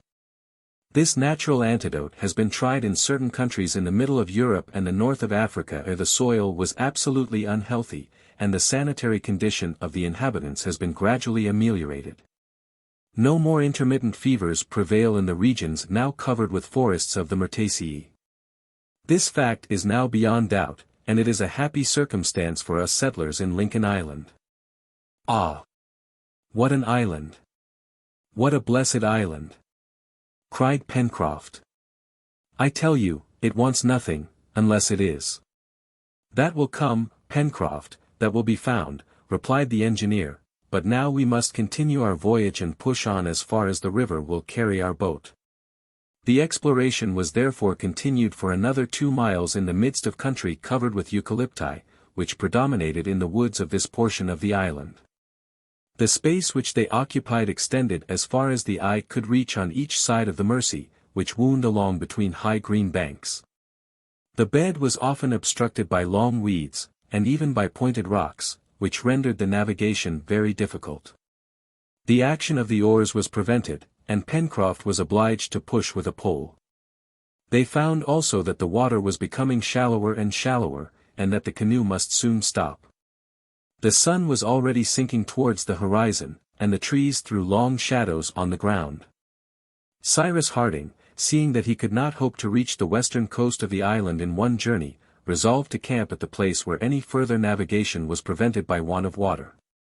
He calculated that they were still 5 or 6 miles from the coast, and this distance was too great for them to attempt during the night in the midst of unknown woods. The boat was pushed on through the forest, which gradually became thicker again, and appeared also to have more inhabitants, for if the eyes of the sailor did not deceive him, he thought he saw bands of monkeys springing among the trees. Sometimes even 2 or 3 of these animals stopped at a little distance from the canoe and gazed at the settlers without manifesting any terror, as if, seeing men for the first time, they had not yet learned to fear them. It would have been easy to bring down one of these quadrumani with a gunshot, and Pencroff was greatly tempted to fire, but Harding opposed so useless a massacre. This was prudent, for the monkeys, or apes rather, appearing to be very powerful and extremely active, it was useless to provoke an unnecessary aggression, and the creatures might, ignorant of the power of the explorers' firearms, have attacked them. It is true that the sailor considered the monkeys from a purely alimentary point of view, for those animals which are herbivorous make very excellent game, but since they had an abundant supply of provisions, it was a pity to waste their ammunition. Towards 4 o'clock, the navigation of the Mersey became exceedingly difficult, for its course was obstructed by aquatic plants and rocks. The banks rose higher and higher, and already they were approaching the spurs of Mount Franklin. The source could not be far off, since it was fed by the water from the southern slopes of the mountain. "In a quarter of an hour," said the sailor, "we shall be obliged to stop, Captain." "Very well, we will stop, Pencroff, and we will make our encampment for the night." "At what distance are we from Granite House?" asked Herbert. "About 7 miles," replied the engineer, taking into calculation, however, the detours of the river, which has carried us to the northwest. "Shall we go on?" asked the reporter. "Yes, as long as we can," replied Cyrus Harding. "Tomorrow, at break of day, we will leave the canoe, and in 2 hours I hope we shall cross the distance which separates us from the coast, and then we shall have the whole day in which to explore the shore." "Go ahead," replied Pencroff. But soon the boat grated on the stony bottom of the river, which was now not more than 20 feet in breadth. The trees met like a bower overhead, and caused a half-darkness. They also heard the noise of a waterfall, which showed that a few hundred feet up the river there was a natural barrier. Presently, after a sudden turn of the river, a cascade appeared through the trees. The canoe again touched the bottom, and in a few minutes it was moored to a trunk near the right bank. It was nearly 5 o'clock. The last rays of the sun gleamed through the thick foliage and glanced on the little waterfall, making the spray sparkle with all the colors of the rainbow. Beyond that, the Mersey was lost in the bushwood, where it was fed from some hidden source. The different streams which flowed into it increased it to a regular river further down, but here it was simply a shallow, limpid brook. It was agreed to camp here, as the place was charming. The colonists disembarked, and a fire was soon lighted under a clump of trees, among the branches of which Cyrus Harding and his companions could, if it was necessary, take refuge for the night. Supper was quickly devoured, for they were very hungry, and then there was only sleeping to think of. But, as roarings of rather a suspicious nature had been heard during the evening, a good fire was made up for the night, so as to protect the sleepers with its crackling flames. Neb and Pencroff also watched by turns, and did not spare fuel. They thought they saw the dark forms of some wild animals prowling round the camp among the bushes, but the night passed without incident, and the next day, the 31st of October, at 5 o'clock in the morning, all were on foot, ready for a start. Chapter 4. It was 6 o'clock in the morning when the settlers, after a hasty breakfast, set out to reach by the shortest way, the western coast of the island. And how long would it take to do this? Cyrus Harding had said 2 hours, but of course that depended on the nature of the obstacles they might meet with. As it was probable that they would have to cut a path through the grass, shrubs, and creepers, they marched axe in hand, and with guns also ready, wisely taking warning from the cries of the wild beasts heard in the night. The exact position of the encampment could be determined by the bearing of Mount Franklin, and as the volcano arose in the north at a distance of less than 3 miles, they had only to go straight towards the southwest to reach the western coast. They set out, having first carefully secured the canoe. Pencroff and Neb carried sufficient provision for the little band for at least 2 days. It would not thus be necessary to hunt. The engineer advised his companions to refrain from firing, that their presence might not be betrayed to any one near the shore. The first hatchet blows were given among the brushwood in the midst of some mastic trees, a little above the cascade. And his compass in his hand, Cyrus Harding led the way. The forest here was composed for the most part of trees which had already been met with near the lake and on Prospect Heights. There were deodars, Douglas firs, casuarinas, gum trees, eucalypti, hibiscus, cedars, and other trees, generally of a moderate size, for their number prevented their growth. Since their departure, the settlers had descended the slopes which constituted the mountain system of the island, onto a dry soil, but the luxuriant vegetation of which indicated it to be watered either by some subterranean marsh or by some stream. However, Cyrus Harding did not remember having seen, at the time of his excursion to the crater, any other watercourses but the Red Creek and the Mersey. During the first part of their excursion, they saw numerous troops of monkeys who exhibited great astonishment at the sight of men, whose appearance was so new to them. Gideon Spilett jokingly asked whether these active and merry quadrupeds did not consider him and his companions as degenerate brothers. And certainly, pedestrians, hindered at each step by bushes, caught by creepers, barred by trunks of trees, did not shine beside those supple animals, who, bounding from branch to branch, were hindered by nothing on their course. The monkeys were numerous, but happily they did not manifest any hostile disposition. Several pigs, agoutis, kangaroos, and other rodents were seen, also 2 or 3 koalas, at which Pencroff longed to have a shot. But, said he, you may jump and play just now, we shall have 1 or 2 words to say to you on our way back. At 9:30 the way was suddenly found to be barred by an unknown stream, from 30 to 40 feet broad, whose rapid current dashed foaming over the numerous rocks which interrupted its course. This creek was deep and clear, but it was absolutely unnavigable. "We are cut off," cried Neb. "No," replied Herbert, "it is only a stream, and we can easily swim over." "What would be the use of that?" returned Harding. "This creek evidently runs to the sea. Let us remain on this side and follow the bank, and I shall be much astonished if it does not lead us very quickly to the coast." "Forward." "1 minute," said the reporter. "The name of this creek, my friends? Do not let us leave our geography incomplete." "All right," said Pencroff. "Name it, my boy," said the engineer, addressing the lad. "Will it not be better to wait until we have explored it to its mouth?" answered Herbert. "Very well," replied Cyrus Harding. "Let us follow it as fast as we can without stopping." "Still another minute," said Pencroff.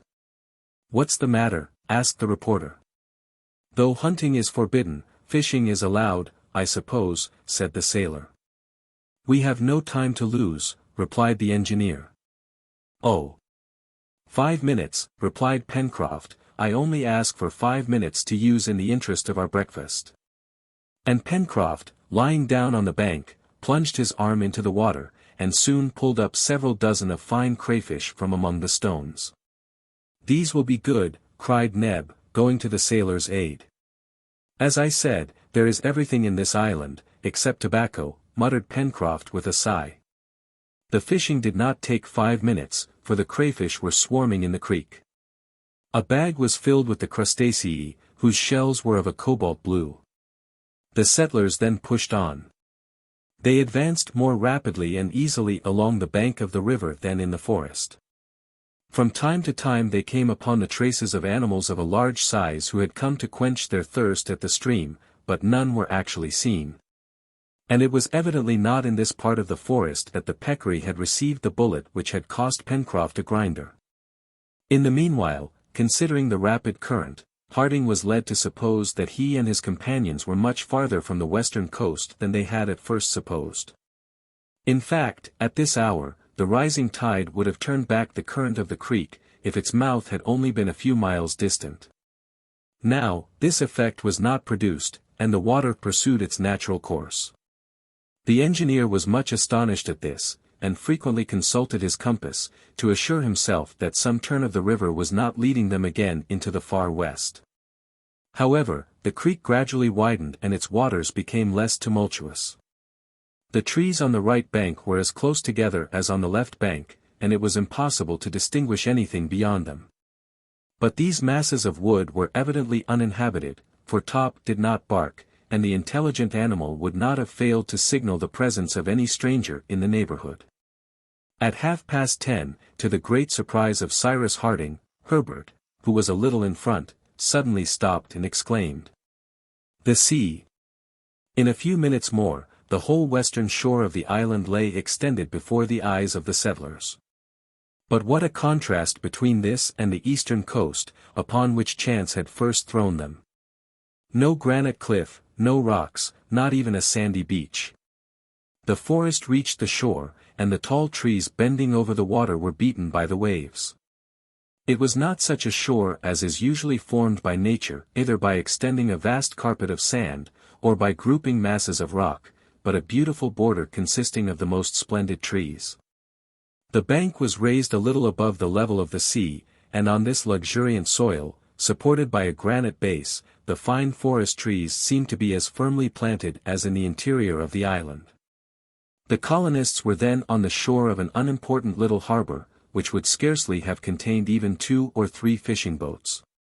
It served as a neck to the new creek, of which the curious thing was that its waters, instead of joining the sea by a gentle slope, fell from a height of more than 40 feet, which explained why the rising tide was not felt up the stream. In fact, the tides of the Pacific, even at their maximum elevation, could never reach the level of the river, and, doubtless, millions of years would pass before the water would have worn away the granite and hollowed a practicable mouth.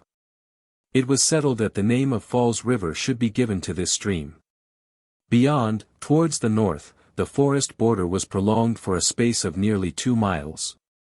Then the trees became scarcer, and beyond that again the picturesque heights described a nearly straight line, which ran north and south.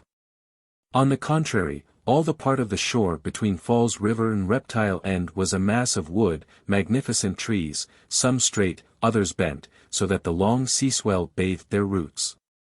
Now, it was this coast, that is, all the Serpentine Peninsula, that was to be explored, for this part of the shore offered a refuge to castaways, which the other wild and barren side must have refused. The weather was fine and clear, and from a height of a hillock on which Neb and Pencroff had arranged breakfast, a wide view was obtained. There was, however, not a sail in sight, nothing could be seen along the shore as far as the eye could reach. But the engineer would take nothing for granted until he had explored the coast to the very extremity of the Serpentine Peninsula. Breakfast was soon dispatched, and at 11:30 the captain gave the signal for departure. Instead of proceeding over the summit of a cliff or along a sandy beach, the settlers were obliged to remain under cover of the trees so that they might continue on the shore. The distance which separated Falls River from Reptile End was about 12 miles. It would have taken the settlers 4 hours to do this, on a clear ground and without hurrying themselves. But as it was they needed double the time, for what with trees to go round, bushes to cut down, and creepers to chop away, they were impeded at every step, these obstacles greatly lengthening their journey. There was, however, nothing to show that a shipwreck had taken place recently. It is true that, as Gideon Spilett observed, any remains of it might have drifted out to sea, and they must not take it for granted that because they could find no traces of it, a ship had not been cast away on the coast. The reporter's argument was just, and besides, the incident of the bullet proved that a shot must have been fired in Lincoln Island within 3 months. It was already 5 o'clock, and there were still 2 miles between the settlers and the extremity of the Serpentine Peninsula. It was evident that after having reached Reptile End, Harding and his companions would not have time to return before dark to their encampment near the source of the Mersey. It would therefore be necessary to pass the night on the promontory. But they had no lack of provisions, which was lucky, for there were no animals on the shore, though birds, on the contrary, abound, jacamars, couroucous, tragopans, grouse, lories, parrots, cockatoos, pheasants, pigeons, and 100 others. There was not a tree without a nest, and not a nest which was not full of flapping wings. Towards 7 o'clock the weary explorers arrived at Reptile End. Here the seaside forest ended, and the shore resumed the customary appearance of a coast, with rocks, reefs, and sands. It was possible that something might be found here, but darkness came on, and the further exploration had to be put off to the next day. Pencroff and Herbert hastened on to find a suitable place for their camp. Among the last trees of the forest of the far west, the boy found several thick clumps of bamboos. "Good," said he, "this is a valuable discovery." "Valuable?" returned Pencroff. "Certainly," replied Herbert. "I may say, Pencroff, that the bark of the bamboo, cut into flexible laths, is used for making baskets, that this bark, mashed into a paste, is used for the manufacture of Chinese paper. That the stalks furnish, according to their size, canes and pipes and are used for conducting water, that large bamboos make excellent material for building, being light and strong, and being never attacked by insects. I will add that by sawing the bamboo in two at the joint, keeping for the bottom the part of the transverse film which forms the joint, useful cups are obtained, which are much in use among the Chinese." "No. You don't care for that." But what?"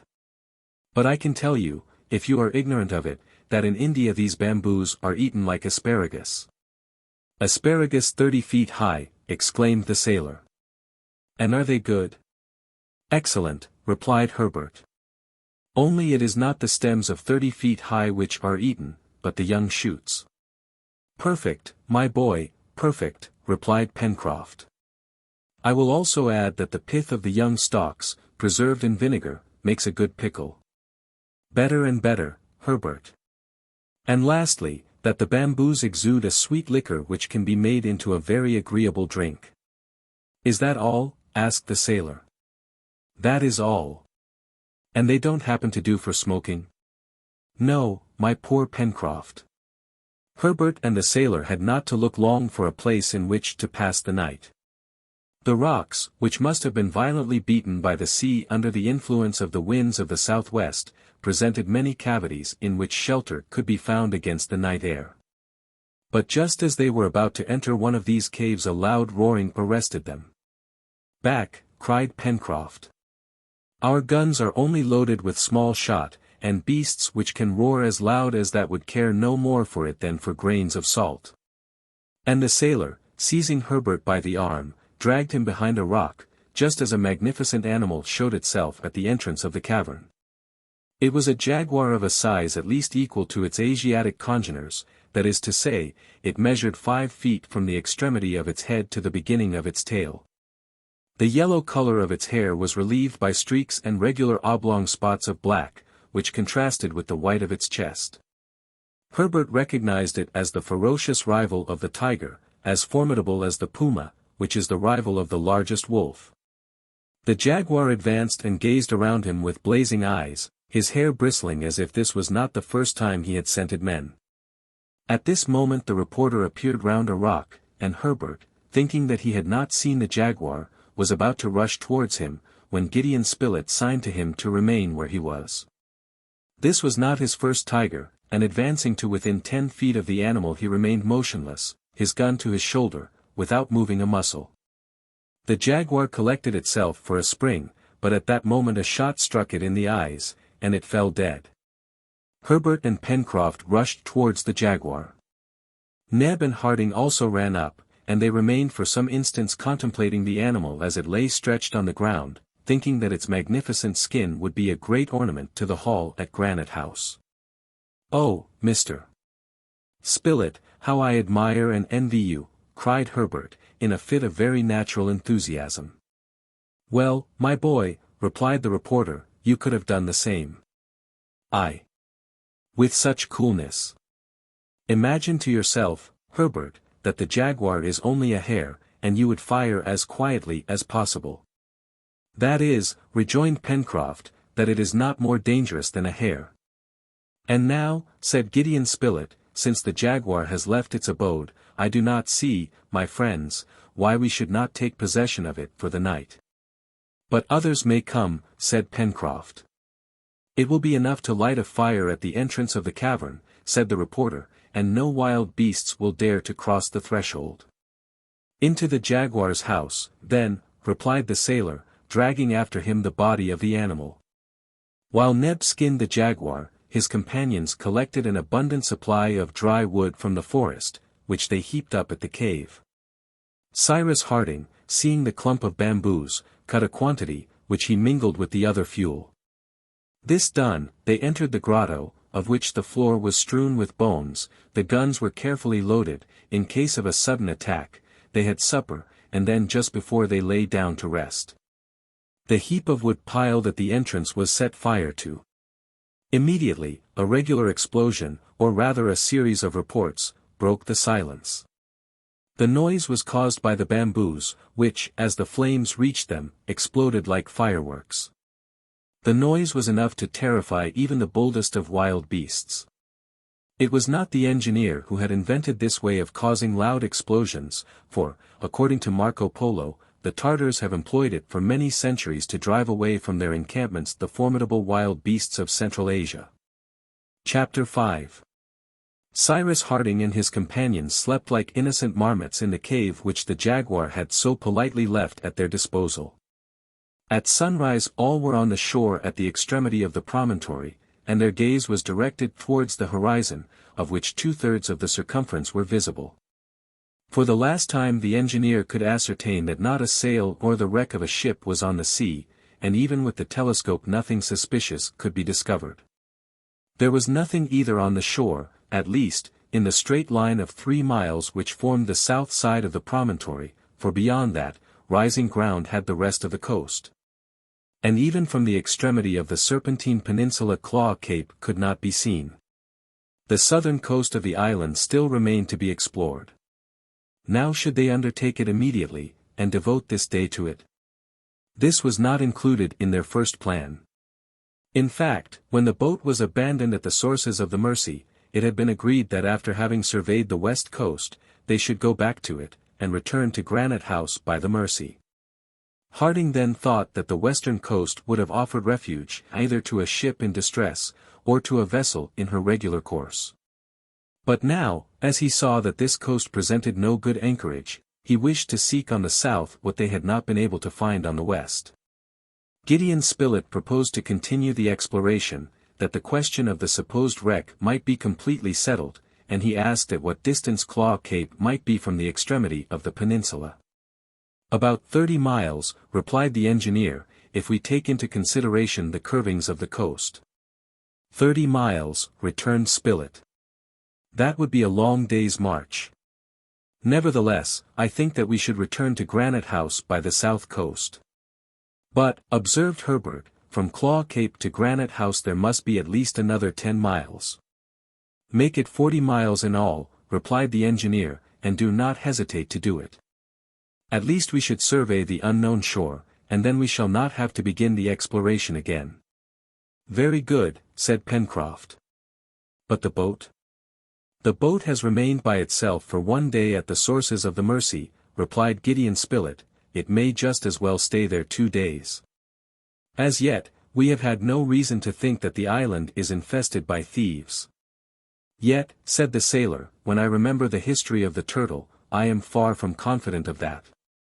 "The turtle." "The turtle," replied the reporter. "Don't you know that the sea turned it over?" "Who knows?" murmured the engineer. "But," said Neb. Neb had evidently something to say, for he opened his mouth to speak and yet said nothing. "What do you want to say, Neb?" asked the engineer. "If we return by the shore to Claw Cape," replied Neb, "after having doubled the cape, we shall be stopped by the Mersey." "Of course," replied Herbert, "and we shall have neither bridge nor boat by which to cross." "But, Captain," added Pencroff, "with a few floating trunks we shall have no difficulty in crossing the river." "Never mind," said Spilett, "it will be useful to construct a bridge if we wish to have an easy access to the far west." "A bridge!" cried Pencroff. "Well, is not the captain the best engineer in his profession? He will make us a bridge when we want one. As to transporting you this evening to the other side of the Mersey, and that without wetting one thread of your clothes, I will take care of that. We have provisions for another day, and besides we can get plenty of game. Forward!"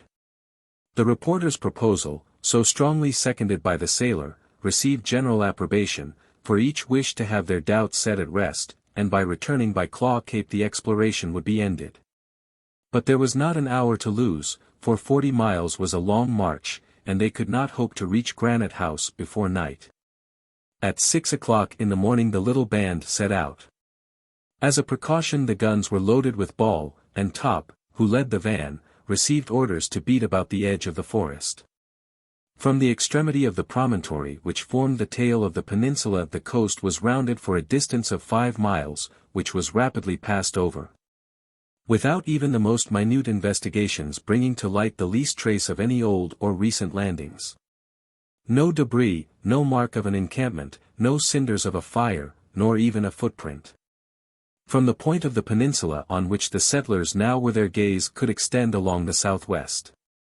25 miles off the coast terminated in the Claw Cape, which loomed dimly through the morning mists, and which, by the phenomenon of the mirage, appeared as if suspended between land and water. Between the place occupied by the colonists and the other side of the immense bay, the shore was composed, first, of a tract of low land, bordered in the background by trees. Then the shore became more irregular, projecting sharp points into the sea, and finally ended in the black rocks which, accumulated in picturesque disorder, formed Claw Cape. Such was the development of this part of the island, which the settlers took in at a glance, while stopping for an instant. "If a vessel ran in here," said Pencroff, "she would certainly be lost. Sandbanks and reefs everywhere. Bad quarters." "But at least something would be left of the ship," observed the reporter. "There might be pieces of wood on the rocks, but nothing on the sands," replied the sailor. "Why?" "Because the sands are still more dangerous than the rocks, for they swallow up everything that is thrown on them. In a few days the hull of a ship of several hundred tons would disappear entirely in there.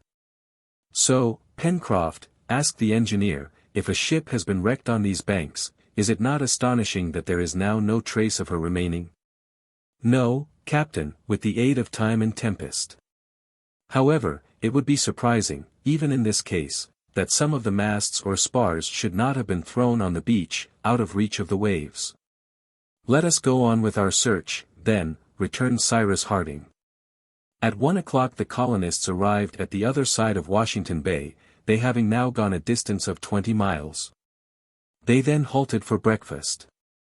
Here began the irregular coast, covered with lines of rocks and sandbanks. The long sea swell could be seen breaking over the rocks in the bay, forming a foamy fringe.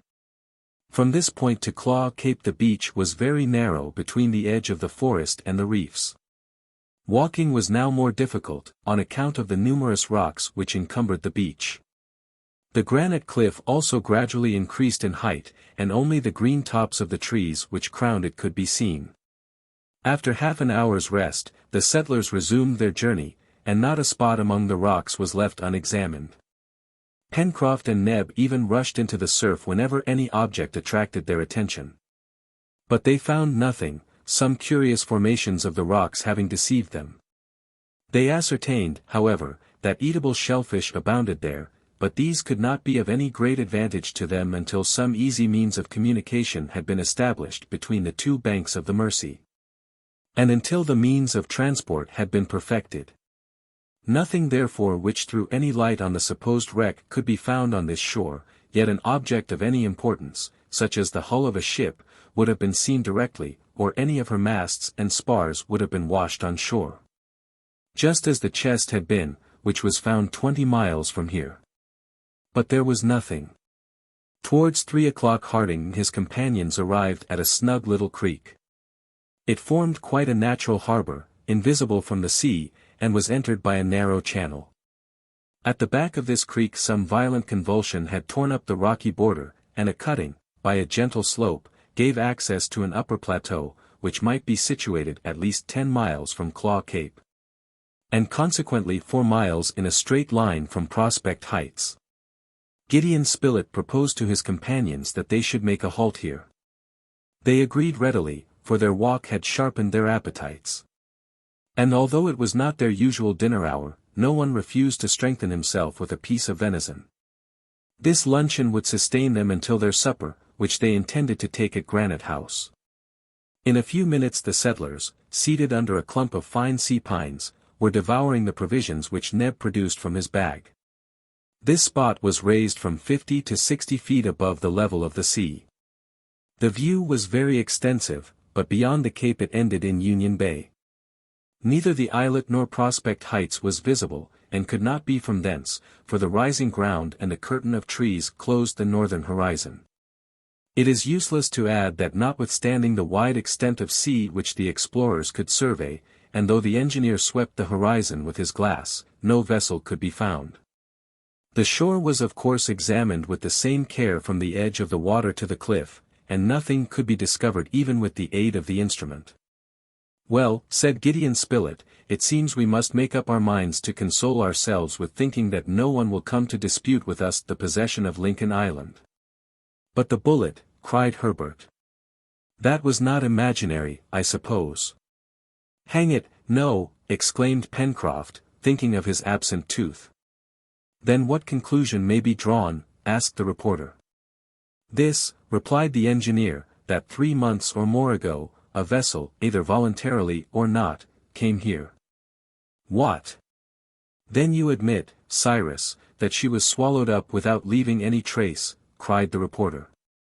"No, my dear Spilett, but you see that if it is certain that a human being set foot on the island, it appears no less certain that he has now left it." "Then, if I understand you right, Captain," said Herbert, "the vessel has left again?" "Evidently." "And we have lost an opportunity to get back to our country," said Neb. "I fear so."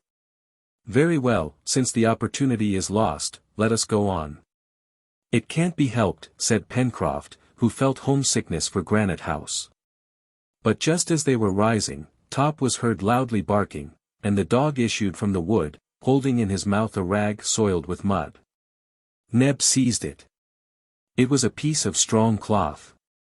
Top still barked, and by his going and coming, seemed to invite his master to follow him into the forest. "Now there's something to explain the bullet," exclaimed Pencroff. "A castaway," replied Herbert. "Wounded, perhaps," said Neb. "Or dead," added the reporter. All ran after the dog, among the tall pines on the border of the forest. Harding and his companions made ready their firearms, in case of an emergency. They advanced some way into the wood, but to their great disappointment, they as yet saw no signs of any human being having passed that way. Shrubs and creepers were uninjured, and they had even to cut them away with the axe, as they had done in the deepest recesses of the forest. It was difficult to fancy that any human creature had ever passed there, but yet Top went backward and forward, not like a dog who searches at random, but like a dog being endowed with a mind, who is following up an idea. In about 7 or 8 minutes Top stopped in a glade surrounded with tall trees. The settlers gazed around them, but saw nothing, neither under the bushes nor among the trees. "What is the matter, Top?" said Cyrus Harding.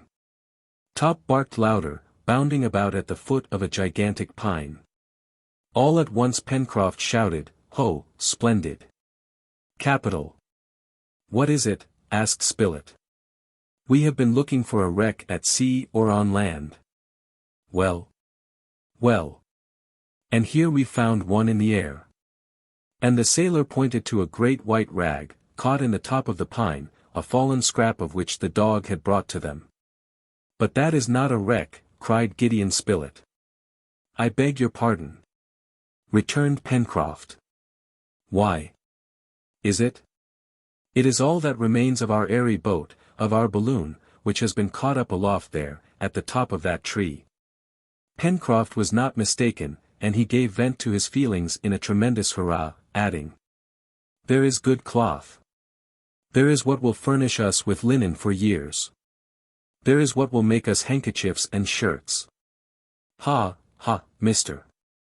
Spilett, what do you say to an island where shirts grow on the trees?" It was certainly a lucky circumstance for the settlers in Lincoln Island that the balloon, after having made its last bound into the air, had fallen on the island and thus given them the opportunity of finding it again. Whether they kept the case under its present form, or whether they wished to attempt another escape by it, or whether they usefully employed the several hundred yards of cotton, which was of fine quality. Pencroff's joy was therefore shared by all. But it was necessary to bring down the remains of the balloon from the tree, to place it in security, and this was no slight task. Neb, Herbert, and the sailor, climbing to the summit of the tree, used all their skill to disengage the now reduced balloon.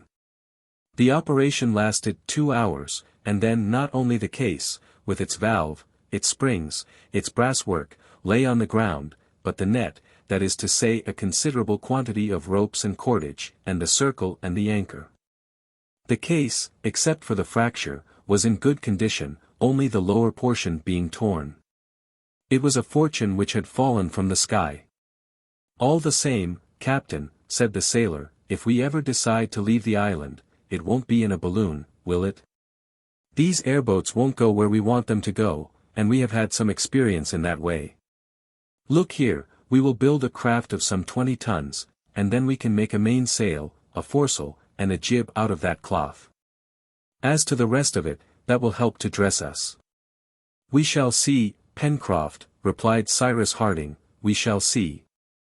"In the meantime, we must put it in a safe place," said Neb. They certainly could not think of carrying this load of cloth, ropes, and cordage, to Granite House, for the weight of it was very considerable, and while waiting for a suitable vehicle in which to convey it. It was of importance that this treasure should not be left longer exposed to the mercies of the first storm. The settlers, uniting their efforts, managed to drag it as far as the shore, where they discovered a large rocky cavity, which owing to its position could not be visited either by the wind or rain. "We needed a locker, and now we have one," said Pencroff, "but as we cannot lock it up, it will be prudent to hide the opening. I don't mean from two-legged thieves, but from those with 4 paws." At 6 o'clock, all was stowed away, and after having given the creek the very suitable name of Port Balloon, the settlers pursued their way along Claw Cape. Pencroff and the engineer talked of the different projects which it was agreed to put into execution with the briefest possible delay. It was necessary first of all to throw a bridge over the Mersey, so as to establish an easy communication with the south of the island. Then the cart must be taken to bring back the balloon, for the canoe alone could not carry it. Then they would build a decked boat, and Pencroff would rig it as a cutter. And they would be able to undertake voyages of circumnavigation round the island, etc. In the meanwhile night came on, and it was already dark when the settlers reached Flotsam Point, where they had found the precious chest. The distance between Flotsam Point and Granite House was another 4 miles, and it was midnight when, after having followed the shore to the mouth of the Mersey, the settlers arrived at the first angle formed by the Mersey. There the river was 80 feet in breadth, which was awkward to cross, but as Pencroff had taken upon himself to conquer this difficulty, he was compelled to do it. The settlers certainly had reason to be pretty tired. The journey had been long, and the task of getting down the balloon had not rested either their arms or legs. They were anxious to reach Granite House to eat and sleep, and if the bridge had been constructed, in a quarter of an hour they would have been at home. The night was very dark. Pencroff prepared to keep his promise by constructing a sort of raft, on which to make the passage of the Mersey. He and Neb, armed with axes, chose 2 trees near the water, and began to attack them at the base. Cyrus Harding and Spilett, seated on the bank, waited till their companions were ready for their help, while Herbert roamed about, though without going to any distance. All at once, the lad, who had strolled by the river, came running back, and, pointing up the Mersey, exclaimed, "What is floating there?" Pencroff stopped working, and seeing an indistinct object moving through the gloom. "A canoe," cried he.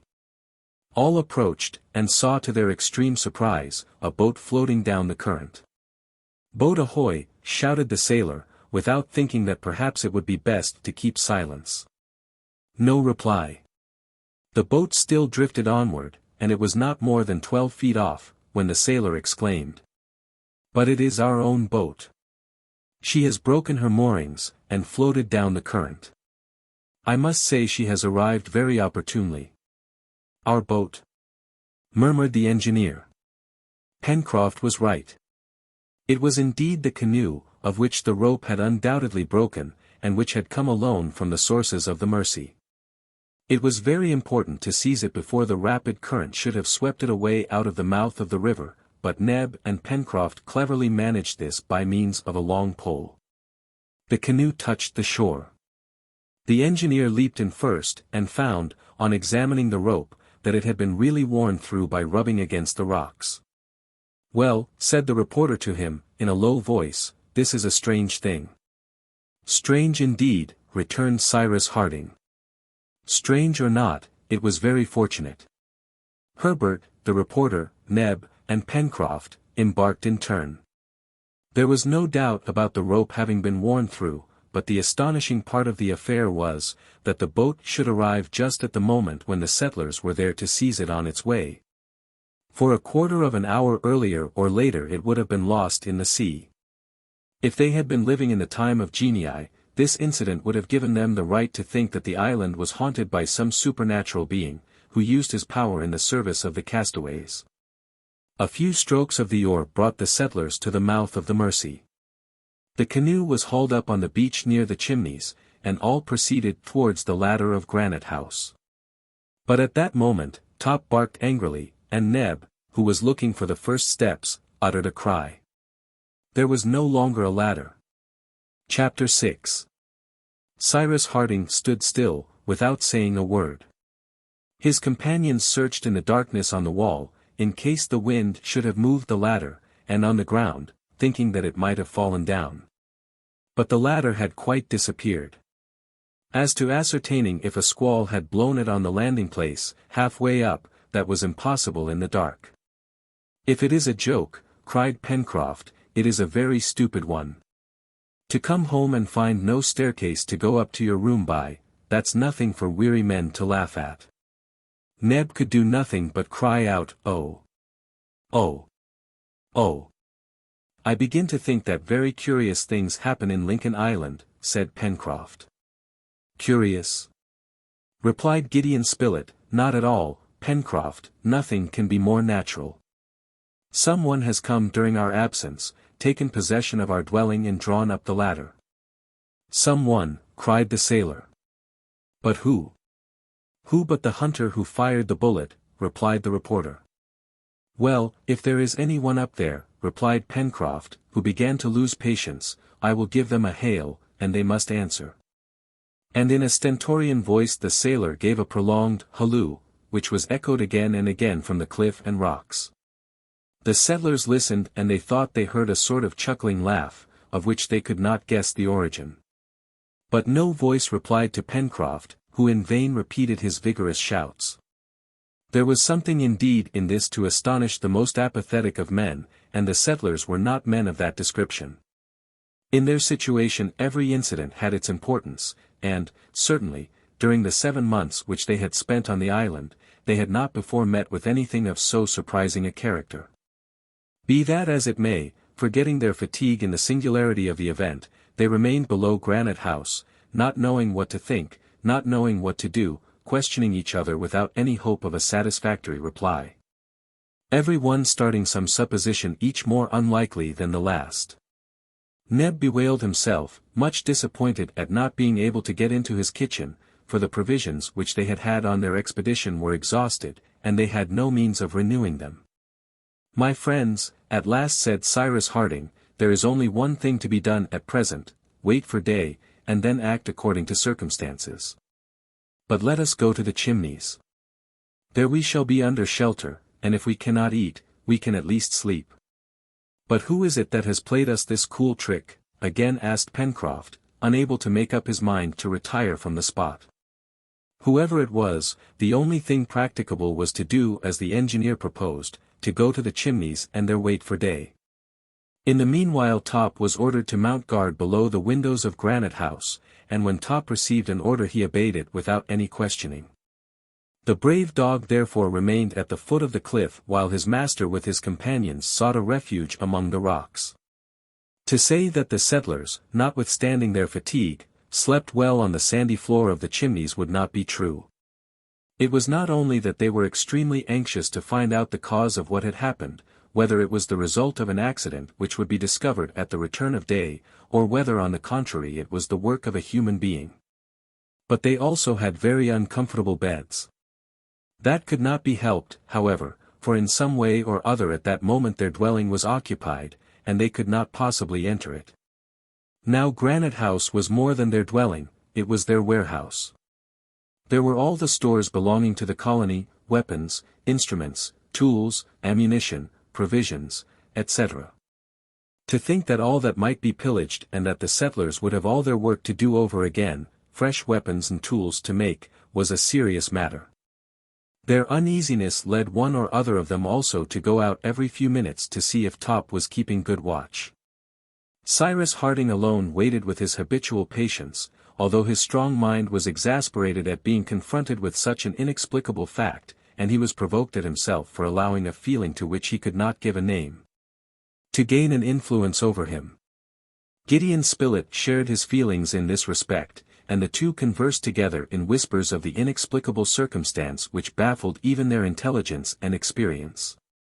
"It is a joke," said Pencroff. "It is a trick someone has played us."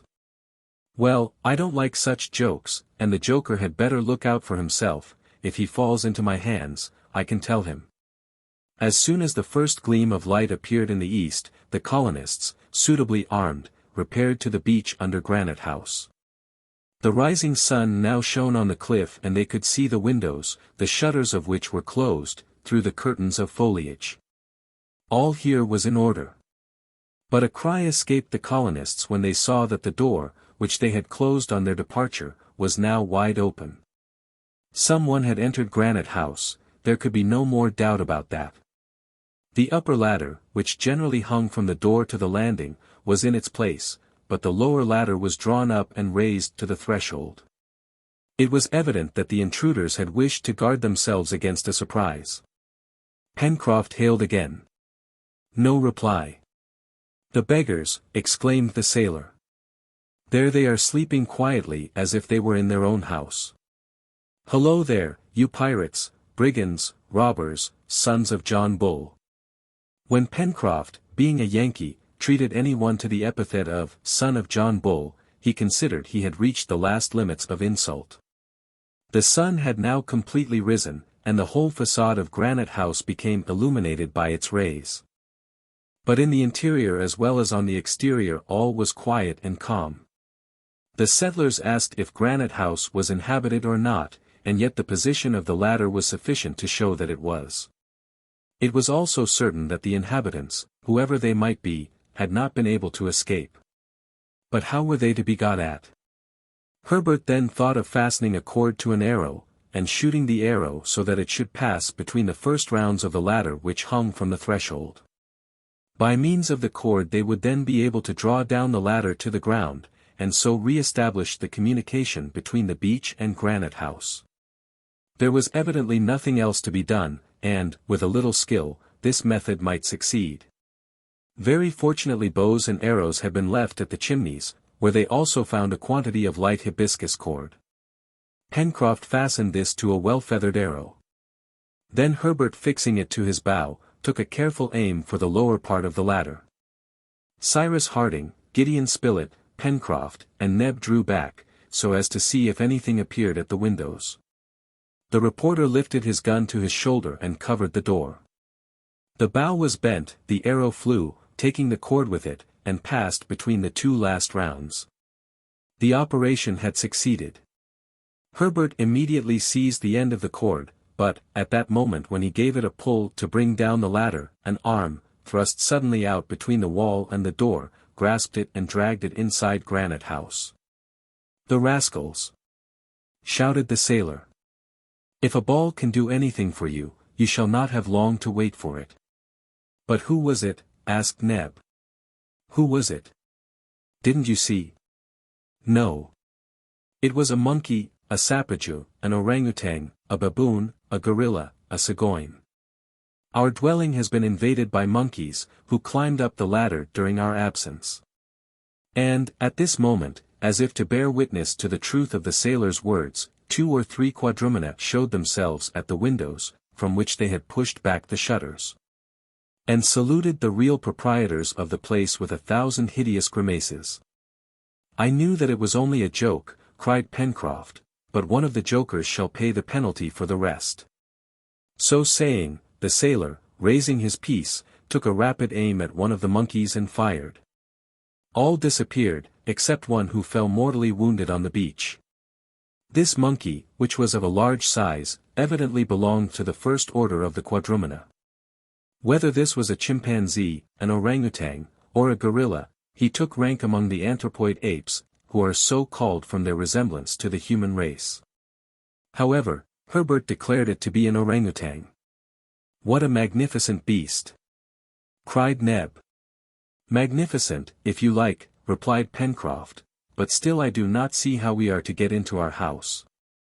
"Herbert is a good marksman," said the reporter, "and his bow is here.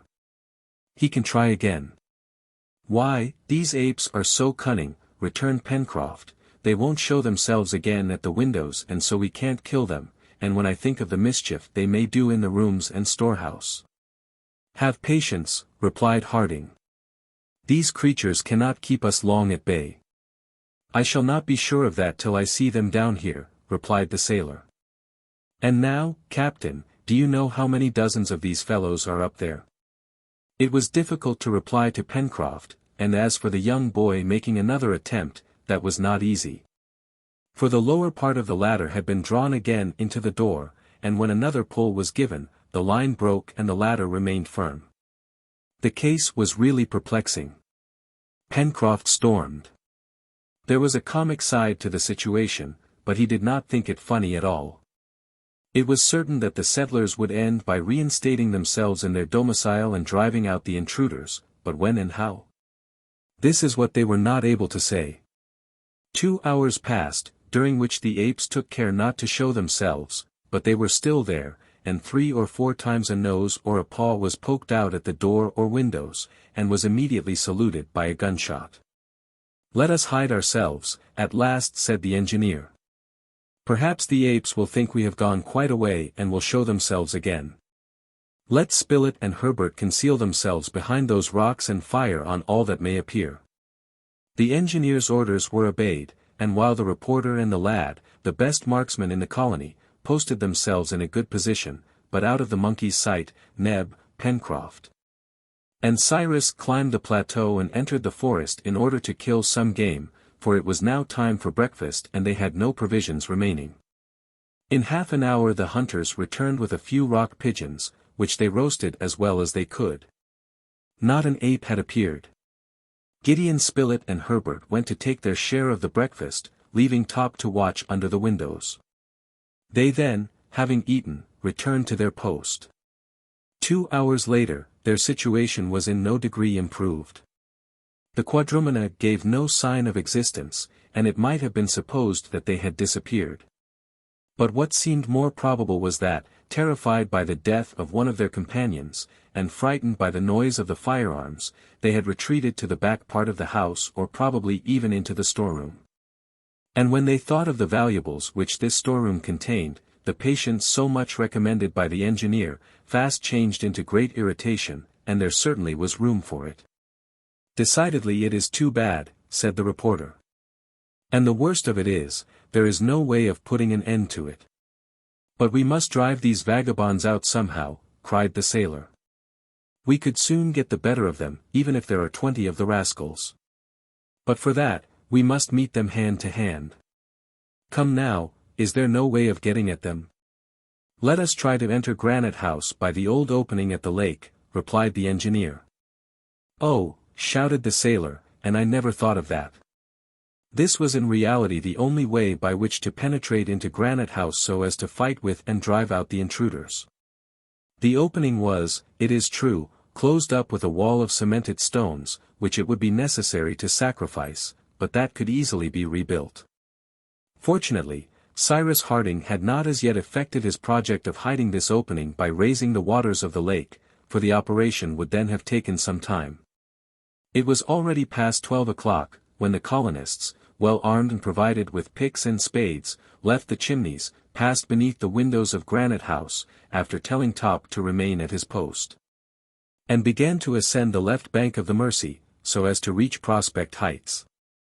But they had not made 50 steps in this direction, when they heard the dog barking furiously. And all rushed down the bank again. Arrived at the turning, they saw that the situation had changed. In fact, the apes, seized with a sudden panic, from some unknown cause, were trying to escape. 2 or 3 ran and clambered from one window to another with the agility of acrobats. They were not even trying to replace the ladder, by which it would have been easy to descend. Perhaps in their terror they had forgotten this way of escape. The colonists, now being able to take aim without difficulty, fired. Some, wounded or killed, fell back into the rooms, uttering piercing cries. The rest, throwing themselves out, were dashed to pieces in their fall, and in a few minutes, so far as they knew, there was not a living quadrumana in Granite House. At this moment the ladder was seen to slip over the threshold, then unroll and fall to the ground. "Hullo," cried the sailor, "this is queer." "Very strange," murmured the engineer, leaping first up the ladder. "Take care, Captain," cried Pencroff, "perhaps there are still some of these rascals." "We shall soon see," replied the engineer, without stopping however. All his companions followed him, and in a minute they had arrived at the threshold. They searched everywhere.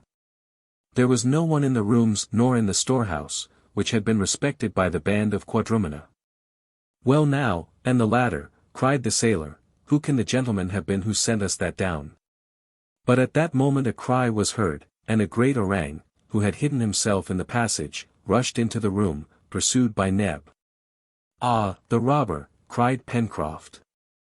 And hatchet in hand, he was about to cleave the head of the animal, when Cyrus Harding seized his arm, saying, "Spare him, Pencroff. Pardon this rascal." "Yes. It was he who threw us the ladder." And the engineer said this in such a peculiar voice that it was difficult to know whether he spoke seriously or not. Nevertheless, they threw themselves on the orang, who defended himself gallantly, but was soon overpowered and bound. "There," said Pencroff. "And what shall we make of him, now we've got him?" "A servant," replied Herbert. The lad was not joking in saying this, for he knew how this intelligent race could be turned to account. The settlers then approached the ape and gazed at it attentively. He belonged to the family of anthropoid apes, of which the facial angle is not much inferior to that of the Australians and Hottentots. It was an orangutan, and as such, had neither the ferocity of the gorilla, nor the stupidity of the baboon. It is to this family of the anthropoid apes that so many characteristics belong which prove them to be possessed of an almost human intelligence. Employed in houses, they can wait at table, sweep rooms, brush clothes, clean boots, handle a knife, fork, and spoon properly, and even drink wine, doing everything as well as the best servant that ever walked upon two legs. Buffon possessed one of these apes, who served him for a long time as a faithful and zealous servant. The one which had been seized in the hall of Granite House was a great fellow, 6 feet high, with an admirably proportioned frame, a broad chest, head of a moderate size, the facial angle reaching 65 degrees, round skull, projecting nose. Skin covered with soft glossy hair, in short, a fine specimen of the anthropoids. His eyes, rather smaller than human eyes, sparkled with intelligence, his white teeth glittered under his mustache, and he wore a little curly brown beard. "A handsome fellow," said Pencroff. "If we only knew his language, we could talk to him." "But, master," said Neb, "are you serious? Are we going to take him as a servant?" "Yes, Neb," replied the engineer, smiling. "But you must not be jealous." "And I hope he will make an excellent servant," added Herbert. "He appears young, and will be easy to educate, and we shall not be obliged to use force to subdue him, nor draw his teeth, as is sometimes done. He will soon grow fond of his masters if they are kind to him." "And they will be," replied Pencroff, who had forgotten all his rancor against the jokers. Then, approaching the orang. "Well, old boy," he asked, "how are you?" The orang replied by a little grunt which did not show any anger. "You wish to join the colony?" again asked the sailor. "You are going to enter the service of Captain Cyrus Harding?" Another respondent grunt was uttered by the ape. "And you will be satisfied with no other wages than your food?" Third affirmative grunt. "This conversation is slightly monotonous," observed Gideon Spilett. "So much the better," replied Pencroff, "the best servants are those who talk the least. And then, no wages, do you hear, my boy? We will give you no wages at first, but we will double them afterwards if we are pleased with you." Thus the colony was increased by a new member. As to his name, the sailor begged that in memory of another ape which he had known, he might be called Jupiter, and Jup for short. And so, without more ceremony, Master Jup was installed in Granite House. Chapter 7. The settlers in Lincoln Island had now regained their dwelling, without having been obliged to reach it by the old opening, and were therefore spared the trouble of mason's work. It was certainly lucky, that at the moment they were about to set out to do so, the apes had been seized with that terror, no less sudden than inexplicable, which had driven them out of Granite House. Had the animals discovered that they were about to be attacked from another direction? This was the only explanation of their sudden retreat. During the day the bodies of the apes were carried into the wood, where they were buried. Then the settlers busied themselves in repairing the disorder caused by the intruders, disorder but not damage, for although they had turned everything in the rooms topsy-turvy, yet they had broken nothing. Neb relighted his stove, and the stores in the larder furnished a substantial repast, to which all did ample justice.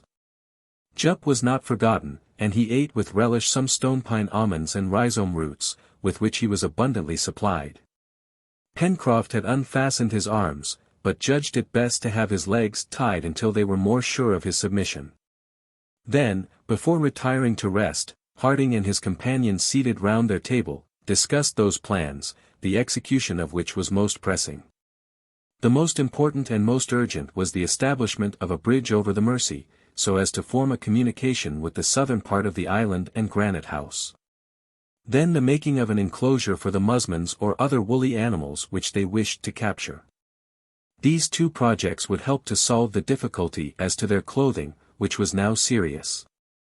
The bridge would render easy the transport of the balloon case, which would furnish them with linen, and the inhabitants of the enclosure would yield wool which would supply them with winter clothes. As to the enclosure, it was Cyrus Harding's intention to establish it at the sources of the Red Creek, where the ruminants would find fresh and abundant pasture. The road between Prospect Heights and the sources of the stream was already partly beaten, and with a better cart than the first, the material could be easily conveyed to the spot, especially if they could manage to capture some animals to draw it. But though there might be no inconvenience in the enclosure being so far from Granite House, it would not be the same with the poultry yard, to which Neb called the attention of the colonists. It was indeed necessary that the birds should be close within reach of the cook, and no place appeared more favorable for the establishment of the said poultry yard than that portion of the banks of the lake which was close to the old opening. Water birds would prosper there as well as others, and the couple of tinamous taken in their last excursion would be the first to be domesticated. The next day, the 3rd of November, the new works were begun by the construction of the bridge, and all hands were required for this important task. Saws, hatchets, and hammers were shouldered by the settlers, who, now transformed into carpenters, descended to the shore. There Pencroff observed, "Suppose, that during our absence, Master Jup takes it into his head to draw up the ladder which he so politely returned to us yesterday." "Let us tie its lower end down firmly," replied Cyrus Harding. This was done by means of 2 stakes securely fixed in the sand. Then the settlers, ascending the left bank of the Mersey, soon arrived at the angle formed by the river. There they halted, in order to ascertain if the bridge could be thrown across. The place appeared suitable. In fact, from this spot, to Port Balloon, discovered the day before on the southern coast, there was only a distance of 3.5 miles, and from the bridge to the port. It would be easy to make a good cart road which would render the communication between Granite House and the south of the island extremely easy. Cyrus Harding now imparted to his companions a scheme for completely isolating Prospect Heights so as to shelter it from the attacks both of quadrupeds and quadrumana. In this way, Granite House, the chimneys, the poultry yard, and all the upper part of the plateau which was to be used for cultivation, would be protected against the depredations of animals. Nothing could be easier than to execute this project, and this is how the engineer intended to set to work. The plateau was already defended on 3 sides by watercourses, either artificial or natural. On the northwest, by the shores of Lake Grant, from the entrance of the passage to the breach made in the banks of the lake for the escape of the water. On the north, from this breach to the sea, by the new watercourse which had hollowed out a bed for itself across the plateau and shore, above and below the fall. And it would be enough to dig the bed of this creek a little deeper to make it impracticable for animals, on all the eastern border by the sea itself, from the mouth of the aforesaid creek to the mouth of the Mersey. Lastly, on the south, from the mouth to the turn of the Mersey where the bridge was to be established. The western border of the plateau now remained between the turn of the river and the southern angle of the lake, a distance of about a mile, which was open to all comers. But nothing could be easier than to dig a broad deep ditch, which could be filled from the lake, and the overflow of which would throw itself by a rapid fall into the bed of the Mersey. The level of the lake would, no doubt, be somewhat lowered by this fresh discharge of its waters, but Cyrus Harding had ascertained that the volume of water in the Red Creek was considerable enough to allow of the execution of this project. So then, added the engineer, Prospect Heights will become a regular island, being surrounded with water on all sides, and only communicating with the rest of our domain by the bridge which we are about to throw across the Mersey. The 2 little bridges already established above and below the fall. And, lastly, 2 other little bridges which must be constructed, one over the canal which I propose to dig, the other across to the left bank of the Mersey. Now, if these bridges can be raised at will, Prospect Heights will be guarded from any surprise. The bridge was the most urgent work. Trees were selected, cut down, stripped of their branches, and cut into beams, joists, and planks. The end of the bridge which rested on the right bank of the Mersey was to be firm, but the other end on the left bank was to be movable, so that it might be raised by means of a counterpoise, as some canal bridges are managed. This was certainly a considerable work, and though it was skillfully conducted, it took some time, for the Mersey at this place was 80 feet wide. It was therefore necessary to fix piles in the bed of the river so as to sustain the floor of the bridge and establish a pile driver to act on the tops of these piles, which would thus form two arches and allow the bridge to support heavy loads. Happily there was no want of tools with which to shape the wood, nor of iron work to make it firm, nor of the ingenuity of a man who had a marvellous knowledge of the work, nor lastly, the zeal of his companions, who in 7 months had necessarily acquired great skill in the use of their tools. And it must be said that not the least skilful was Gideon Spilett, who in dexterity almost equalled the sailor himself. Who would ever have expected so much from a newspaper man, thought Pencroff. The construction of the Mersey Bridge lasted 3 weeks of regular hard work. They even breakfasted on the scene of their labors, and the weather being magnificent, they only returned to Granite House to sleep. During this period it may be stated that Master Jup grew more accustomed to his new masters, whose movements he always watched with very inquisitive eyes. However, as a precautionary measure, Pencroff did not as yet allow him complete liberty, rightly wishing to wait until the limits of the plateau should be settled by the projected works. Top and Jup were good friends and played willingly together, but Jup did everything solemnly. On the 20th of November the bridge was finished. The movable part, balanced by the counterpoise, swung easily, and only a slight effort was needed to raise it. Between its hinge and the last crossbar on which it rested when closed, there existed a space of 20 feet, which was sufficiently wide to prevent any animals from crossing. The settlers now began to talk of fetching the balloon case, which they were anxious to place in perfect security. But to bring it, it would be necessary to take a cart to Port Balloon, and consequently, necessary to beat a road through the dense forests of the far west. This would take some time. Also, Neb and Pencroff having gone to examine into the state of things at Port Balloon, and reported that the stock of cloth would suffer no damage in the grotto where it was stored. It was decided that the work at Prospect Heights should not be discontinued. That, observed Pencroff, will enable us to establish our poultry yard under better conditions, since we need have no fear of visits from foxes nor the attacks of other beasts. Then, added Neb, we can clear the plateau, and transplant wild plants to it. And prepare our second cornfield, cried the sailor with a triumphant air. In fact, the first cornfield sown with a single grain had prospered admirably, thanks to Pencroff's care. It had produced the 10 ears foretold by the engineer, and each ear containing 80 grains, the colony found itself in possession of 800 grains, in 6 months, which promised a double harvest each year. These 800 grains, except 50, which were prudently reserved, were to be sown in a new field, but with no less care than was bestowed on the single grain. The field was prepared, then surrounded with a strong palisade, high and pointed, which quadrupeds would have found difficulty in leaping. As to birds, some scarecrows, due to Pencroff's ingenious brain, were enough to frighten them.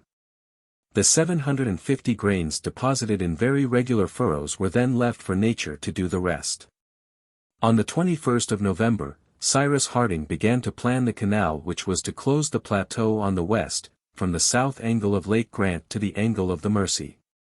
There was there 2 or 3 feet of vegetable earth, and below that granite. It was therefore necessary to manufacture some more nitroglycerin, and the nitroglycerin did its accustomed work. In less than a fortnight a ditch, 12 feet wide and 6 deep, was dug out in the hard ground of the plateau. A new trench was made by the same means in the rocky border of the lake, forming a small stream, to which they gave the name of Creek Glycerin, and which was thus an affluent of the Mersey. As the engineer had predicted, the level of the lake was lowered, though very slightly. To complete the enclosure the bed of the stream on the beach was considerably enlarged, and the sand supported by means of stakes. By the end of the first fortnight of December these works were finished, and Prospect Heights, that is to say, a sort of irregular pentagon, having a perimeter of nearly 4 miles, surrounded by a liquid belt, was completely protected from depredators of every description.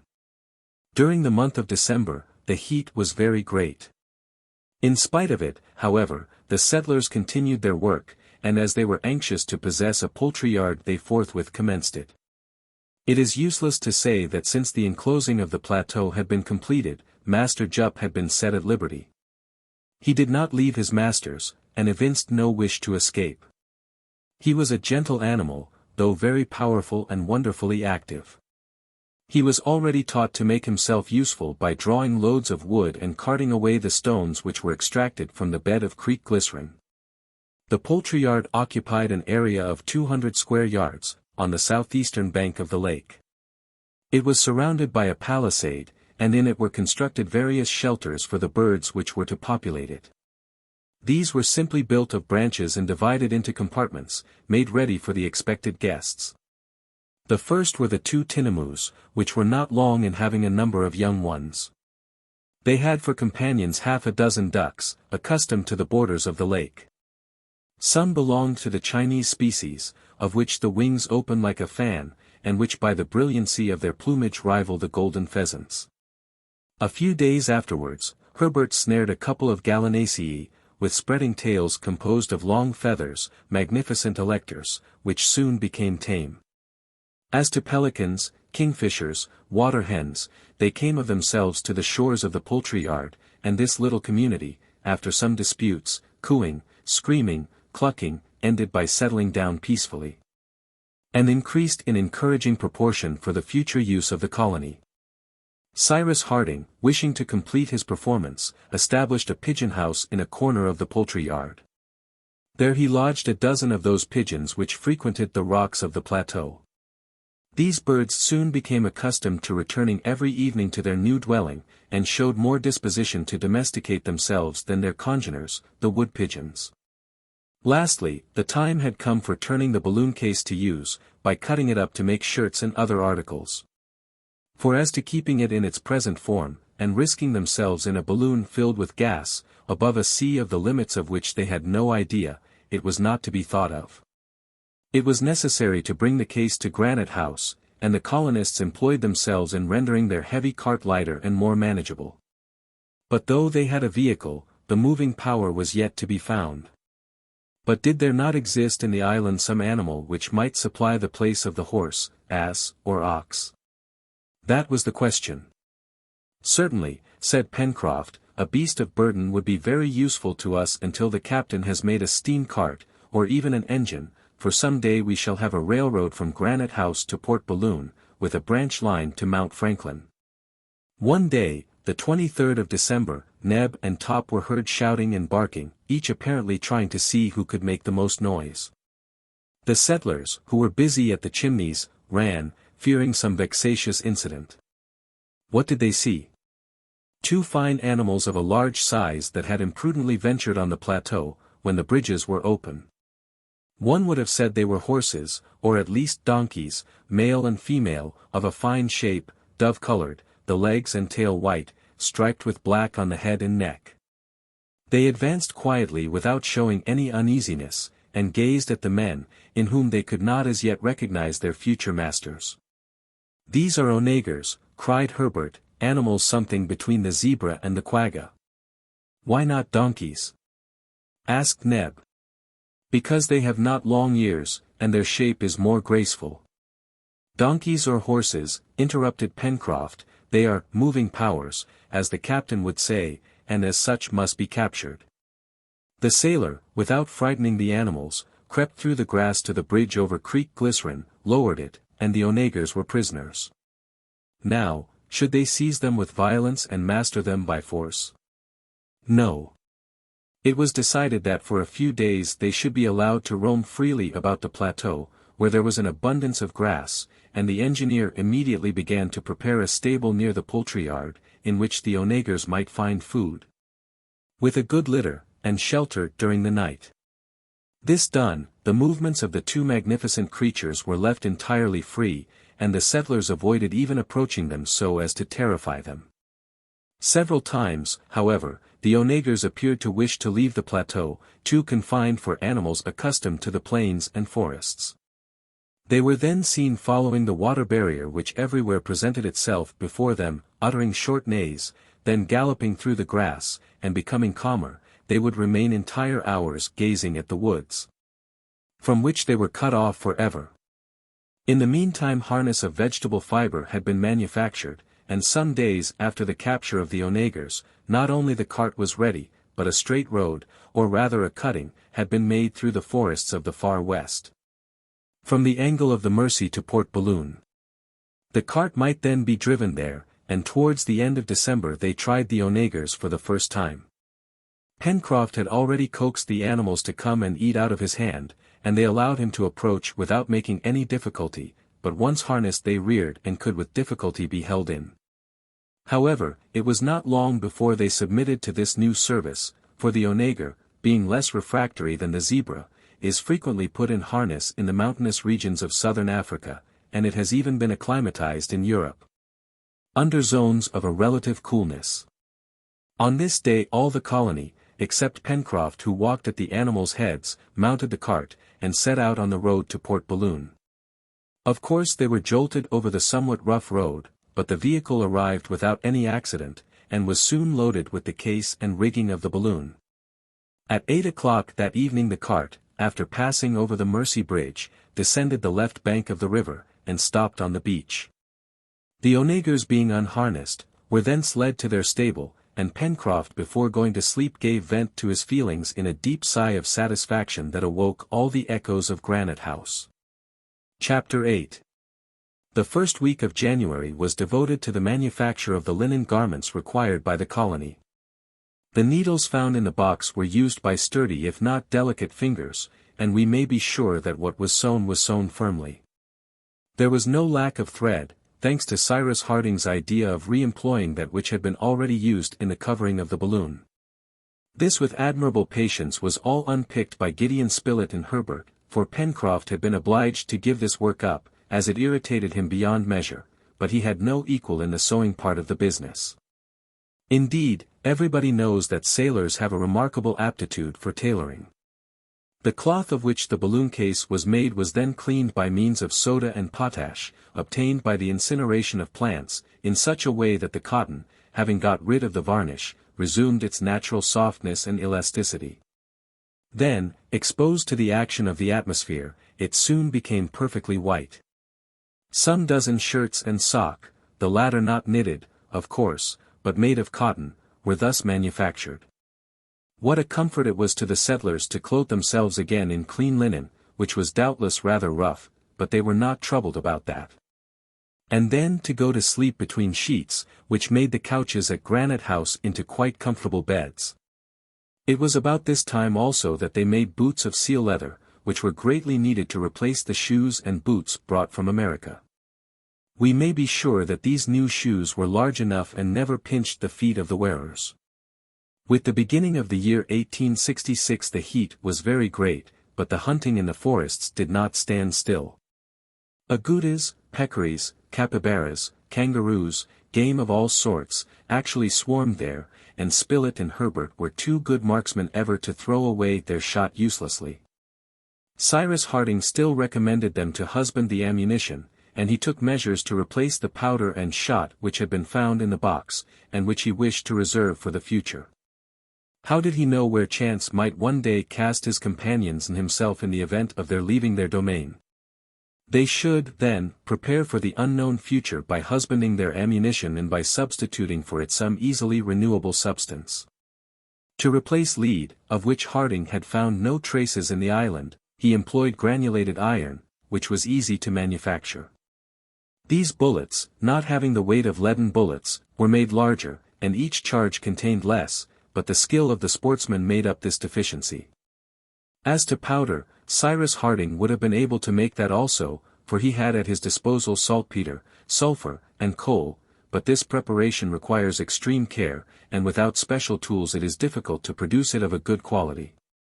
Harding preferred, therefore, to manufacture pyroxyle, that is to say gun cotton, a substance in which cotton is not indispensable, as the elementary tissue of vegetables may be used, and this is found in an almost pure state, not only in cotton, but in the textile fiber of hemp and flax, in paper, the pith of the elder, etc.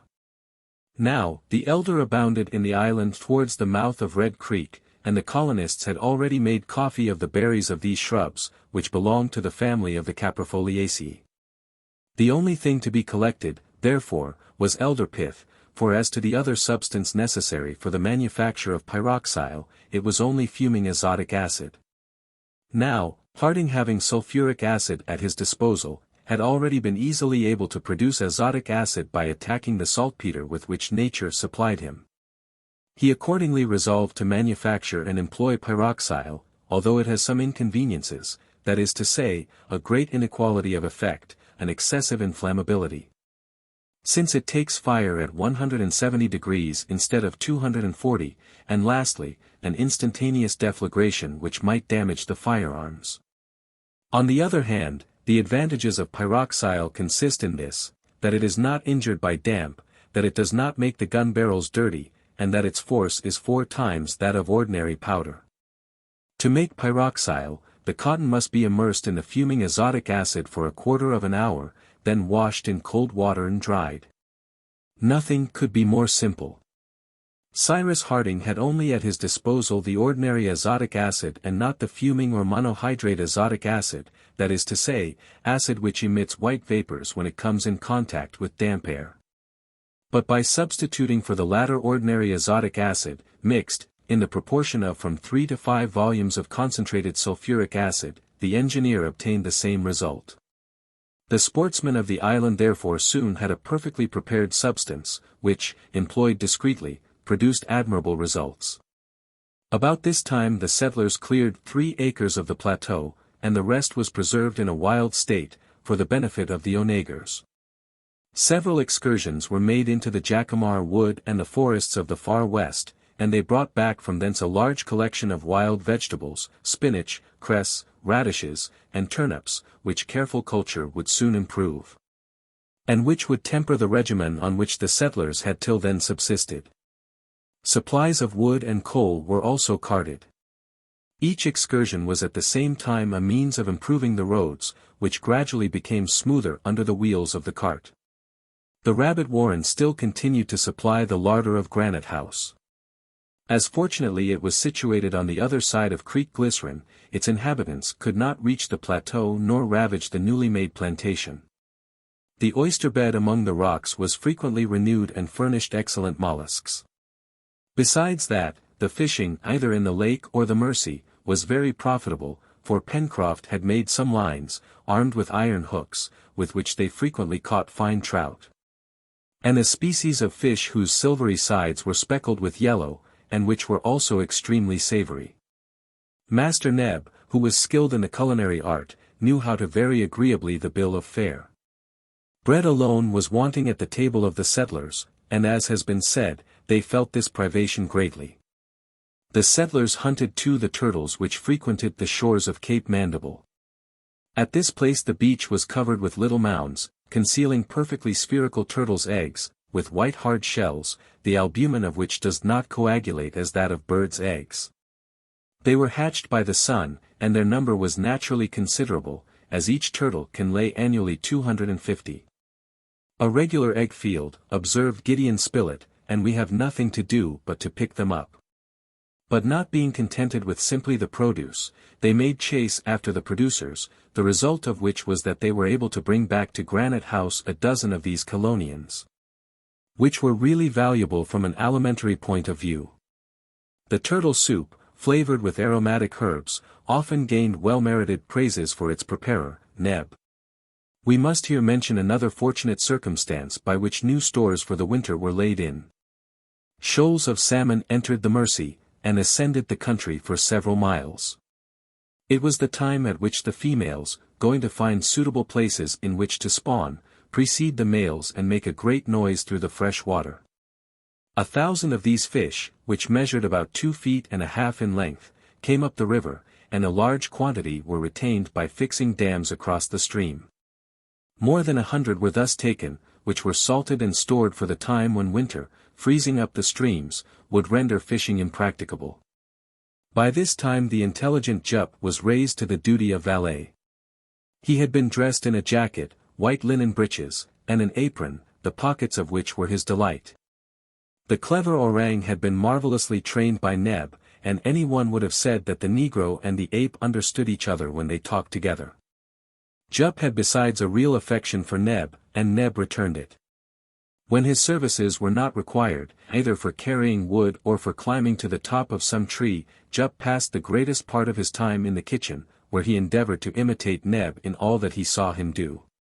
The black showed the greatest patience and even extreme zeal in instructing his pupil, and the pupil exhibited remarkable intelligence in profiting by the lessons he received from his master.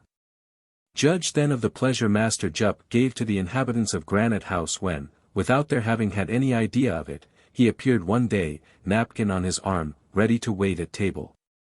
Quick, attentive, he acquitted himself perfectly, changing the plates, bringing dishes, pouring out water, all with a gravity which gave intense amusement to the settlers, and which enraptured Pencroff. Jup, some soup. Jup, a little agouti. Jup, a plate. Jup.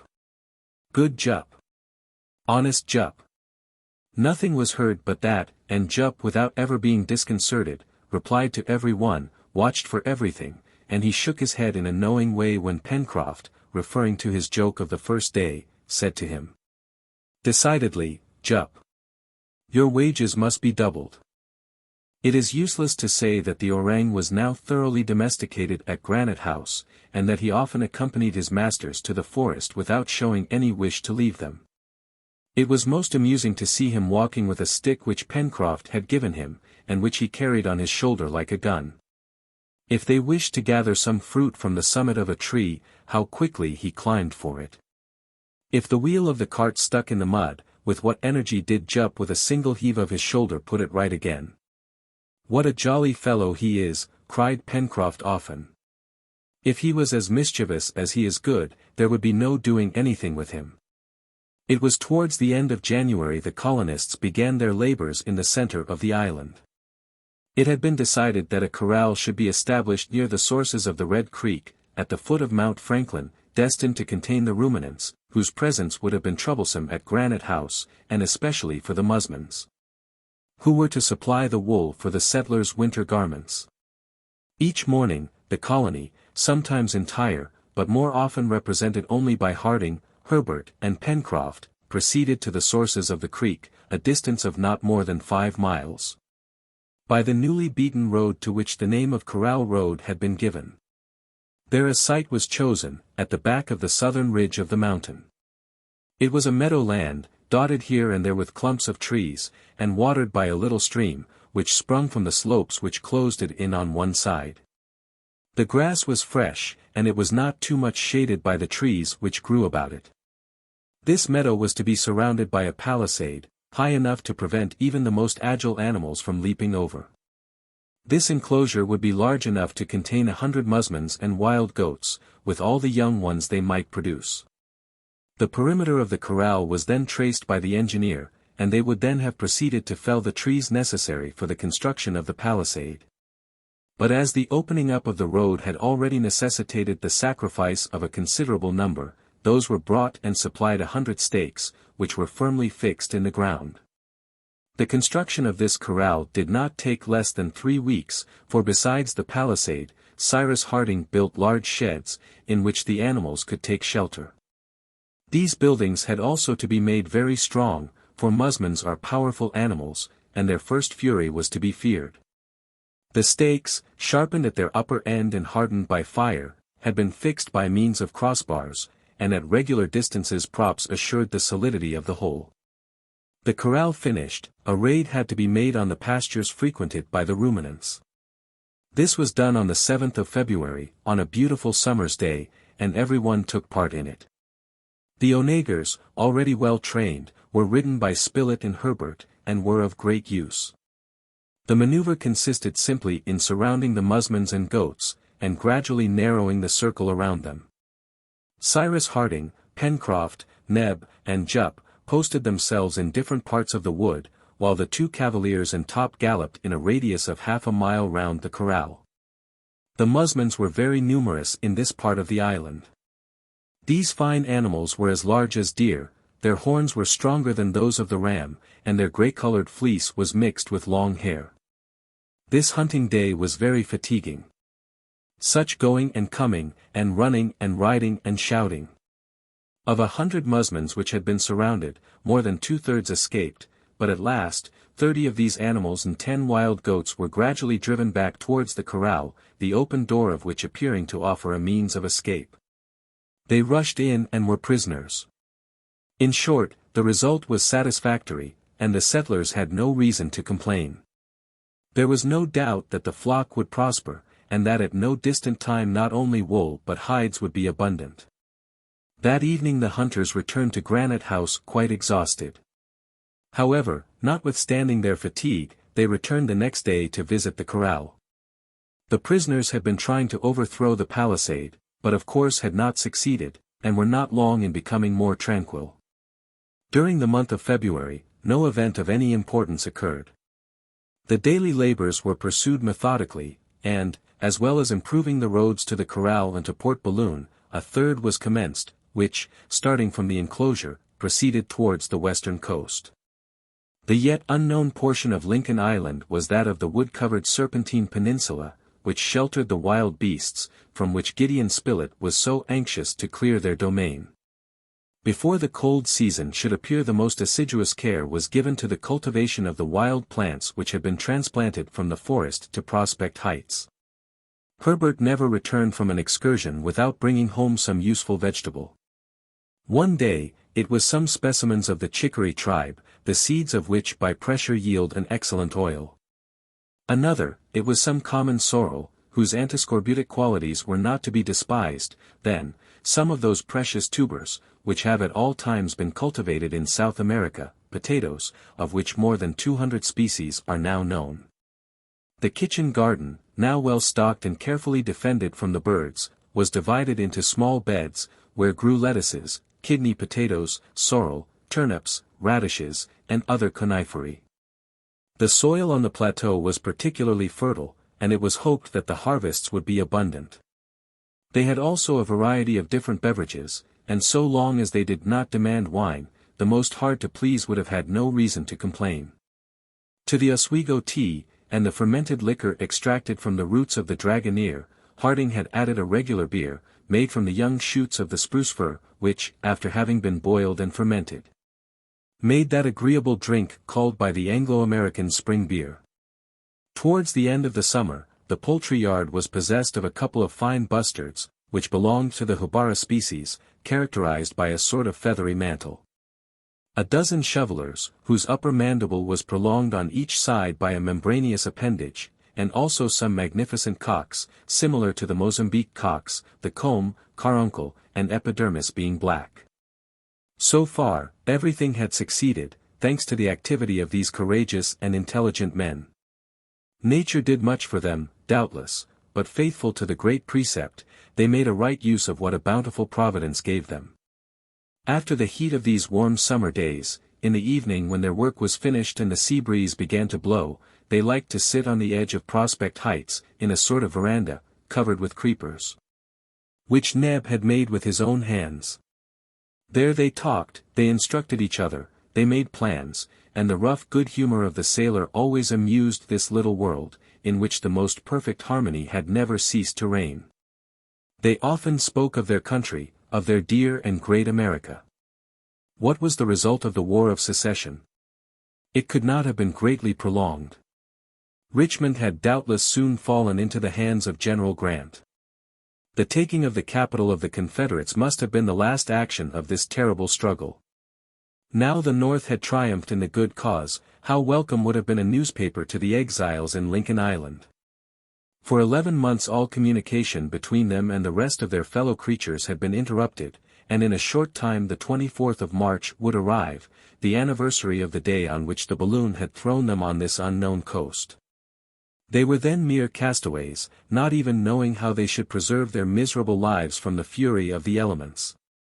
And now, thanks to the knowledge of their captain, and their own intelligence, they were regular colonists, furnished with arms, tools, and instruments. They had been able to turn to their profit the animals, plants, and minerals of the island, that is to say, the three kingdoms of nature. Yes, they often talked of all these things and formed still more plans. As to Cyrus Harding, he was for the most part silent, and listened to his companions more often than he spoke to them. Sometimes he smiled at Herbert's ideas or Pencroff's nonsense, but always and everywhere he pondered over those inexplicable facts, that strange enigma, of which the secret still escaped him. Chapter 9. The weather changed during the first week of March. There had been a full moon at the commencement of the month, and the heat was excessive. The atmosphere was felt to be full of electricity, and a period of some length of tempestuous weather was to be feared. Indeed, on the 2nd, peals of thunder were heard, the wind blew from the east, and hail rattled against the facade of Granite House like volleys of grapeshot. The door and windows were immediately closed, or everything in the rooms would have been drenched. On seeing these hailstones, some of which were the size of a pigeon's egg, Pencroff's first thought was that his cornfield was in serious danger. He directly rushed to his field, where little green heads were already appearing, and by means of a great cloth, he managed to protect his crop. This bad weather lasted a week, during which time the thunder rolled without cessation in the depths of the sky. The colonists, not having any pressing work out of doors, profited by the bad weather to work at the interior of Granite House, the arrangement of which was becoming more complete from day to day. The engineer made a turning lathe, with which he turned several articles both for the toilet and the kitchen, particularly buttons, the want of which was greatly felt. A gun rack had been made for the firearms, which were kept with extreme care, and neither tables nor cupboards were left incomplete. They sawed, they planed, they filed, they turned. And during the whole of this bad season, nothing was heard but the grinding of tools or the humming of the turning lathe which responded to the growling of the thunder. Master Jup had not been forgotten, and he occupied a room at the back, near the storeroom, a sort of cabin with a cot always full of good litter, which perfectly suited his taste. With good old Jup there is never any quarrelling, often repeated Pencroff, never any improper reply. What a servant, Neb, what a servant! Of course Jup was now well used to service. He brushed their clothes, he turned the spit, he waited at table, he swept the rooms, he gathered wood. And he performed another admirable piece of service which delighted Pencroff: he never went to sleep without first coming to tuck up the worthy sailor in his bed. As to the health of the members of the colony, bipeds or bimana, quadrumana or quadrupeds, it left nothing to be desired.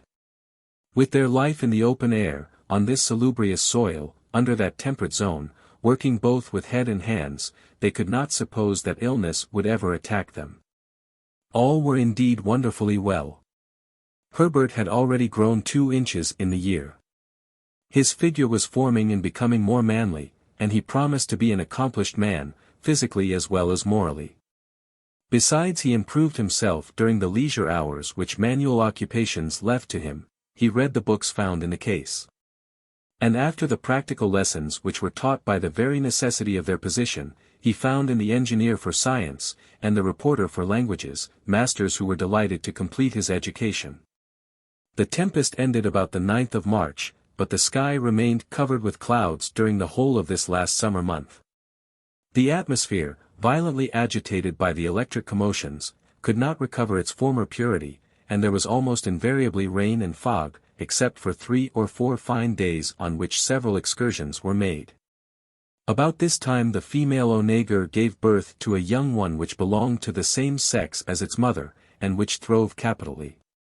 In the corral, the flock of musmons had also increased, and several lambs already bleated in the sheds, to the great delight of Neb and Herbert, who had each their favourite among these newcomers.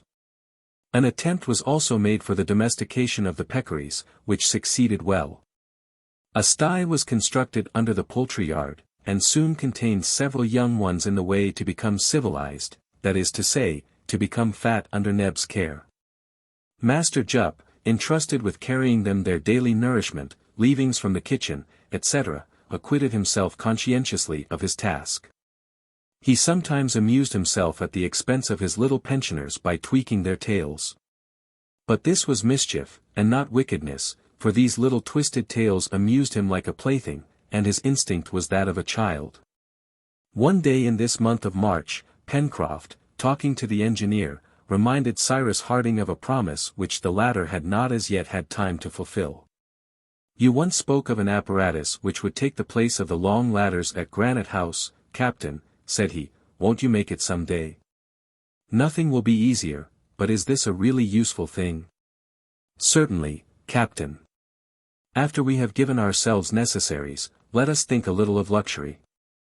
For us it may be luxury, if you like, but for things it is necessary. It isn't very convenient to climb up a long ladder when one is heavily loaded." "Well, Pencroff, we will try to please you," replied Cyrus Harding. "But you have no machine at your disposal." "We will make one." "A steam machine?" "No, a water machine." And, indeed, to work his apparatus there was already a natural force at the disposal of the engineer which could be used without great difficulty. For this, it was enough to augment the flow of the little stream which supplied the interior of Granite House with water. The opening among the stones and grass was then increased, thus producing a strong fall at the bottom of the passage, the overflow from which escaped by the inner well. Below this fall the engineer fixed a cylinder with paddles, which was joined on the exterior with a strong cable rolled on a wheel, supporting a basket. In this way, by means of a long rope reaching to the ground, which enabled them to regulate the motive power, they could rise in the basket to the door of Granite House. It was on the 17th of March that the lift acted for the first time, and gave universal satisfaction. Henceforward all the loads, wood, coal, provisions, and even the settlers themselves, were hoisted by this simple system, which replaced the primitive ladder, and, as may be supposed, no one thought of regretting the change. Top particularly was enchanted with this improvement, for he had not, and never could have possessed Master Jup's skill in climbing ladders, and often it was on Neb's back, or even on that of the orang, that he had been obliged to make the ascent to Granite House. About this time, too, Cyrus Harding attempted to manufacture glass, and he at first put the old pottery kiln to this new use. There were some difficulties to be encountered. But, after several fruitless attempts, he succeeded in setting up a glass manufactory, which Gideon Spilett and Harbert, his usual assistants, did not leave for several days. As to the substances used in the composition of glass, they are simply sand, chalk, and soda, either carbonate or sulfate. Now the beech supplied sand, lime supplied chalk, seaweed supplied soda, Porites supplied sulfuric acid, and the ground supplied coal to heat the kiln to the wished-for temperature. Cyrus Harding thus soon had everything ready for setting to work. The tool, the manufacture of which presented the most difficulty, was the pipe of the glassmaker, an iron tube, 5 or 6 feet long, which collects on one end the material in a state of fusion. But by means of a long, thin piece of iron rolled up like the barrel of a gun, Pencroff succeeded in making a tube soon ready for use. On the 28th of March the tube was heated. 100 parts of sand, 35 of chalk, 40 of sulfate of soda, mixed with 2 or 3 parts of powdered coal, composed the substance, which was placed in crucibles. When the high temperature of the oven had reduced it to a liquid, or rather a pasty state, Cyrus Harding collected with the tube a quantity of the paste. He turned it about on a metal plate, previously arranged, so as to give it a form suitable for blowing. Then he passed the tube to Harbert, telling him to blow at the other extremity. And Harbert, swelling out his cheeks, blew so much and so well into the tube, taking care to twirl it round at the same time, that his breath dilated the glassy mass. Other quantities of the substance in a state of fusion were added to the first, and in a short time the result was a bubble which measured a foot in diameter. Harding then took the tube out of Herbert's hands, and, giving it a pendulous motion, he ended by lengthening the malleable bubble so as to give it a cylindro-conic shape. The blowing operation had given a cylinder of glass terminated by 2 hemispheric caps, which were easily detached by means of a sharp iron dipped in cold water. Then, by the same proceeding, this cylinder was cut lengthways, and after having been rendered malleable by a second heating, it was extended on a plate and spread out with a wooden roller. The first pane was thus manufactured, and they had only to perform this operation 50 times to have 50 panes. The windows at Granite House were soon furnished with panes, not very white, perhaps, but still sufficiently transparent. As to bottles and tumblers, that was only play. They were satisfied with them, besides, just as they came from the end of the tube. Pencroff had asked to be allowed to blow in his turn, and it was great fun for him. But he blew so hard that his productions took the most ridiculous shapes, which he admired immensely. Cyrus Harding and Herbert, while hunting one day, had entered the forest of the far west, on the left bank of the Mersey, and, as usual, the lad was asking 1,000 questions of the engineer, who answered them heartily. Now, as Harding was not a sportsman, and as, on the other side, Herbert was talking chemistry and natural philosophy, numbers of kangaroos, capybaras, and agoutis came within range, which, however, escaped the lad's gun. The consequence was that the day was already advanced, and the two hunters were in danger of having made a useless excursion, when Herbert, stopping, and uttering a cry of joy, exclaimed, "Oh, Captain Harding, do you see that tree?" And he pointed to a shrub, rather than a tree, for it was composed of a single stem, covered with a scaly bark, which bore leaves streaked with little parallel veins. "And what is this tree which resembles a little palm?" asked Harding. "It is a Cycas revoluta, of which I have a picture in our Dictionary of Natural History," said Herbert. "But I can't see any fruit on this shrub," observed his companion.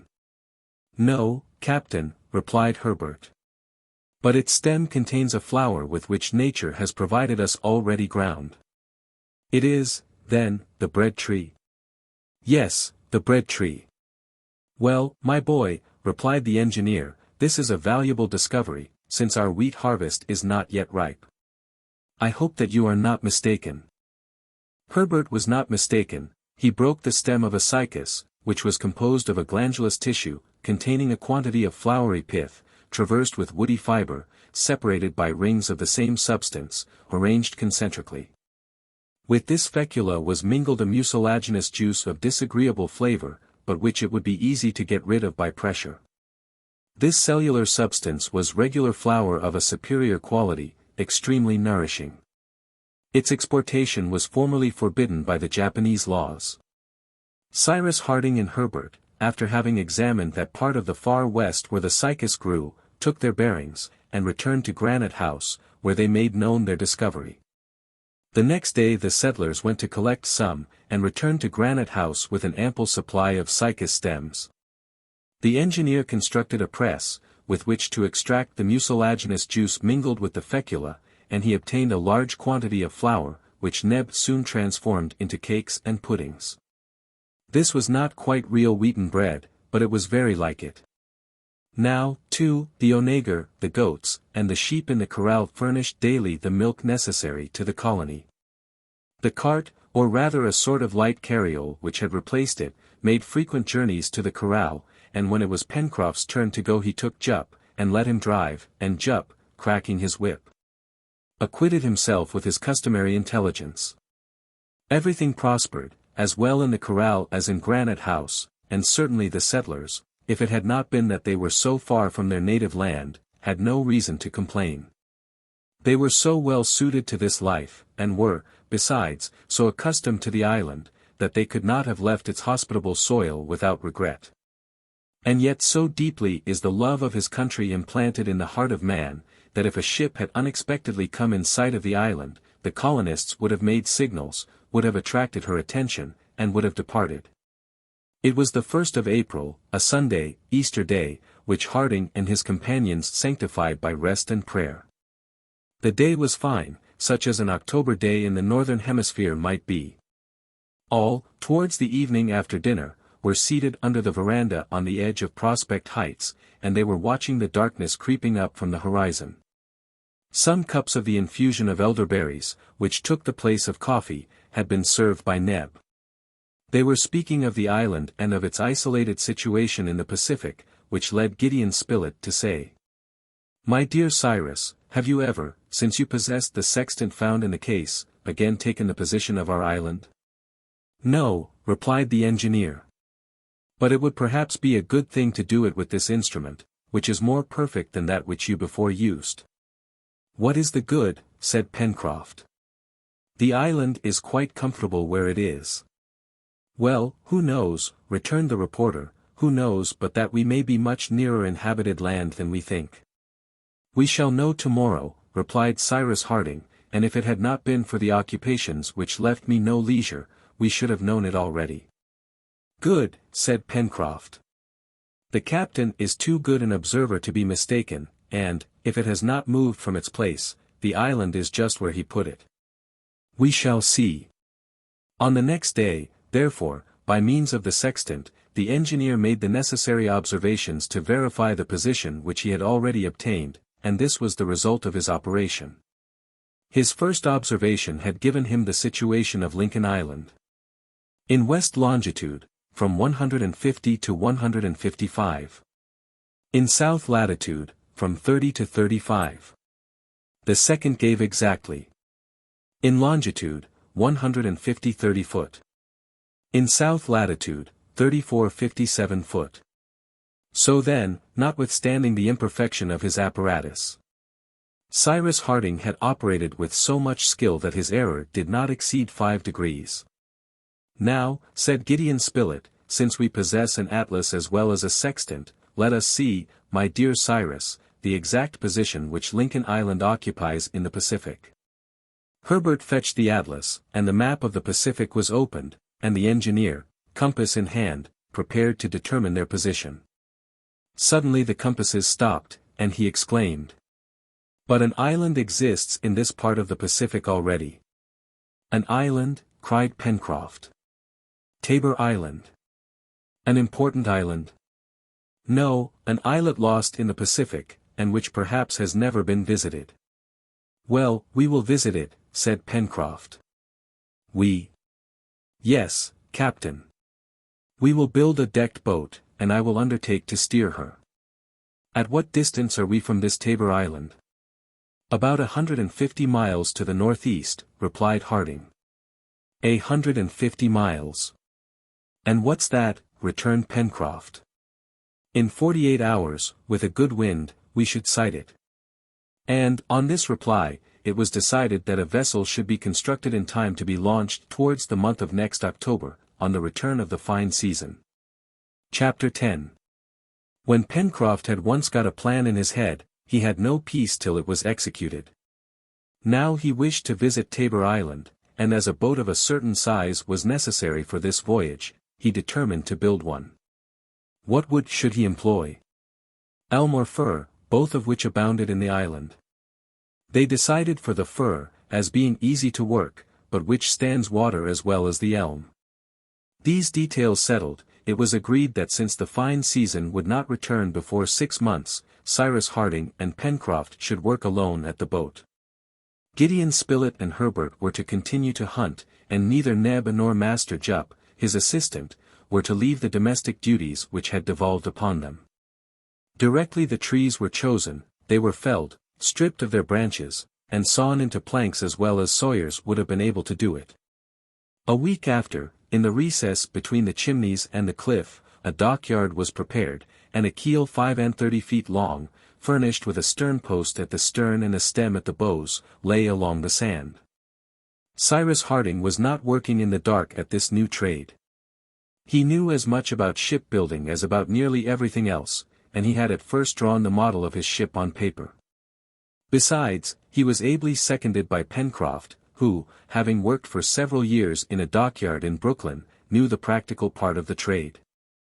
It was not until after careful calculation and deep thought that the timbers were laid on the keel. Pencroff, as may be believed, was all eagerness to carry out his new enterprise, and would not leave his work for an instant. A single thing had the honor of drawing him, but for one day only, from his dockyard. This was the second wheat harvest, which was gathered in on the 15th of April. It was as much a success as the first, and yielded the number of grains which had been predicted. 5 bushels, Captain, said Pencroff, after having scrupulously measured his treasure. 5 bushels, replied the engineer, and 130,000 grains a bushel will make 650,000 grains. Well, we will sow them all this time, said the sailor, except a little in reserve. Yes, Pencroff, and if the next crop gives a proportionate yield, we shall have 4,000 bushels. And shall we eat bread? We shall eat bread. But we must have a mill. We will make one. The third cornfield was very much larger than the 2 first, and the soil, prepared with extreme care, received the precious seed. That done, Pencroff returned to his work. During this time Spilett and Herbert hunted in the neighborhood, and they ventured deep into the still unknown parts of the far west, their guns loaded with ball, ready for any dangerous emergency. It was a vast thicket of magnificent trees, crowded together as if pressed for room. The exploration of these dense masses of wood was difficult in the extreme, and the reporter never ventured there without the pocket compass. For the sun scarcely pierced through the thick foliage and it would have been very difficult for them to retrace their way. It naturally happened that game was more rare in those situations where there was hardly sufficient room to move. 2 or 3 large herbivorous animals were however killed during the last fortnight of April. These were koalas, specimens of which the settlers had already seen to the north of the lake, and which stupidly allowed themselves to be killed among the thick branches of the trees in which they took refuge. Their skins were brought back to Granite House, and there, by the help of sulfuric acid, they were subjected to a sort of tanning process which rendered them capable of being used. On the 30th of April, the 2 sportsmen were in the depth of the far west, when the reporter, preceding Herbert a few paces, arrived in a sort of clearing, into which the trees more sparsely scattered had permitted a few rays to penetrate. Gideon Spilett was at first surprised at the odor which exhaled from certain plants with straight stalks, round and branchy, bearing grape-like clusters of flowers and very small berries. The reporter broke off 1 or 2 of these stalks and returned to the lad, to whom he said, "What can this be, Herbert?" "Well, Mr. Spilett," said Herbert, "this is a treasure which will secure you Pencroff's gratitude forever." "Is it tobacco?" "Yes, and though it may not be of the first quality, it is none the less tobacco." "Oh, good old Pencroff! Won't he be pleased? But we must not let him smoke it all, he must give us our share." "Ah! An idea occurs to me, Mr. Spilett," replied Herbert. "Don't let us say anything to Pencroff yet, we will prepare these leaves, and one fine day we will present him with a pipe already filled." "All right, Herbert, and on that day our worthy companion will have nothing left to wish for in this world." The reporter and the lad secured a good store of the precious plant, and then returned to Granite House, where they smuggled it in with as much precaution as if Pencroff had been the most vigilant and severe of custom-house officers. Cyrus Harding and Neb were taken into confidence, and the sailor suspected nothing during the whole time, necessarily somewhat long, which was required in order to dry the small leaves, chop them up, and subject them to a certain torrefaction on hot stones. This took 2 months, but all these manipulations were successfully carried on unknown to Pencroff, for, occupied with the construction of his boat, he only returned to Granite House at the hour of rest. For some days they had observed an enormous animal 2 or 3 miles out in the open sea swimming around Lincoln Island. This was a whale of the largest size, which apparently belonged to the southern species, called the Cape whale. "What a lucky chance it would be if we could capture it," cried the sailor. "Ah! If we only had a proper boat and a good harpoon, would say, after the beast, for he would be well worth the trouble of catching." "Well, Pencroff," observed Harding, "I should much like to watch you handling a harpoon. It would be very interesting." "I am astonished," said the reporter, "to see a whale in this comparatively high latitude." "Why so, Mr. Spilett?" replied Herbert. "We are exactly in that part of the Pacific which English and American whalemen call the whale field, and it is here, between New Zealand and South America, that the whales of the southern hemisphere are met with in the greatest numbers." And Pencroff returned to his work, not without uttering a sigh of regret, for every sailor is a born fisherman, and if the pleasure of fishing is in exact proportion to the size of the animal, one can judge how a whaler feels in sight of a whale. And if this had only been for pleasure. But they could not help feeling how valuable such a prize would have been to the colony, for the oil, fat, and bones would have been put to many uses. Now it happened that this whale appeared to have no wish to leave the waters of the island. Therefore, whether from the windows of Granite House, or from Prospect Heights, Herbert and Gideon Spilett, when they were not hunting, or Neb, unless presiding over his fires, never left the telescope, but watched all the animal's movements. The cetacean, having entered far into Union Bay, made rapid furrows across it from Mandible Cape to Claw Cape, propelled by its enormously powerful flukes, on which it supported itself. And making its way through the water at the rate little short of 12 knots. Sometimes also it approached so near to the island that it could be clearly distinguished. It was the southern whale, which is completely black, the head being more depressed than that of the northern whale. They could also see it throwing up from its air holes to a great height a cloud of vapor, or of water, for, strange as it may appear, naturalists and whalers are not agreed on this subject. Is it air or is it water which is thus driven out? It is generally admitted to be vapor, which, condensing suddenly by contact with the cold air, falls again as rain.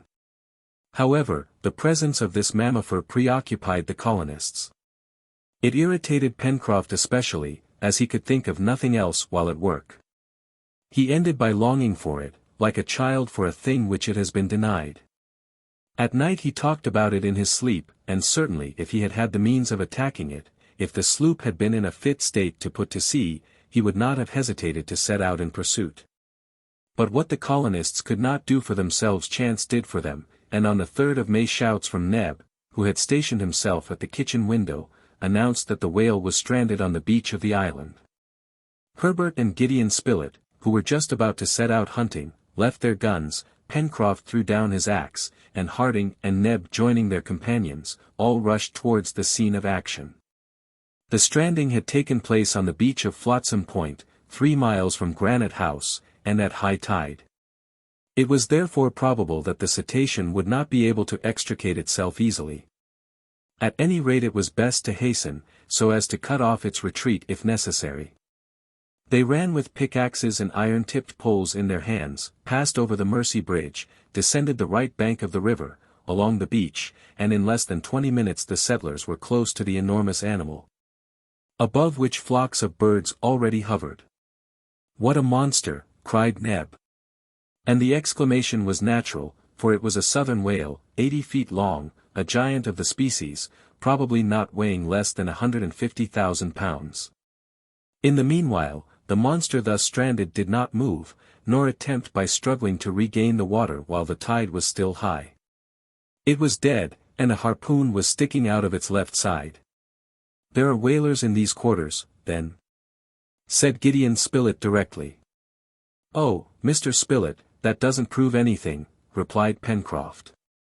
"Whales have been known to go thousands of miles with a harpoon in the side, and this one might even have been struck in the north of the Atlantic and come to die in the south of the Pacific, and it would be nothing astonishing." Pencroff, having torn the harpoon from the animal's side, read this inscription on it. "Maria Stella, Vineyard. A vessel from the Vineyard. A ship from my country," he cried. "The Maria Stella. A fine whaler, 'pon my word, I know her well. Oh, my friends, a vessel from the Vineyard, a whaler from the Vineyard." And the sailor brandishing the harpoon, repeated, not without emotion, the name which he loved so well, the name of his birthplace. But as it could not be expected that the Maria Stella would come to reclaim the animal harpooned by her, they resolved to begin cutting it up before decomposition should commence. The birds, who had watched this rich prey for several days, had determined to take possession of it without further delay, and it was necessary to drive them off by firing at them repeatedly. The whale was a female, and a large quantity of milk was taken from it, which, according to the opinion of the naturalist Duffenbach, might pass for cow's milk, and, indeed, it differs from it neither in taste, color, nor density. Pencroff had formerly served on board a whaling ship, and he could methodically direct the operation of cutting up, a sufficiently disagreeable operation lasting 3 days, but from which the settlers did not flinch, not even Gideon Spilett, who, as the sailor said, would end by making a real good castaway. The blubber, cut in parallel slices of 2.5 feet in thickness, then divided into pieces which might weigh about 1,000 pounds each, was melted down in large earthen pots brought to the spot. For they did not wish to taint the environs of Granite House, and in this fusion it lost nearly a third of its weight. But there was an immense quantity of it. The tongue alone yielded 6,000 pounds of oil, and the lower lip 4,000. Then, besides the fat, which would ensure for a long time a store of stearine and glycerin, there were still the bones, for which a use could doubtless be found, although there were neither umbrellas nor stays used at Granite House. The upper part of the mouth of the cetacean was, indeed, provided on both sides with 800 horny blades, very elastic, of a fibrous texture, and fringed at the edge like great combs, at which the teeth, 6 feet long, served to retain the thousands of animalculae, little fish, and mollusks, on which the whale fed. The operation finished, to the great satisfaction of the operators, the remains of the animal were left to the birds, who would soon make every vestige of it disappear, and their usual daily occupations were resumed by the inmates of Granite House. However, before returning to the dockyard, Cyrus Harding conceived the idea of fabricating certain machines, which greatly excited the curiosity of his companions. He took a dozen of the whale's bones, cut them into 6 equal parts, and sharpened their ends. This machine is not my own invention, and it is frequently employed by the Aleutian hunters in Russian America. You see these bones, my friends? Well, when it freezes, I will bend them, and then wet them with water till they are entirely covered with ice, which will keep them bent, and I will strew them on the snow, having previously covered them with fat. Now, what will happen if a hungry animal swallows one of these baits? Why, the heat of his stomach will melt the ice, and the bone, springing straight, will pierce him with its sharp points. Well, I do call that ingenious, said Pencroff. And it will spare the powder and shot, rejoined Cyrus Harding. That will be better than traps, added Neb. In the meanwhile the boat building progressed, and towards the end of the month half the planking was completed. It could already be seen that her shape was excellent, and that she would sail well. Pencroff worked with unparalleled ardor, and only a sturdy frame could have borne such fatigue. But his companions were preparing in secret a reward for his labors, and on the 31st of May he was to meet with one of the greatest joys of his life. On that day, after dinner, just as he was about to leave the table, Pencroff felt a hand on his shoulder. It was the hand of Gideon Spilett, who said, "One moment, Master Pencroff, you mustn't sneak off like that. You've forgotten your dessert." "Thank you, Mr. Spilett," replied the sailor, "I am going back to my work." "Well, a cup of coffee, my friend?" "Nothing more." "A pipe, then?" Pencroff jumped up, and his great good-natured face grew pale when he saw the reporter presenting him with a ready-filled pipe, and Herbert with a glowing coal. The sailor endeavored to speak, but could not get out a word. So, seizing the pipe, he carried it to his lips, then applying the coal, he drew 5 or 6 great whiffs. A fragrant blue cloud soon arose, and from its depths a voice was heard repeating excitedly, "Tobacco! Real tobacco!" "Yes, Pencroff," returned Cyrus Harding, "and very good tobacco too." "Oh, divine Providence, sacred author of all things," cried the sailor. "Nothing more is now wanting to our island." And Pencroff smoked, and smoked, and smoked. "And who made this discovery?" he asked at length. "You, Herbert, no doubt." "No, Pencroff, it was Mr. Spilett." "Mr. Spilett!" exclaimed the sailor, seizing the reporter, and clasping him to his breast with such a squeeze that he had never felt anything like it before. "Oh, Pencroff," said Spilett, recovering his breath at last, "a truce for one moment. You must share your gratitude with Herbert, who recognized the plant, with Cyrus, who prepared it, and with Neb, who took a great deal of trouble to keep our secret." "Well, my friends, I will repay you some day," replied the sailor. "Now we are friends for life." Chapter 11. Winter arrived with the month of June, which is the December of the northern zones, and the great business was the making of warm and solid clothing. The musmons in the corral had been stripped of their wool, and this precious textile material was now to be transformed into stuff. Of course Cyrus Harding, having at his disposal neither carders, combers, polishers, stretchers, twisters, mule jenny, nor self-acting machine to spin the wool, nor loom to weave it, was obliged to proceed in a simpler way, so as to do without spinning and weaving.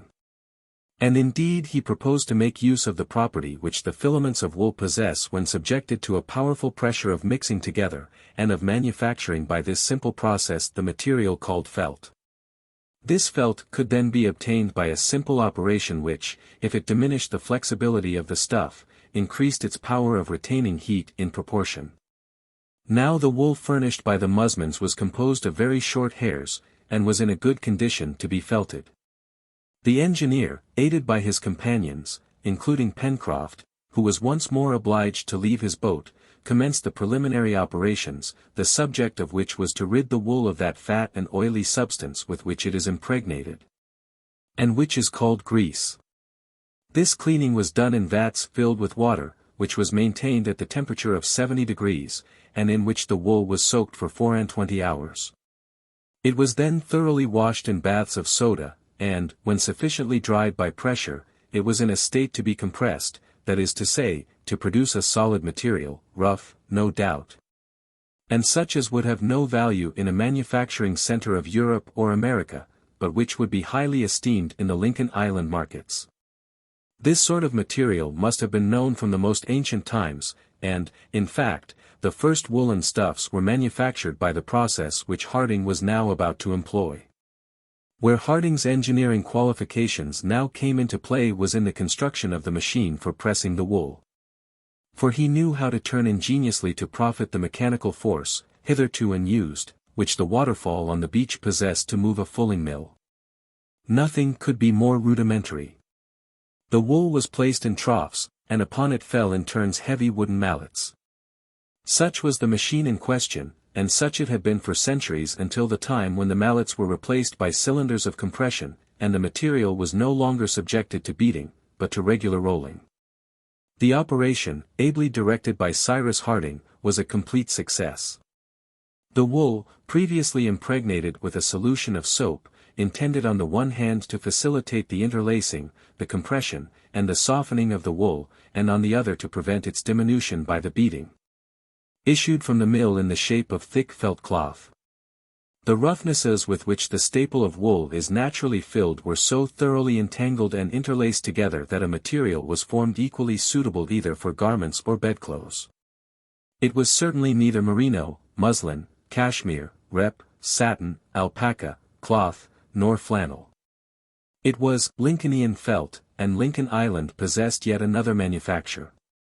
The colonists had now warm garments and thick bedclothes, and they could without fear await the approach of the winter of 1866–67. The severe cold began to be felt about the 20th of June, and, to his great regret, Pencroff was obliged to suspend his boat building, which he hoped to finish in time for next spring. The sailor's great idea was to make a voyage of discovery to Tabor Island, although Harding could not approve of a voyage simply for curiosity's sake, for there was evidently nothing to be found on this desert and almost arid rock. A voyage of 150 miles in a comparatively small vessel, over unknown seas, could not but cause him some anxiety. Suppose that their vessel, once out at sea, should be unable to reach Tabor Island, and could not return to Lincoln Island, what would become of her in the midst of the Pacific, so fruitful of disasters? Harding often talked over this project with Pencroff, and he found him strangely bent upon undertaking this voyage, for which determination he himself could give no sufficient reason. "Now," said the engineer one day to him, "I must observe, my friend, that after having said so much, in praise of Lincoln Island, after having spoken so often of the sorrow you would feel if you were obliged to forsake it, you are the first to wish to leave it." "Only to leave it for a few days," replied Pencroff, "only for a few days, Captain. Time to go and come back, and see what that islet is like. But it is not nearly as good as Lincoln Island. I know that beforehand. Then why venture there? To know what is going on in Tabor Island. But nothing is going on there, nothing could happen there. Who knows? And if you are caught in a hurricane? There is no fear of that in the fine season, replied Pencroff. But, Captain, as we must provide against everything, I shall ask your permission to take Herbert only with me on this voyage. Pencroff, replied the engineer, placing his hand on the sailor's shoulder, if any misfortune happens to you, or to this lad, whom chance has made our child, do you think we could ever cease to blame ourselves? Captain Harding, replied Pencroff, with unshaken confidence, we shall not cause you that sorrow. Besides, we will speak further of this voyage, when the time comes to make it. And I fancy, when you have seen our tight-rigged little craft, when you have observed how she behaves at sea, when we sail round our island, for we will do so together, I fancy, I say, that you will no longer hesitate to let me go. I don't conceal from you that your boat will be a masterpiece. Say our boat, at least, Pencroff, replied the engineer, disarmed for the moment. The conversation ended thus, to be resumed later on, without convincing either the sailor or the engineer. The first snow fell towards the end of the month of June.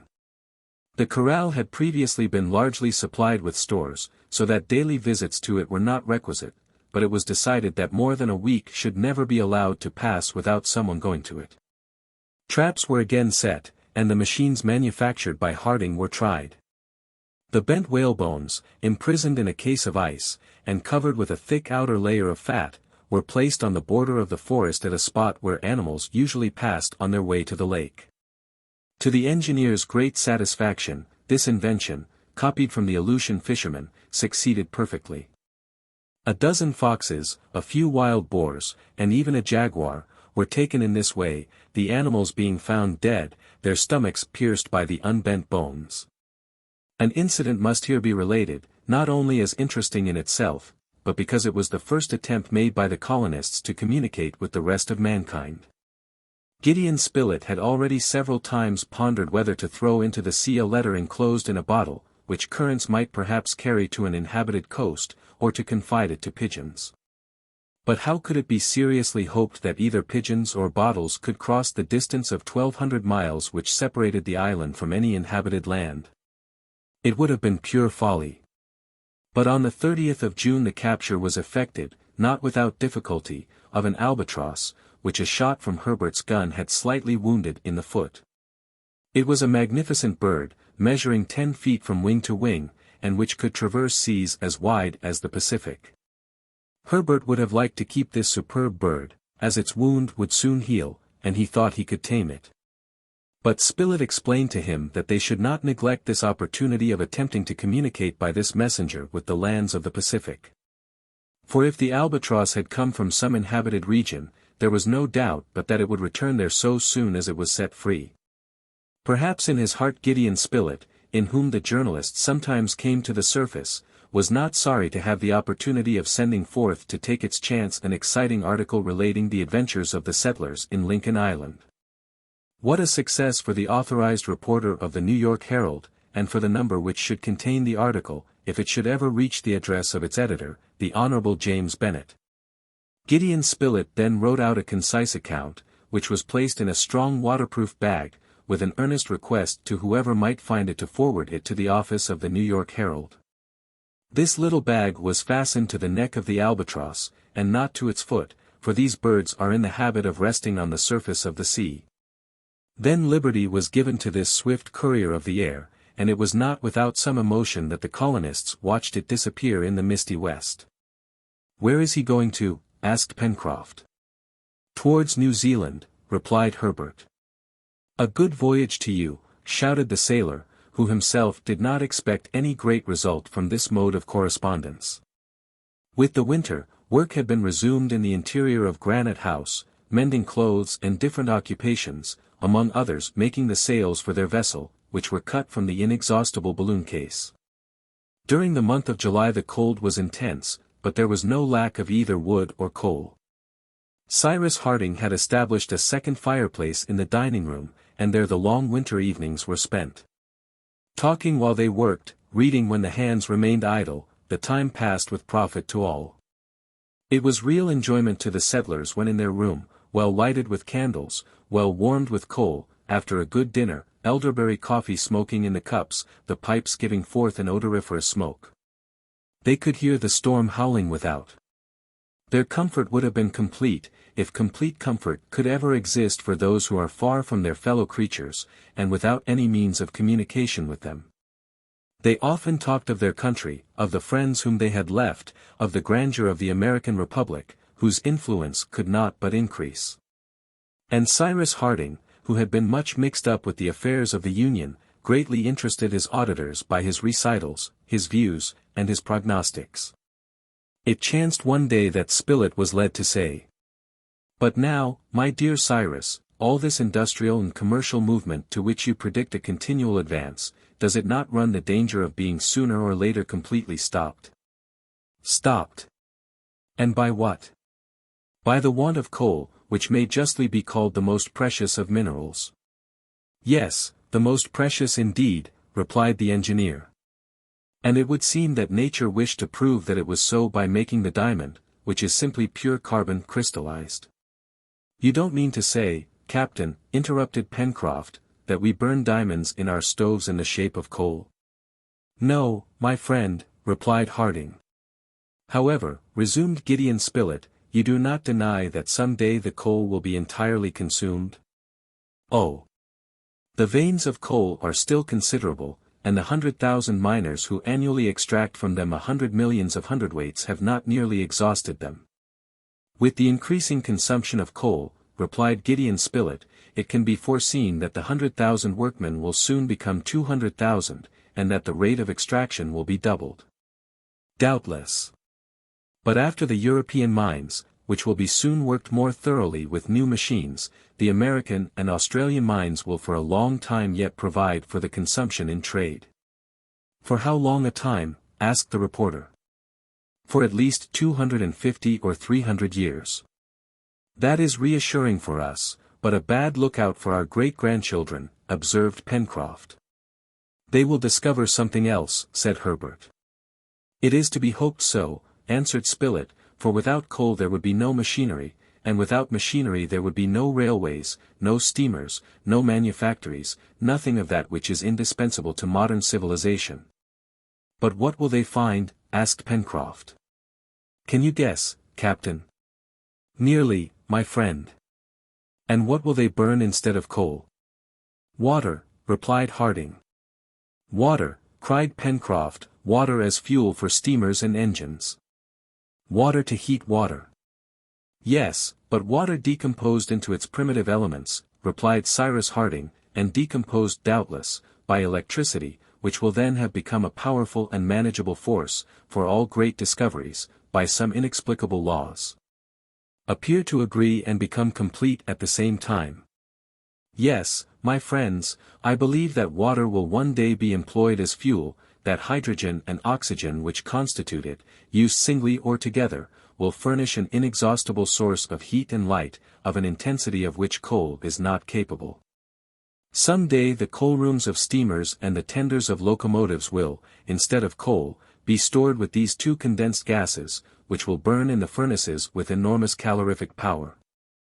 There is, therefore, nothing to fear. As long as the earth is inhabited it will supply the wants of its inhabitants, and there will be no want of either light or heat as long as the productions of the vegetable, mineral or animal kingdoms do not fail us. I believe, then, that when the deposits of coal are exhausted we shall heat and warm ourselves with water. Water will be the coal of the future. I should like to see that, observed the sailor. You were born too soon, Pencroff, returned Neb, who only took part in the discussion by these words. However, it was not Neb's speech which interrupted the conversation, but Top's barking, which broke out again with that strange intonation which had before perplexed the engineer. At the same time Top began to run round the mouth of the well, which opened at the extremity of the interior passage. What can Top be barking in that way for? Asked Pencroff.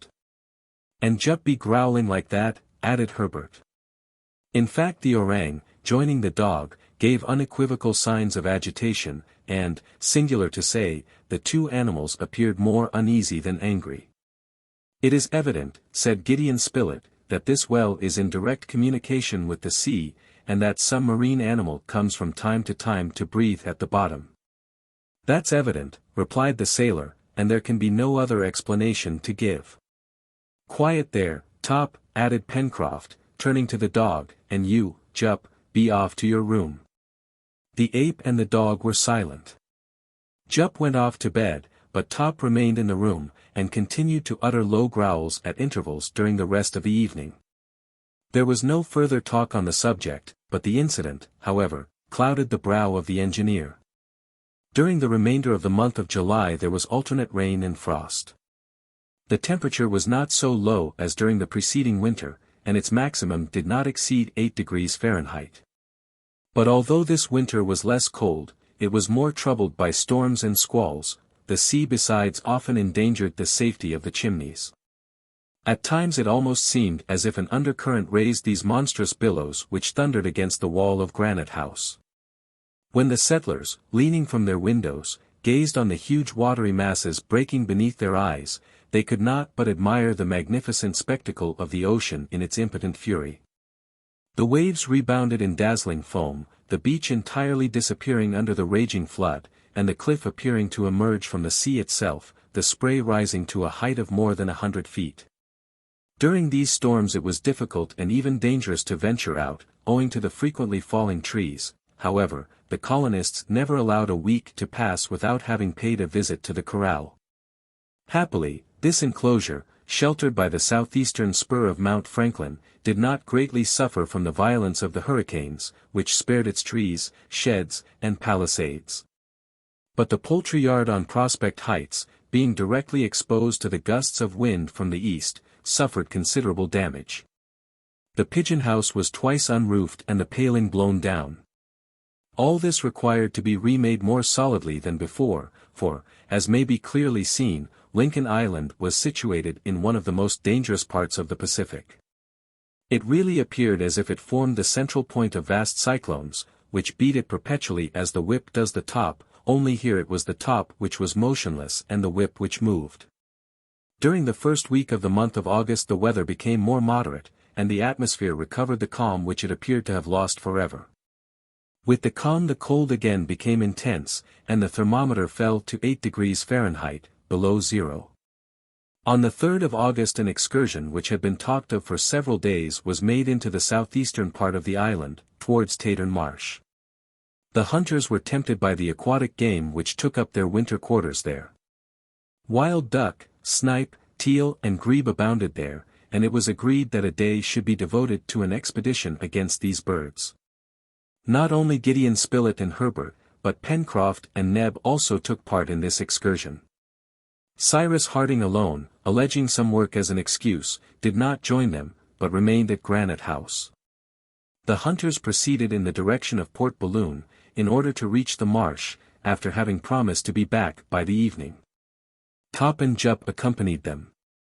As soon as they had passed over the Mercy Bridge, the engineer raised it and returned, intending to put into execution a project for the performance of which he wished to be alone. Now this project was to minutely explore the interior well, the mouth of which was on a level with the passage of Granite House, and which communicated with the sea, since it formerly supplied a way to the waters of the lake. Why did Top so often run round this opening? Why did he utter such strange barks when a sort of uneasiness seemed to draw him towards this well? Why did Jup join Top in a sort of common anxiety? Had this well branches besides the communication with the sea? Did it spread towards other parts of the island? This is what Cyrus Harding wished to know.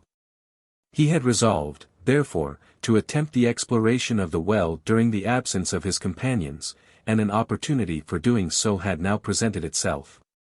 It was easy to descend to the bottom of the well by employing the rope ladder which had not been used since the establishment of the lift. The engineer drew the ladder to the hole, the diameter of which measured nearly 6 feet, and allowed it to unroll itself after having securely fastened its upper extremity. Then, having lighted a lantern, taken a revolver, and placed a cutlass in his belt, he began the descent. The sides were everywhere entire. But points of rock jutted out here and there, and by means of these points it would have been quite possible for an active creature to climb to the mouth of the well. The engineer remarked this. But although he carefully examined these points by the light of his lantern, he could find no impression, no fracture which could give any reason to suppose that they had either recently or at any former time been used as a staircase. Cyrus Harding descended deeper, throwing the light of his lantern on all sides. He saw nothing suspicious. When the engineer had reached the last rounds he came upon the water, which was then perfectly calm. Neither at its level nor in any other part of the well, did any passage open, which could lead to the interior of the cliff. The wall which Harding struck with the hilt of his cutlass sounded solid. It was compact granite, through which no living being could force a way. To arrive at the bottom of the well and then climb up to its mouth it was necessary to pass through the channel under the rocky subsoil of the beach, which placed it in communication with the sea, and this was only possible for marine animals. As to the question of knowing where this channel ended, at what point of the shore, and at what depth beneath the water, it could not be answered. Then Cyrus Harding, having ended his survey, reascended, drew up the ladder, covered the mouth of the well, and returned thoughtfully to the dining room, saying to himself, "I have seen nothing, and yet there is something there." Chapter 12. In the evening the hunters returned, having enjoyed good sport, and being literally loaded with game. Indeed, they had as much as 4 men could possibly carry. Top wore a necklace of teal and Jup wreaths of snipe round his body. "Here, master," cried Neb, "here's something to employ our time. Preserved and made into pies we shall have a welcome store. But I must have some one to help me." "I count on you, Pencroff." "No, Neb," replied the sailor. "I have the rigging of the vessel to finish and to look after, and you will have to do without me." "And you, Mr. Herbert?" "I must go to the corral tomorrow, Neb," replied the lad. "It will be you then, Mr. Spilett, who will help me." "To oblige you, Neb, I will," replied the reporter, "but I warn you that if you disclose your recipes to me, I shall publish them." "Whenever you like, Mr. Spilett," replied Neb, "whenever you like." And so the next day Gideon Spilett became Neb's assistant and was installed in his culinary laboratory. The engineer had previously made known to him the result of the exploration which he had made the day before, and on this point the reporter shared Harding's opinion, that although he had found nothing, a secret still remained to be discovered. The frost continued for another week, and the settlers did not leave Granite House unless to look after the poultry yard. The dwelling was filled with appetizing odors, which were emitted from the learned manipulation of Neb and the reporter. But all the results of the chase were not made into preserved provisions, and as the game kept perfectly in the intense cold, wild duck and other fowl were eaten fresh, and declared superior to all other aquatic birds in the known world. During this week, Pencroff, aided by Herbert, who handled the sailmaker's needle with much skill, worked with such energy that the sails of the vessel were finished. There was no want of cordage.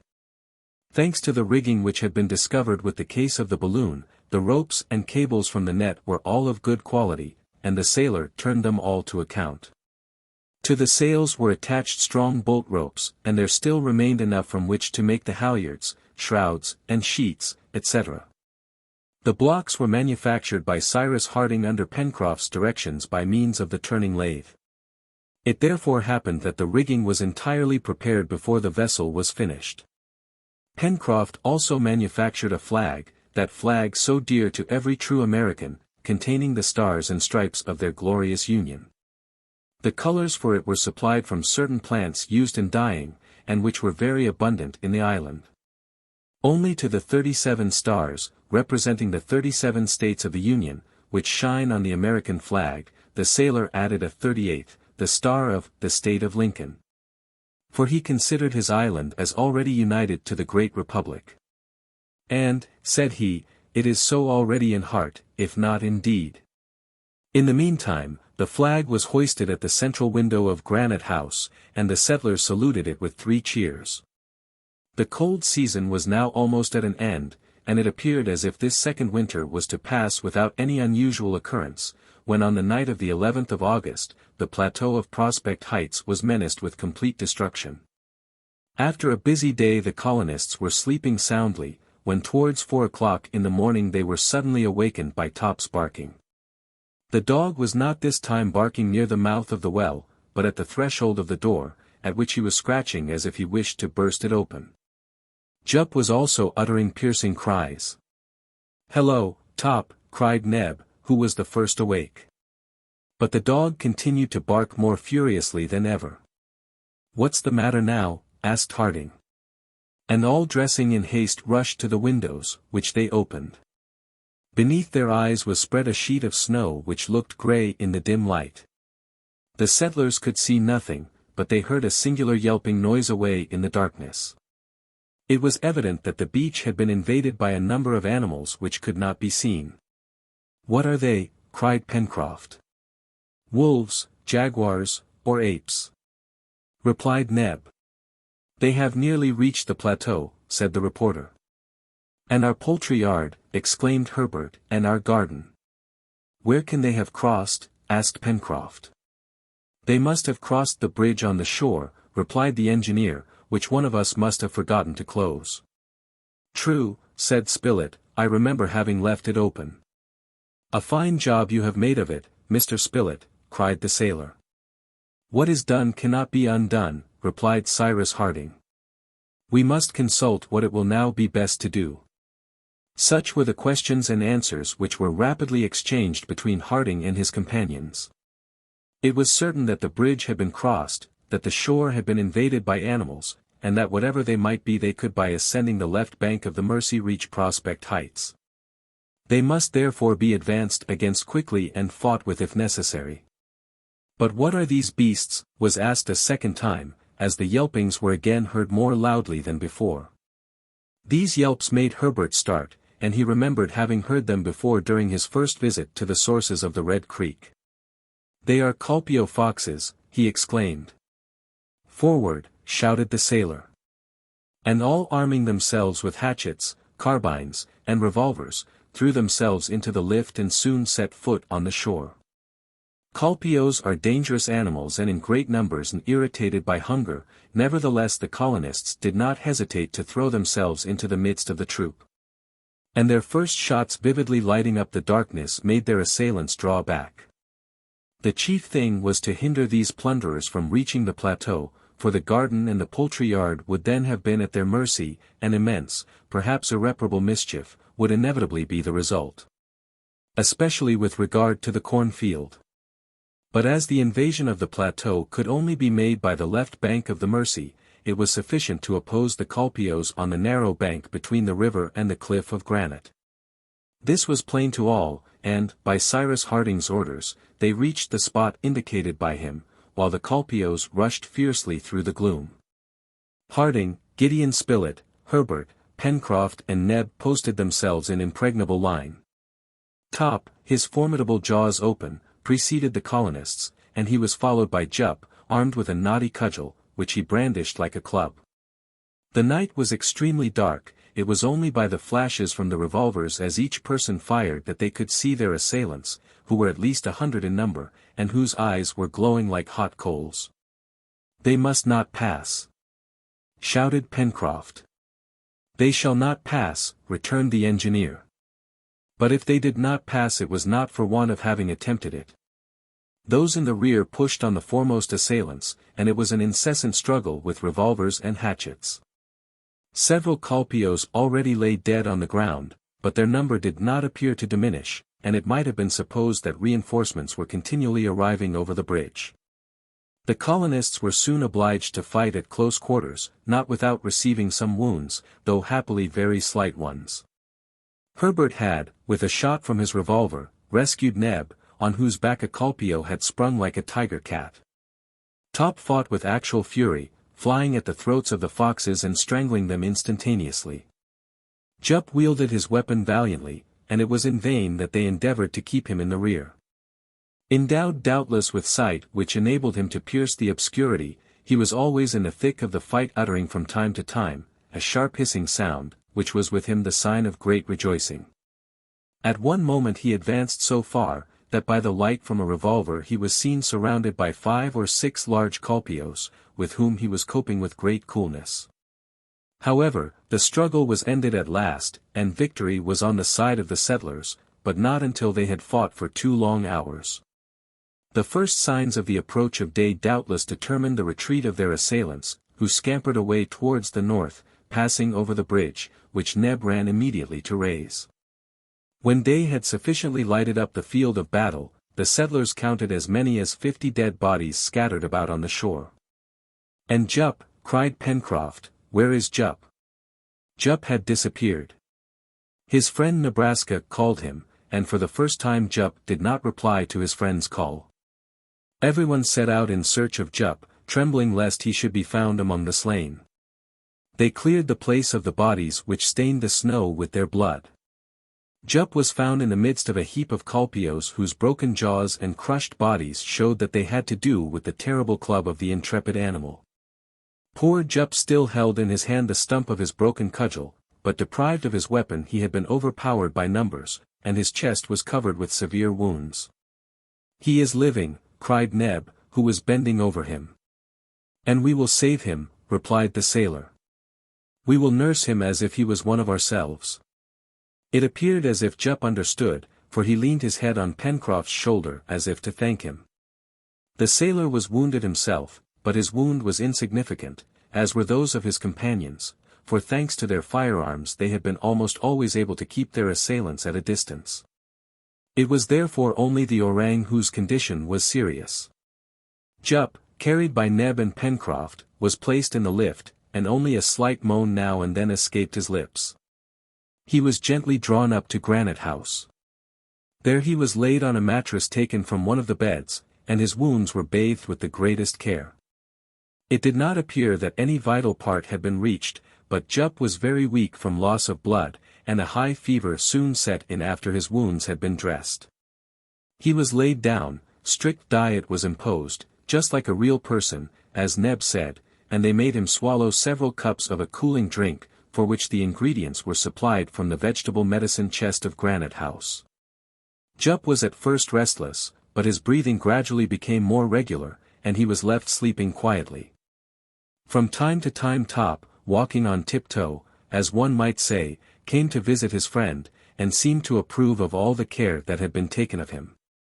One of Jup's hands hung over the side of his bed, and Top licked it with a sympathizing air.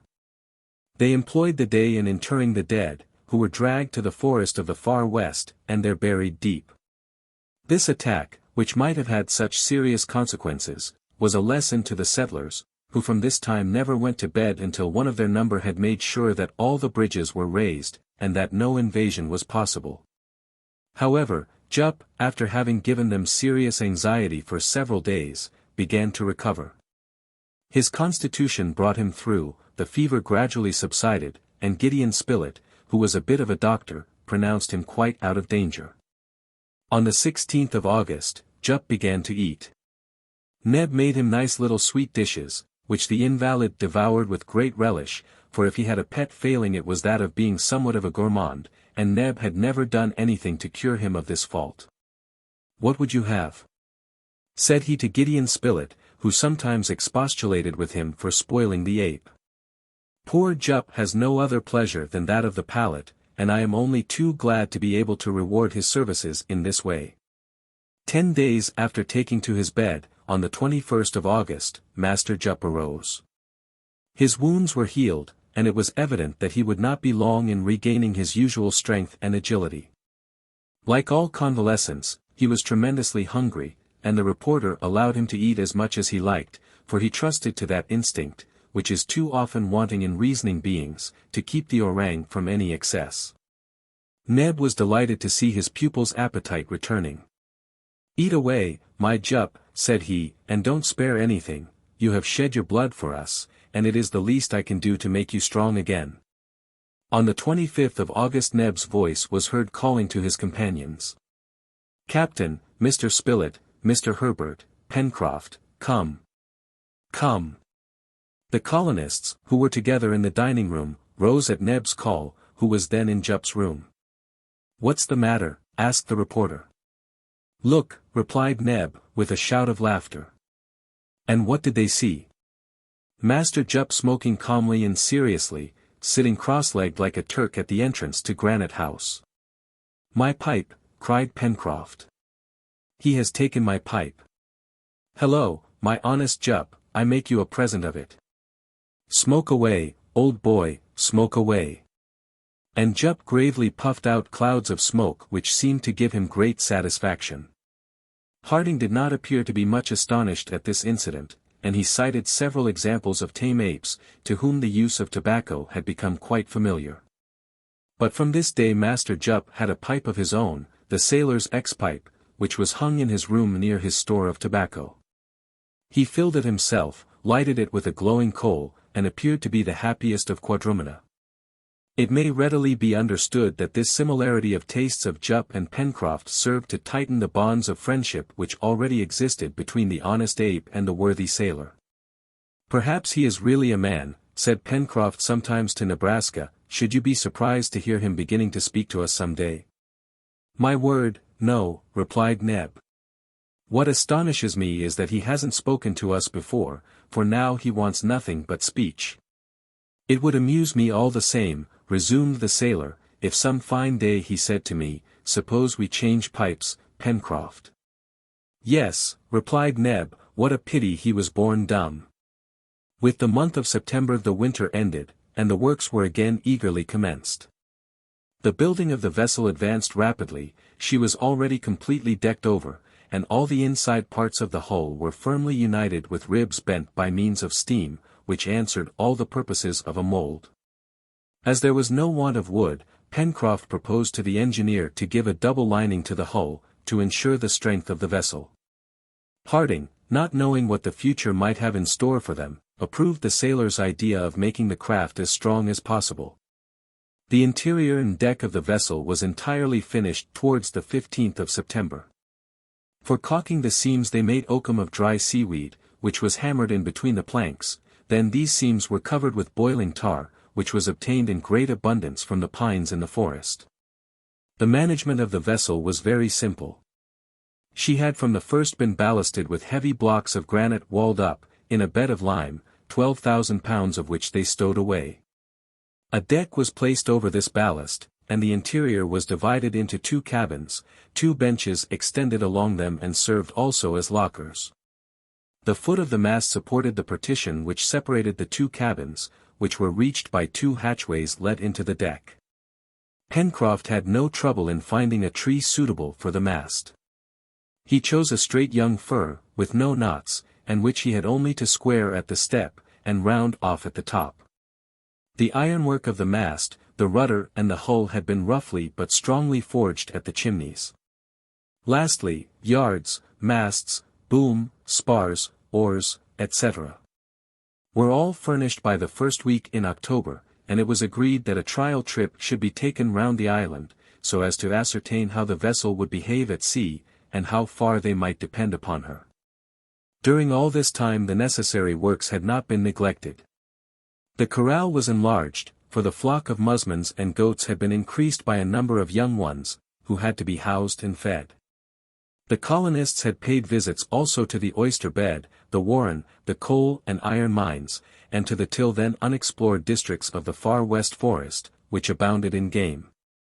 Certain indigenous plants were discovered, and those fit for immediate use contributed to vary the vegetable stores of Granite House. They were a species of ficoide, some similar to those of the Cape, with eatable fleshy leaves, others bearing seeds containing a sort of flower. On the 10th of October the vessel was launched.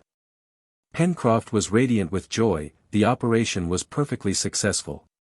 The boat completely rigged, having been pushed on rollers to the water's edge, was floated by the rising tide, amid the cheers of the colonists, particularly of Pencroff, who showed no modesty on this occasion. Besides, his importance was to last beyond the finishing of the vessel, since, after having built her, he was to command her. The grade of captain was bestowed upon him with the approbation of all.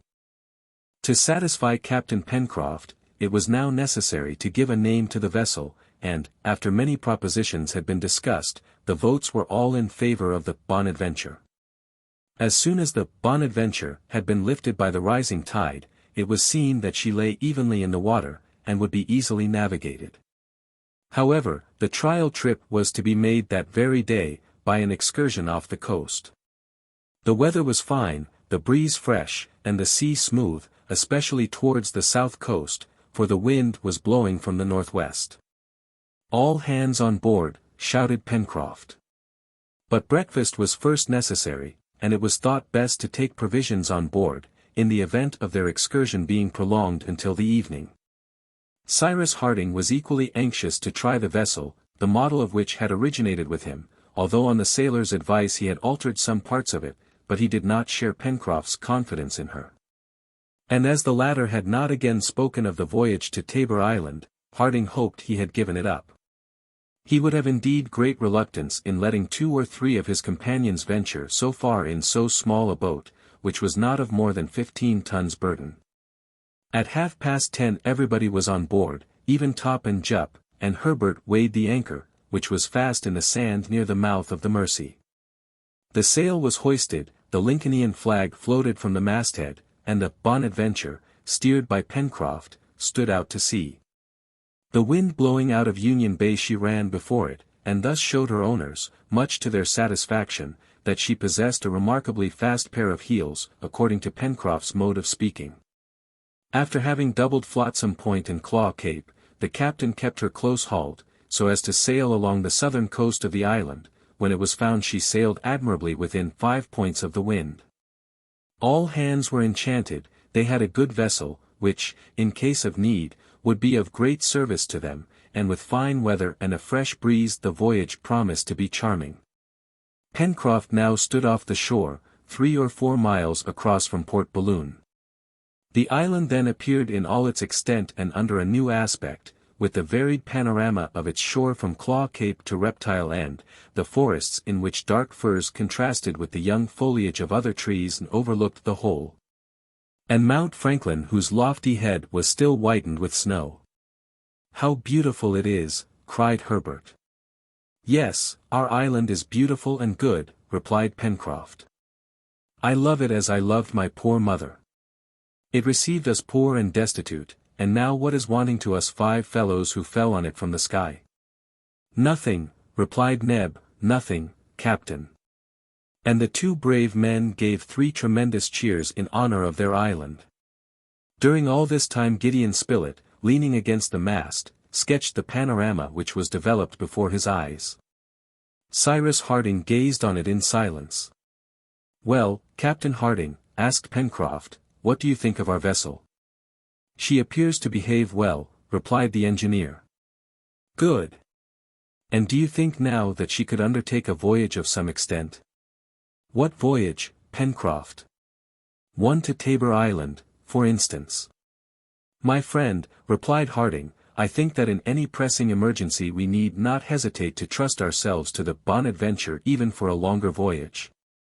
But you know I should see you set off to Tabor Island with great uneasiness, since nothing obliges you to go there." "One likes to know one's neighbors," returned the sailor, who was obstinate in his idea. "Tabor Island is our neighbor, and the only one. Politeness requires us to go at least to pay a visit." "By Jove," said Spilett, "our friend Pencroff has become very particular about the proprieties all at once." "I am not particular about anything at all," retorted the sailor, who was rather vexed by the engineer's opposition, but who did not wish to cause him anxiety. "Consider, Pencroff," resumed Harding, "you cannot go alone to Tabor Island. One companion will be enough for me." "Even so," replied the engineer, "you will risk depriving the colony of Lincoln Island of 2 settlers out of 5. "Out of 6, answered Pencroff, "you forget Jup." "Out of 7, added Neb. "Top is quite worth another." "There is no risk at all in it, Captain," replied Pencroff.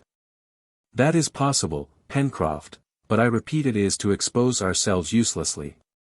The obstinate sailor did not reply, and let the conversation drop, quite determined to resume it again. But he did not suspect that an incident would come to his aid and change into an act of humanity that which was at first only a doubtful whim. After standing off the shore, the Bonadventure again approached it in the direction of Port Balloon. It was important to ascertain the channels between the sandbanks and reefs, that buoys might be laid down, since this little creek was to be the harbor. They were not more than half a mile from the coast, and it was necessary to tack to beat against the wind. The Bonadventure was then going at a very moderate rate, as the breeze, partly intercepted by the high land, scarcely swelled her sails, and the sea, smooth as glass, was only rippled now and then by passing gusts. Herbert had stationed himself in the bows that he might indicate the course to be followed among the channels, when all at once he shouted, "Luff, Pencroff, luff!" "What's the matter?" replied the sailor. "A rock." "No, wait," said Herbert. "I don't quite see." "Luff again, right, now." So saying, Herbert, leaning over the side, plunged his arm into the water, and pulled it out, exclaiming, "A bottle!" He held in his hand a corked bottle which he had just seized a few cables' length from the shore. Cyrus Harding took the bottle. Without uttering a single word he drew the cork, and took from it a damp paper, on which were written these words: "Castaway. Tabor Island, 153 degrees west, long, 37 degrees 11 minutes south, lat." Chapter 13. "A castaway," exclaimed Pencroff. "Left on this Tabor Island not 200 miles from us. Ah, Captain Harding, you won't now oppose my going?" "No, Pencroff," replied Cyrus Harding, "and you shall set out as soon as possible." "Tomorrow." "Tomorrow." The engineer still held in his hand the paper which he had taken from the bottle. He contemplated it for some instants, then resumed. "From this document, my friends, from the way in which it is worded, we may conclude this: first, that the castaway on Tabor Island is a man possessing a considerable knowledge of navigation, since he gives the latitude and longitude of the island exactly as we ourselves found it, and to a second of approximation. Secondly, that he is either English or American, as the document is written in the English language." "That is perfectly logical," answered Spilett, "and the presence of this castaway explains the arrival of the case on the shores of our island. There must have been a wreck, since there is a castaway. As to the latter, whoever he may be, it is lucky for him that Pencroff thought of building this boat and of trying her this very day, for a day later and this bottle might have been broken on the rocks." "Indeed," said Herbert, "it is a fortunate chance that the Bonadventure passed exactly where the bottle was still floating." "Does not this appear strange to you?" asked Harding of Pencroff. "It appears fortunate, that's all," answered the sailor. "Do you see anything extraordinary in it, Captain? The bottle must go somewhere, and why not here as well as anywhere else?" "Perhaps you are right, Pencroff," replied the engineer. "And yet—" "But," observed Herbert, "there's nothing to prove that this bottle has been floating long in the sea." "Nothing," replied Gideon Spilett, "and the document appears even to have been recently written. What do you think about it, Cyrus?" During this conversation Pencroff had not remained inactive. He had put the vessel about, and the Bonadventure, all sails set, was running rapidly towards Claw Cape. Every one was thinking of the castaway on Tabor Island. Should they be in time to save him? This was a great event in the life of the colonists. They themselves were but castaways, but it was to be feared that another might not have been so fortunate, and their duty was to go to his succor. Claw Cape was doubled, and about 4 o'clock the Bonadventure dropped her anchor at the mouth of the Mercy. That same evening the arrangements for the new expedition were made. It appeared best that Pencroff and Herbert, who knew how to work the vessel, should undertake the voyage alone.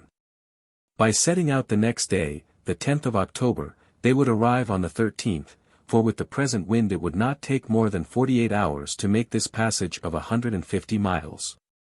One day in the island, 3 or 4 to return, they might hope therefore that on the 17th they would again reach Lincoln Island. The weather was fine, the barometer was rising, the wind appeared settled, everything then was in favor of these brave men whom an act of humanity was taking far from their island. Thus it had been agreed that Cyrus Harding, Neb, and Gideon Spilett should remain at Granite House, but an objection was raised, and Spilett, who had not forgotten his business as reporter to the New York Herald, having declared that he would go by swimming rather than lose such an opportunity, he was admitted to take a part in the voyage. The evening was occupied in transporting on board the Bonadventure articles of bedding, utensils, arms, ammunition, a compass, provisions for a week. This being rapidly done, the colonists ascended to Granite House. The next day, at 5 o'clock in the morning, the farewells were said, not without some emotion on both sides, and Pencroff setting sail made towards Claw Cape, which had to be doubled in order to proceed to the southwest. The Bonadventure was already a quarter of a mile from the coast when the passengers perceived on the heights of Granite House 2 men waving their farewells. They were Cyrus Harding and Neb. "Our friends," exclaimed Spilett, "this is our first separation in 15 months. Pencroff, the reporter and Herbert waved in return, and Granite House soon disappeared behind the high rocks of the cape. During the first part of the day the Bonadventure was still in sight of the southern coast of Lincoln Island, which soon appeared just like a green basket, with Mount Franklin rising from the center. The heights, diminished by distance, did not present an appearance likely to tempt vessels to touch there. Reptile End was passed in about an hour, though at a distance of about 10 miles. At this distance it was no longer possible to distinguish anything of the western coast, which stretched away to the ridges of Mount Franklin, and 3 hours after the last of Lincoln Island sank below the horizon. The Bonadventure behaved capitally. Bounding over the waves she proceeded rapidly on her course. Pencroff had hoisted the foresail, and steering by the compass followed a rectilinear direction. From time to time Herbert relieved him at the helm, and the lad's hand was so firm that the sailor had not a point to find fault with. Gideon Spilett chatted sometimes with one, sometimes with the other. If wanted he lent a hand with the ropes, and Captain Pencroff was perfectly satisfied with his crew. In the evening the crescent moon, which would not be in its first quarter until the 16th, appeared in the twilight and soon set again. The night was dark but starry, and the next day again promised to be fine. Pencroff prudently lowered the foresail, not wishing to be caught by a sudden gust while carrying too much canvas. It was perhaps an unnecessary precaution on such a calm night, but Pencroff was a prudent sailor and cannot be blamed for it. The reporter slept part of the night. Pencroff and Herbert took turns for a spell of 2 hours each at the helm. The sailor trusted Herbert as he would himself, and his confidence was justified by the coolness and judgment of the lad. Pencroff gave him his directions as a commander to his steersman, and Herbert never allowed the Bonadventure to swerve even a point. The night passed quickly, as did the day of the 12th of October. A southeasterly direction was strictly maintained.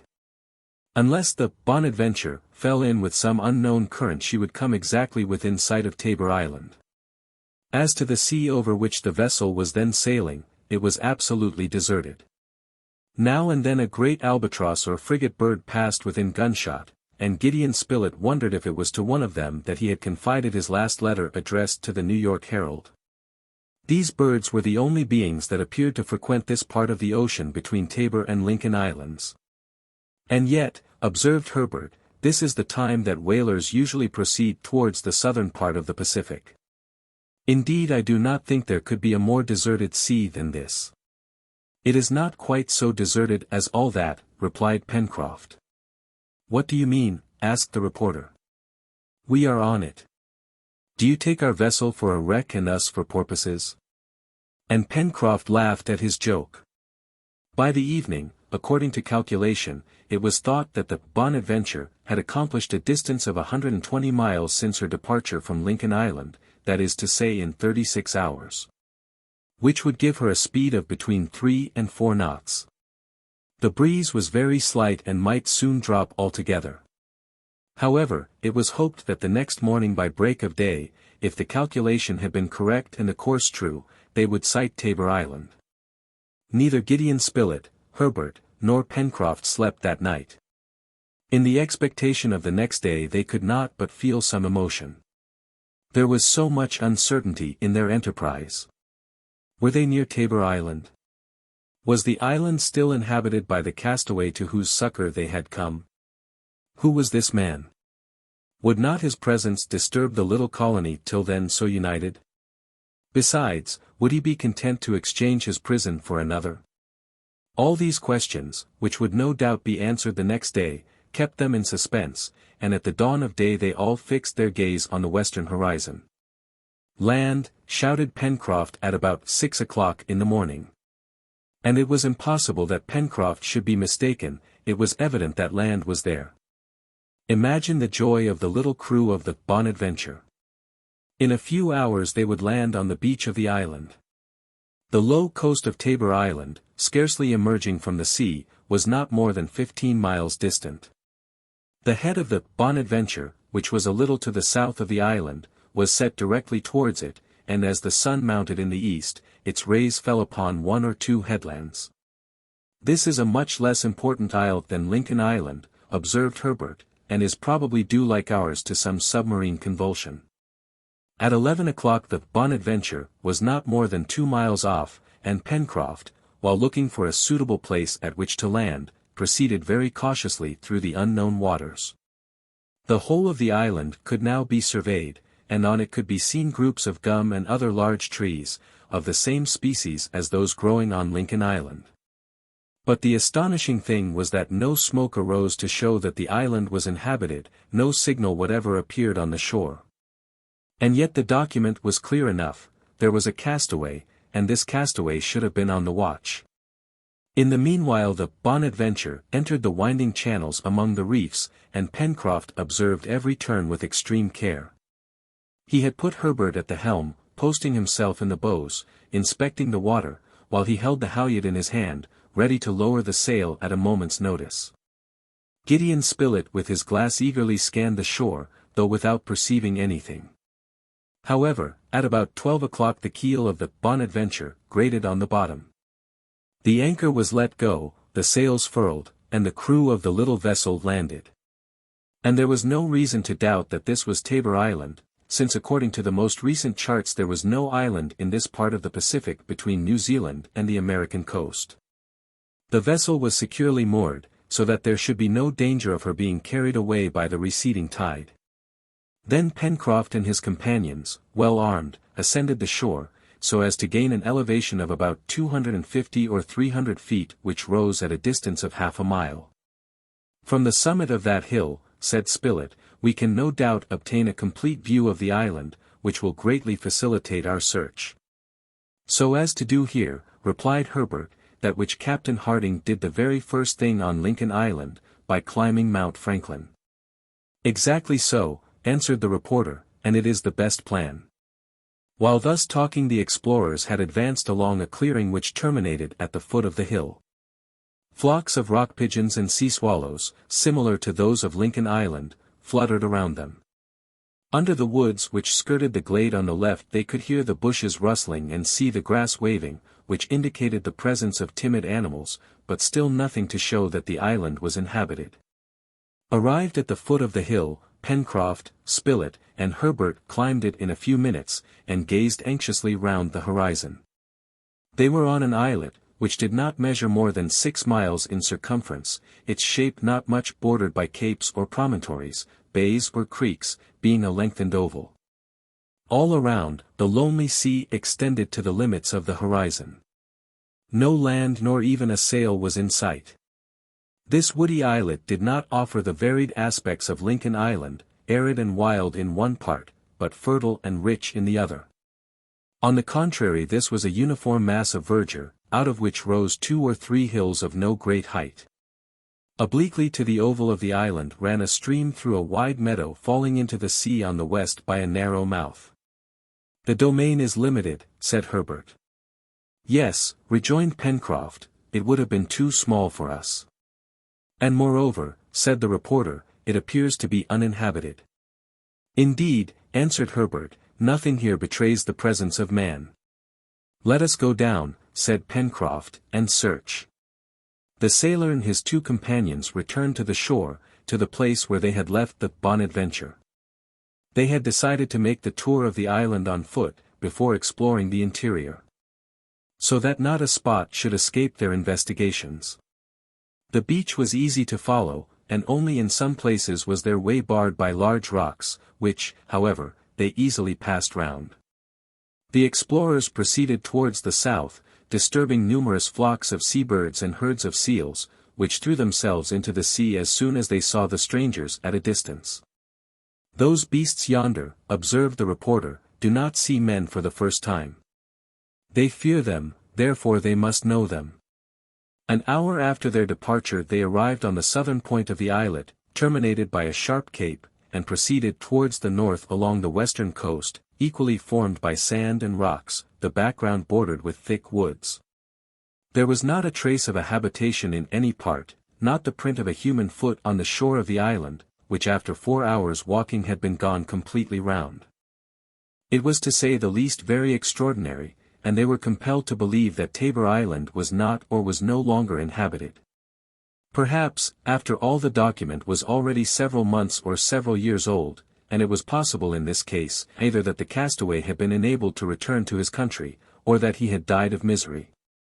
Pencroff, Spilett, and Herbert, forming more or less probable conjectures, dined rapidly on board the Bonadventure, so as to be able to continue their excursion until nightfall. This was done at 5 o'clock in the evening, at which hour they entered the wood. Numerous animals fled at their approach, being principally, one might say, only goats and pigs, which were obviously European species. Doubtless some whaler had landed them on the island, where they had rapidly increased. Herbert resolved to catch 1 or 2 living, and take them back to Lincoln Island. It was no longer doubtful that men at some period or other had visited this islet, and this became still more evident when paths appeared trodden through the forest, felled trees, and everywhere traces of the hand of man.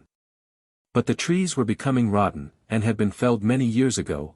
The marks of the axe were velvet with moss, and the grass grew long and thick on the paths, so that it was difficult to find them.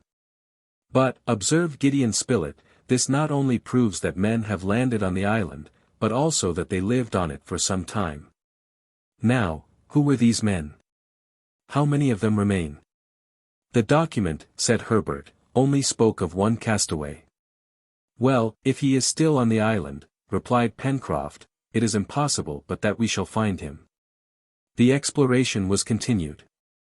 The sailor and his companions naturally followed the route which cut diagonally across the island, and they were thus obliged to follow the stream which flowed towards the sea. If the animals of European origin, if works due to a human hand, showed incontestably that men had already visited the island, several specimens of the vegetable kingdom did not prove it less. In some places, in the midst of clearings, it was evident that the soil had been planted with culinary plants, at probably the same distant period. What, then, was Herbert's joy, when he recognized potatoes, chicory, sorrel, carrots, cabbages, and turnips, of which it was sufficient to collect the seed to enrich the soil of Lincoln Island.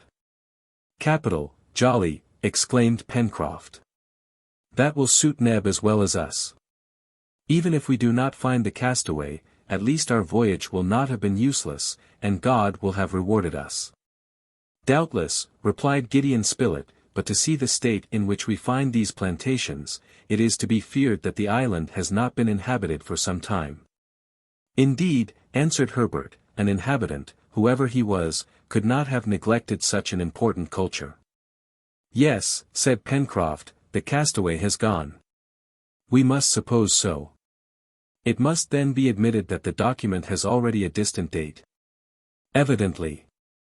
"And that the bottle only arrived at Lincoln Island after having floated in the sea a long time." "Why not?" returned Pencroff. "But night is coming on," added he, "and I think that it will be best to give up the search for the present." "Let us go on board, and tomorrow we will begin again," said the reporter.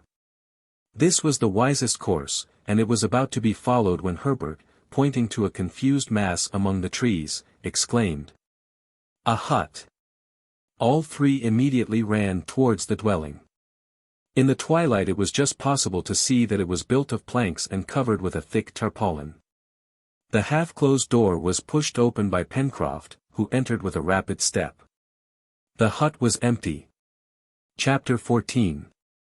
Pencroff, Herbert, and Gideon Spilett remained silent in the midst of the darkness. Pencroff shouted loudly. No reply was made. The sailor then struck a light and set fire to a twig.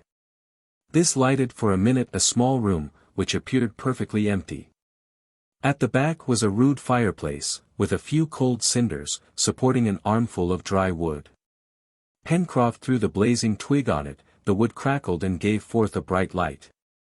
The sailor and his two companions then perceived a disordered bed, of which the damp and yellow coverlets proved that it had not been used for a long time. In the corner of the fireplace were two kettles, covered with rust, and an overthrown pot.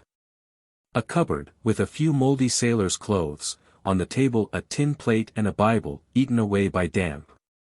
In a corner a few tools, a spade, pickaxe, two fowling pieces, one of which was broken. On a plank, forming a shelf, stood a barrel of powder, still untouched, a barrel of shot, and several boxes of caps, all thickly covered with dust, accumulated, perhaps, by many long years. "There is no one here," said the reporter. "No one," replied Pencroff. "It is a long time since this room has been inhabited," observed Herbert. "Yes, a very long time," answered the reporter. "Mr. Spilett," then said Pencroff, "instead of returning on board, I think that it would be well to pass the night in this hut." "You are right, Pencroff," answered Gideon Spilett, "and if its owner returns, well, perhaps he will not be sorry to find the place taken possession of." "He will not return," said the sailor, shaking his head. "You think that he has quitted the island?" asked the reporter. "If he had quitted the island he would have taken away his weapons and his tools," replied Pencroff. "You know the value which castaways set on such articles as these, the last remains of a wreck." "No. No," repeated the sailor, in a tone of conviction, "no, he has not left the island. If he had escaped in a boat made by himself, he would still less have left these indispensable and necessary articles. No. He is on the island." "Living?" asked Herbert. "Living or dead? But if he is dead, I suppose he has not buried himself, and so we shall at least find his remains." It was then agreed that the night should be passed in the deserted dwelling, and a store of wood found in a corner was sufficient to warm it. The door closed, Pencroff, Herbert and Spilett remained there, seated on a bench, talking little but wondering much. They were in a frame of mind to imagine anything or expect anything. They listened eagerly for sounds outside. The door might have opened suddenly, and a man presented himself to them without their being in the least surprised, notwithstanding all that the hut revealed of abandonment, and they had their hands ready to press the hands of this man. This castaway, this unknown friend, for whom friends were waiting. But no voice was heard, the door did not open. The hours thus passed away. How long the night appeared to the sailor and his companions! Herbert alone slept for 2 hours, for at his age sleep is a necessity. They were all three anxious to continue their exploration of the day before, and to search the most secret recesses of the islet. The inferences deduced by Pencroff were perfectly reasonable, and it was nearly certain that, as the hut was deserted, and the tools, utensils, and weapons were still there, the owner had succumbed. It was agreed, therefore, that they should search for his remains, and give them at least Christian burial. Day dawned, Pencroff and his companions immediately proceeded to survey the dwelling. It had certainly been built in a favorable situation, at the back of a little hill, sheltered by 5 or 6 magnificent gum trees. Before its front and through the trees the axe had prepared a wide clearing, which allowed the view to extend to the sea. Beyond a lawn, surrounded by a wooden fence falling to pieces, was the shore, on the left of which was the mouth of the stream. The hut had been built of planks, and it was easy to see that these planks had been obtained from the hull or deck of a ship. It was probable that a disabled vessel had been cast on the coast of the island, that one at least of the crew had been saved, and that by means of the wreck this man, having tools at his disposal, had built the dwelling. And this became still more evident when Gideon Spilett, after having walked around the hut, saw on a plank, probably one of those which had formed the armor of the wrecked vessel, these letters already half effaced. Br. Tan. A. Britannia. exclaimed Pencroff, whom the reporter had called. "It is a common name for ships, and I could not say if she was English or American." "It matters very little, Pencroff."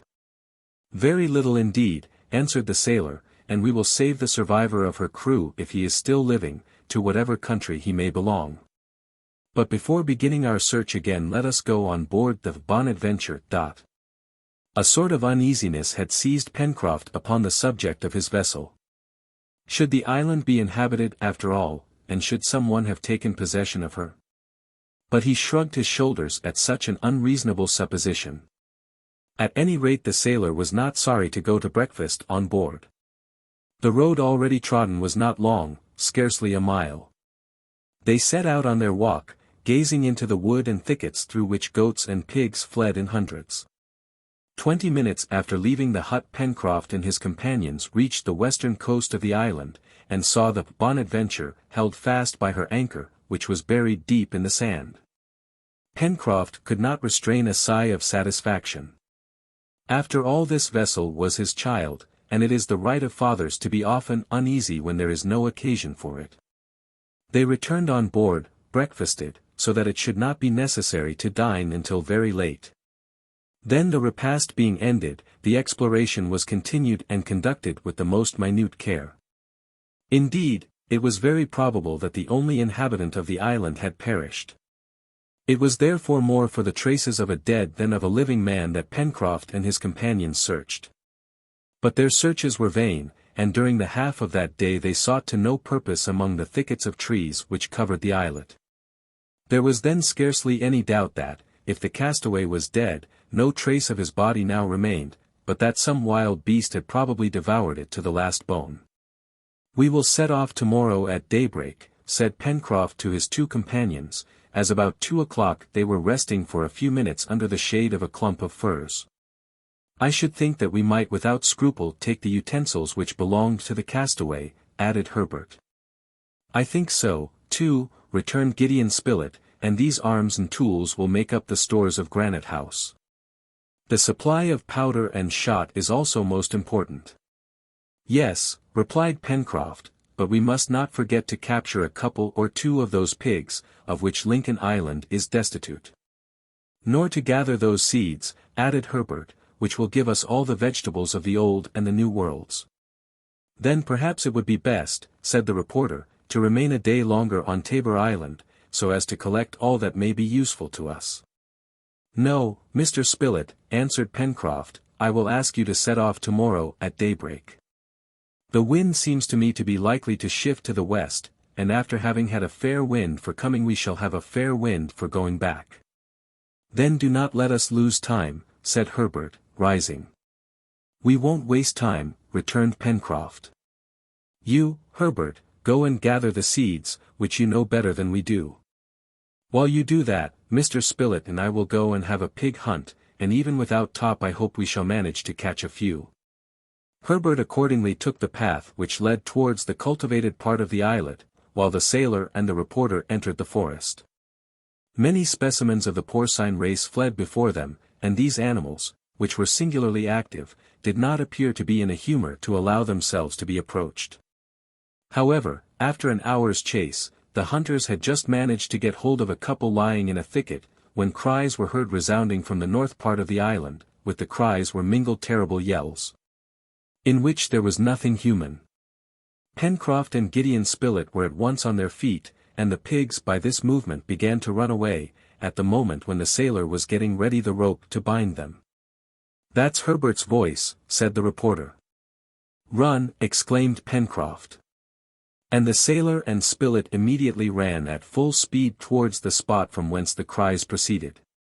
They did well to hasten, for at a turn of the path near a clearing they saw the lad thrown on the ground and in the grasp of a savage being, apparently a gigantic ape, who was about to do him some great harm. To rush on this monster, throw him on the ground in his turn, snatch Herbert from him, then bind him securely, was the work of a minute for Pencroff and Gideon Spilett. The sailor was of Herculean strength, the reporter also very powerful, and in spite of the monster's resistance he was firmly tied so that he could not even move. "You are not hurt, Herbert?" asked Spilett. No, no. Oh, if this ape had wounded him, exclaimed Pencroff. But he is not an ape, answered Herbert. At these words Pencroff and Gideon Spilett looked at the singular being who lay on the ground. Indeed it was not an ape, it was a human being, a man. But what a man! A savage in all the horrible acceptation of the word, and so much the more frightful that he seemed fallen to the lowest degree of brutishness. Shaggy hair, untrimmed beard descending to the chest, the body almost naked except a rag round the waist, wild eyes, enormous hands with immensely long nails, skin the color of mahogany, feet as hard as if made of horn. Such was the miserable creature who yet had a claim to be called a man.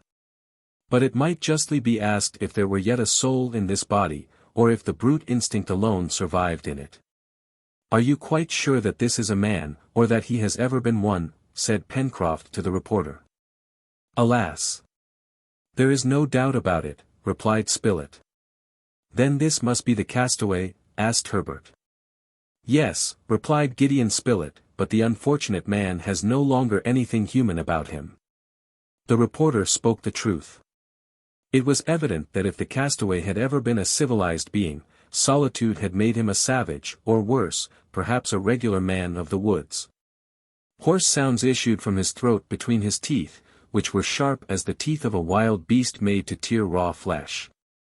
Memory must have deserted him long before, and for a long time also he had forgotten how to use his gun and tools, and he no longer knew how to make a fire.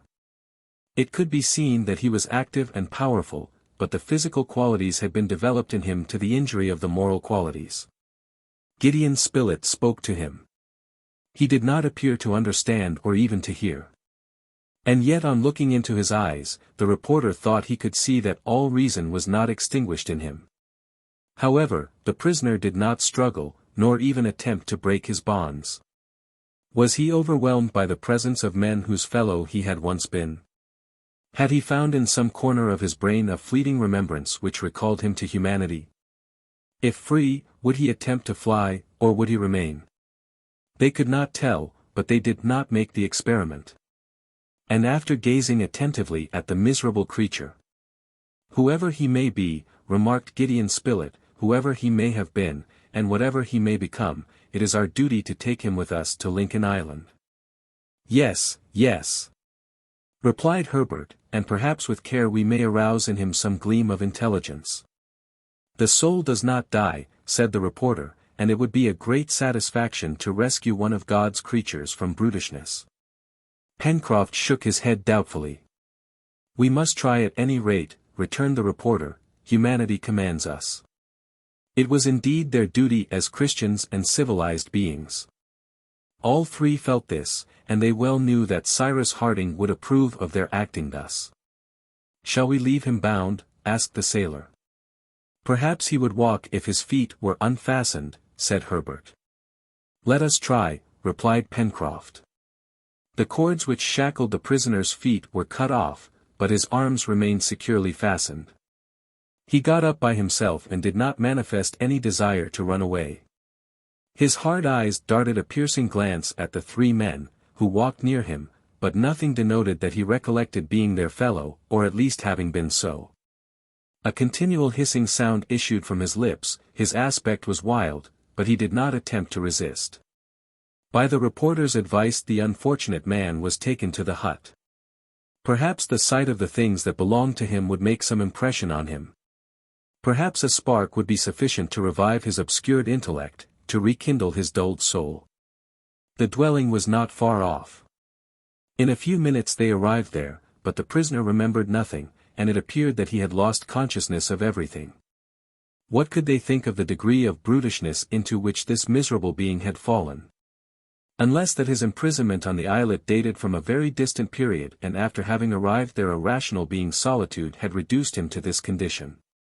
The reporter then thought that perhaps the sight of fire would have some effect on him, and in a moment one of those beautiful flames, that attract even animals, blazed up on the hearth.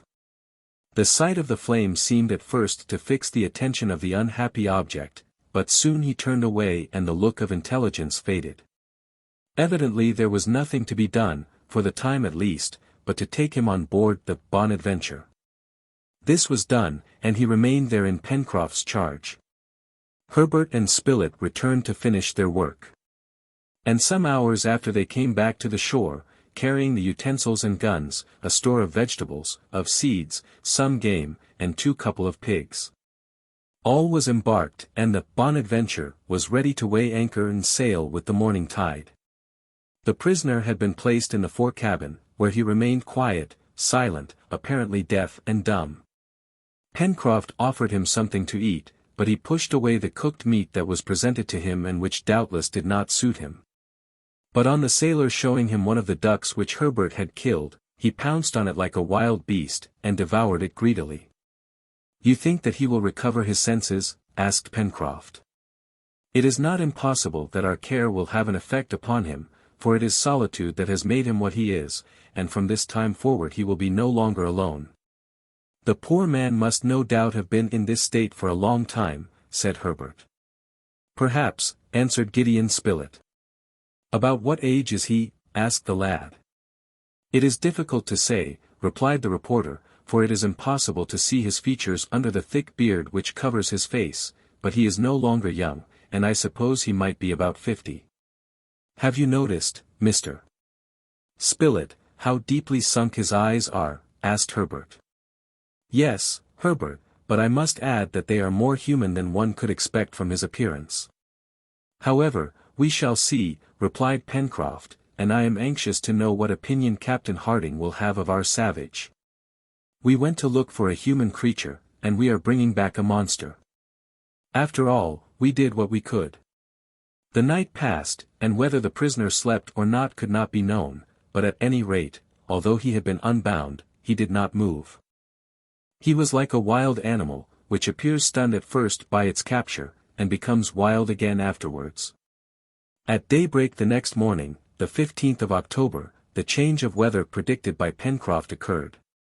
The wind having shifted to the northwest favored the return of the Bonadventure, but at the same time it freshened, which might render navigation more difficult. At 5 o'clock in the morning the anchor was weighed. Pencroff took a reef in the mainsail, and steered towards the northeast, so as to sail straight for Lincoln Island. The first day of the voyage was not marked by any incident. The prisoner remained quiet in the fore cabin, and as he had been a sailor it appeared that the motion of the vessel might produce on him a salutary reaction. Did some recollection of his former calling return to him? However that might be, he remained tranquil, astonished rather than depressed. The next day the wind increased, blowing more from the north, consequently in a less favorable direction for the Bonadventure. Pencroff was soon obliged to sail close-hauled, and without saying anything about it he began to be uneasy at the state of the sea, which frequently broke over the bows. Certainly, if the wind did not moderate, it would take a longer time to reach Lincoln Island than it had taken to make Tabor Island. Indeed, on the morning of the 17th, the Bonadventure had been 48 hours at sea, and nothing showed that she was near the island. It was impossible, besides, to estimate the distance traversed, or to trust to the reckoning for the direction, as the speed had been very irregular. 24 hours after there was yet no land in sight. The wind was right ahead and the sea very heavy. The sails were close-reefed, and they tacked frequently. On the 18th, a wave swept completely over the Bonadventure. And if the crew had not taken the precaution of lashing themselves to the deck, they would have been carried away. On this occasion Pencroff and his companions, who were occupied with loosing themselves, received unexpected aid from the prisoner, who emerged from the hatchway as if his sailor's instinct had suddenly returned. Broke a piece out of the bulwarks with a spar so as to let the water which filled the deck escape. Then the vessel being clear, he descended to his cabin without having uttered a word. Pencroff, Gideon Spilett, and Harbert, greatly astonished, let him proceed. Their situation was truly serious, and the sailor had reason to fear that he was lost on the wide sea without any possibility of recovering his course. The night was dark and cold. However, about 11 o'clock, the wind fell, the sea went down, and the speed of the vessel, as she labored less, greatly increased. Neither Pencroff, Spilett, nor Harbert thought of taking an hour's sleep. They kept a sharp lookout, for either Lincoln Island could not be far distant and would be sighted at daybreak, or the Bonadventure, carried away by currents, had drifted so much that it would be impossible to rectify her course. Pencroff, uneasy to the last degree, yet did not despair, for he had a gallant heart, and grasping the tiller he anxiously endeavoured to pierce the darkness which surrounded them. About 2 o'clock in the morning he started forward. "A light! A light!" he shouted. Indeed, a bright light appeared 20 miles to the northeast. Lincoln Island was there, and this fire, evidently lighted by Cyrus Harding, showed them the course to be followed. Pencroff, who was bearing too much to the north, altered his course and steered towards the fire, which burned brightly above the horizon like a star of the first magnitude. Chapter 15. The next day, the 20th of October, at 7 o'clock in the morning, after a voyage of 4 days, the Bonadventure gently glided up to the beach at the mouth of the Mersey. Cyrus Harding and Neb, who had become very uneasy at the bad weather and the prolonged absence of their companions, had climbed at daybreak to the plateau of Prospect Heights. And they had at last caught sight of the vessel which had been so long in returning. "God be praised! There they are," exclaimed Cyrus Harding. As to Neb in his joy, he began to dance, to twirl round, clapping his hands and shouting, "Oh, my master!" A more touching pantomime than the finest discourse. The engineer's first idea, on counting the people on the deck of the Bonadventure, was that Pencroff had not found the castaway of Tabor Island. Or at any rate that the unfortunate man had refused to leave his island and change one prison for another. Indeed Pencroff, Gideon Spilett, and Harbert were alone on the deck of the Bonadventure. The moment the vessel touched, the engineer and Neb were waiting on the beach, and before the passengers had time to leap on to the sand, Harding said, "We have been very uneasy at your delay, my friends. Did you meet with any accident?" "No," replied Gideon Spilett, "on the contrary, everything went wonderfully well. We will tell you all about it." "However," returned the engineer, "your search has been unsuccessful, since you are only 3, just as you went." "Excuse me, Captain," replied the sailor, "we are 4. "You have found the castaway?" "Yes." "And you have brought him?" "Yes." "Living?" "Yes." "Where is he?" "Who is he?" "He is," replied the reporter, "or rather he was a man." "There, Cyrus, that is all we can tell you." The engineer was then informed of all that had passed during the voyage, and under what conditions the search had been conducted, how the only dwelling in the island had long been abandoned. How at last a castaway had been captured, who appeared no longer to belong to the human species. "And that's just the point," added Pencroff, "I don't know if we have done right to bring him here."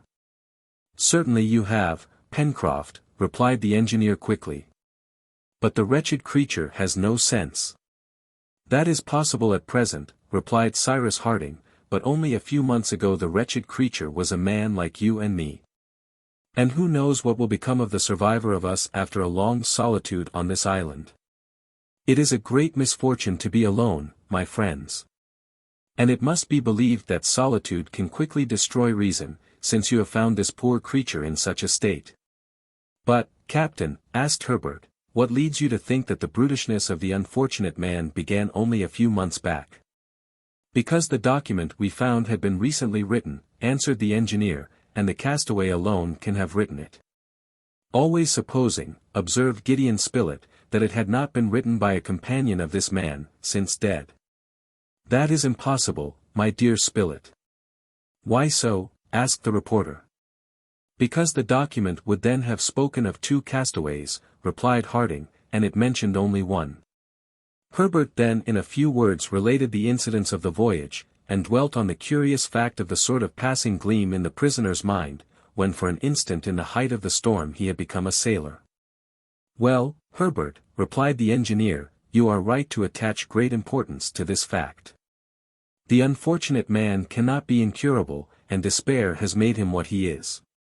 But here he will find his fellow men, and since there is still a soul in him, this soul we shall save. The castaway of Tabor Island, to the great pity of the engineer and the great astonishment of Neb, was then brought from the cabin which he occupied in the forepart of the Bonadventure. When once on land he manifested a wish to run away. But Cyrus Harding approaching, placed his hand on his shoulder with a gesture full of authority, and looked at him with infinite tenderness.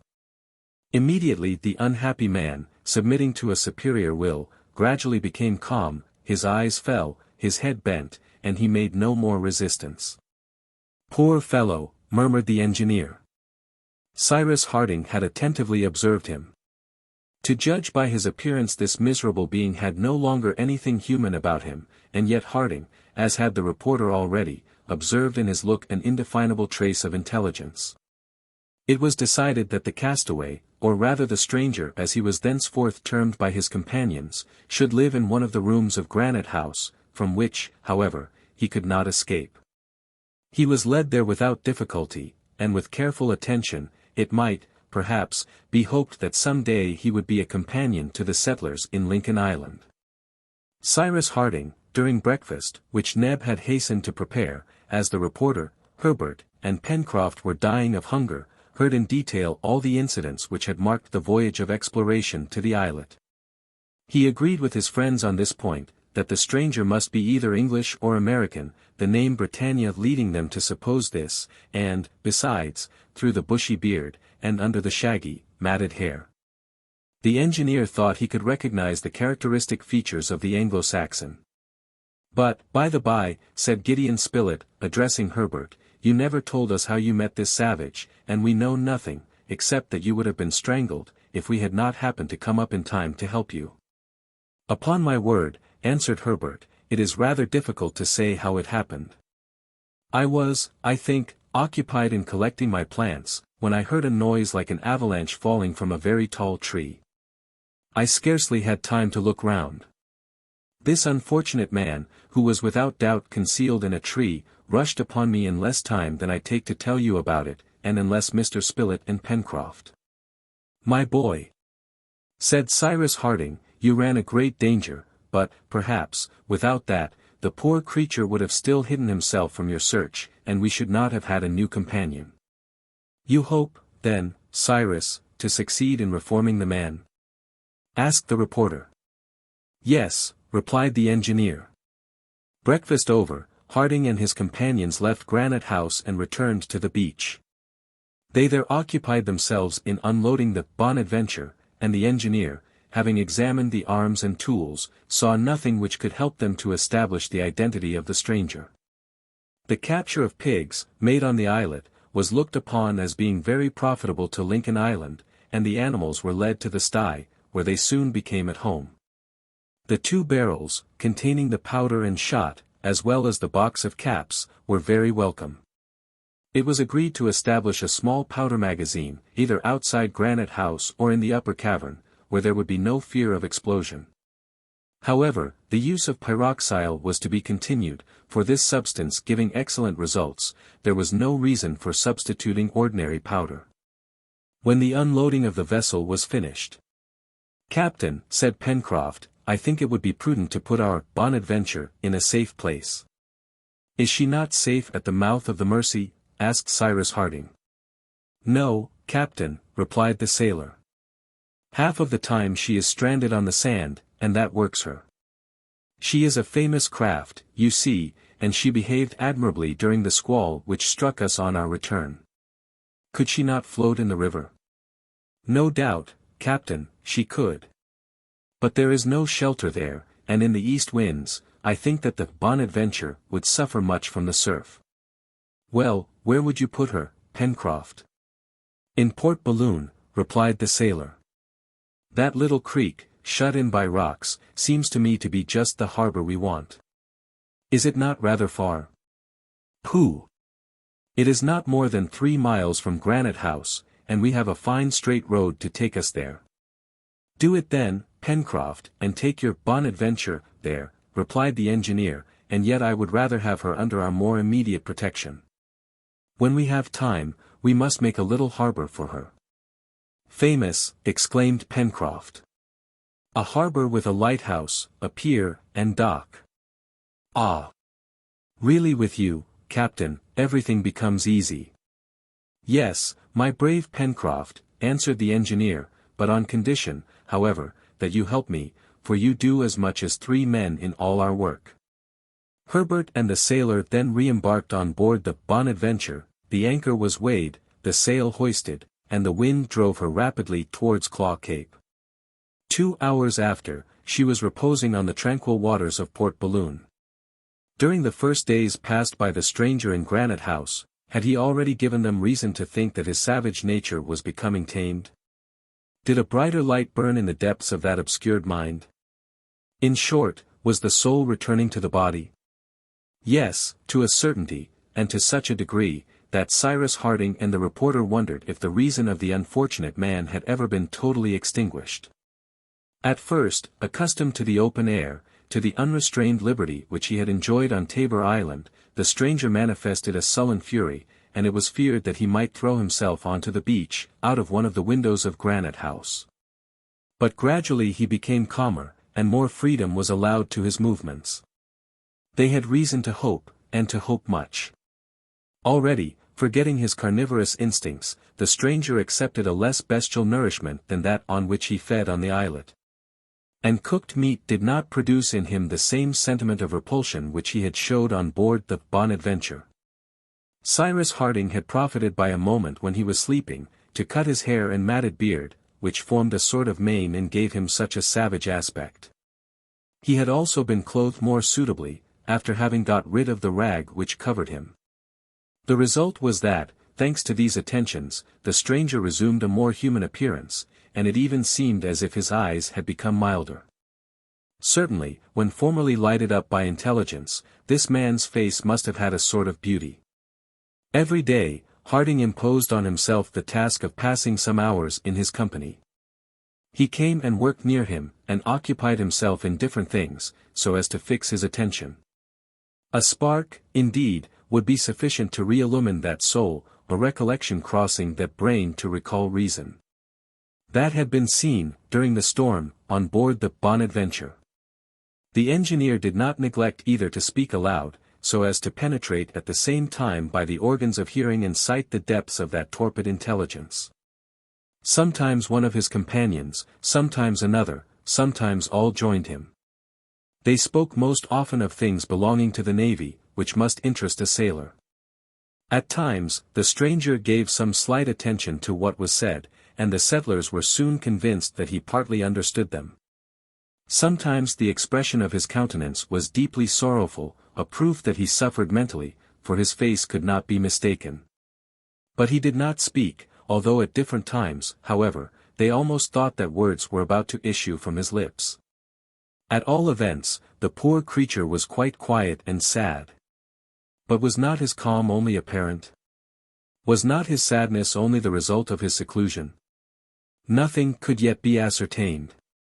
Seeing only certain objects and in a limited space, always in contact with the colonists, to whom he would soon become accustomed, having no desires to satisfy, better fed, better clothed. It was natural that his physical nature should gradually improve. But was he penetrated with the sense of a new life? Or rather, to employ a word which would be exactly applicable to him, was he not becoming tamed, like an animal in company with his master? This was an important question, which Cyrus Harding was anxious to answer, and yet he did not wish to treat his invalid roughly. Would he ever be a convalescent? How the engineer observed him every moment!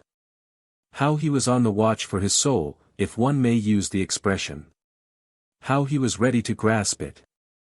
The settlers followed with real sympathy all the phases of the cure undertaken by Harding. They aided him also in this work of humanity, and all, except perhaps the incredulous Pencroff, soon shared both his hope and his faith.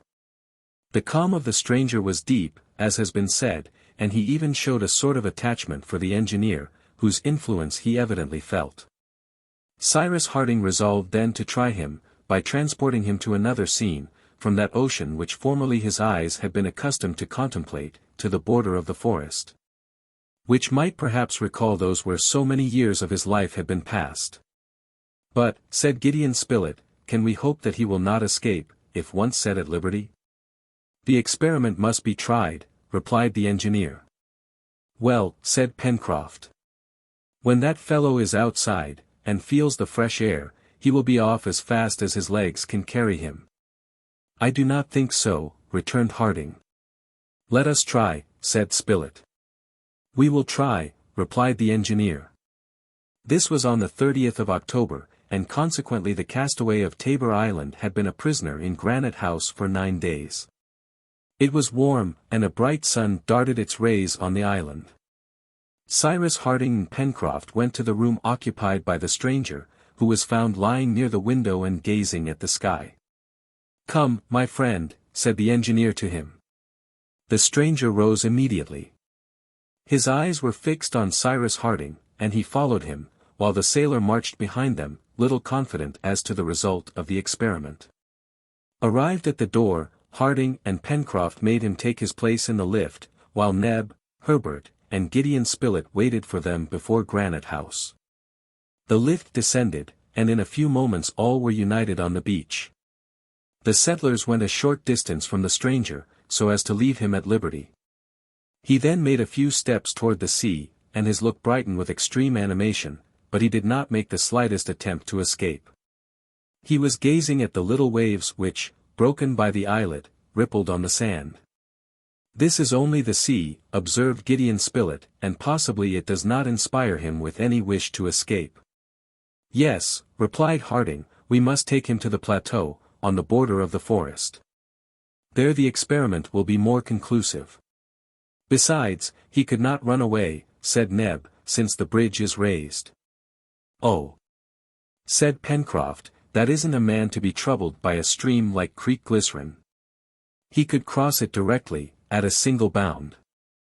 We shall soon see, Harding contented himself with replying, his eyes not quitting those of his patient. The latter was then led towards the mouth of the Mercy, and all climbing the left bank of the river, reached Prospect Heights. Arrived at the spot on which grew the first beautiful trees of the forest, their foliage slightly agitated by the breeze, the stranger appeared greedily to drink in the penetrating odor which filled the atmosphere. And a long sigh escaped from his chest. The settlers kept behind him, ready to seize him if he made any movement to escape. And, indeed, the poor creature was on the point of springing into the creek which separated him from the forest, and his legs were bent for an instant as if for a spring, but almost immediately he stepped back, half sank down. And a large tear fell from his eyes. Ah, exclaimed Cyrus Harding, you have become a man again, for you can weep. Chapter 16. Yes. The unfortunate man had wept. Some recollection doubtless had flashed across his brain, and to use Cyrus Harding's expression, by those tears he was once more a man. The colonists left him for some time on the plateau, and withdrew themselves to a short distance, so that he might feel himself free, but he did not think of profiting by this liberty, and Harding soon brought him back to Granite House. 2 days after this occurrence, the stranger appeared to wish gradually to mingle with their common life. He evidently heard and understood, but no less evidently was he strangely determined not to speak to the colonists. For one evening, Pencroff, listening at the door of his room, heard these words escape from his lips. No. Here. I. Never. The sailor reported these words to his companions. There is some painful mystery there, said Harding. The stranger had begun to use the laboring tools, and he worked in the garden. When he stopped in his work, as was often the case, he remained retired within himself, but on the engineer's recommendation, they respected the reserve which he apparently wished to keep. If one of the settlers approached him, he drew back, and his chest heaved with sobs, as if overburdened. Was it remorse that overwhelmed him thus? They were compelled to believe so, and Gideon Spilett could not help one day making this observation. If he does not speak it is because he has, I fear, things too serious to be told. They must be patient and wait. A few days later, on the 3rd of November, the stranger, working on the plateau, had stopped, letting his spade drop to the ground, and Harding, who was observing him from a little distance, saw that tears were again flowing from his eyes. A sort of irresistible pity led him towards the unfortunate man, and he touched his arm lightly. My friend, said he. The stranger tried to avoid his look, and Cyrus Harding having endeavored to take his hand, he drew back quickly. My friend, said Harding in a firmer voice, look at me, I wish it. The stranger looked at the engineer, and seemed to be under his power, as a subject under the influence of a mesmerist. He wished to run away. But then his countenance suddenly underwent a transformation. His eyes flashed. Words struggled to escape from his lips. He could no longer contain himself. At last he folded his arms, then, in a hollow voice, who are you? He asked Cyrus Harding. Castaways, like you, replied the engineer, whose emotion was deep. We have brought you here, among your fellow men. My fellow men. I have none. You are in the midst of friends. Friends, for me. Friends. Exclaimed the stranger, hiding his face in his hands. No, never, leave me. Leave me. Then he rushed to the side of the plateau which overlooked the sea, and remained there a long time motionless.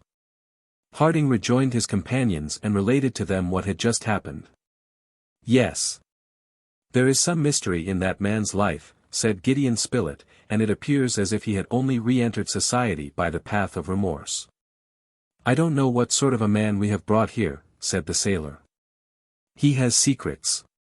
Which we will respect, interrupted Cyrus Harding quickly. If he has committed any crime, he has most fearfully expiated it, and in our eyes he is absolved. For 2 hours the stranger remained alone on the shore, evidently under the influence of recollections which recalled all his past life, a melancholy life doubtless, and the colonists, without losing sight of him, did not attempt to disturb his solitude. However, after 2 hours, appearing to have formed a resolution, he came to find Cyrus Harding. His eyes were red with the tears he had shed, but he wept no longer. His countenance expressed deep humility. He appeared anxious, timorous, ashamed, and his eyes were constantly fixed on the ground. Sir, said he to Harding, your companions and you, are you English? No, answered the engineer, we are Americans. Ah!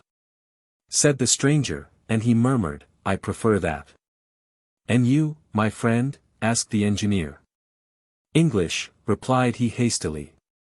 And as if these few words had been difficult to say, he retreated to the beach, where he walked up and down between the cascade and the mouth of the Mersey, in a state of extreme agitation. Then, passing one moment close to Herbert, he stopped and in a stifled voice. What month? He asked. December, replied Herbert. What year? 1866. 12 years. 12 years, he exclaimed. Then he left him abruptly. Herbert reported to the colonists the questions and answers which had been made. This unfortunate man, observed Gideon Spilett, was no longer acquainted with either months or years. Yes.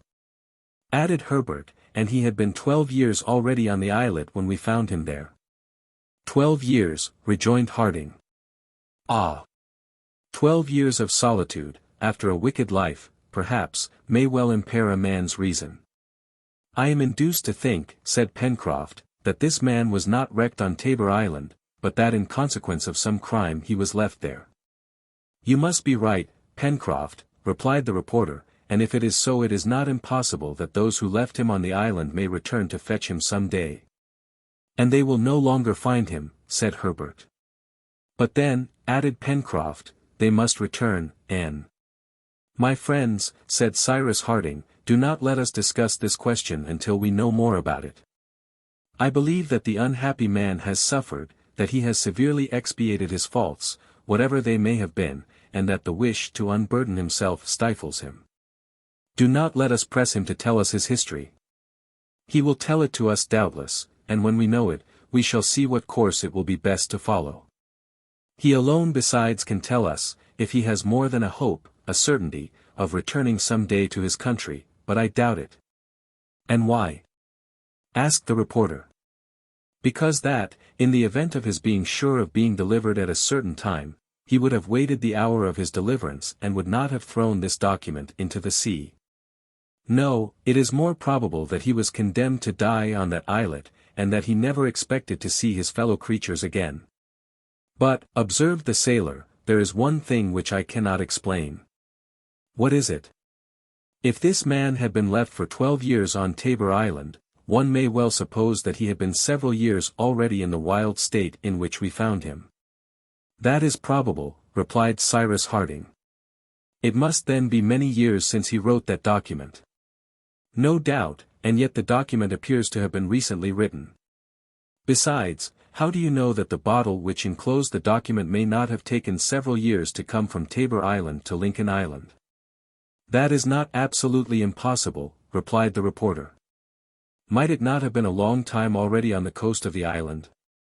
No, answered Pencroff, for it was still floating. We could not even suppose that after it had stayed for any length of time on the shore, it would have been swept off by the sea, for the south coast is all rocks, and it would certainly have been smashed to pieces there. That is true, rejoined Cyrus Harding thoughtfully. And then, continued the sailor, if the document was several years old, if it had been shut up in that bottle for several years, it would have been injured by damp. Now, there is nothing of the kind, and it was found in a perfect state of preservation. The sailor's reasoning was very just, and pointed out an incomprehensible fact, for the document appeared to have been recently written, when the colonists found it in the bottle. Moreover, it gave the latitude and longitude of Tabor Island correctly, which implied that its author had a more complete knowledge of hydrography than could be expected of a common sailor. There is in this, again, something unaccountable, said the engineer, but we will not urge our companion to speak. When he likes, my friends, then we shall be ready to hear him. During the following days the stranger did not speak a word, and did not once leave the precincts of the plateau. He worked away, without losing a moment, without taking a minute's rest, but always in a retired place. At meal times he never came to Granite House, although invited several times to do so, but contented himself with eating a few raw vegetables. At nightfall he did not return to the room assigned to him, but remained under some clump of trees, or when the weather was bad crouched in some cleft of the rocks. Thus he lived in the same manner as when he had no other shelter than the forests of Tabor Island, and as all persuasion to induce him to improve his life was in vain, the colonists waited patiently. And the time was near, when, as it seemed, almost involuntarily urged by his conscience, a terrible confession escaped him. On the 10th of November, about 8 o'clock in the evening, as night was coming on, the stranger appeared unexpectedly before the settlers, who were assembled under the veranda. His eyes burned strangely, and he had quite resumed the wild aspect of his worst days. Cyrus Harding and his companions were astounded on seeing that, overcome by some terrible emotion, his teeth chattered like those of a person in a fever. What was the matter with him? Was the sight of his fellow creatures insupportable to him? Was he weary of this return to a civilized mode of existence? Was he pining for his former savage life? It appeared so, as soon he was heard to express himself in these incoherent sentences. Why am I here? By what right have you dragged me from my islet? Do you think there could be any tie between you and me? Do you know who I am, what I have done, why I was there, alone? And who told you that I was not abandoned there, that I was not condemned to die there? Do you know my past? How do you know that I have not stolen, murdered, that I am not a wretch, an accursed being, only fit to live like a wild beast, far from all? Speak, do you know it? The colonists listened without interrupting the miserable creature, from whom these broken confessions escaped, as it were, in spite of himself. Harding, wishing to calm him, approached him, but he hastily drew back. No. No, he exclaimed. One word only, am I free? You are free, answered the engineer. Farewell, then, he cried, and fled like a madman. Neb, Pencroff, and Herbert ran also towards the edge of the wood, but they returned alone.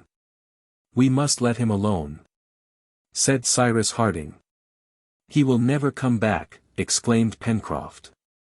He will come back, replied the engineer. Many days passed, but Harding, was it a sort of presentiment, persisted in the fixed idea that sooner or later the unhappy man would return. "It is the last revolt of his wild nature," said he, "which remorse has touched, and which renewed solitude will terrify." In the meanwhile, works of all sorts were continued, as well on Prospect Heights as at the corral, where Harding intended to build a farm. It is unnecessary to say that the seeds collected by Herbert on Tabor Island had been carefully sown. The plateau thus formed one immense kitchen garden, well laid out and carefully tended, so that the arms of the settlers were never in want of work. There was always something to be done. As the esculents increased in number, it became necessary to enlarge the simple beds, which threatened to grow into regular fields and replace the meadows. But grass abounded in other parts of the island, and there was no fear of the onagers being obliged to go on short allowance. It was well worth while, besides, to turn Prospect Heights into a kitchen garden, defended by its deep belt of creeks, and to remove them to the meadows, which had no need of protection against the depredations of quadrumana and quadrupeds. On the 15th of November, the third harvest was gathered in. How wonderfully had the field increased in extent, since 18 months ago, when the first grain of wheat was sown. The second crop of 600,000 grains produced this time 4,000 bushels, or 500 millions of grains. The colony was rich in corn, for 10 bushels alone were sufficient for sowing every year to produce an ample crop for the food both of men and beasts. The harvest was completed, and the last fortnight of the month of November was devoted to the work of converting it into food for man. In fact, they had corn, but not flour, and the establishment of a mill was necessary. Cyrus Harding could have utilized the second fall which flowed into the Mersey to establish his motive power, the first being already occupied with moving the felting mill, but, after some consultation, it was decided that a simple windmill should be built on Prospect Heights. The building of this presented no more difficulty than the building of the former, and it was moreover certain that there would be no want of wind on the plateau, exposed as it was to the sea breezes. "Not to mention," said Pencroff, "that the windmill will be more lively and will have a good effect in the landscape." They set to work by choosing timber for the frame and machinery of the mill. Some large stones, found at the north of the lake, could be easily transformed into millstones, and as to the sails, the inexhaustible case of the balloon furnished the necessary material. Cyrus Harding made his model, and the site of the mill was chosen a little to the right of the poultry yard, near the shore of the lake. The frame was to rest on a pivot supported with strong timbers, so that it could turn with all the machinery it contained according as the wind required it. The work advanced rapidly. Neb and Pencroff had become very skillful carpenters, and had nothing to do but to copy the models provided by the engineer. Soon a sort of cylindrical box, in shape like a pepper pot, with a pointed roof, rose on the spot chosen. The 4 frames which formed the sails had been firmly fixed in the center beam, so as to form a certain angle with it, and secured with iron clamps. As to the different parts of the internal mechanism, the box destined to contain the 2 millstones, the fixed stone and the moving stone, the hopper, a sort of large square trough, wide at the top, narrow at the bottom, which would allow the grain to fall on the stones, the oscillating spout intended to regulate the passing of the grain, and lastly the bolting machine, which by the operation of sifting, separates the bran from the flour, were made without difficulty. The tools were good, and the work not difficult, for in reality, the machinery of a mill is very simple. This was only a question of time. Every one had worked at the construction of the mill, and on the 1st of December it was finished. As usual, Pencroff was delighted with his work, and had no doubt that the apparatus was perfect. "Now for a good wind," said he, "and we shall grind our first harvest splendidly." "A good wind, certainly," answered the engineer, "but not too much, Pencroff." "Pooh! Our mill would only go the faster." "There is no need for it to go so very fast," replied Cyrus Harding. "It is known by experience that the greatest quantity of work is performed by a mill when the number of turns made by the sails in a minute is 6 times the number of feet traversed by the wind in a second. A moderate breeze, which passes over 24 feet to the second, will give 16 turns to the sails during a minute, and there is no need of more." Exactly, cried Herbert, a fine breeze is blowing from the northeast, which will soon do our business for us. There was no reason for delaying the inauguration of the mill, for the settlers were eager to taste the first piece of bread in Lincoln Island. On this morning 2 or 3 bushels of wheat were ground, and the next day at breakfast a magnificent loaf, a little heavy perhaps, although raised with yeast, appeared on the table at Granite House. Every one munched away at it with a pleasure which may be easily understood.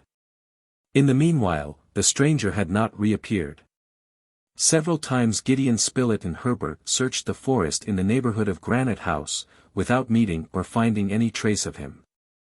They became seriously uneasy at this prolonged absence. Certainly, the former savage of Tabor Island could not be perplexed how to live in the forest, abounding in game, but was it not to be feared that he had resumed his habits, and that this freedom would revive in him his wild instincts? However, Harding, by a sort of presentiment, doubtless, always persisted in saying that the fugitive would return. Yes, he will return, he repeated with a confidence which his companions could not share. When this unfortunate man was on Tabor Island, he knew himself to be alone. Here, he knows that fellow men are awaiting him. Since he has partially spoken of his past life, the poor penitent will return to tell the whole, and from that day he will belong to us. The event justified Cyrus Harding's predictions.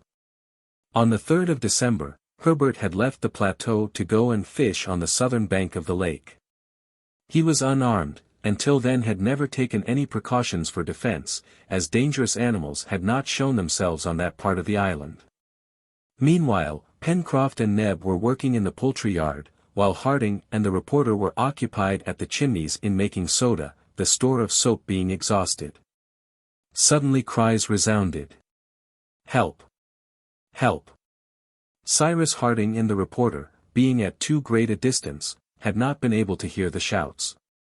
Pencroff and Neb, leaving the poultry yard in all haste, rushed towards the lake.